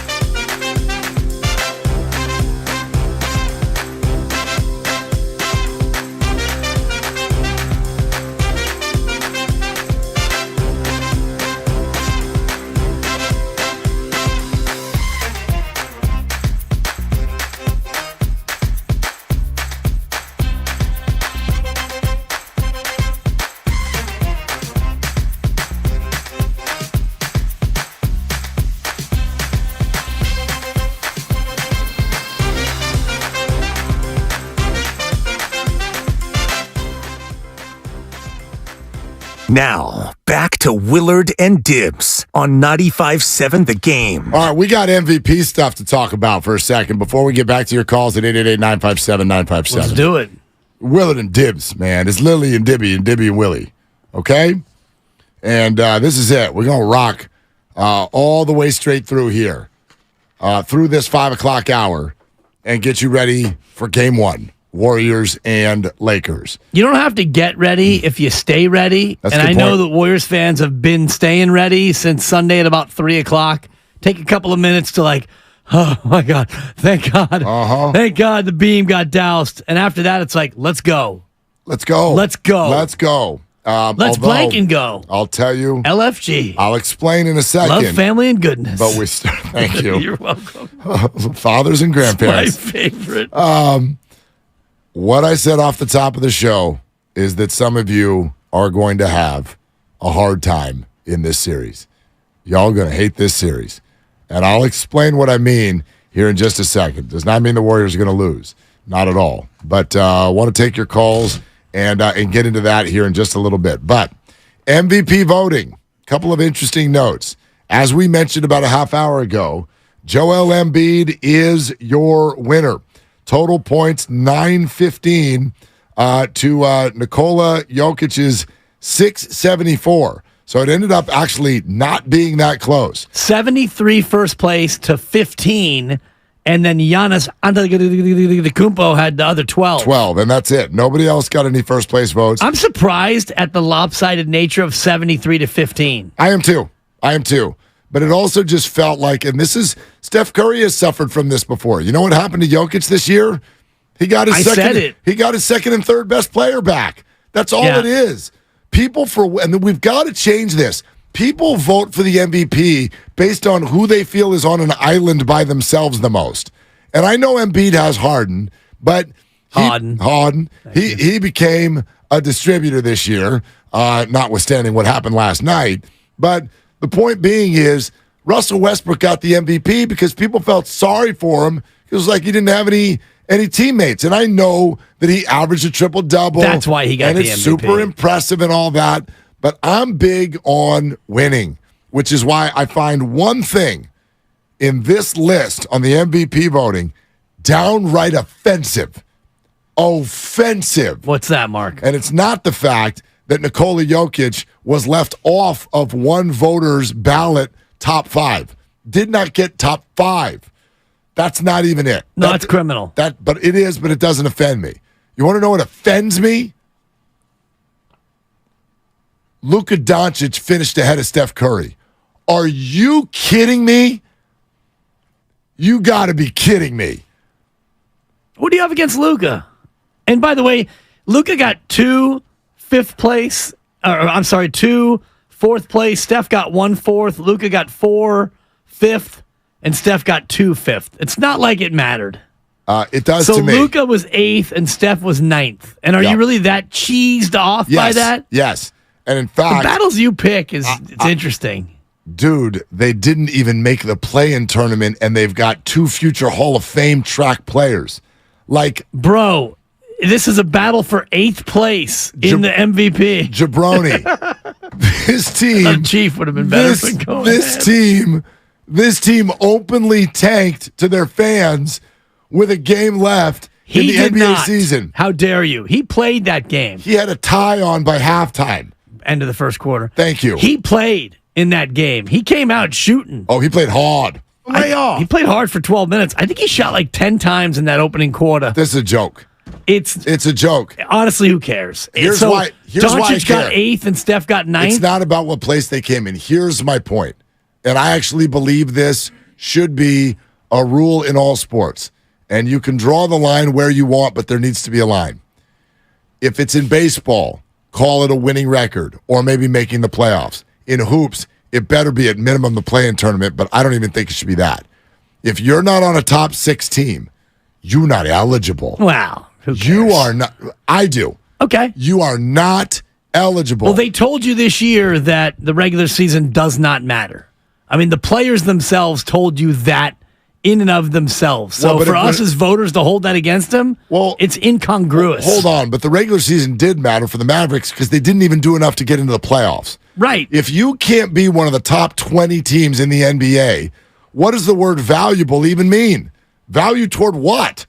Toward not being 20 and 62. I mean, but what's the difference? What's the difference between 20 and 62 and whatever the Mavs did? They didn't even make the play-in tournament. How on earth can we assess value for players that didn't even compete to get into the playoffs? There's got to be a rule. They already talked about, they made new rules this year for postseason awards that you need to play a certain number of the games. That's for next year, right? They need to add this in. You've got to win a certain number of games. Nah, I disagree with that. Al, I mean, if you didn't make the playoffs, what are we doing? What are we doing? NFL would never do this. It's organic, but never, ever would a team that didn't make the playoffs be under consideration for MVP. It depends. If a player had a record-breaking year, they absolutely would be. No chance. If you're a quarterback and your team goes 7-10, but you break the passing yardage record, you break the touchdown record, I think you lose. You just happen to be on a team that wasn't good enough to make the playoffs, you get consideration. But I don't think you win the MVP award. And we're talking about a battle for 8th and 9th. Again, to me, a bigger issue is just the example. One of the 100 voters who did not think that Nikola Jokic was among the top 5 players in the association. Well, again, that to me is a bigger issue. Yeah, I disagree. And it is nothing. I only use the Steph example because he's our guy, right? This is our town, our team. My point is, Luka Doncic should not be eligible. He should not be eligible. Sabonis finished ahead of Steph. Of course he did. Donovan Mitchell finished ahead of Steph. Those guys were both top 6 seeds.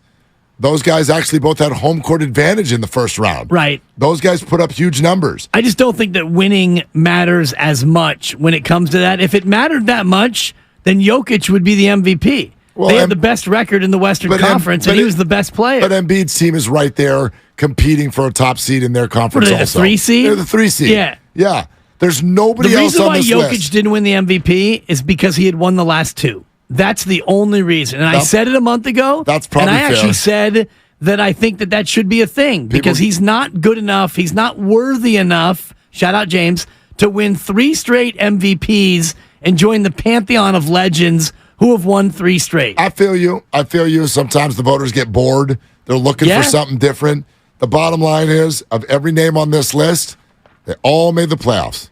Every single one of them at least made the playoffs, except for Luka. Right. That's ridiculous. He should not be eligible. And I'll just defend Luka to this point. I don't believe that it was Luka's decision to tank the last couple of games of the season. And in fact, the head coach, Jason Kidd, said as much. He said, I want to keep my job, so I'll do what my bosses tell me to do. So is that Luka's fault that they have to shut it down and not try to make the play-in? I'm not making it solely about that game because the bottom line is unless... It was the last couple of weeks. Right, and Luka was playing in all of those games. And Luka, if he's a superstar, this should never happen. He is responsible because throughout the year, he wasn't good enough to get his team into the playoffs. That's crazy in the NBA. If you loop in the play-in, there are 20 teams. If you're a great player in the NBA, you can't be one of the top 20 teams by yourself. You should be able to do that. Well, his team stunk. No. That's not his fault that his team stunk and that his team... It's not Luka's fault. It's not that the best team player's traded fault. away some of their most talented players in the offseason and that their team was not very good. They weren't in the offseason. They did it at the deadline. So first off... And Jalen Brunson in the offseason. Well, that wasn't a trade. He was a free agent. Right. Bottom line is we hold everybody else responsible for this in the NBA. Like in the first half of the season, when you did have teammates, you should have been better. And then you got Kyrie. You got Kyrie. Ooh. Well, I mean, Kyrie for what? 11 games? Now you're going to do that. I've been doing that on Kyrie. I poo-pooed it that day. I've been doing that on Kyrie. I poo-pooed it that day. I want a box of diapers I'm still waiting for from Bonte Hill betting against the Dallas Mavericks. Right, so I was not Team Mavericks. Then you and I are on the same page. We are. But it does not. We differ though in terms of the MVP it does conversation. not absolve Luka Doncic from having a terrible year. A terrible year. He's 7th in the league in win shares in terms of advanced metrics. You lost. They lost. You lost, and in the NBA, we hold our stars accountable for that. Steph Curry sat in front of his team 48 hours ago, 72 hours ago, said, I promise you, I can deliver you a win, but you got to get on my back. And that's the way it works in the NBA. This guy couldn't even get in the play-in tournament, and now we're talking about him getting MVP consideration, even in the top 5 for some voters. That's crazy. He finished 8th. But you cannot justify anybody. Some people, 2 people did, thought he was a top 4 finisher this year. Right. That's absurd. Well, if you look at the voting, 3 people got first place votes, as they should. 3 people got second place votes, as they should. Then you get to third place. Only 4 people got third place votes. So then you get to 4th and 5th, and it's all about, okay, I'm a Dallas reporter. I'm going to throw my guy a bone. Yeah, that's John weak. Morant That's weak. got a 5th. I think that's weak. Jalen Brunson got a 5th. And I'm not saying that the New York and the Memphis writers were the ones who cast those votes, but you see this time and time again in all of these votes. If I'm voting 5th place, I'm going to throw my guy a bone. Yeah, but that's so those writers need the rule to take that pen out of their hand then. Well, like I'm a big fan of winning when it comes to MVP voting. If you can't even make the play-in tournament, you're ineligible. What was their record anyway? Dallas. Dallas's? They were like 38-44 when they finally tanked their way to the end. Where they actually finished on this whole thing. The Dallas Mavericks finished with a record of 38-44. Yeah, 38-44. Okay. 44. All right. Yeah. Vince in San Jose, you're on with Willard and Dibs. Hey, Vince, what are you doing? Hey, Willard and Dibs. I just had some sushi, and it was pretty fantastic. So I got my little sushi high going on. But anyways, congrats to Joel. Yeah, congrats to Joel. I thought he definitely deserved it this year, especially when you guys were bringing up the point differential, right? But I have one question. Do you think that since the Warriors played more recent basketball, is that going to help them with this upcoming game tonight with the Lakers? Do you think maybe the Lakers have a little bit more rust, or is that just complete nonsense? I mean, I just wanted to get your guys' take on that. Yeah, the old rest versus rust conversation, Vince, thanks. And by the way, you're listening to 95.7 The Game, KGMZ FM and HD1 San Francisco, always live on Twitch, YouTube, and the free Odyssey app. I never know what to do with that, the rest versus rust, because I feel like we get examples every year, and they go both ways. It ends up just being used as an excuse. If you have the bye in the NFL, and then you come out and you get beat in your first game, like the 49ers did to the Packers last year, I believe, right? Am I remembering that correctly? The Packers, not last year, the year before, the one, the Hufanga game. Exactly. Didn't the Packers come off of a bye, I think? Yeah. Okay. And whenever that happens, they were rusty, and it was better to have been playing. I think that really pertains in the NFL to when you sit the last week then you have the bye. Because a lot of times, if you look historically, the teams that have that bye in the NFL, they win 75 to 80% of the time. And I don't think that the rest versus rust applies to the NBA. After 82 regular and 6 or 7 playoff games, I don't believe that 4 days off is going to lead you to be rusty. For me, I don't buy agree. it. I appreciate Vince giving me nonsense as one of the options because I do think that that's nonsense. Well, I don't think that that's so much rest that they're going to be rusty. But I also don't think this time of the year that because the Lakers last played on Friday that they're all just fresh as a daisy out there tonight. LeBron is 38, and they are now in game number 89. Dude is absolutely exhausted. I promise you. They all are, right? Nobody's healthy at the end of the year, all that stuff. So I don't know how that factors into tonight. I expect the Warriors to still go out and be able to play a good game, and they're at home. So I expect them to win. That's what they do. Yeah, and I think your point especially pertains to LeBron James, who is third all-time in NBA minutes played. Now, it's just regular season minutes. Only the Cap and Karl Malone, couple of fellow former Lakers there, only those two players have ever played more total minutes than LeBron James. So I think LeBron would lean toward rest over rust at any time. He'd probably say, no doubt. How about I get another week, guys, and then we'll see how rusty I really am. But remember this, and this is a conversation I've had with a few people who've been in their shoes, and that is to say, what's more restful? I had to fly back and forth to Tennessee twice, and then I got 3 days off. Or I didn't get 3 days off, but I haven't been on a plane in weeks. I've been riding buses for 2 hours to Sacramento. Every former athlete has told me the Laker journey over the last 2 weeks is way more taxing than what the Warrior journey was. I know they played a game 48 hours ago, and it was stressful, but I just, in the end, I'm with you. I don't think it has as much of an effect on tonight's game as everybody thinks it does. Absolutely not. I think it will have an effect, though, as you get deeper and deeper into this series, where if you go 4 and 5 and maybe 6 and 7 games, and you've got LeBron playing 38, 39, 40, and Steph's playing 40, I don't think that at that point it is anything that can be diminished in terms of what we're talking about, the minutes played. LeBron, by the way, number one all-time in playoff minutes at 11,258. Do you know who is number 3 among active players? All-time playoff minutes? All-time regular season minutes played. Okay. Number 3 among active players, rumored to maybe be returning in this very series. Rumored to be returning? He's had a hand issue. Looks good in street clothes. Quick to coach up his teammates. He's got initials that are shared by a diminutive Philadelphia 76er. Okay. I want Iguodala. 39th all-time in minutes played, only trailing Chris Paul and LeBron James among active players. Yeah, Paul Will Iguodala make his return? No. You don't think he's playing? I don't. Oh, all that build-up and you shot me down. I thought I heard a rumor that he was maybe... But Yeah. Sorry. Is it... Even if it goes... Yeah. Well done, Mark. It's a no from me, dog. No, I thought that... Yeah. Well, again, I'm going to stop begging for it because I've been shut down like 5 times. Yeah, you don't even want it. I kind of do. No, you don't. You want it so that you could slap it down. How dare you? Well, Iguodala walks into the room. Iguodala. And you do to him what Steph did at the end of Game 7 when he lit his own air beam on the floor. Hey, let's go to someone who wants to be called Enjoy It. Enjoy It in Hayward on Willard and Dibs. Hey, Enjoy It. What are you doing?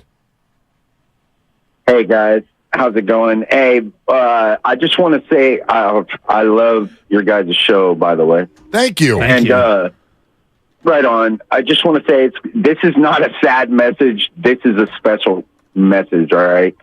So me and my wife just found out that her sister's husband's father has stage 4 cancer, all right? But he's going to be at the game tonight. So basically, I just was hoping that this message could be heard by someone in the Warriors organization, just to let them know how much that they are loved in the Bay Area, and how important they are to, us. And at the same time, if you're going to the game, just know, I just want them to enjoy it, and I want them to take it in and just know that, it might be somebody's last Warriors game. So just be loud and go Warriors. Thank you very much. Yeah. Thanks. Enjoy it. I was going to ask for the person's name, but I'm gathering that they would rather keep that private at this time, which I totally understand. But first of all, I would say, listen, I know a lot of people with the Warriors organization listen to our station around the clock. Maybe not right now. They're getting ready for a little something over at the arena that's going to tip off here in 2 hours. So I'm not sure if they're listening right now. But it's phenomenal perspective that I guess first of all, my heart goes out to you and everyone in your family. But secondly, this is sort of the way I process that. When the Warriors won Game 7, there's a bunch of emotions that go through you. There's the obvious one. You're a Warrior fan, and they won. Yay, right? And then there's the second one, which I think is the interactivity between Sacramento and Golden State and the franchises, and this was something that was brand new, and you came out on the winning side of all of that trash talk. And all of those things. Also, yay. Will be straight honest with you in terms of, this is one thought that goes through my head. When the Warriors win, it is good for business. Okay? How about another yay? It's good for business. Yay.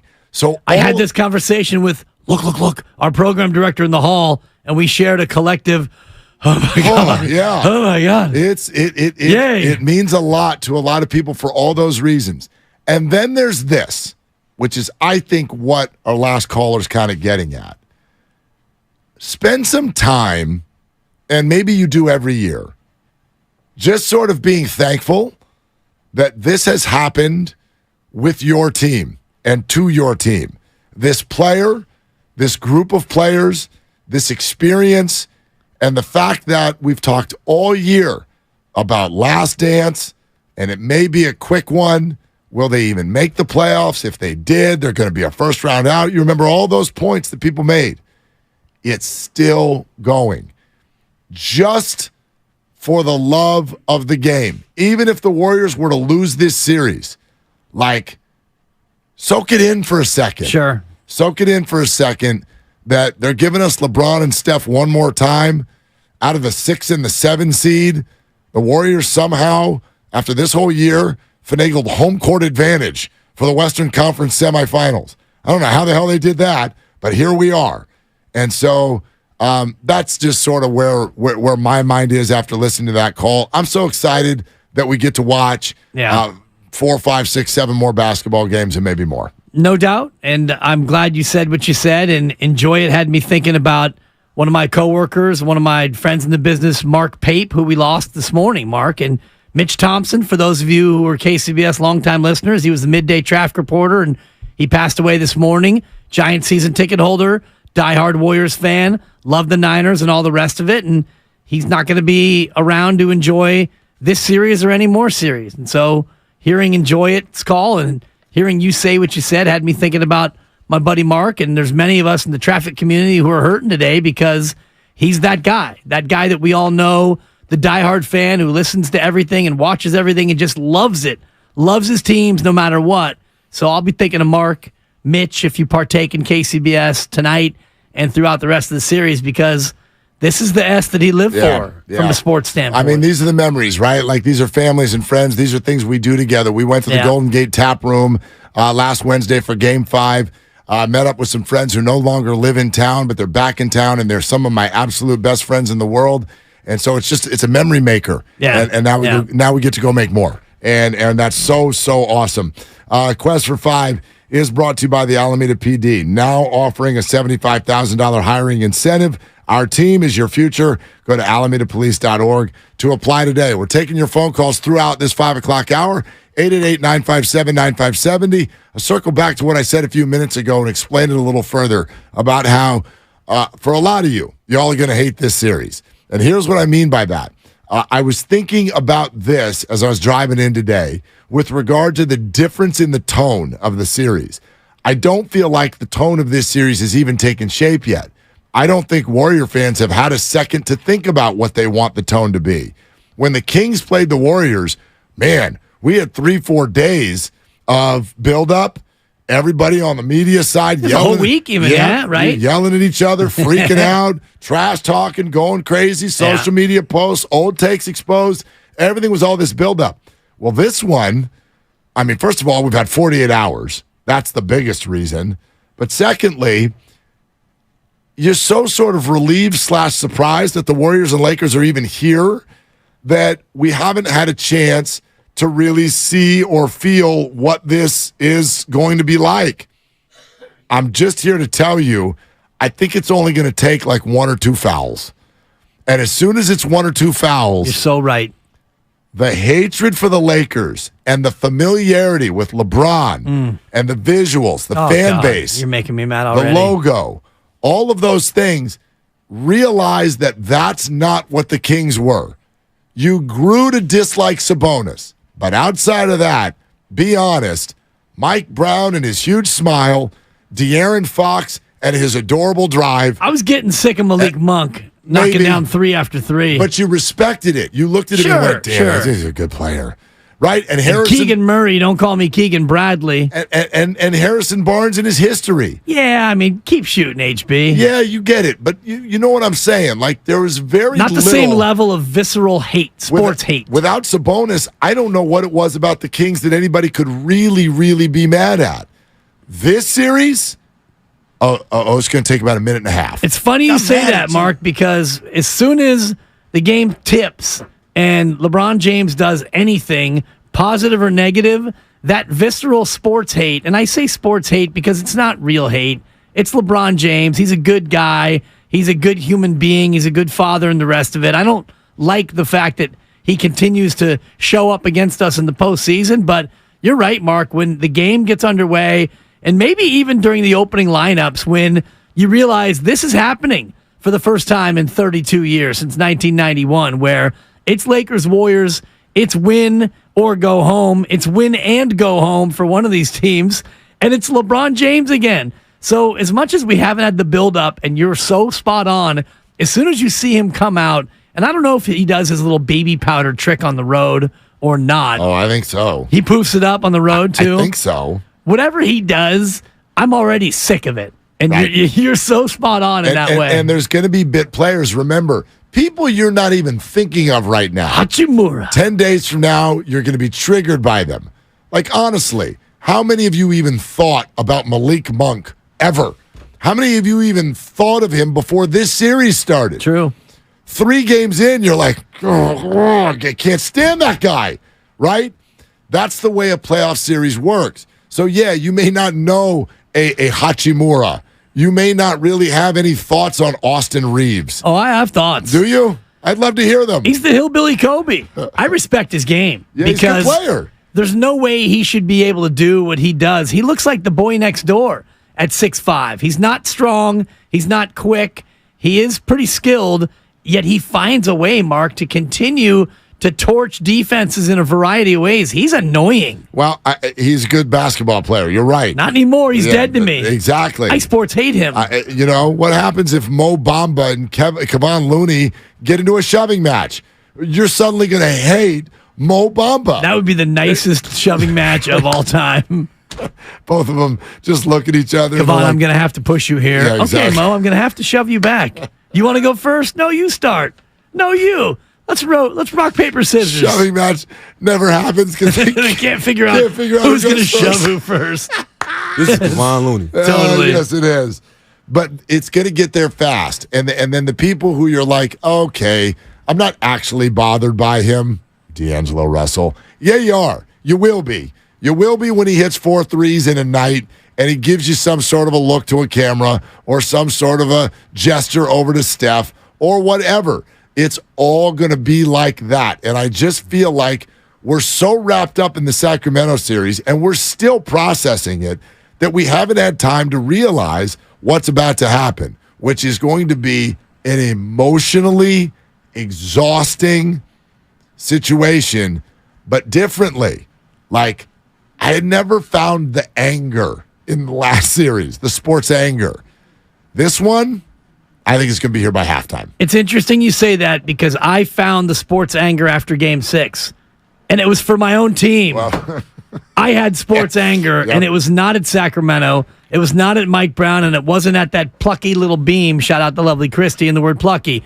I was mad at the Warriors. Yep. I was mad that they came out, and they absolutely stunk at home in a closeout game after you and I sang at the Warriors shop. Matt Steinmetz sang, for God's sakes. And then they came out, and they laid that egg.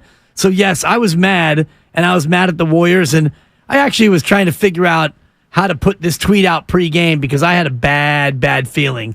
And so I was going to bad tweet and say, I'm just preparing myself for a Sacramento 115 to 109. This one's going to hurt, and I almost don't even want to watch it because I don't feel good about it. I feel like I saw you say something about like you've never been this nervous for a game. Facts. Since how long? It's been, God, for maybe 10 years. Yeah. Even the Warriors Game 7 against the Cavaliers, after they had blown a 3-1 lead, and it was Father's Day, and it was Game 7, I wasn't that nervous. Draymond was back, and I didn't think that Cleveland was going to win 3 in a row. Right. I thought the Warriors were the better team. The better team doesn't always win, as we've discussed. I thought the Warriors were going to win that game. This past Sunday, I didn't really think that the Warriors were going to win that game. It was funny. It sort of changed for me through the weekend. Friday night, you're mad, and you start to reason with yourself. And yes, it's a preparation sensation. Yeah, it's a buck. You start to prepare for, oh my gosh. The preparation H is what it was. No joke. You're like, the season really might be over.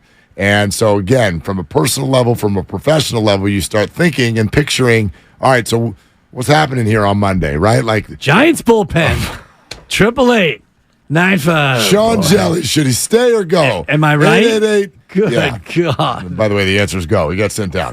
Thank you. So there's all those thoughts. You get to Saturday, and I'm just like, yeah, this doesn't feel great, but I don't know.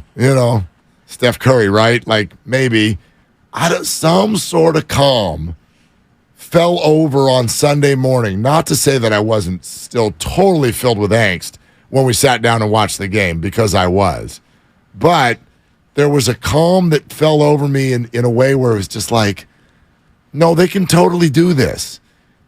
And not because championship DNA. That's my favorite. Right? It's just like, look, it's Game 7 on the road.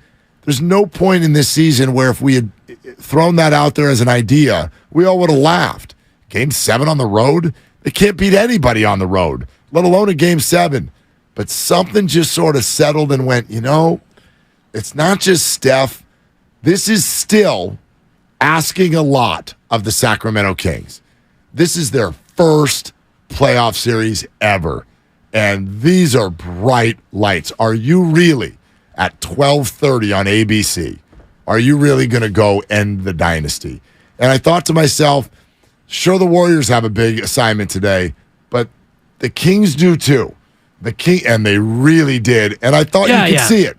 The weight of the day really, really weighed them down. Were the Warriors favored in that contest? No, the Kings were favored by 1.5. Oh, wow, okay. Because I didn't even look at the line. I wasn't going to, shout out your mom, Ellen. Sorry if my mom's still listening. I did nail that parlay, Mom. So we're playing with house money. She's got me off of betting now. Yeah, I've been clean for an hour, Ellen. I hope you're proud. Warriors plus 1.5. Parlayed with the Giants under 19 runs. That's a crazy line. It was the biggest Ottoman parlay in the history of betting. Yeah, seriously. Easy. Because that thing got comfy cozy in the fourth, and then the Giants. Yeah, I think the final score was 6-4 maybe? I don't even know. Yeah, whatever. The Giants game in Mexico. I'm having a hard time with the orange and black. So are they. I got a couple more weeks to worry about the blue and gold and not have to focus on the orange and black. And my other love, the blue, white, and black, the San Jose Earthquakes. And I do want to shout out the Quakes for the nice gift package today. Holy smokes, yes. Cookies and signs and programs. We love and the whole Quakes. Deal. And yes, we love when dessert for our watch party that's coming up later on tonight has been provided. Strong. It's a family-only watch party. But I was going to say, you have a little watch, because you're Watch Party Willard. Yes.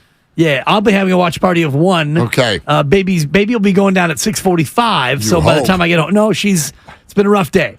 She might be in bed now. Might be a rough night. Yeah, I don't know if you've ever seen an 8-month-old on timeout, but this baby's about to be put on timeout. Dude, I hear you. I remember. I know what happens on those days. The problem with that is when they got the bad nap, then they go to sleep early, and you're like, oh, it's exciting. They're already asleep at 5:21. Oh, God. But you know exactly what that means. You're like, he's going to be up at 3 in the morning. 4 a.m., yeah. Yep. No doubt. Yeah. So anyway, go ahead. And she will not sit in there quietly and twiddle her thumbs. Oh. She's letting you know that she's up.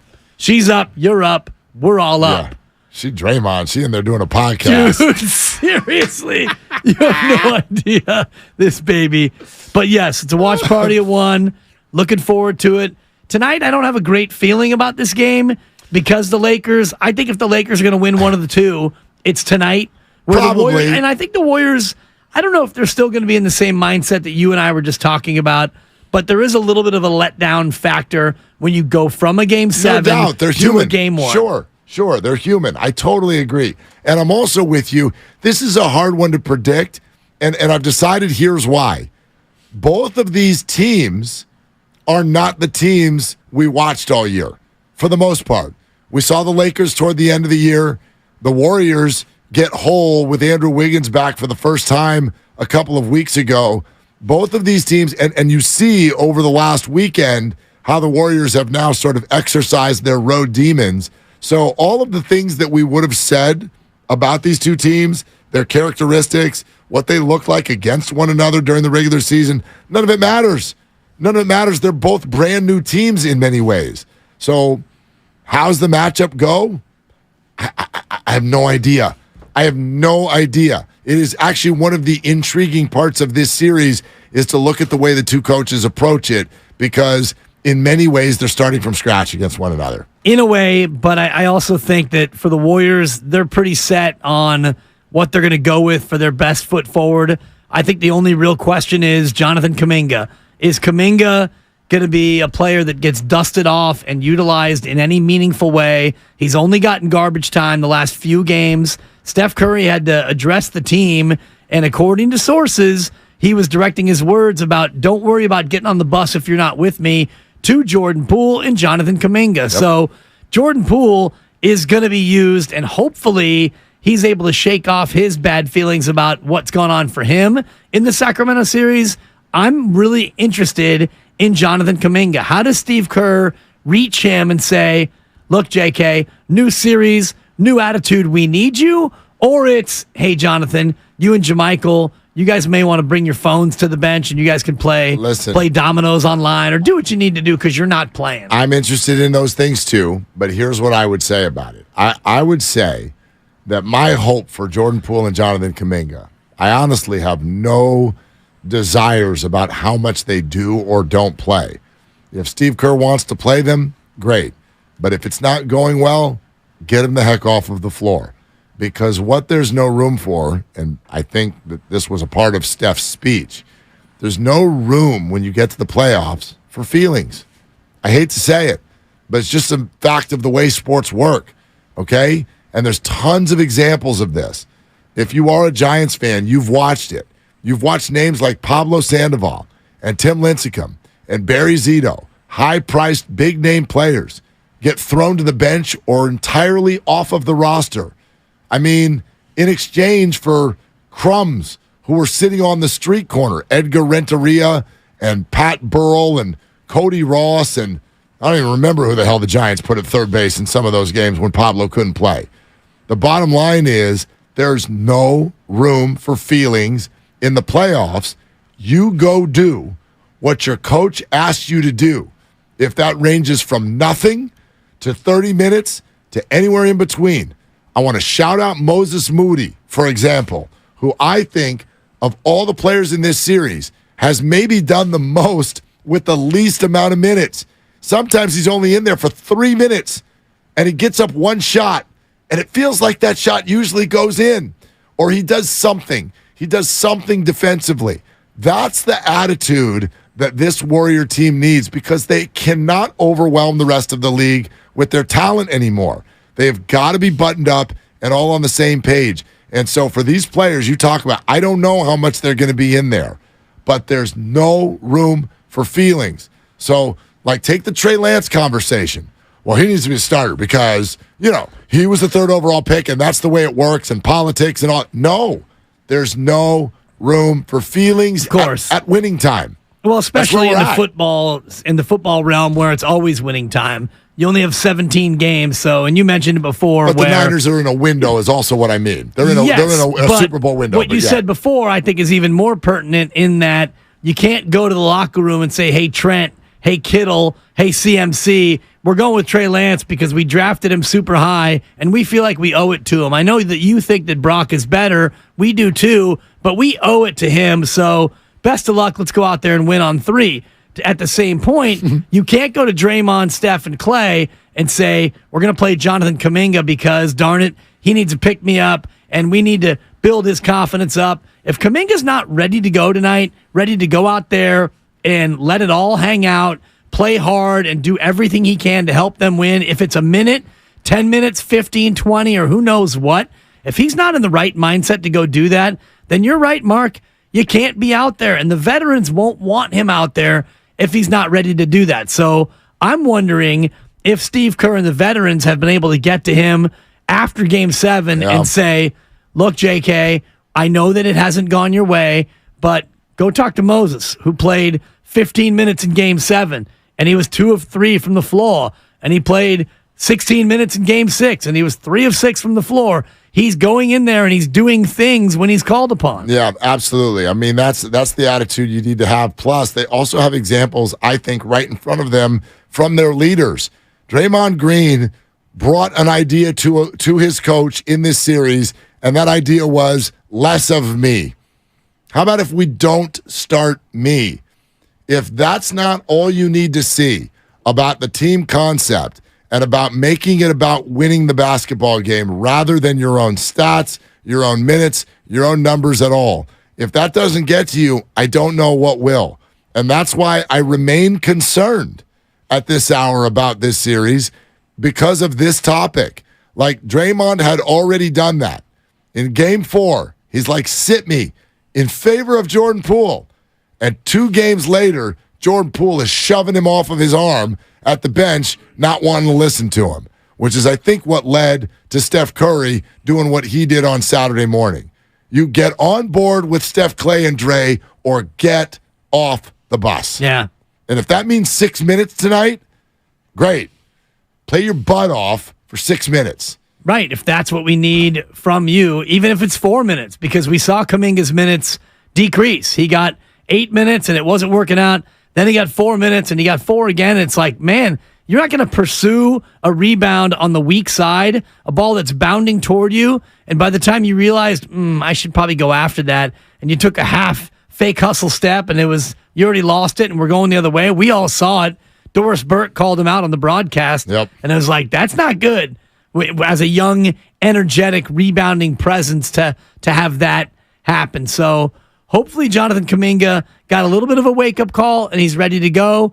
And if he's not ready to go, then you go with other players. I wonder. I wonder what they're going to do. I wonder what Steve Kerr is even thinking at this hour with regard to that. Because, yeah, I think all of us from an X's and O's standpoint can sort of see the idea behind needing Kuminga in this series. The Lakers are less athletic than the Kings, so maybe Kuminga's athleticism becomes a bigger weapon for the Warriors. Or you could also say because of the big bodies that the Lakers present on the defensive end of the floor, the Warriors are limited in who they can put out there to guard them, and Kuminga is one of those guys. Yeah. So As is JaMychal Green, another guy who played only like garbage time, if not very spotty minutes. Well, and you may get JaMychal if Jonathan is not ready to go. Or if Kevon gets in foul trouble, God forbid. So, I don't know. It feels like this is what Iguodala's been working on for the last 2 weeks, which is trying to keep Jonathan Kuminga's head screwed on straight. And we'll find out shortly if he did it. Or if Kerr still from a strategic spot doesn't want to even try. I mean, that to me would be a hell of an indictment on Kuminga if they don't even give him a look. Don't even give him a look tonight. Agreed. That would be tough. I get it. For me, if you're going to give him a look, if you've decided that you want to give Jonathan Kuminga another shot and another look, it happens in Game 1 and it happens early in Game 1. I don't think that you wait until Game 2 or certainly not on the road to give Jonathan Kuminga his first chance at doing something in this next series. I'm not saying he's the first sub in, but I would look for early second quarter Jonathan Kuminga to come in and get 4 minutes of show me what you got, show me where your head's at, young man, show me what you're working with in terms of your willingness to be a part of this series. So these words from Steve Kerr just a short time ago, he is speaking pregame and was asked about minutes for Jonathan Kuminga, and he said this potentially could be a series for more Jonathan Kuminga. I read that a couple of ways, but the main way that I'm going to read it is Steve has been very clear starting on this show when we pressed him when we talked to him about Andrew Wiggins and whether he was going to start, come off the bench for game 1 against the Sacramento Kings. And I said, hey, what's the plan for Wiggins? And he started talking about everything that they're doing with him in practice. So we got the end of the answer. I said, so are you going to start him, Steve? Is the plan to start him? You were hard on him. Listen, I grilled him. I asked the tough questions around here. I'm trying to get a job at CNN or Fox or whatever. There's an opening. Yeah, exactly. Shout out Don Lemon. Or was it Bob Lemon? No, he was the pitcher. It was Don. Thank anyway, point being is, Lululemon? I said, very, very big fan. Thank you. Anyway, is the plan to start him? And he said the plan is to not talk about it on the radio. I believe I gave him a... Yeah. We've reached the point in the season where Steve Kerr is not going to tell you lineup stuff before a game. Right. Probably not going to tell you after a game either. But today, and the quote you read was from the pregame press conference, and he said, we're exploring the possibilities. Potentially. It is potentially a series for more Kuminga. Well, he's playing then. That's the way I read that. But then you're right. I tend to agree with say, you. oh, he's not playing. Yeah, exactly. Kuminga? He's not going to say. Does Santa Cruz have a playoff game? I mean, here are the options that the reporter would love. Well, actually, Bob, he's our secret weapon. Right. Okay, not going to say that. And what you just said, of course, he's not going to be like, well, look, we're really disappointed in Jonathan, and he's not playing in this series either. So what do? Yeah, potentially. Potentially. It's not a great word for Jonathan. I agree with you. I think he'll get a look. But, like, the only other answer he could have said was, yes, we believe in Jonathan, and yeah, he's a part of our plan on some level. He didn't say that. But you don't want to tip that. You don't want to say, you don't want to tip anything. Now, if they asked, hey, Coach, is Steph Curry going to play a role in this series?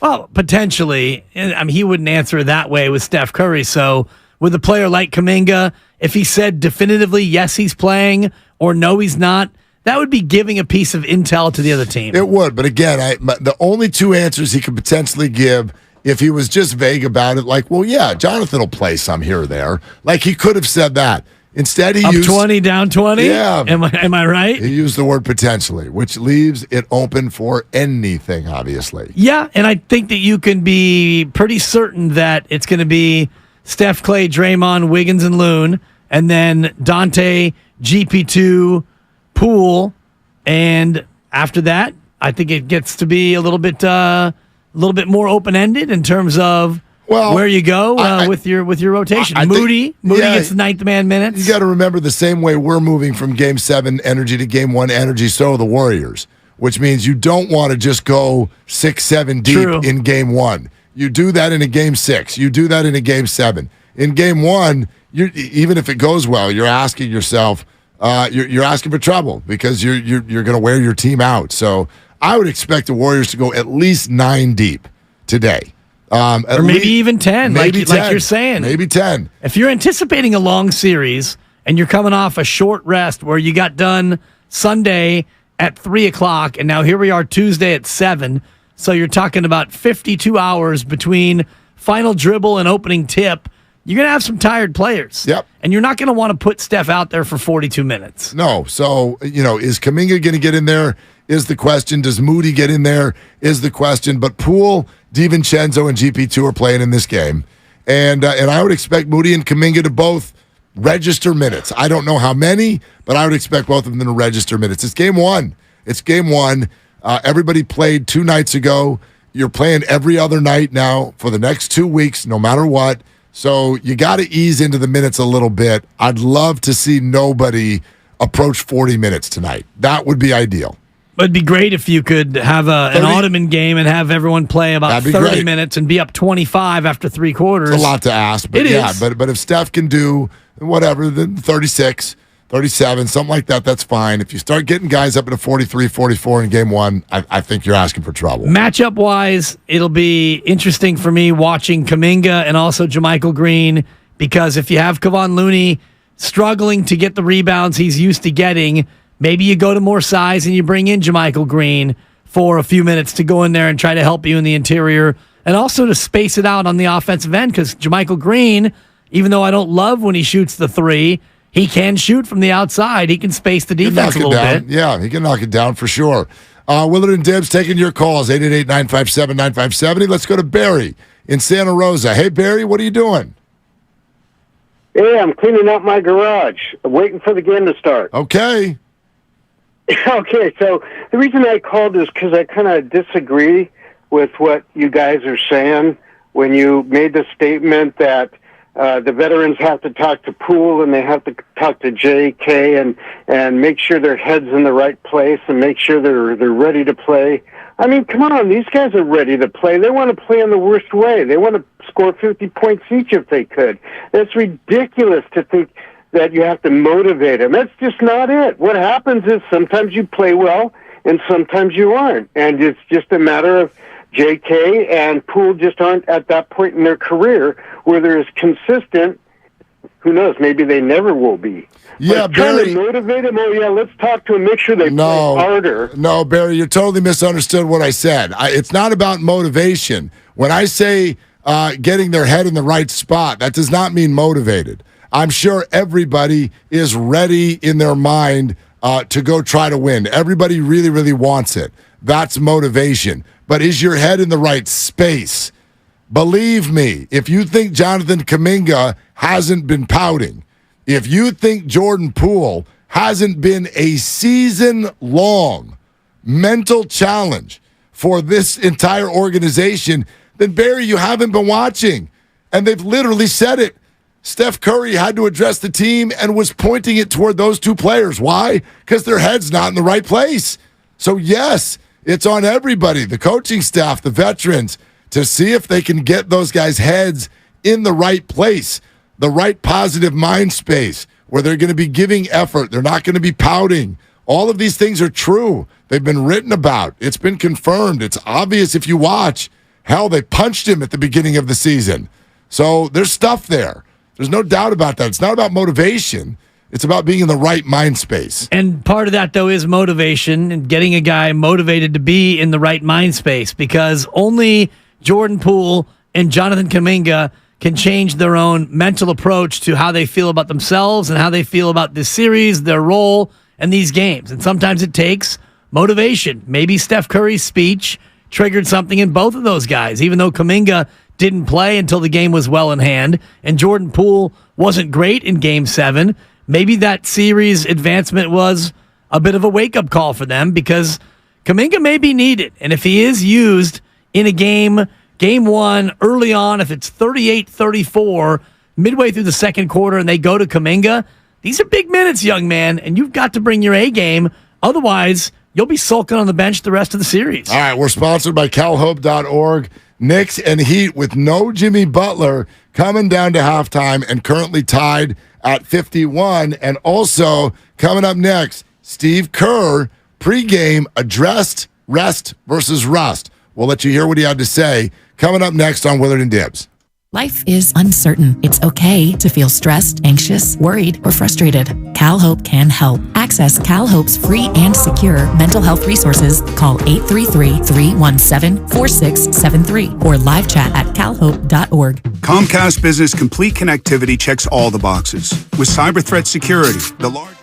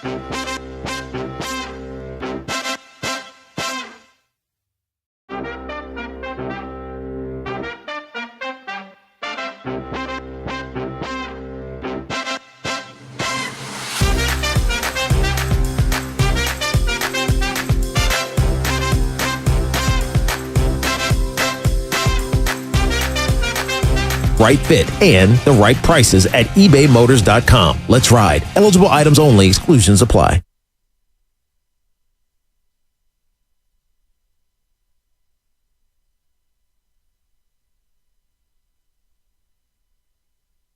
Kobe. Now, back to Willard and Dibs on 95.7 The Game. I'll read something to you. Please. Check this out. You'll like this. Warriors-Kings Game 7. I saw it. Most watched first-round playoff game since 1999. It's a long time. It's the Kings factor. It's the Kings are relevant. It is the most watched first or second round game since 2001. Okay. It is the most watched non-NBA Finals playoff game since 2002. Wow. Which, by the way, was a Lakers-Sacramento Kings game. Game 7. I believe that was the year that Peja, for the win, airball. Ah, jeez. Lakers win. I'm just looking at the 1999 playoffs, and I was guessing which game it could possibly be. I have it. I believe I have it as well. Tell me if I'm wrong. Yep. New York Knicks at Miami Heat. That's not the one? Sorry, Debs. I figured because that was luckily Grandy hits a buzzer every time you talk, so I didn't even need to say anything. He's knew. Playing the like, odds. 78-77, Game 5 nope. in the first round. Well, let me take another guess. Okay. It was a first round. It couldn't have been Utah-Sacramento. Atlanta-Detroit? Go back to your original statement. Utah-Sacramento? Utah-Sacramento. You gotta be slipping me. Again, the Kings factor. I mean, people are very interested in the Sacramento Kings. So 99-92. Yep. Vernon Maxwell led the way with deuce for the Kings. Most watched first-round playoff game since 1999, Sacramento-Utah Game 5. Most watched first or second-round game since 2001, Toronto-Philly Game 7. And the most watched non-NBA Finals broadcast TV game since 2002, Kings-Lakers Game 7 on NBC. Okay. Man. Yeah. That's crazy. That Sacramento-Utah game did go to overtime, so maybe that aided in the high rating. Everybody get over to the TV. It's in overtime. Something like that. Yeah. Vlade Divac, 47 minutes and 45 seconds. Oh, my gosh. He played all but 5:15 of the ball game. Nemo problema. Those are the days, right? Steve Kerr, rust. What do you think? I think we have the advantage from being in rhythm. Honestly, I think, we're used to playing every other day in the season. I don't think our guys are going to be tired. I think we feel great going into tonight. We're at home. We've had a couple days. We're ready to go. So ball's in our court. We should win this one, to do what we're supposed to do. And then if we don't, then we go on to the next one. And I don't think we're looking at it that way at all. Just because they got a couple extra days rest, it doesn't mean anything to us. That's kind of an interesting response there from Steve Kerr. There's two things in there. Well, yeah, there's two things that I didn't expect to hear in there. One of which is I think we have the advantage. Yeah. I would expect him to say it's no problem. We're fine. We took a best back from Sacramento. We were here for dinner. Is all good. I'd expect him to say that, but he said we have the advantage and we should go do what we're supposed to do and win this game. And if he's we not don't, wrong. we'll go on to the next one. Yeah, he's not wrong. They're the favorite. They're at home.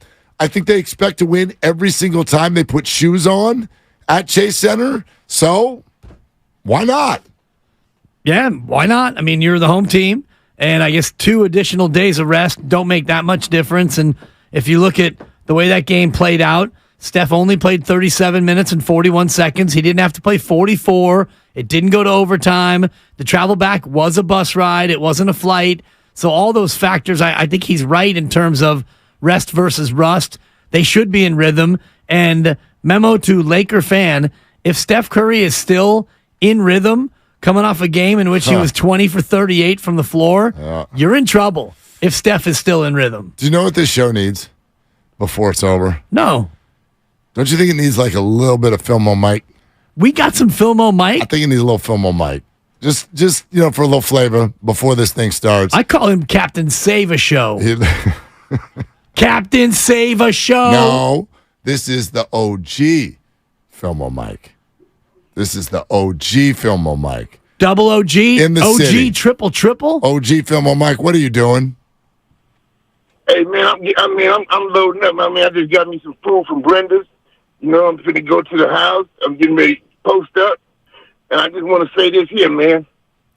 Hang your hat, man. The Warriors don't lose playoff series, man.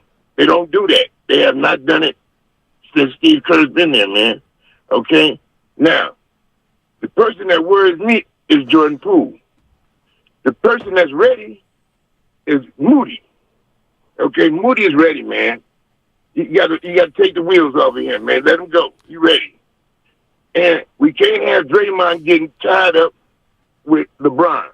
We got to keep Draymond cool and keep him out of that, because you know once that emotions get going, the series can take another turn. Don't you feel right now, they can't touch us? Yeah, not to interrupt. Don't you feel like that's asking for something that's just not even possible? You're saying we can't have Draymond get tied up with LeBron? I'd be shocked if that hasn't happened in the first quarter. That's what I'm saying, man. Yeah. We can't have it, man. But like you said, after the first 2 minutes, we'll see how it go, right? And after the first foul, actually, and I like, hey man, I like your series 4-1 Warriors. Thank you, OG. Just real quick, what'd you get at Brenda's? I got the honey fried chicken, man. I got the mac and cheese. Oh. I got the beans and rice, and I got the what else I get? Oh yeah, I got the peach cobbler with the ice cream. Oh, my man. OG FOMO Mike. Enjoy the eating.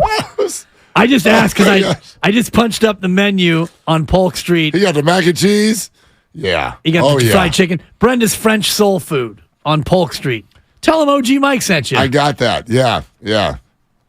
Or tell him we sent you, because that sounds like our kind of jam. D to the licious. Oh, man. A little bit of food coma by the second quarter. Seriously. I'm like, if I ate all that, I'm asleep till game 2. Oh, but I'm up for it. We got to have our Filmo Mike power rankings now that we have a couple of them on the board. He did them to us, so we should do it to them, don't you think? That was pretty good. That was pretty good. Listen, I've graduated in my life from the time where I'm asking Draymond Green to calm down. Okay? It's just over. It's over. How many playoff series in a row are we going to say, Draymond, man, he's got to watch his emotions? He's not going to watch his emotions. He's going to be Draymond Green, and he's going to mix it up with LeBron James.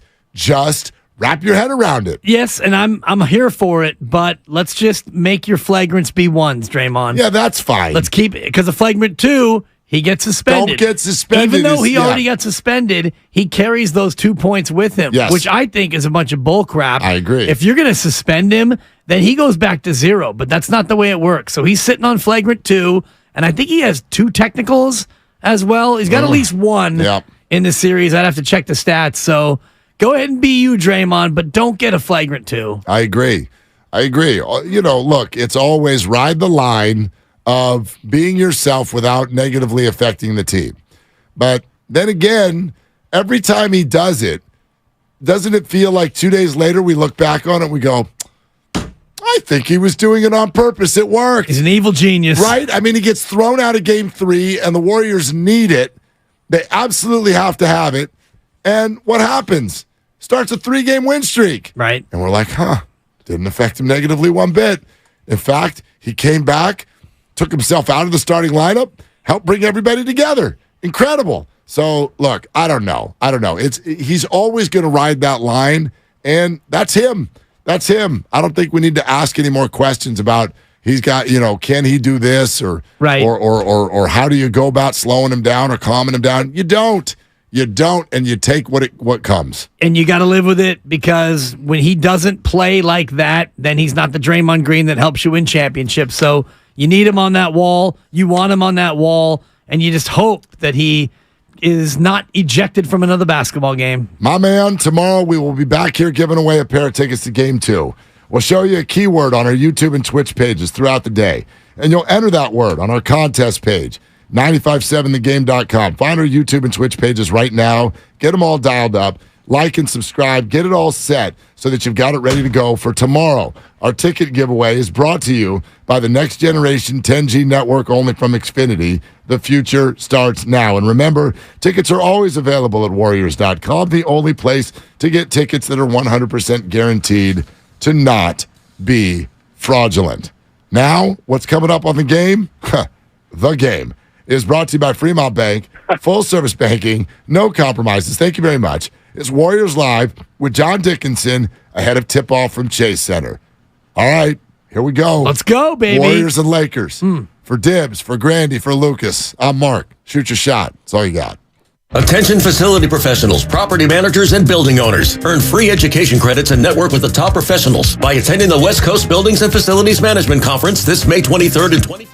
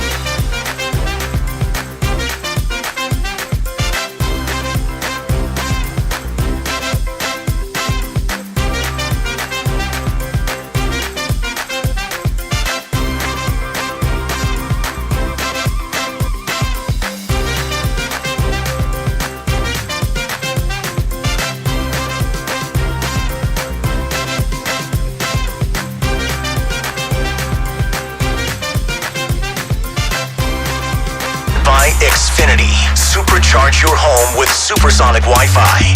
Unbeatable internet, only from Xfinity. And it is the Warriors and the Lakers. It's round 2. It's game 1, Western semifinals, and we're back at Chase Center. Somehow, some way, the Warriors with home court advantage in the second round of the playoffs. And we welcome you in to Warriors Live here. It's John Dickinson at Chase Center, and we are brought to you by the Next Generation 10G network, only from Xfinity.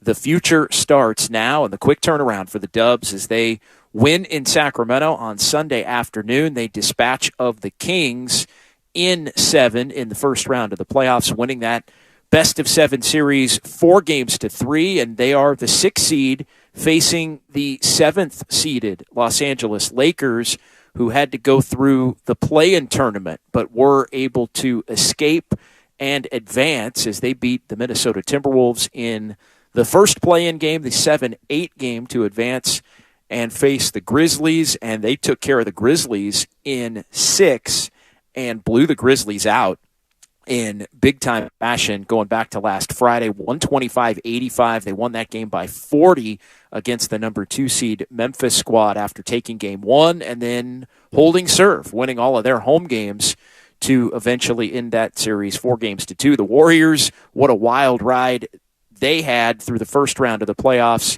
against Sacramento, with the Warriors losing the first 2 in Sac, then having to come back home and win 2 at Chase Center, going to Sacramento to take Game 5, and it looked like it was all but over on Friday, but the Warriors getting blown out in the second half by the Kings, and so it set up the Game 7, which set up a truly spectacular and special performance from Stephen Curry as he went for 50.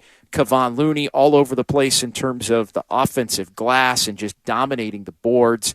And it wound up being drama-free. A lot of drama in the first couple of quarters, and the Warriors down a couple at the half, but a big third quarter, 35-23, and then 29-19 in the fourth. And the Warriors, again, thanks to the 50 from Steph and the Kevon Looney 11-point, 21-rebound, 10 offensive rebound game, the Warriors advance. And the Warriors is the 6th seed hosting the 7-seeded Lakers here in the Western semifinals, with the winner of this series to take on the winner of Denver and Phoenix. Denver and Phoenix now at a 2-0 advantage for the Nuggets as they've held serve and won their first 2 games in the Mile High City. And now it's catch-up time for the Warriors and the Lakers, who will be the final semifinal series in either conference to play their first game, and then they'll play right back at it. One of the storylines of this series is a couple of older teams, at least in terms of their star players, that are going to have to fight through a series that will be played every other day for the duration beginning tonight, May the 2nd, and then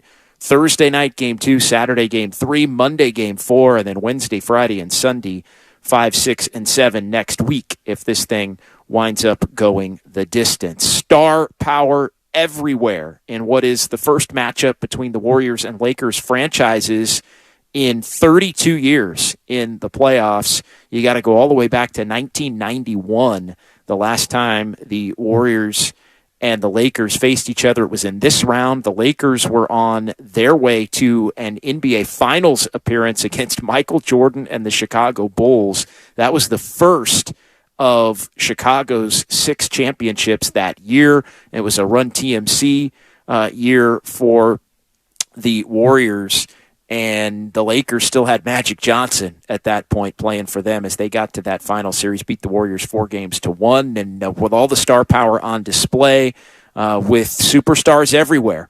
Steph and LeBron, part 5, as this the 5th playoff meeting, with Curry getting the advantage over LeBron 3-1 in the prior 4. LeBron did beat the Warriors and Steph in that 2021 play-in tournament game down in Southern California with limited fans in the building as we were all coming out of the COVID pandemic. And so not a playoff game, not a regular season game. You could call it the 7th, I guess 6th meeting if you want to count the play-in game, but this is the 5th full series meeting between Steph and LeBron, with the Warriors and Curry getting the better of the Cavaliers and LeBron from 2015 to 18 in those NBA Finals matchups. Quickly, injury report brought to you by Boxer & Gerson, Northern California's premier workers' compensation law firm, helping injured workers get their lives back for over 40 years.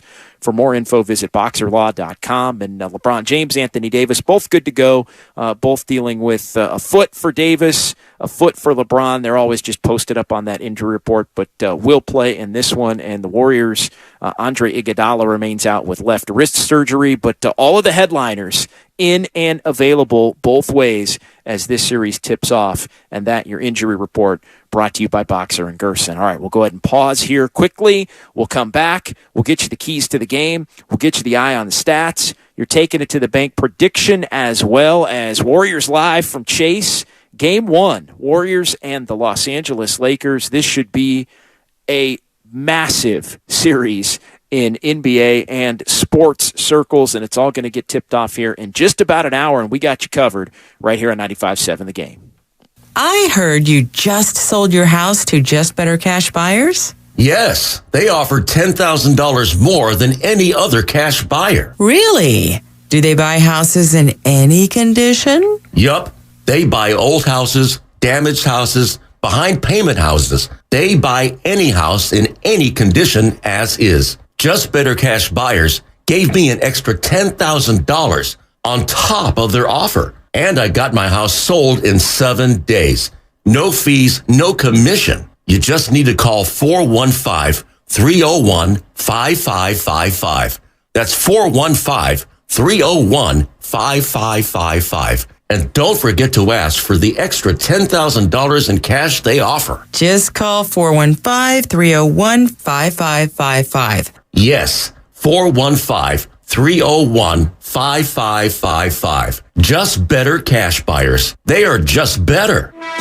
The playoffs are here and sports fans are laser focused. The Goodman Eye Center wants you to do the same with your eyes. We offer many options to fit your needs and correct your vision. So whether you're nearsighted, farsighted, or have astigmatism, the Goodman Eye Center can provide independence from glasses and contact lenses. When it comes to your vision, be sure to go with a winning team. Go with Dr. Daniel Goodman and his team at the Goodman Eye Center, the choice of champions. Schedule a free consultation today at GoodmanEyeCenter.com. That's GoodmanEyeCenter.com. Kirby is your driveway mechanic. They bring the shop to you. And now they have an app delivering a mechanic to your door, just like a restaurant delivery app. Kirby does it all with brake and tire replacements, oil changes, washes, and more. Kirby is the ultimate convenience with easy booking, transparent pricing, on-time arrival, service in your driveway. Get $50 off your first oil change with the code OIL50. That's OIL50. Check out Kirby.com. That's CURBEE.com.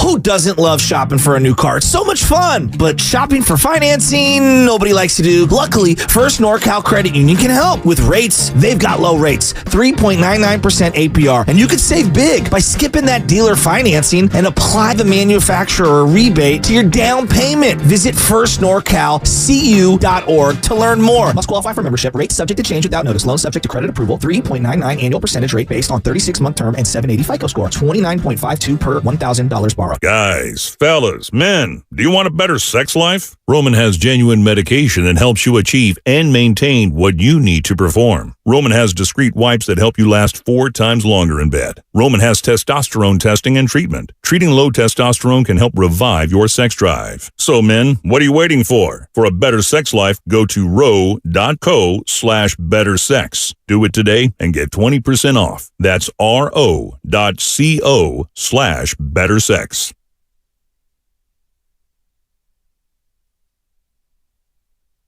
Now, back to Warriors Live. Presented by Xfinity. Supercharge your home with supersonic Wi-Fi. Unbeatable internet. Only from Xfinity. On 95.7 The Game. John Dickinson back at Chase Center. It's game 1 of the Western Conference semifinals. It's the Warriors and the Lakers. It's star power everywhere, from Steph Curry to Klay Thompson to Draymond Green, LeBron James, and Anthony Davis on the Lakers side of things, as the Warriors and the Lakers set to go at it here in game 1, and it's the 6 and the 7 matchup. Interestingly enough, after the Warriors started on the round in the first round, the Warriors having home court advantage in this semifinal series against the Lakers. According to the Elias Sports Bureau, interesting note here, Since 1983-84, so you got to go all the way back, 39 years. That was the first year that the NBA had the current 16-team playoff format. The lowest seed ever to have home court advantage in a series was a number 6 seed. In 1987, the Rockets in the conference semifinals, they had home court advantage. In 2006, the Clippers had it in the first round. They were a division winner, I believe, and that clinched it over a team that even had a better record. I think they played the Nuggets in 2006, if I'm not mistaken. And now the Warriors in the conference semifinals, the 6 versus 7, the lowest seed for the Warriors to have home court advantage. Prior to this was a number 3 seed back in 1992, and then last year the Warriors were the 3 seed. They had home court in the first round and then home court in the conference finals as well against Dallas, as that wound up being a 3-4 matchup. Warriors 33-8 at home, the third best record behind the Grizzlies and the Nuggets at home. And so the playoffs, the Warriors taking 2 of 3 against Sacramento. So all eyes on Chase tonight, and it should be a fun one as we start to get into some of the storylines here, laying out and setting up for this series. And it really, for the Lakers, is a tale of 2 different teams. The Lakers had a team at the beginning of the season that was going nowhere, really, with LeBron and Anthony Davis both banged up, with Russell Westbrook on the squad and Austin Reeves there, and just not enough defense, not enough depth. And the Lakers revamped their squad at the trade deadline, adding the likes of Jared Vanderbilt and Malik Beasley coming over from Utah. They ended up getting D'Angelo Russell back, who they selected with the second pick in the 2015 NBA draft. And, of course, the connections galore between D'Angelo Russell and the Warriors, as you may remember, or some Warrior fans have forgotten and chosen to. D'Angelo Russell is how the Warriors got Andrew Wiggins, with a little bit of an assist from Kevin Durant when Durant went out the door and headed to Brooklyn back in the summer of 2019. He did a sign and trade, which allowed the Warriors to acquire D'Angelo Russell.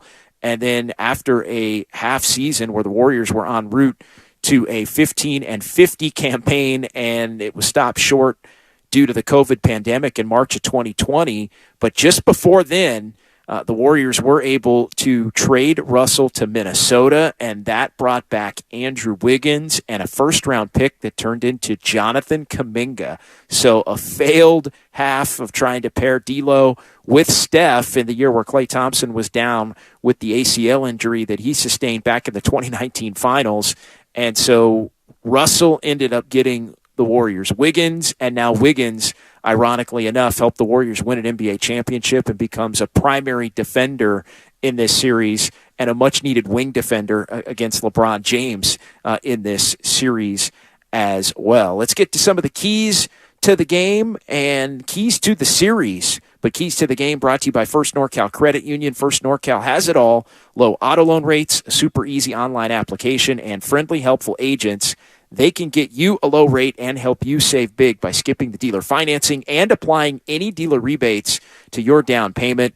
Visit firstnorcalcu.org. And this really is a series where it's opposites both ways for the Warriors, and playing the fast-paced, up-and-down, shooting extraordinaire Sacramento Kings in the first round, and now playing a team that really wants to play at a slower pace, more half-court, defensive-oriented, although Lakers do still try to play fast, but much more of a defensive-oriented, size-oriented kind of a team with a lot of length, and it's just a different style than that. And I know you could probably make the case that the Warriors at times against the Kings were trying to slow the pace down, although they never truly ever want to admit that. I think there's going to be times in this series where you could see the Warriors looking to try and speed up a older and at times slower Los Angeles Lakers team in an attempt to try to wear them down over the long haul of this 7-game series, which is going to be played each and every day, beginning with this ball game tonight. And so it's interesting as you look at it and the juxtaposition between the Warriors' first-round matchup to their second-round matchup, and then likewise for the Lakers' first-round matchup and the grit and grind of the young Memphis Grizzlies squad, who can at times be, especially on the road, an offensive challenged group.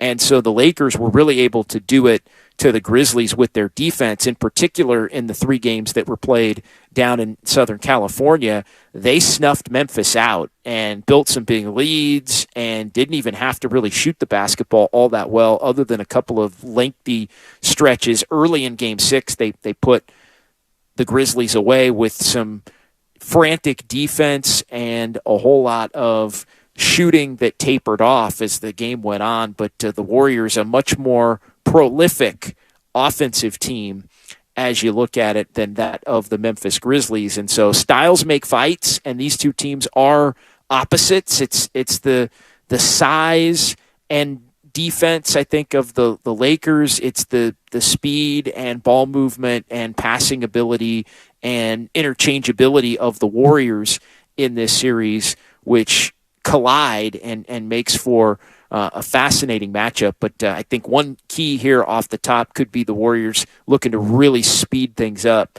and try and get the Lakers to be a team that can be vulnerable and wear down over the long haul. I think the Lakers are going to try to wear the Warriors down. You look at who is playable. I think it's a clean slate both ways for these two teams as far as the playable players go.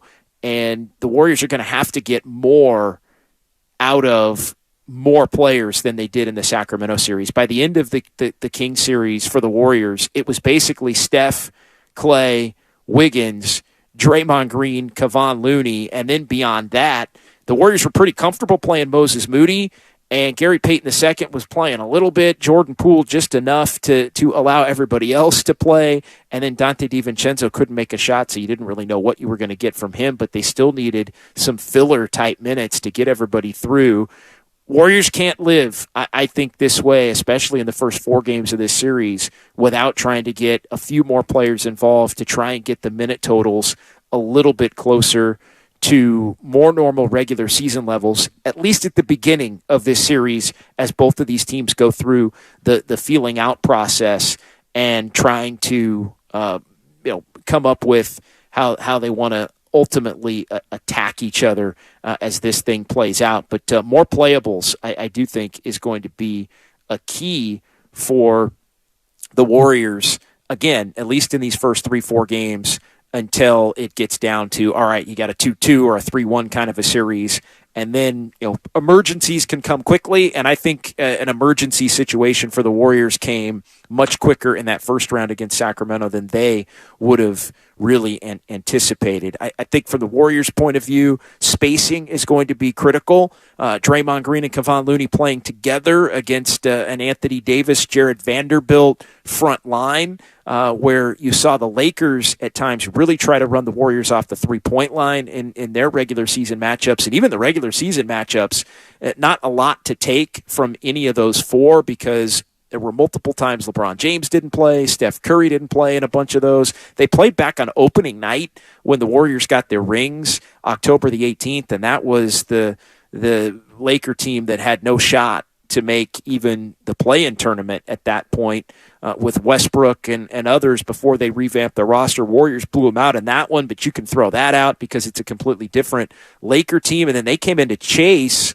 the Lakers did in February, beat the Warriors without LeBron James, and then Steph Curry wound up being out for a couple of those head-to-head matchups as well. He came back in the March 5th matchup down in SoCal, and the Lakers were able to win that one. So LA did win 3 out of 4 in the regular season as far as the head-to-head matchups go. But again, so many players out of the lineup among the key contributors that it's hard to take stock really of any of too much of those matchups. But the Lakers will try to run you off the three-point line. Warriors are going to have to be patient and then dare you to drive into Davis. And Davis defensively, up and down offensively, but defensively, he's been a force. And Anthony Davis figures to be a very much different handful of a big for the Warriors in this series compared to Domantas Sabonis. Who do the Lakers have to guard Stephen Curry? That's always the question, and we shall see as you look at their starting lineup. Typically for Los Angeles and going back, they start D'Angelo Russell and Reeves and Vanderbilt, who's a terrific defensive player in his own right with LeBron James and Anthony Davis. Dennis Schroeder could see some time, obviously.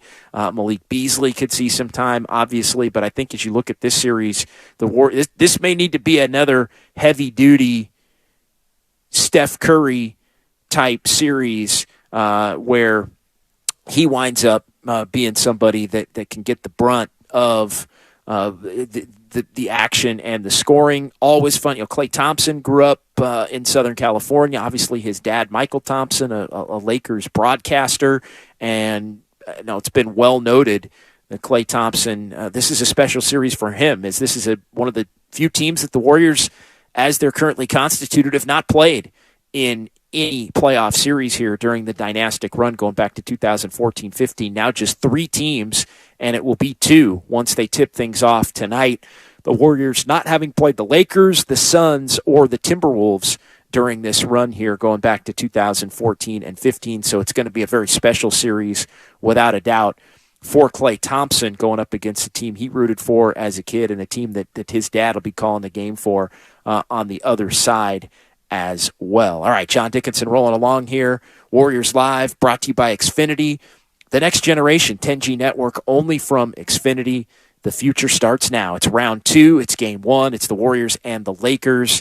And this series is just going to be, it has the potential to be an absolute blockbuster as these two teams go at it. Two just massive fan bases, just a ratings bonanza league-wide. I know there were some incredible ratings numbers from earlier today about Game 7 and the Warriors-Kings series. This series figures to shatter anything that last series did in terms of ratings goes with the star power that's going to be on display here with Steph and Klay and Draymond and obviously LeBron James and Anthony Davis, who did win that bubble championship back in 2020. And, of course, the Warriors winning the NBA championship last year in 2022. So those are some keys to the game, brought to you by First NorCal Credit Union.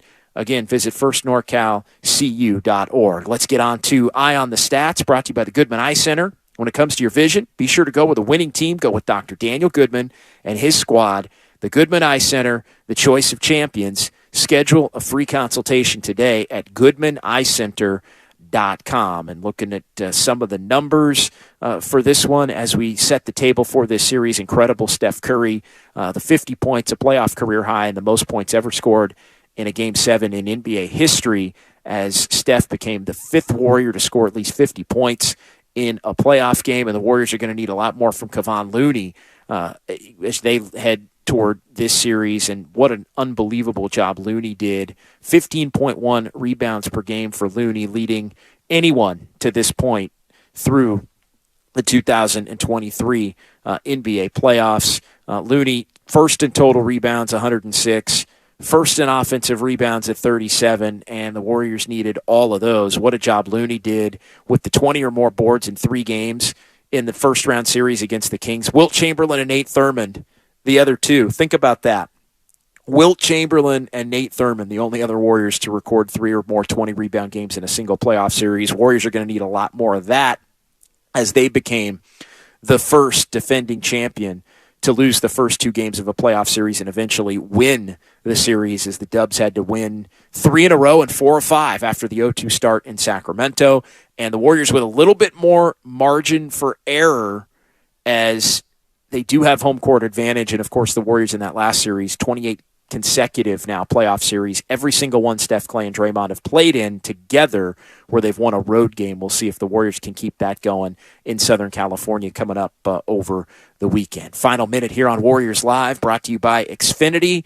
John Dickinson here on 95.7. The game matchup's going to be key. Can the Warriors get more out of their bench in this series than they did in the first game? That is going to be something to, without a doubt, keep an eye on, as both of these teams are a little bit on the older side as well. Time for the Take It to the Bank prediction. Who will take it to the bank tonight? Sponsored by Fremont Bank, full-service banking, no compromises, and I'm calling a more efficient Klay Thompson game. I think a relaxed Klay in his zen environment, feeling good about his pops being on the other side calling the game. I think we're going to get not just a steady game, but a big-time, I'm back, and I'm ready to roll in a big-time way kind of a game from Klay Thompson. So that, your Take It to the Bank prediction. Join me after the ball game for Warriors wrap-up. We'll be taking your phone calls and your text messages reacting to Game 1. But Tim and Tom, they got the call, and it's all coming up next right here from Chase. Keep it locked right here, 95.7 The Game. You know, no one really wants to have their chest cracked open. Dr. Tom Wynn, UCSF Chief of Cardiothoracic Surgery. Nowadays, we're performing very complicated heart surgeries through a tiny incision, maybe 1.5 centimeters. Employing new technologies, Dr. Wynn's team is treating patients well into their 90s. And it also decreases time spent in the ICU. Patients often go home in 2 to 3 days as opposed to 7 to 8 weeks. UCSF Health, redefining possible. Since first opening its doors in 1964, Fremont Bank has approached banking with a simple idea in mind. Growth comes one customer at a time. You see, while some institutions might be on the lookout for the next big thing, we like to think that's what you'll be. And when you achieve great things, it leads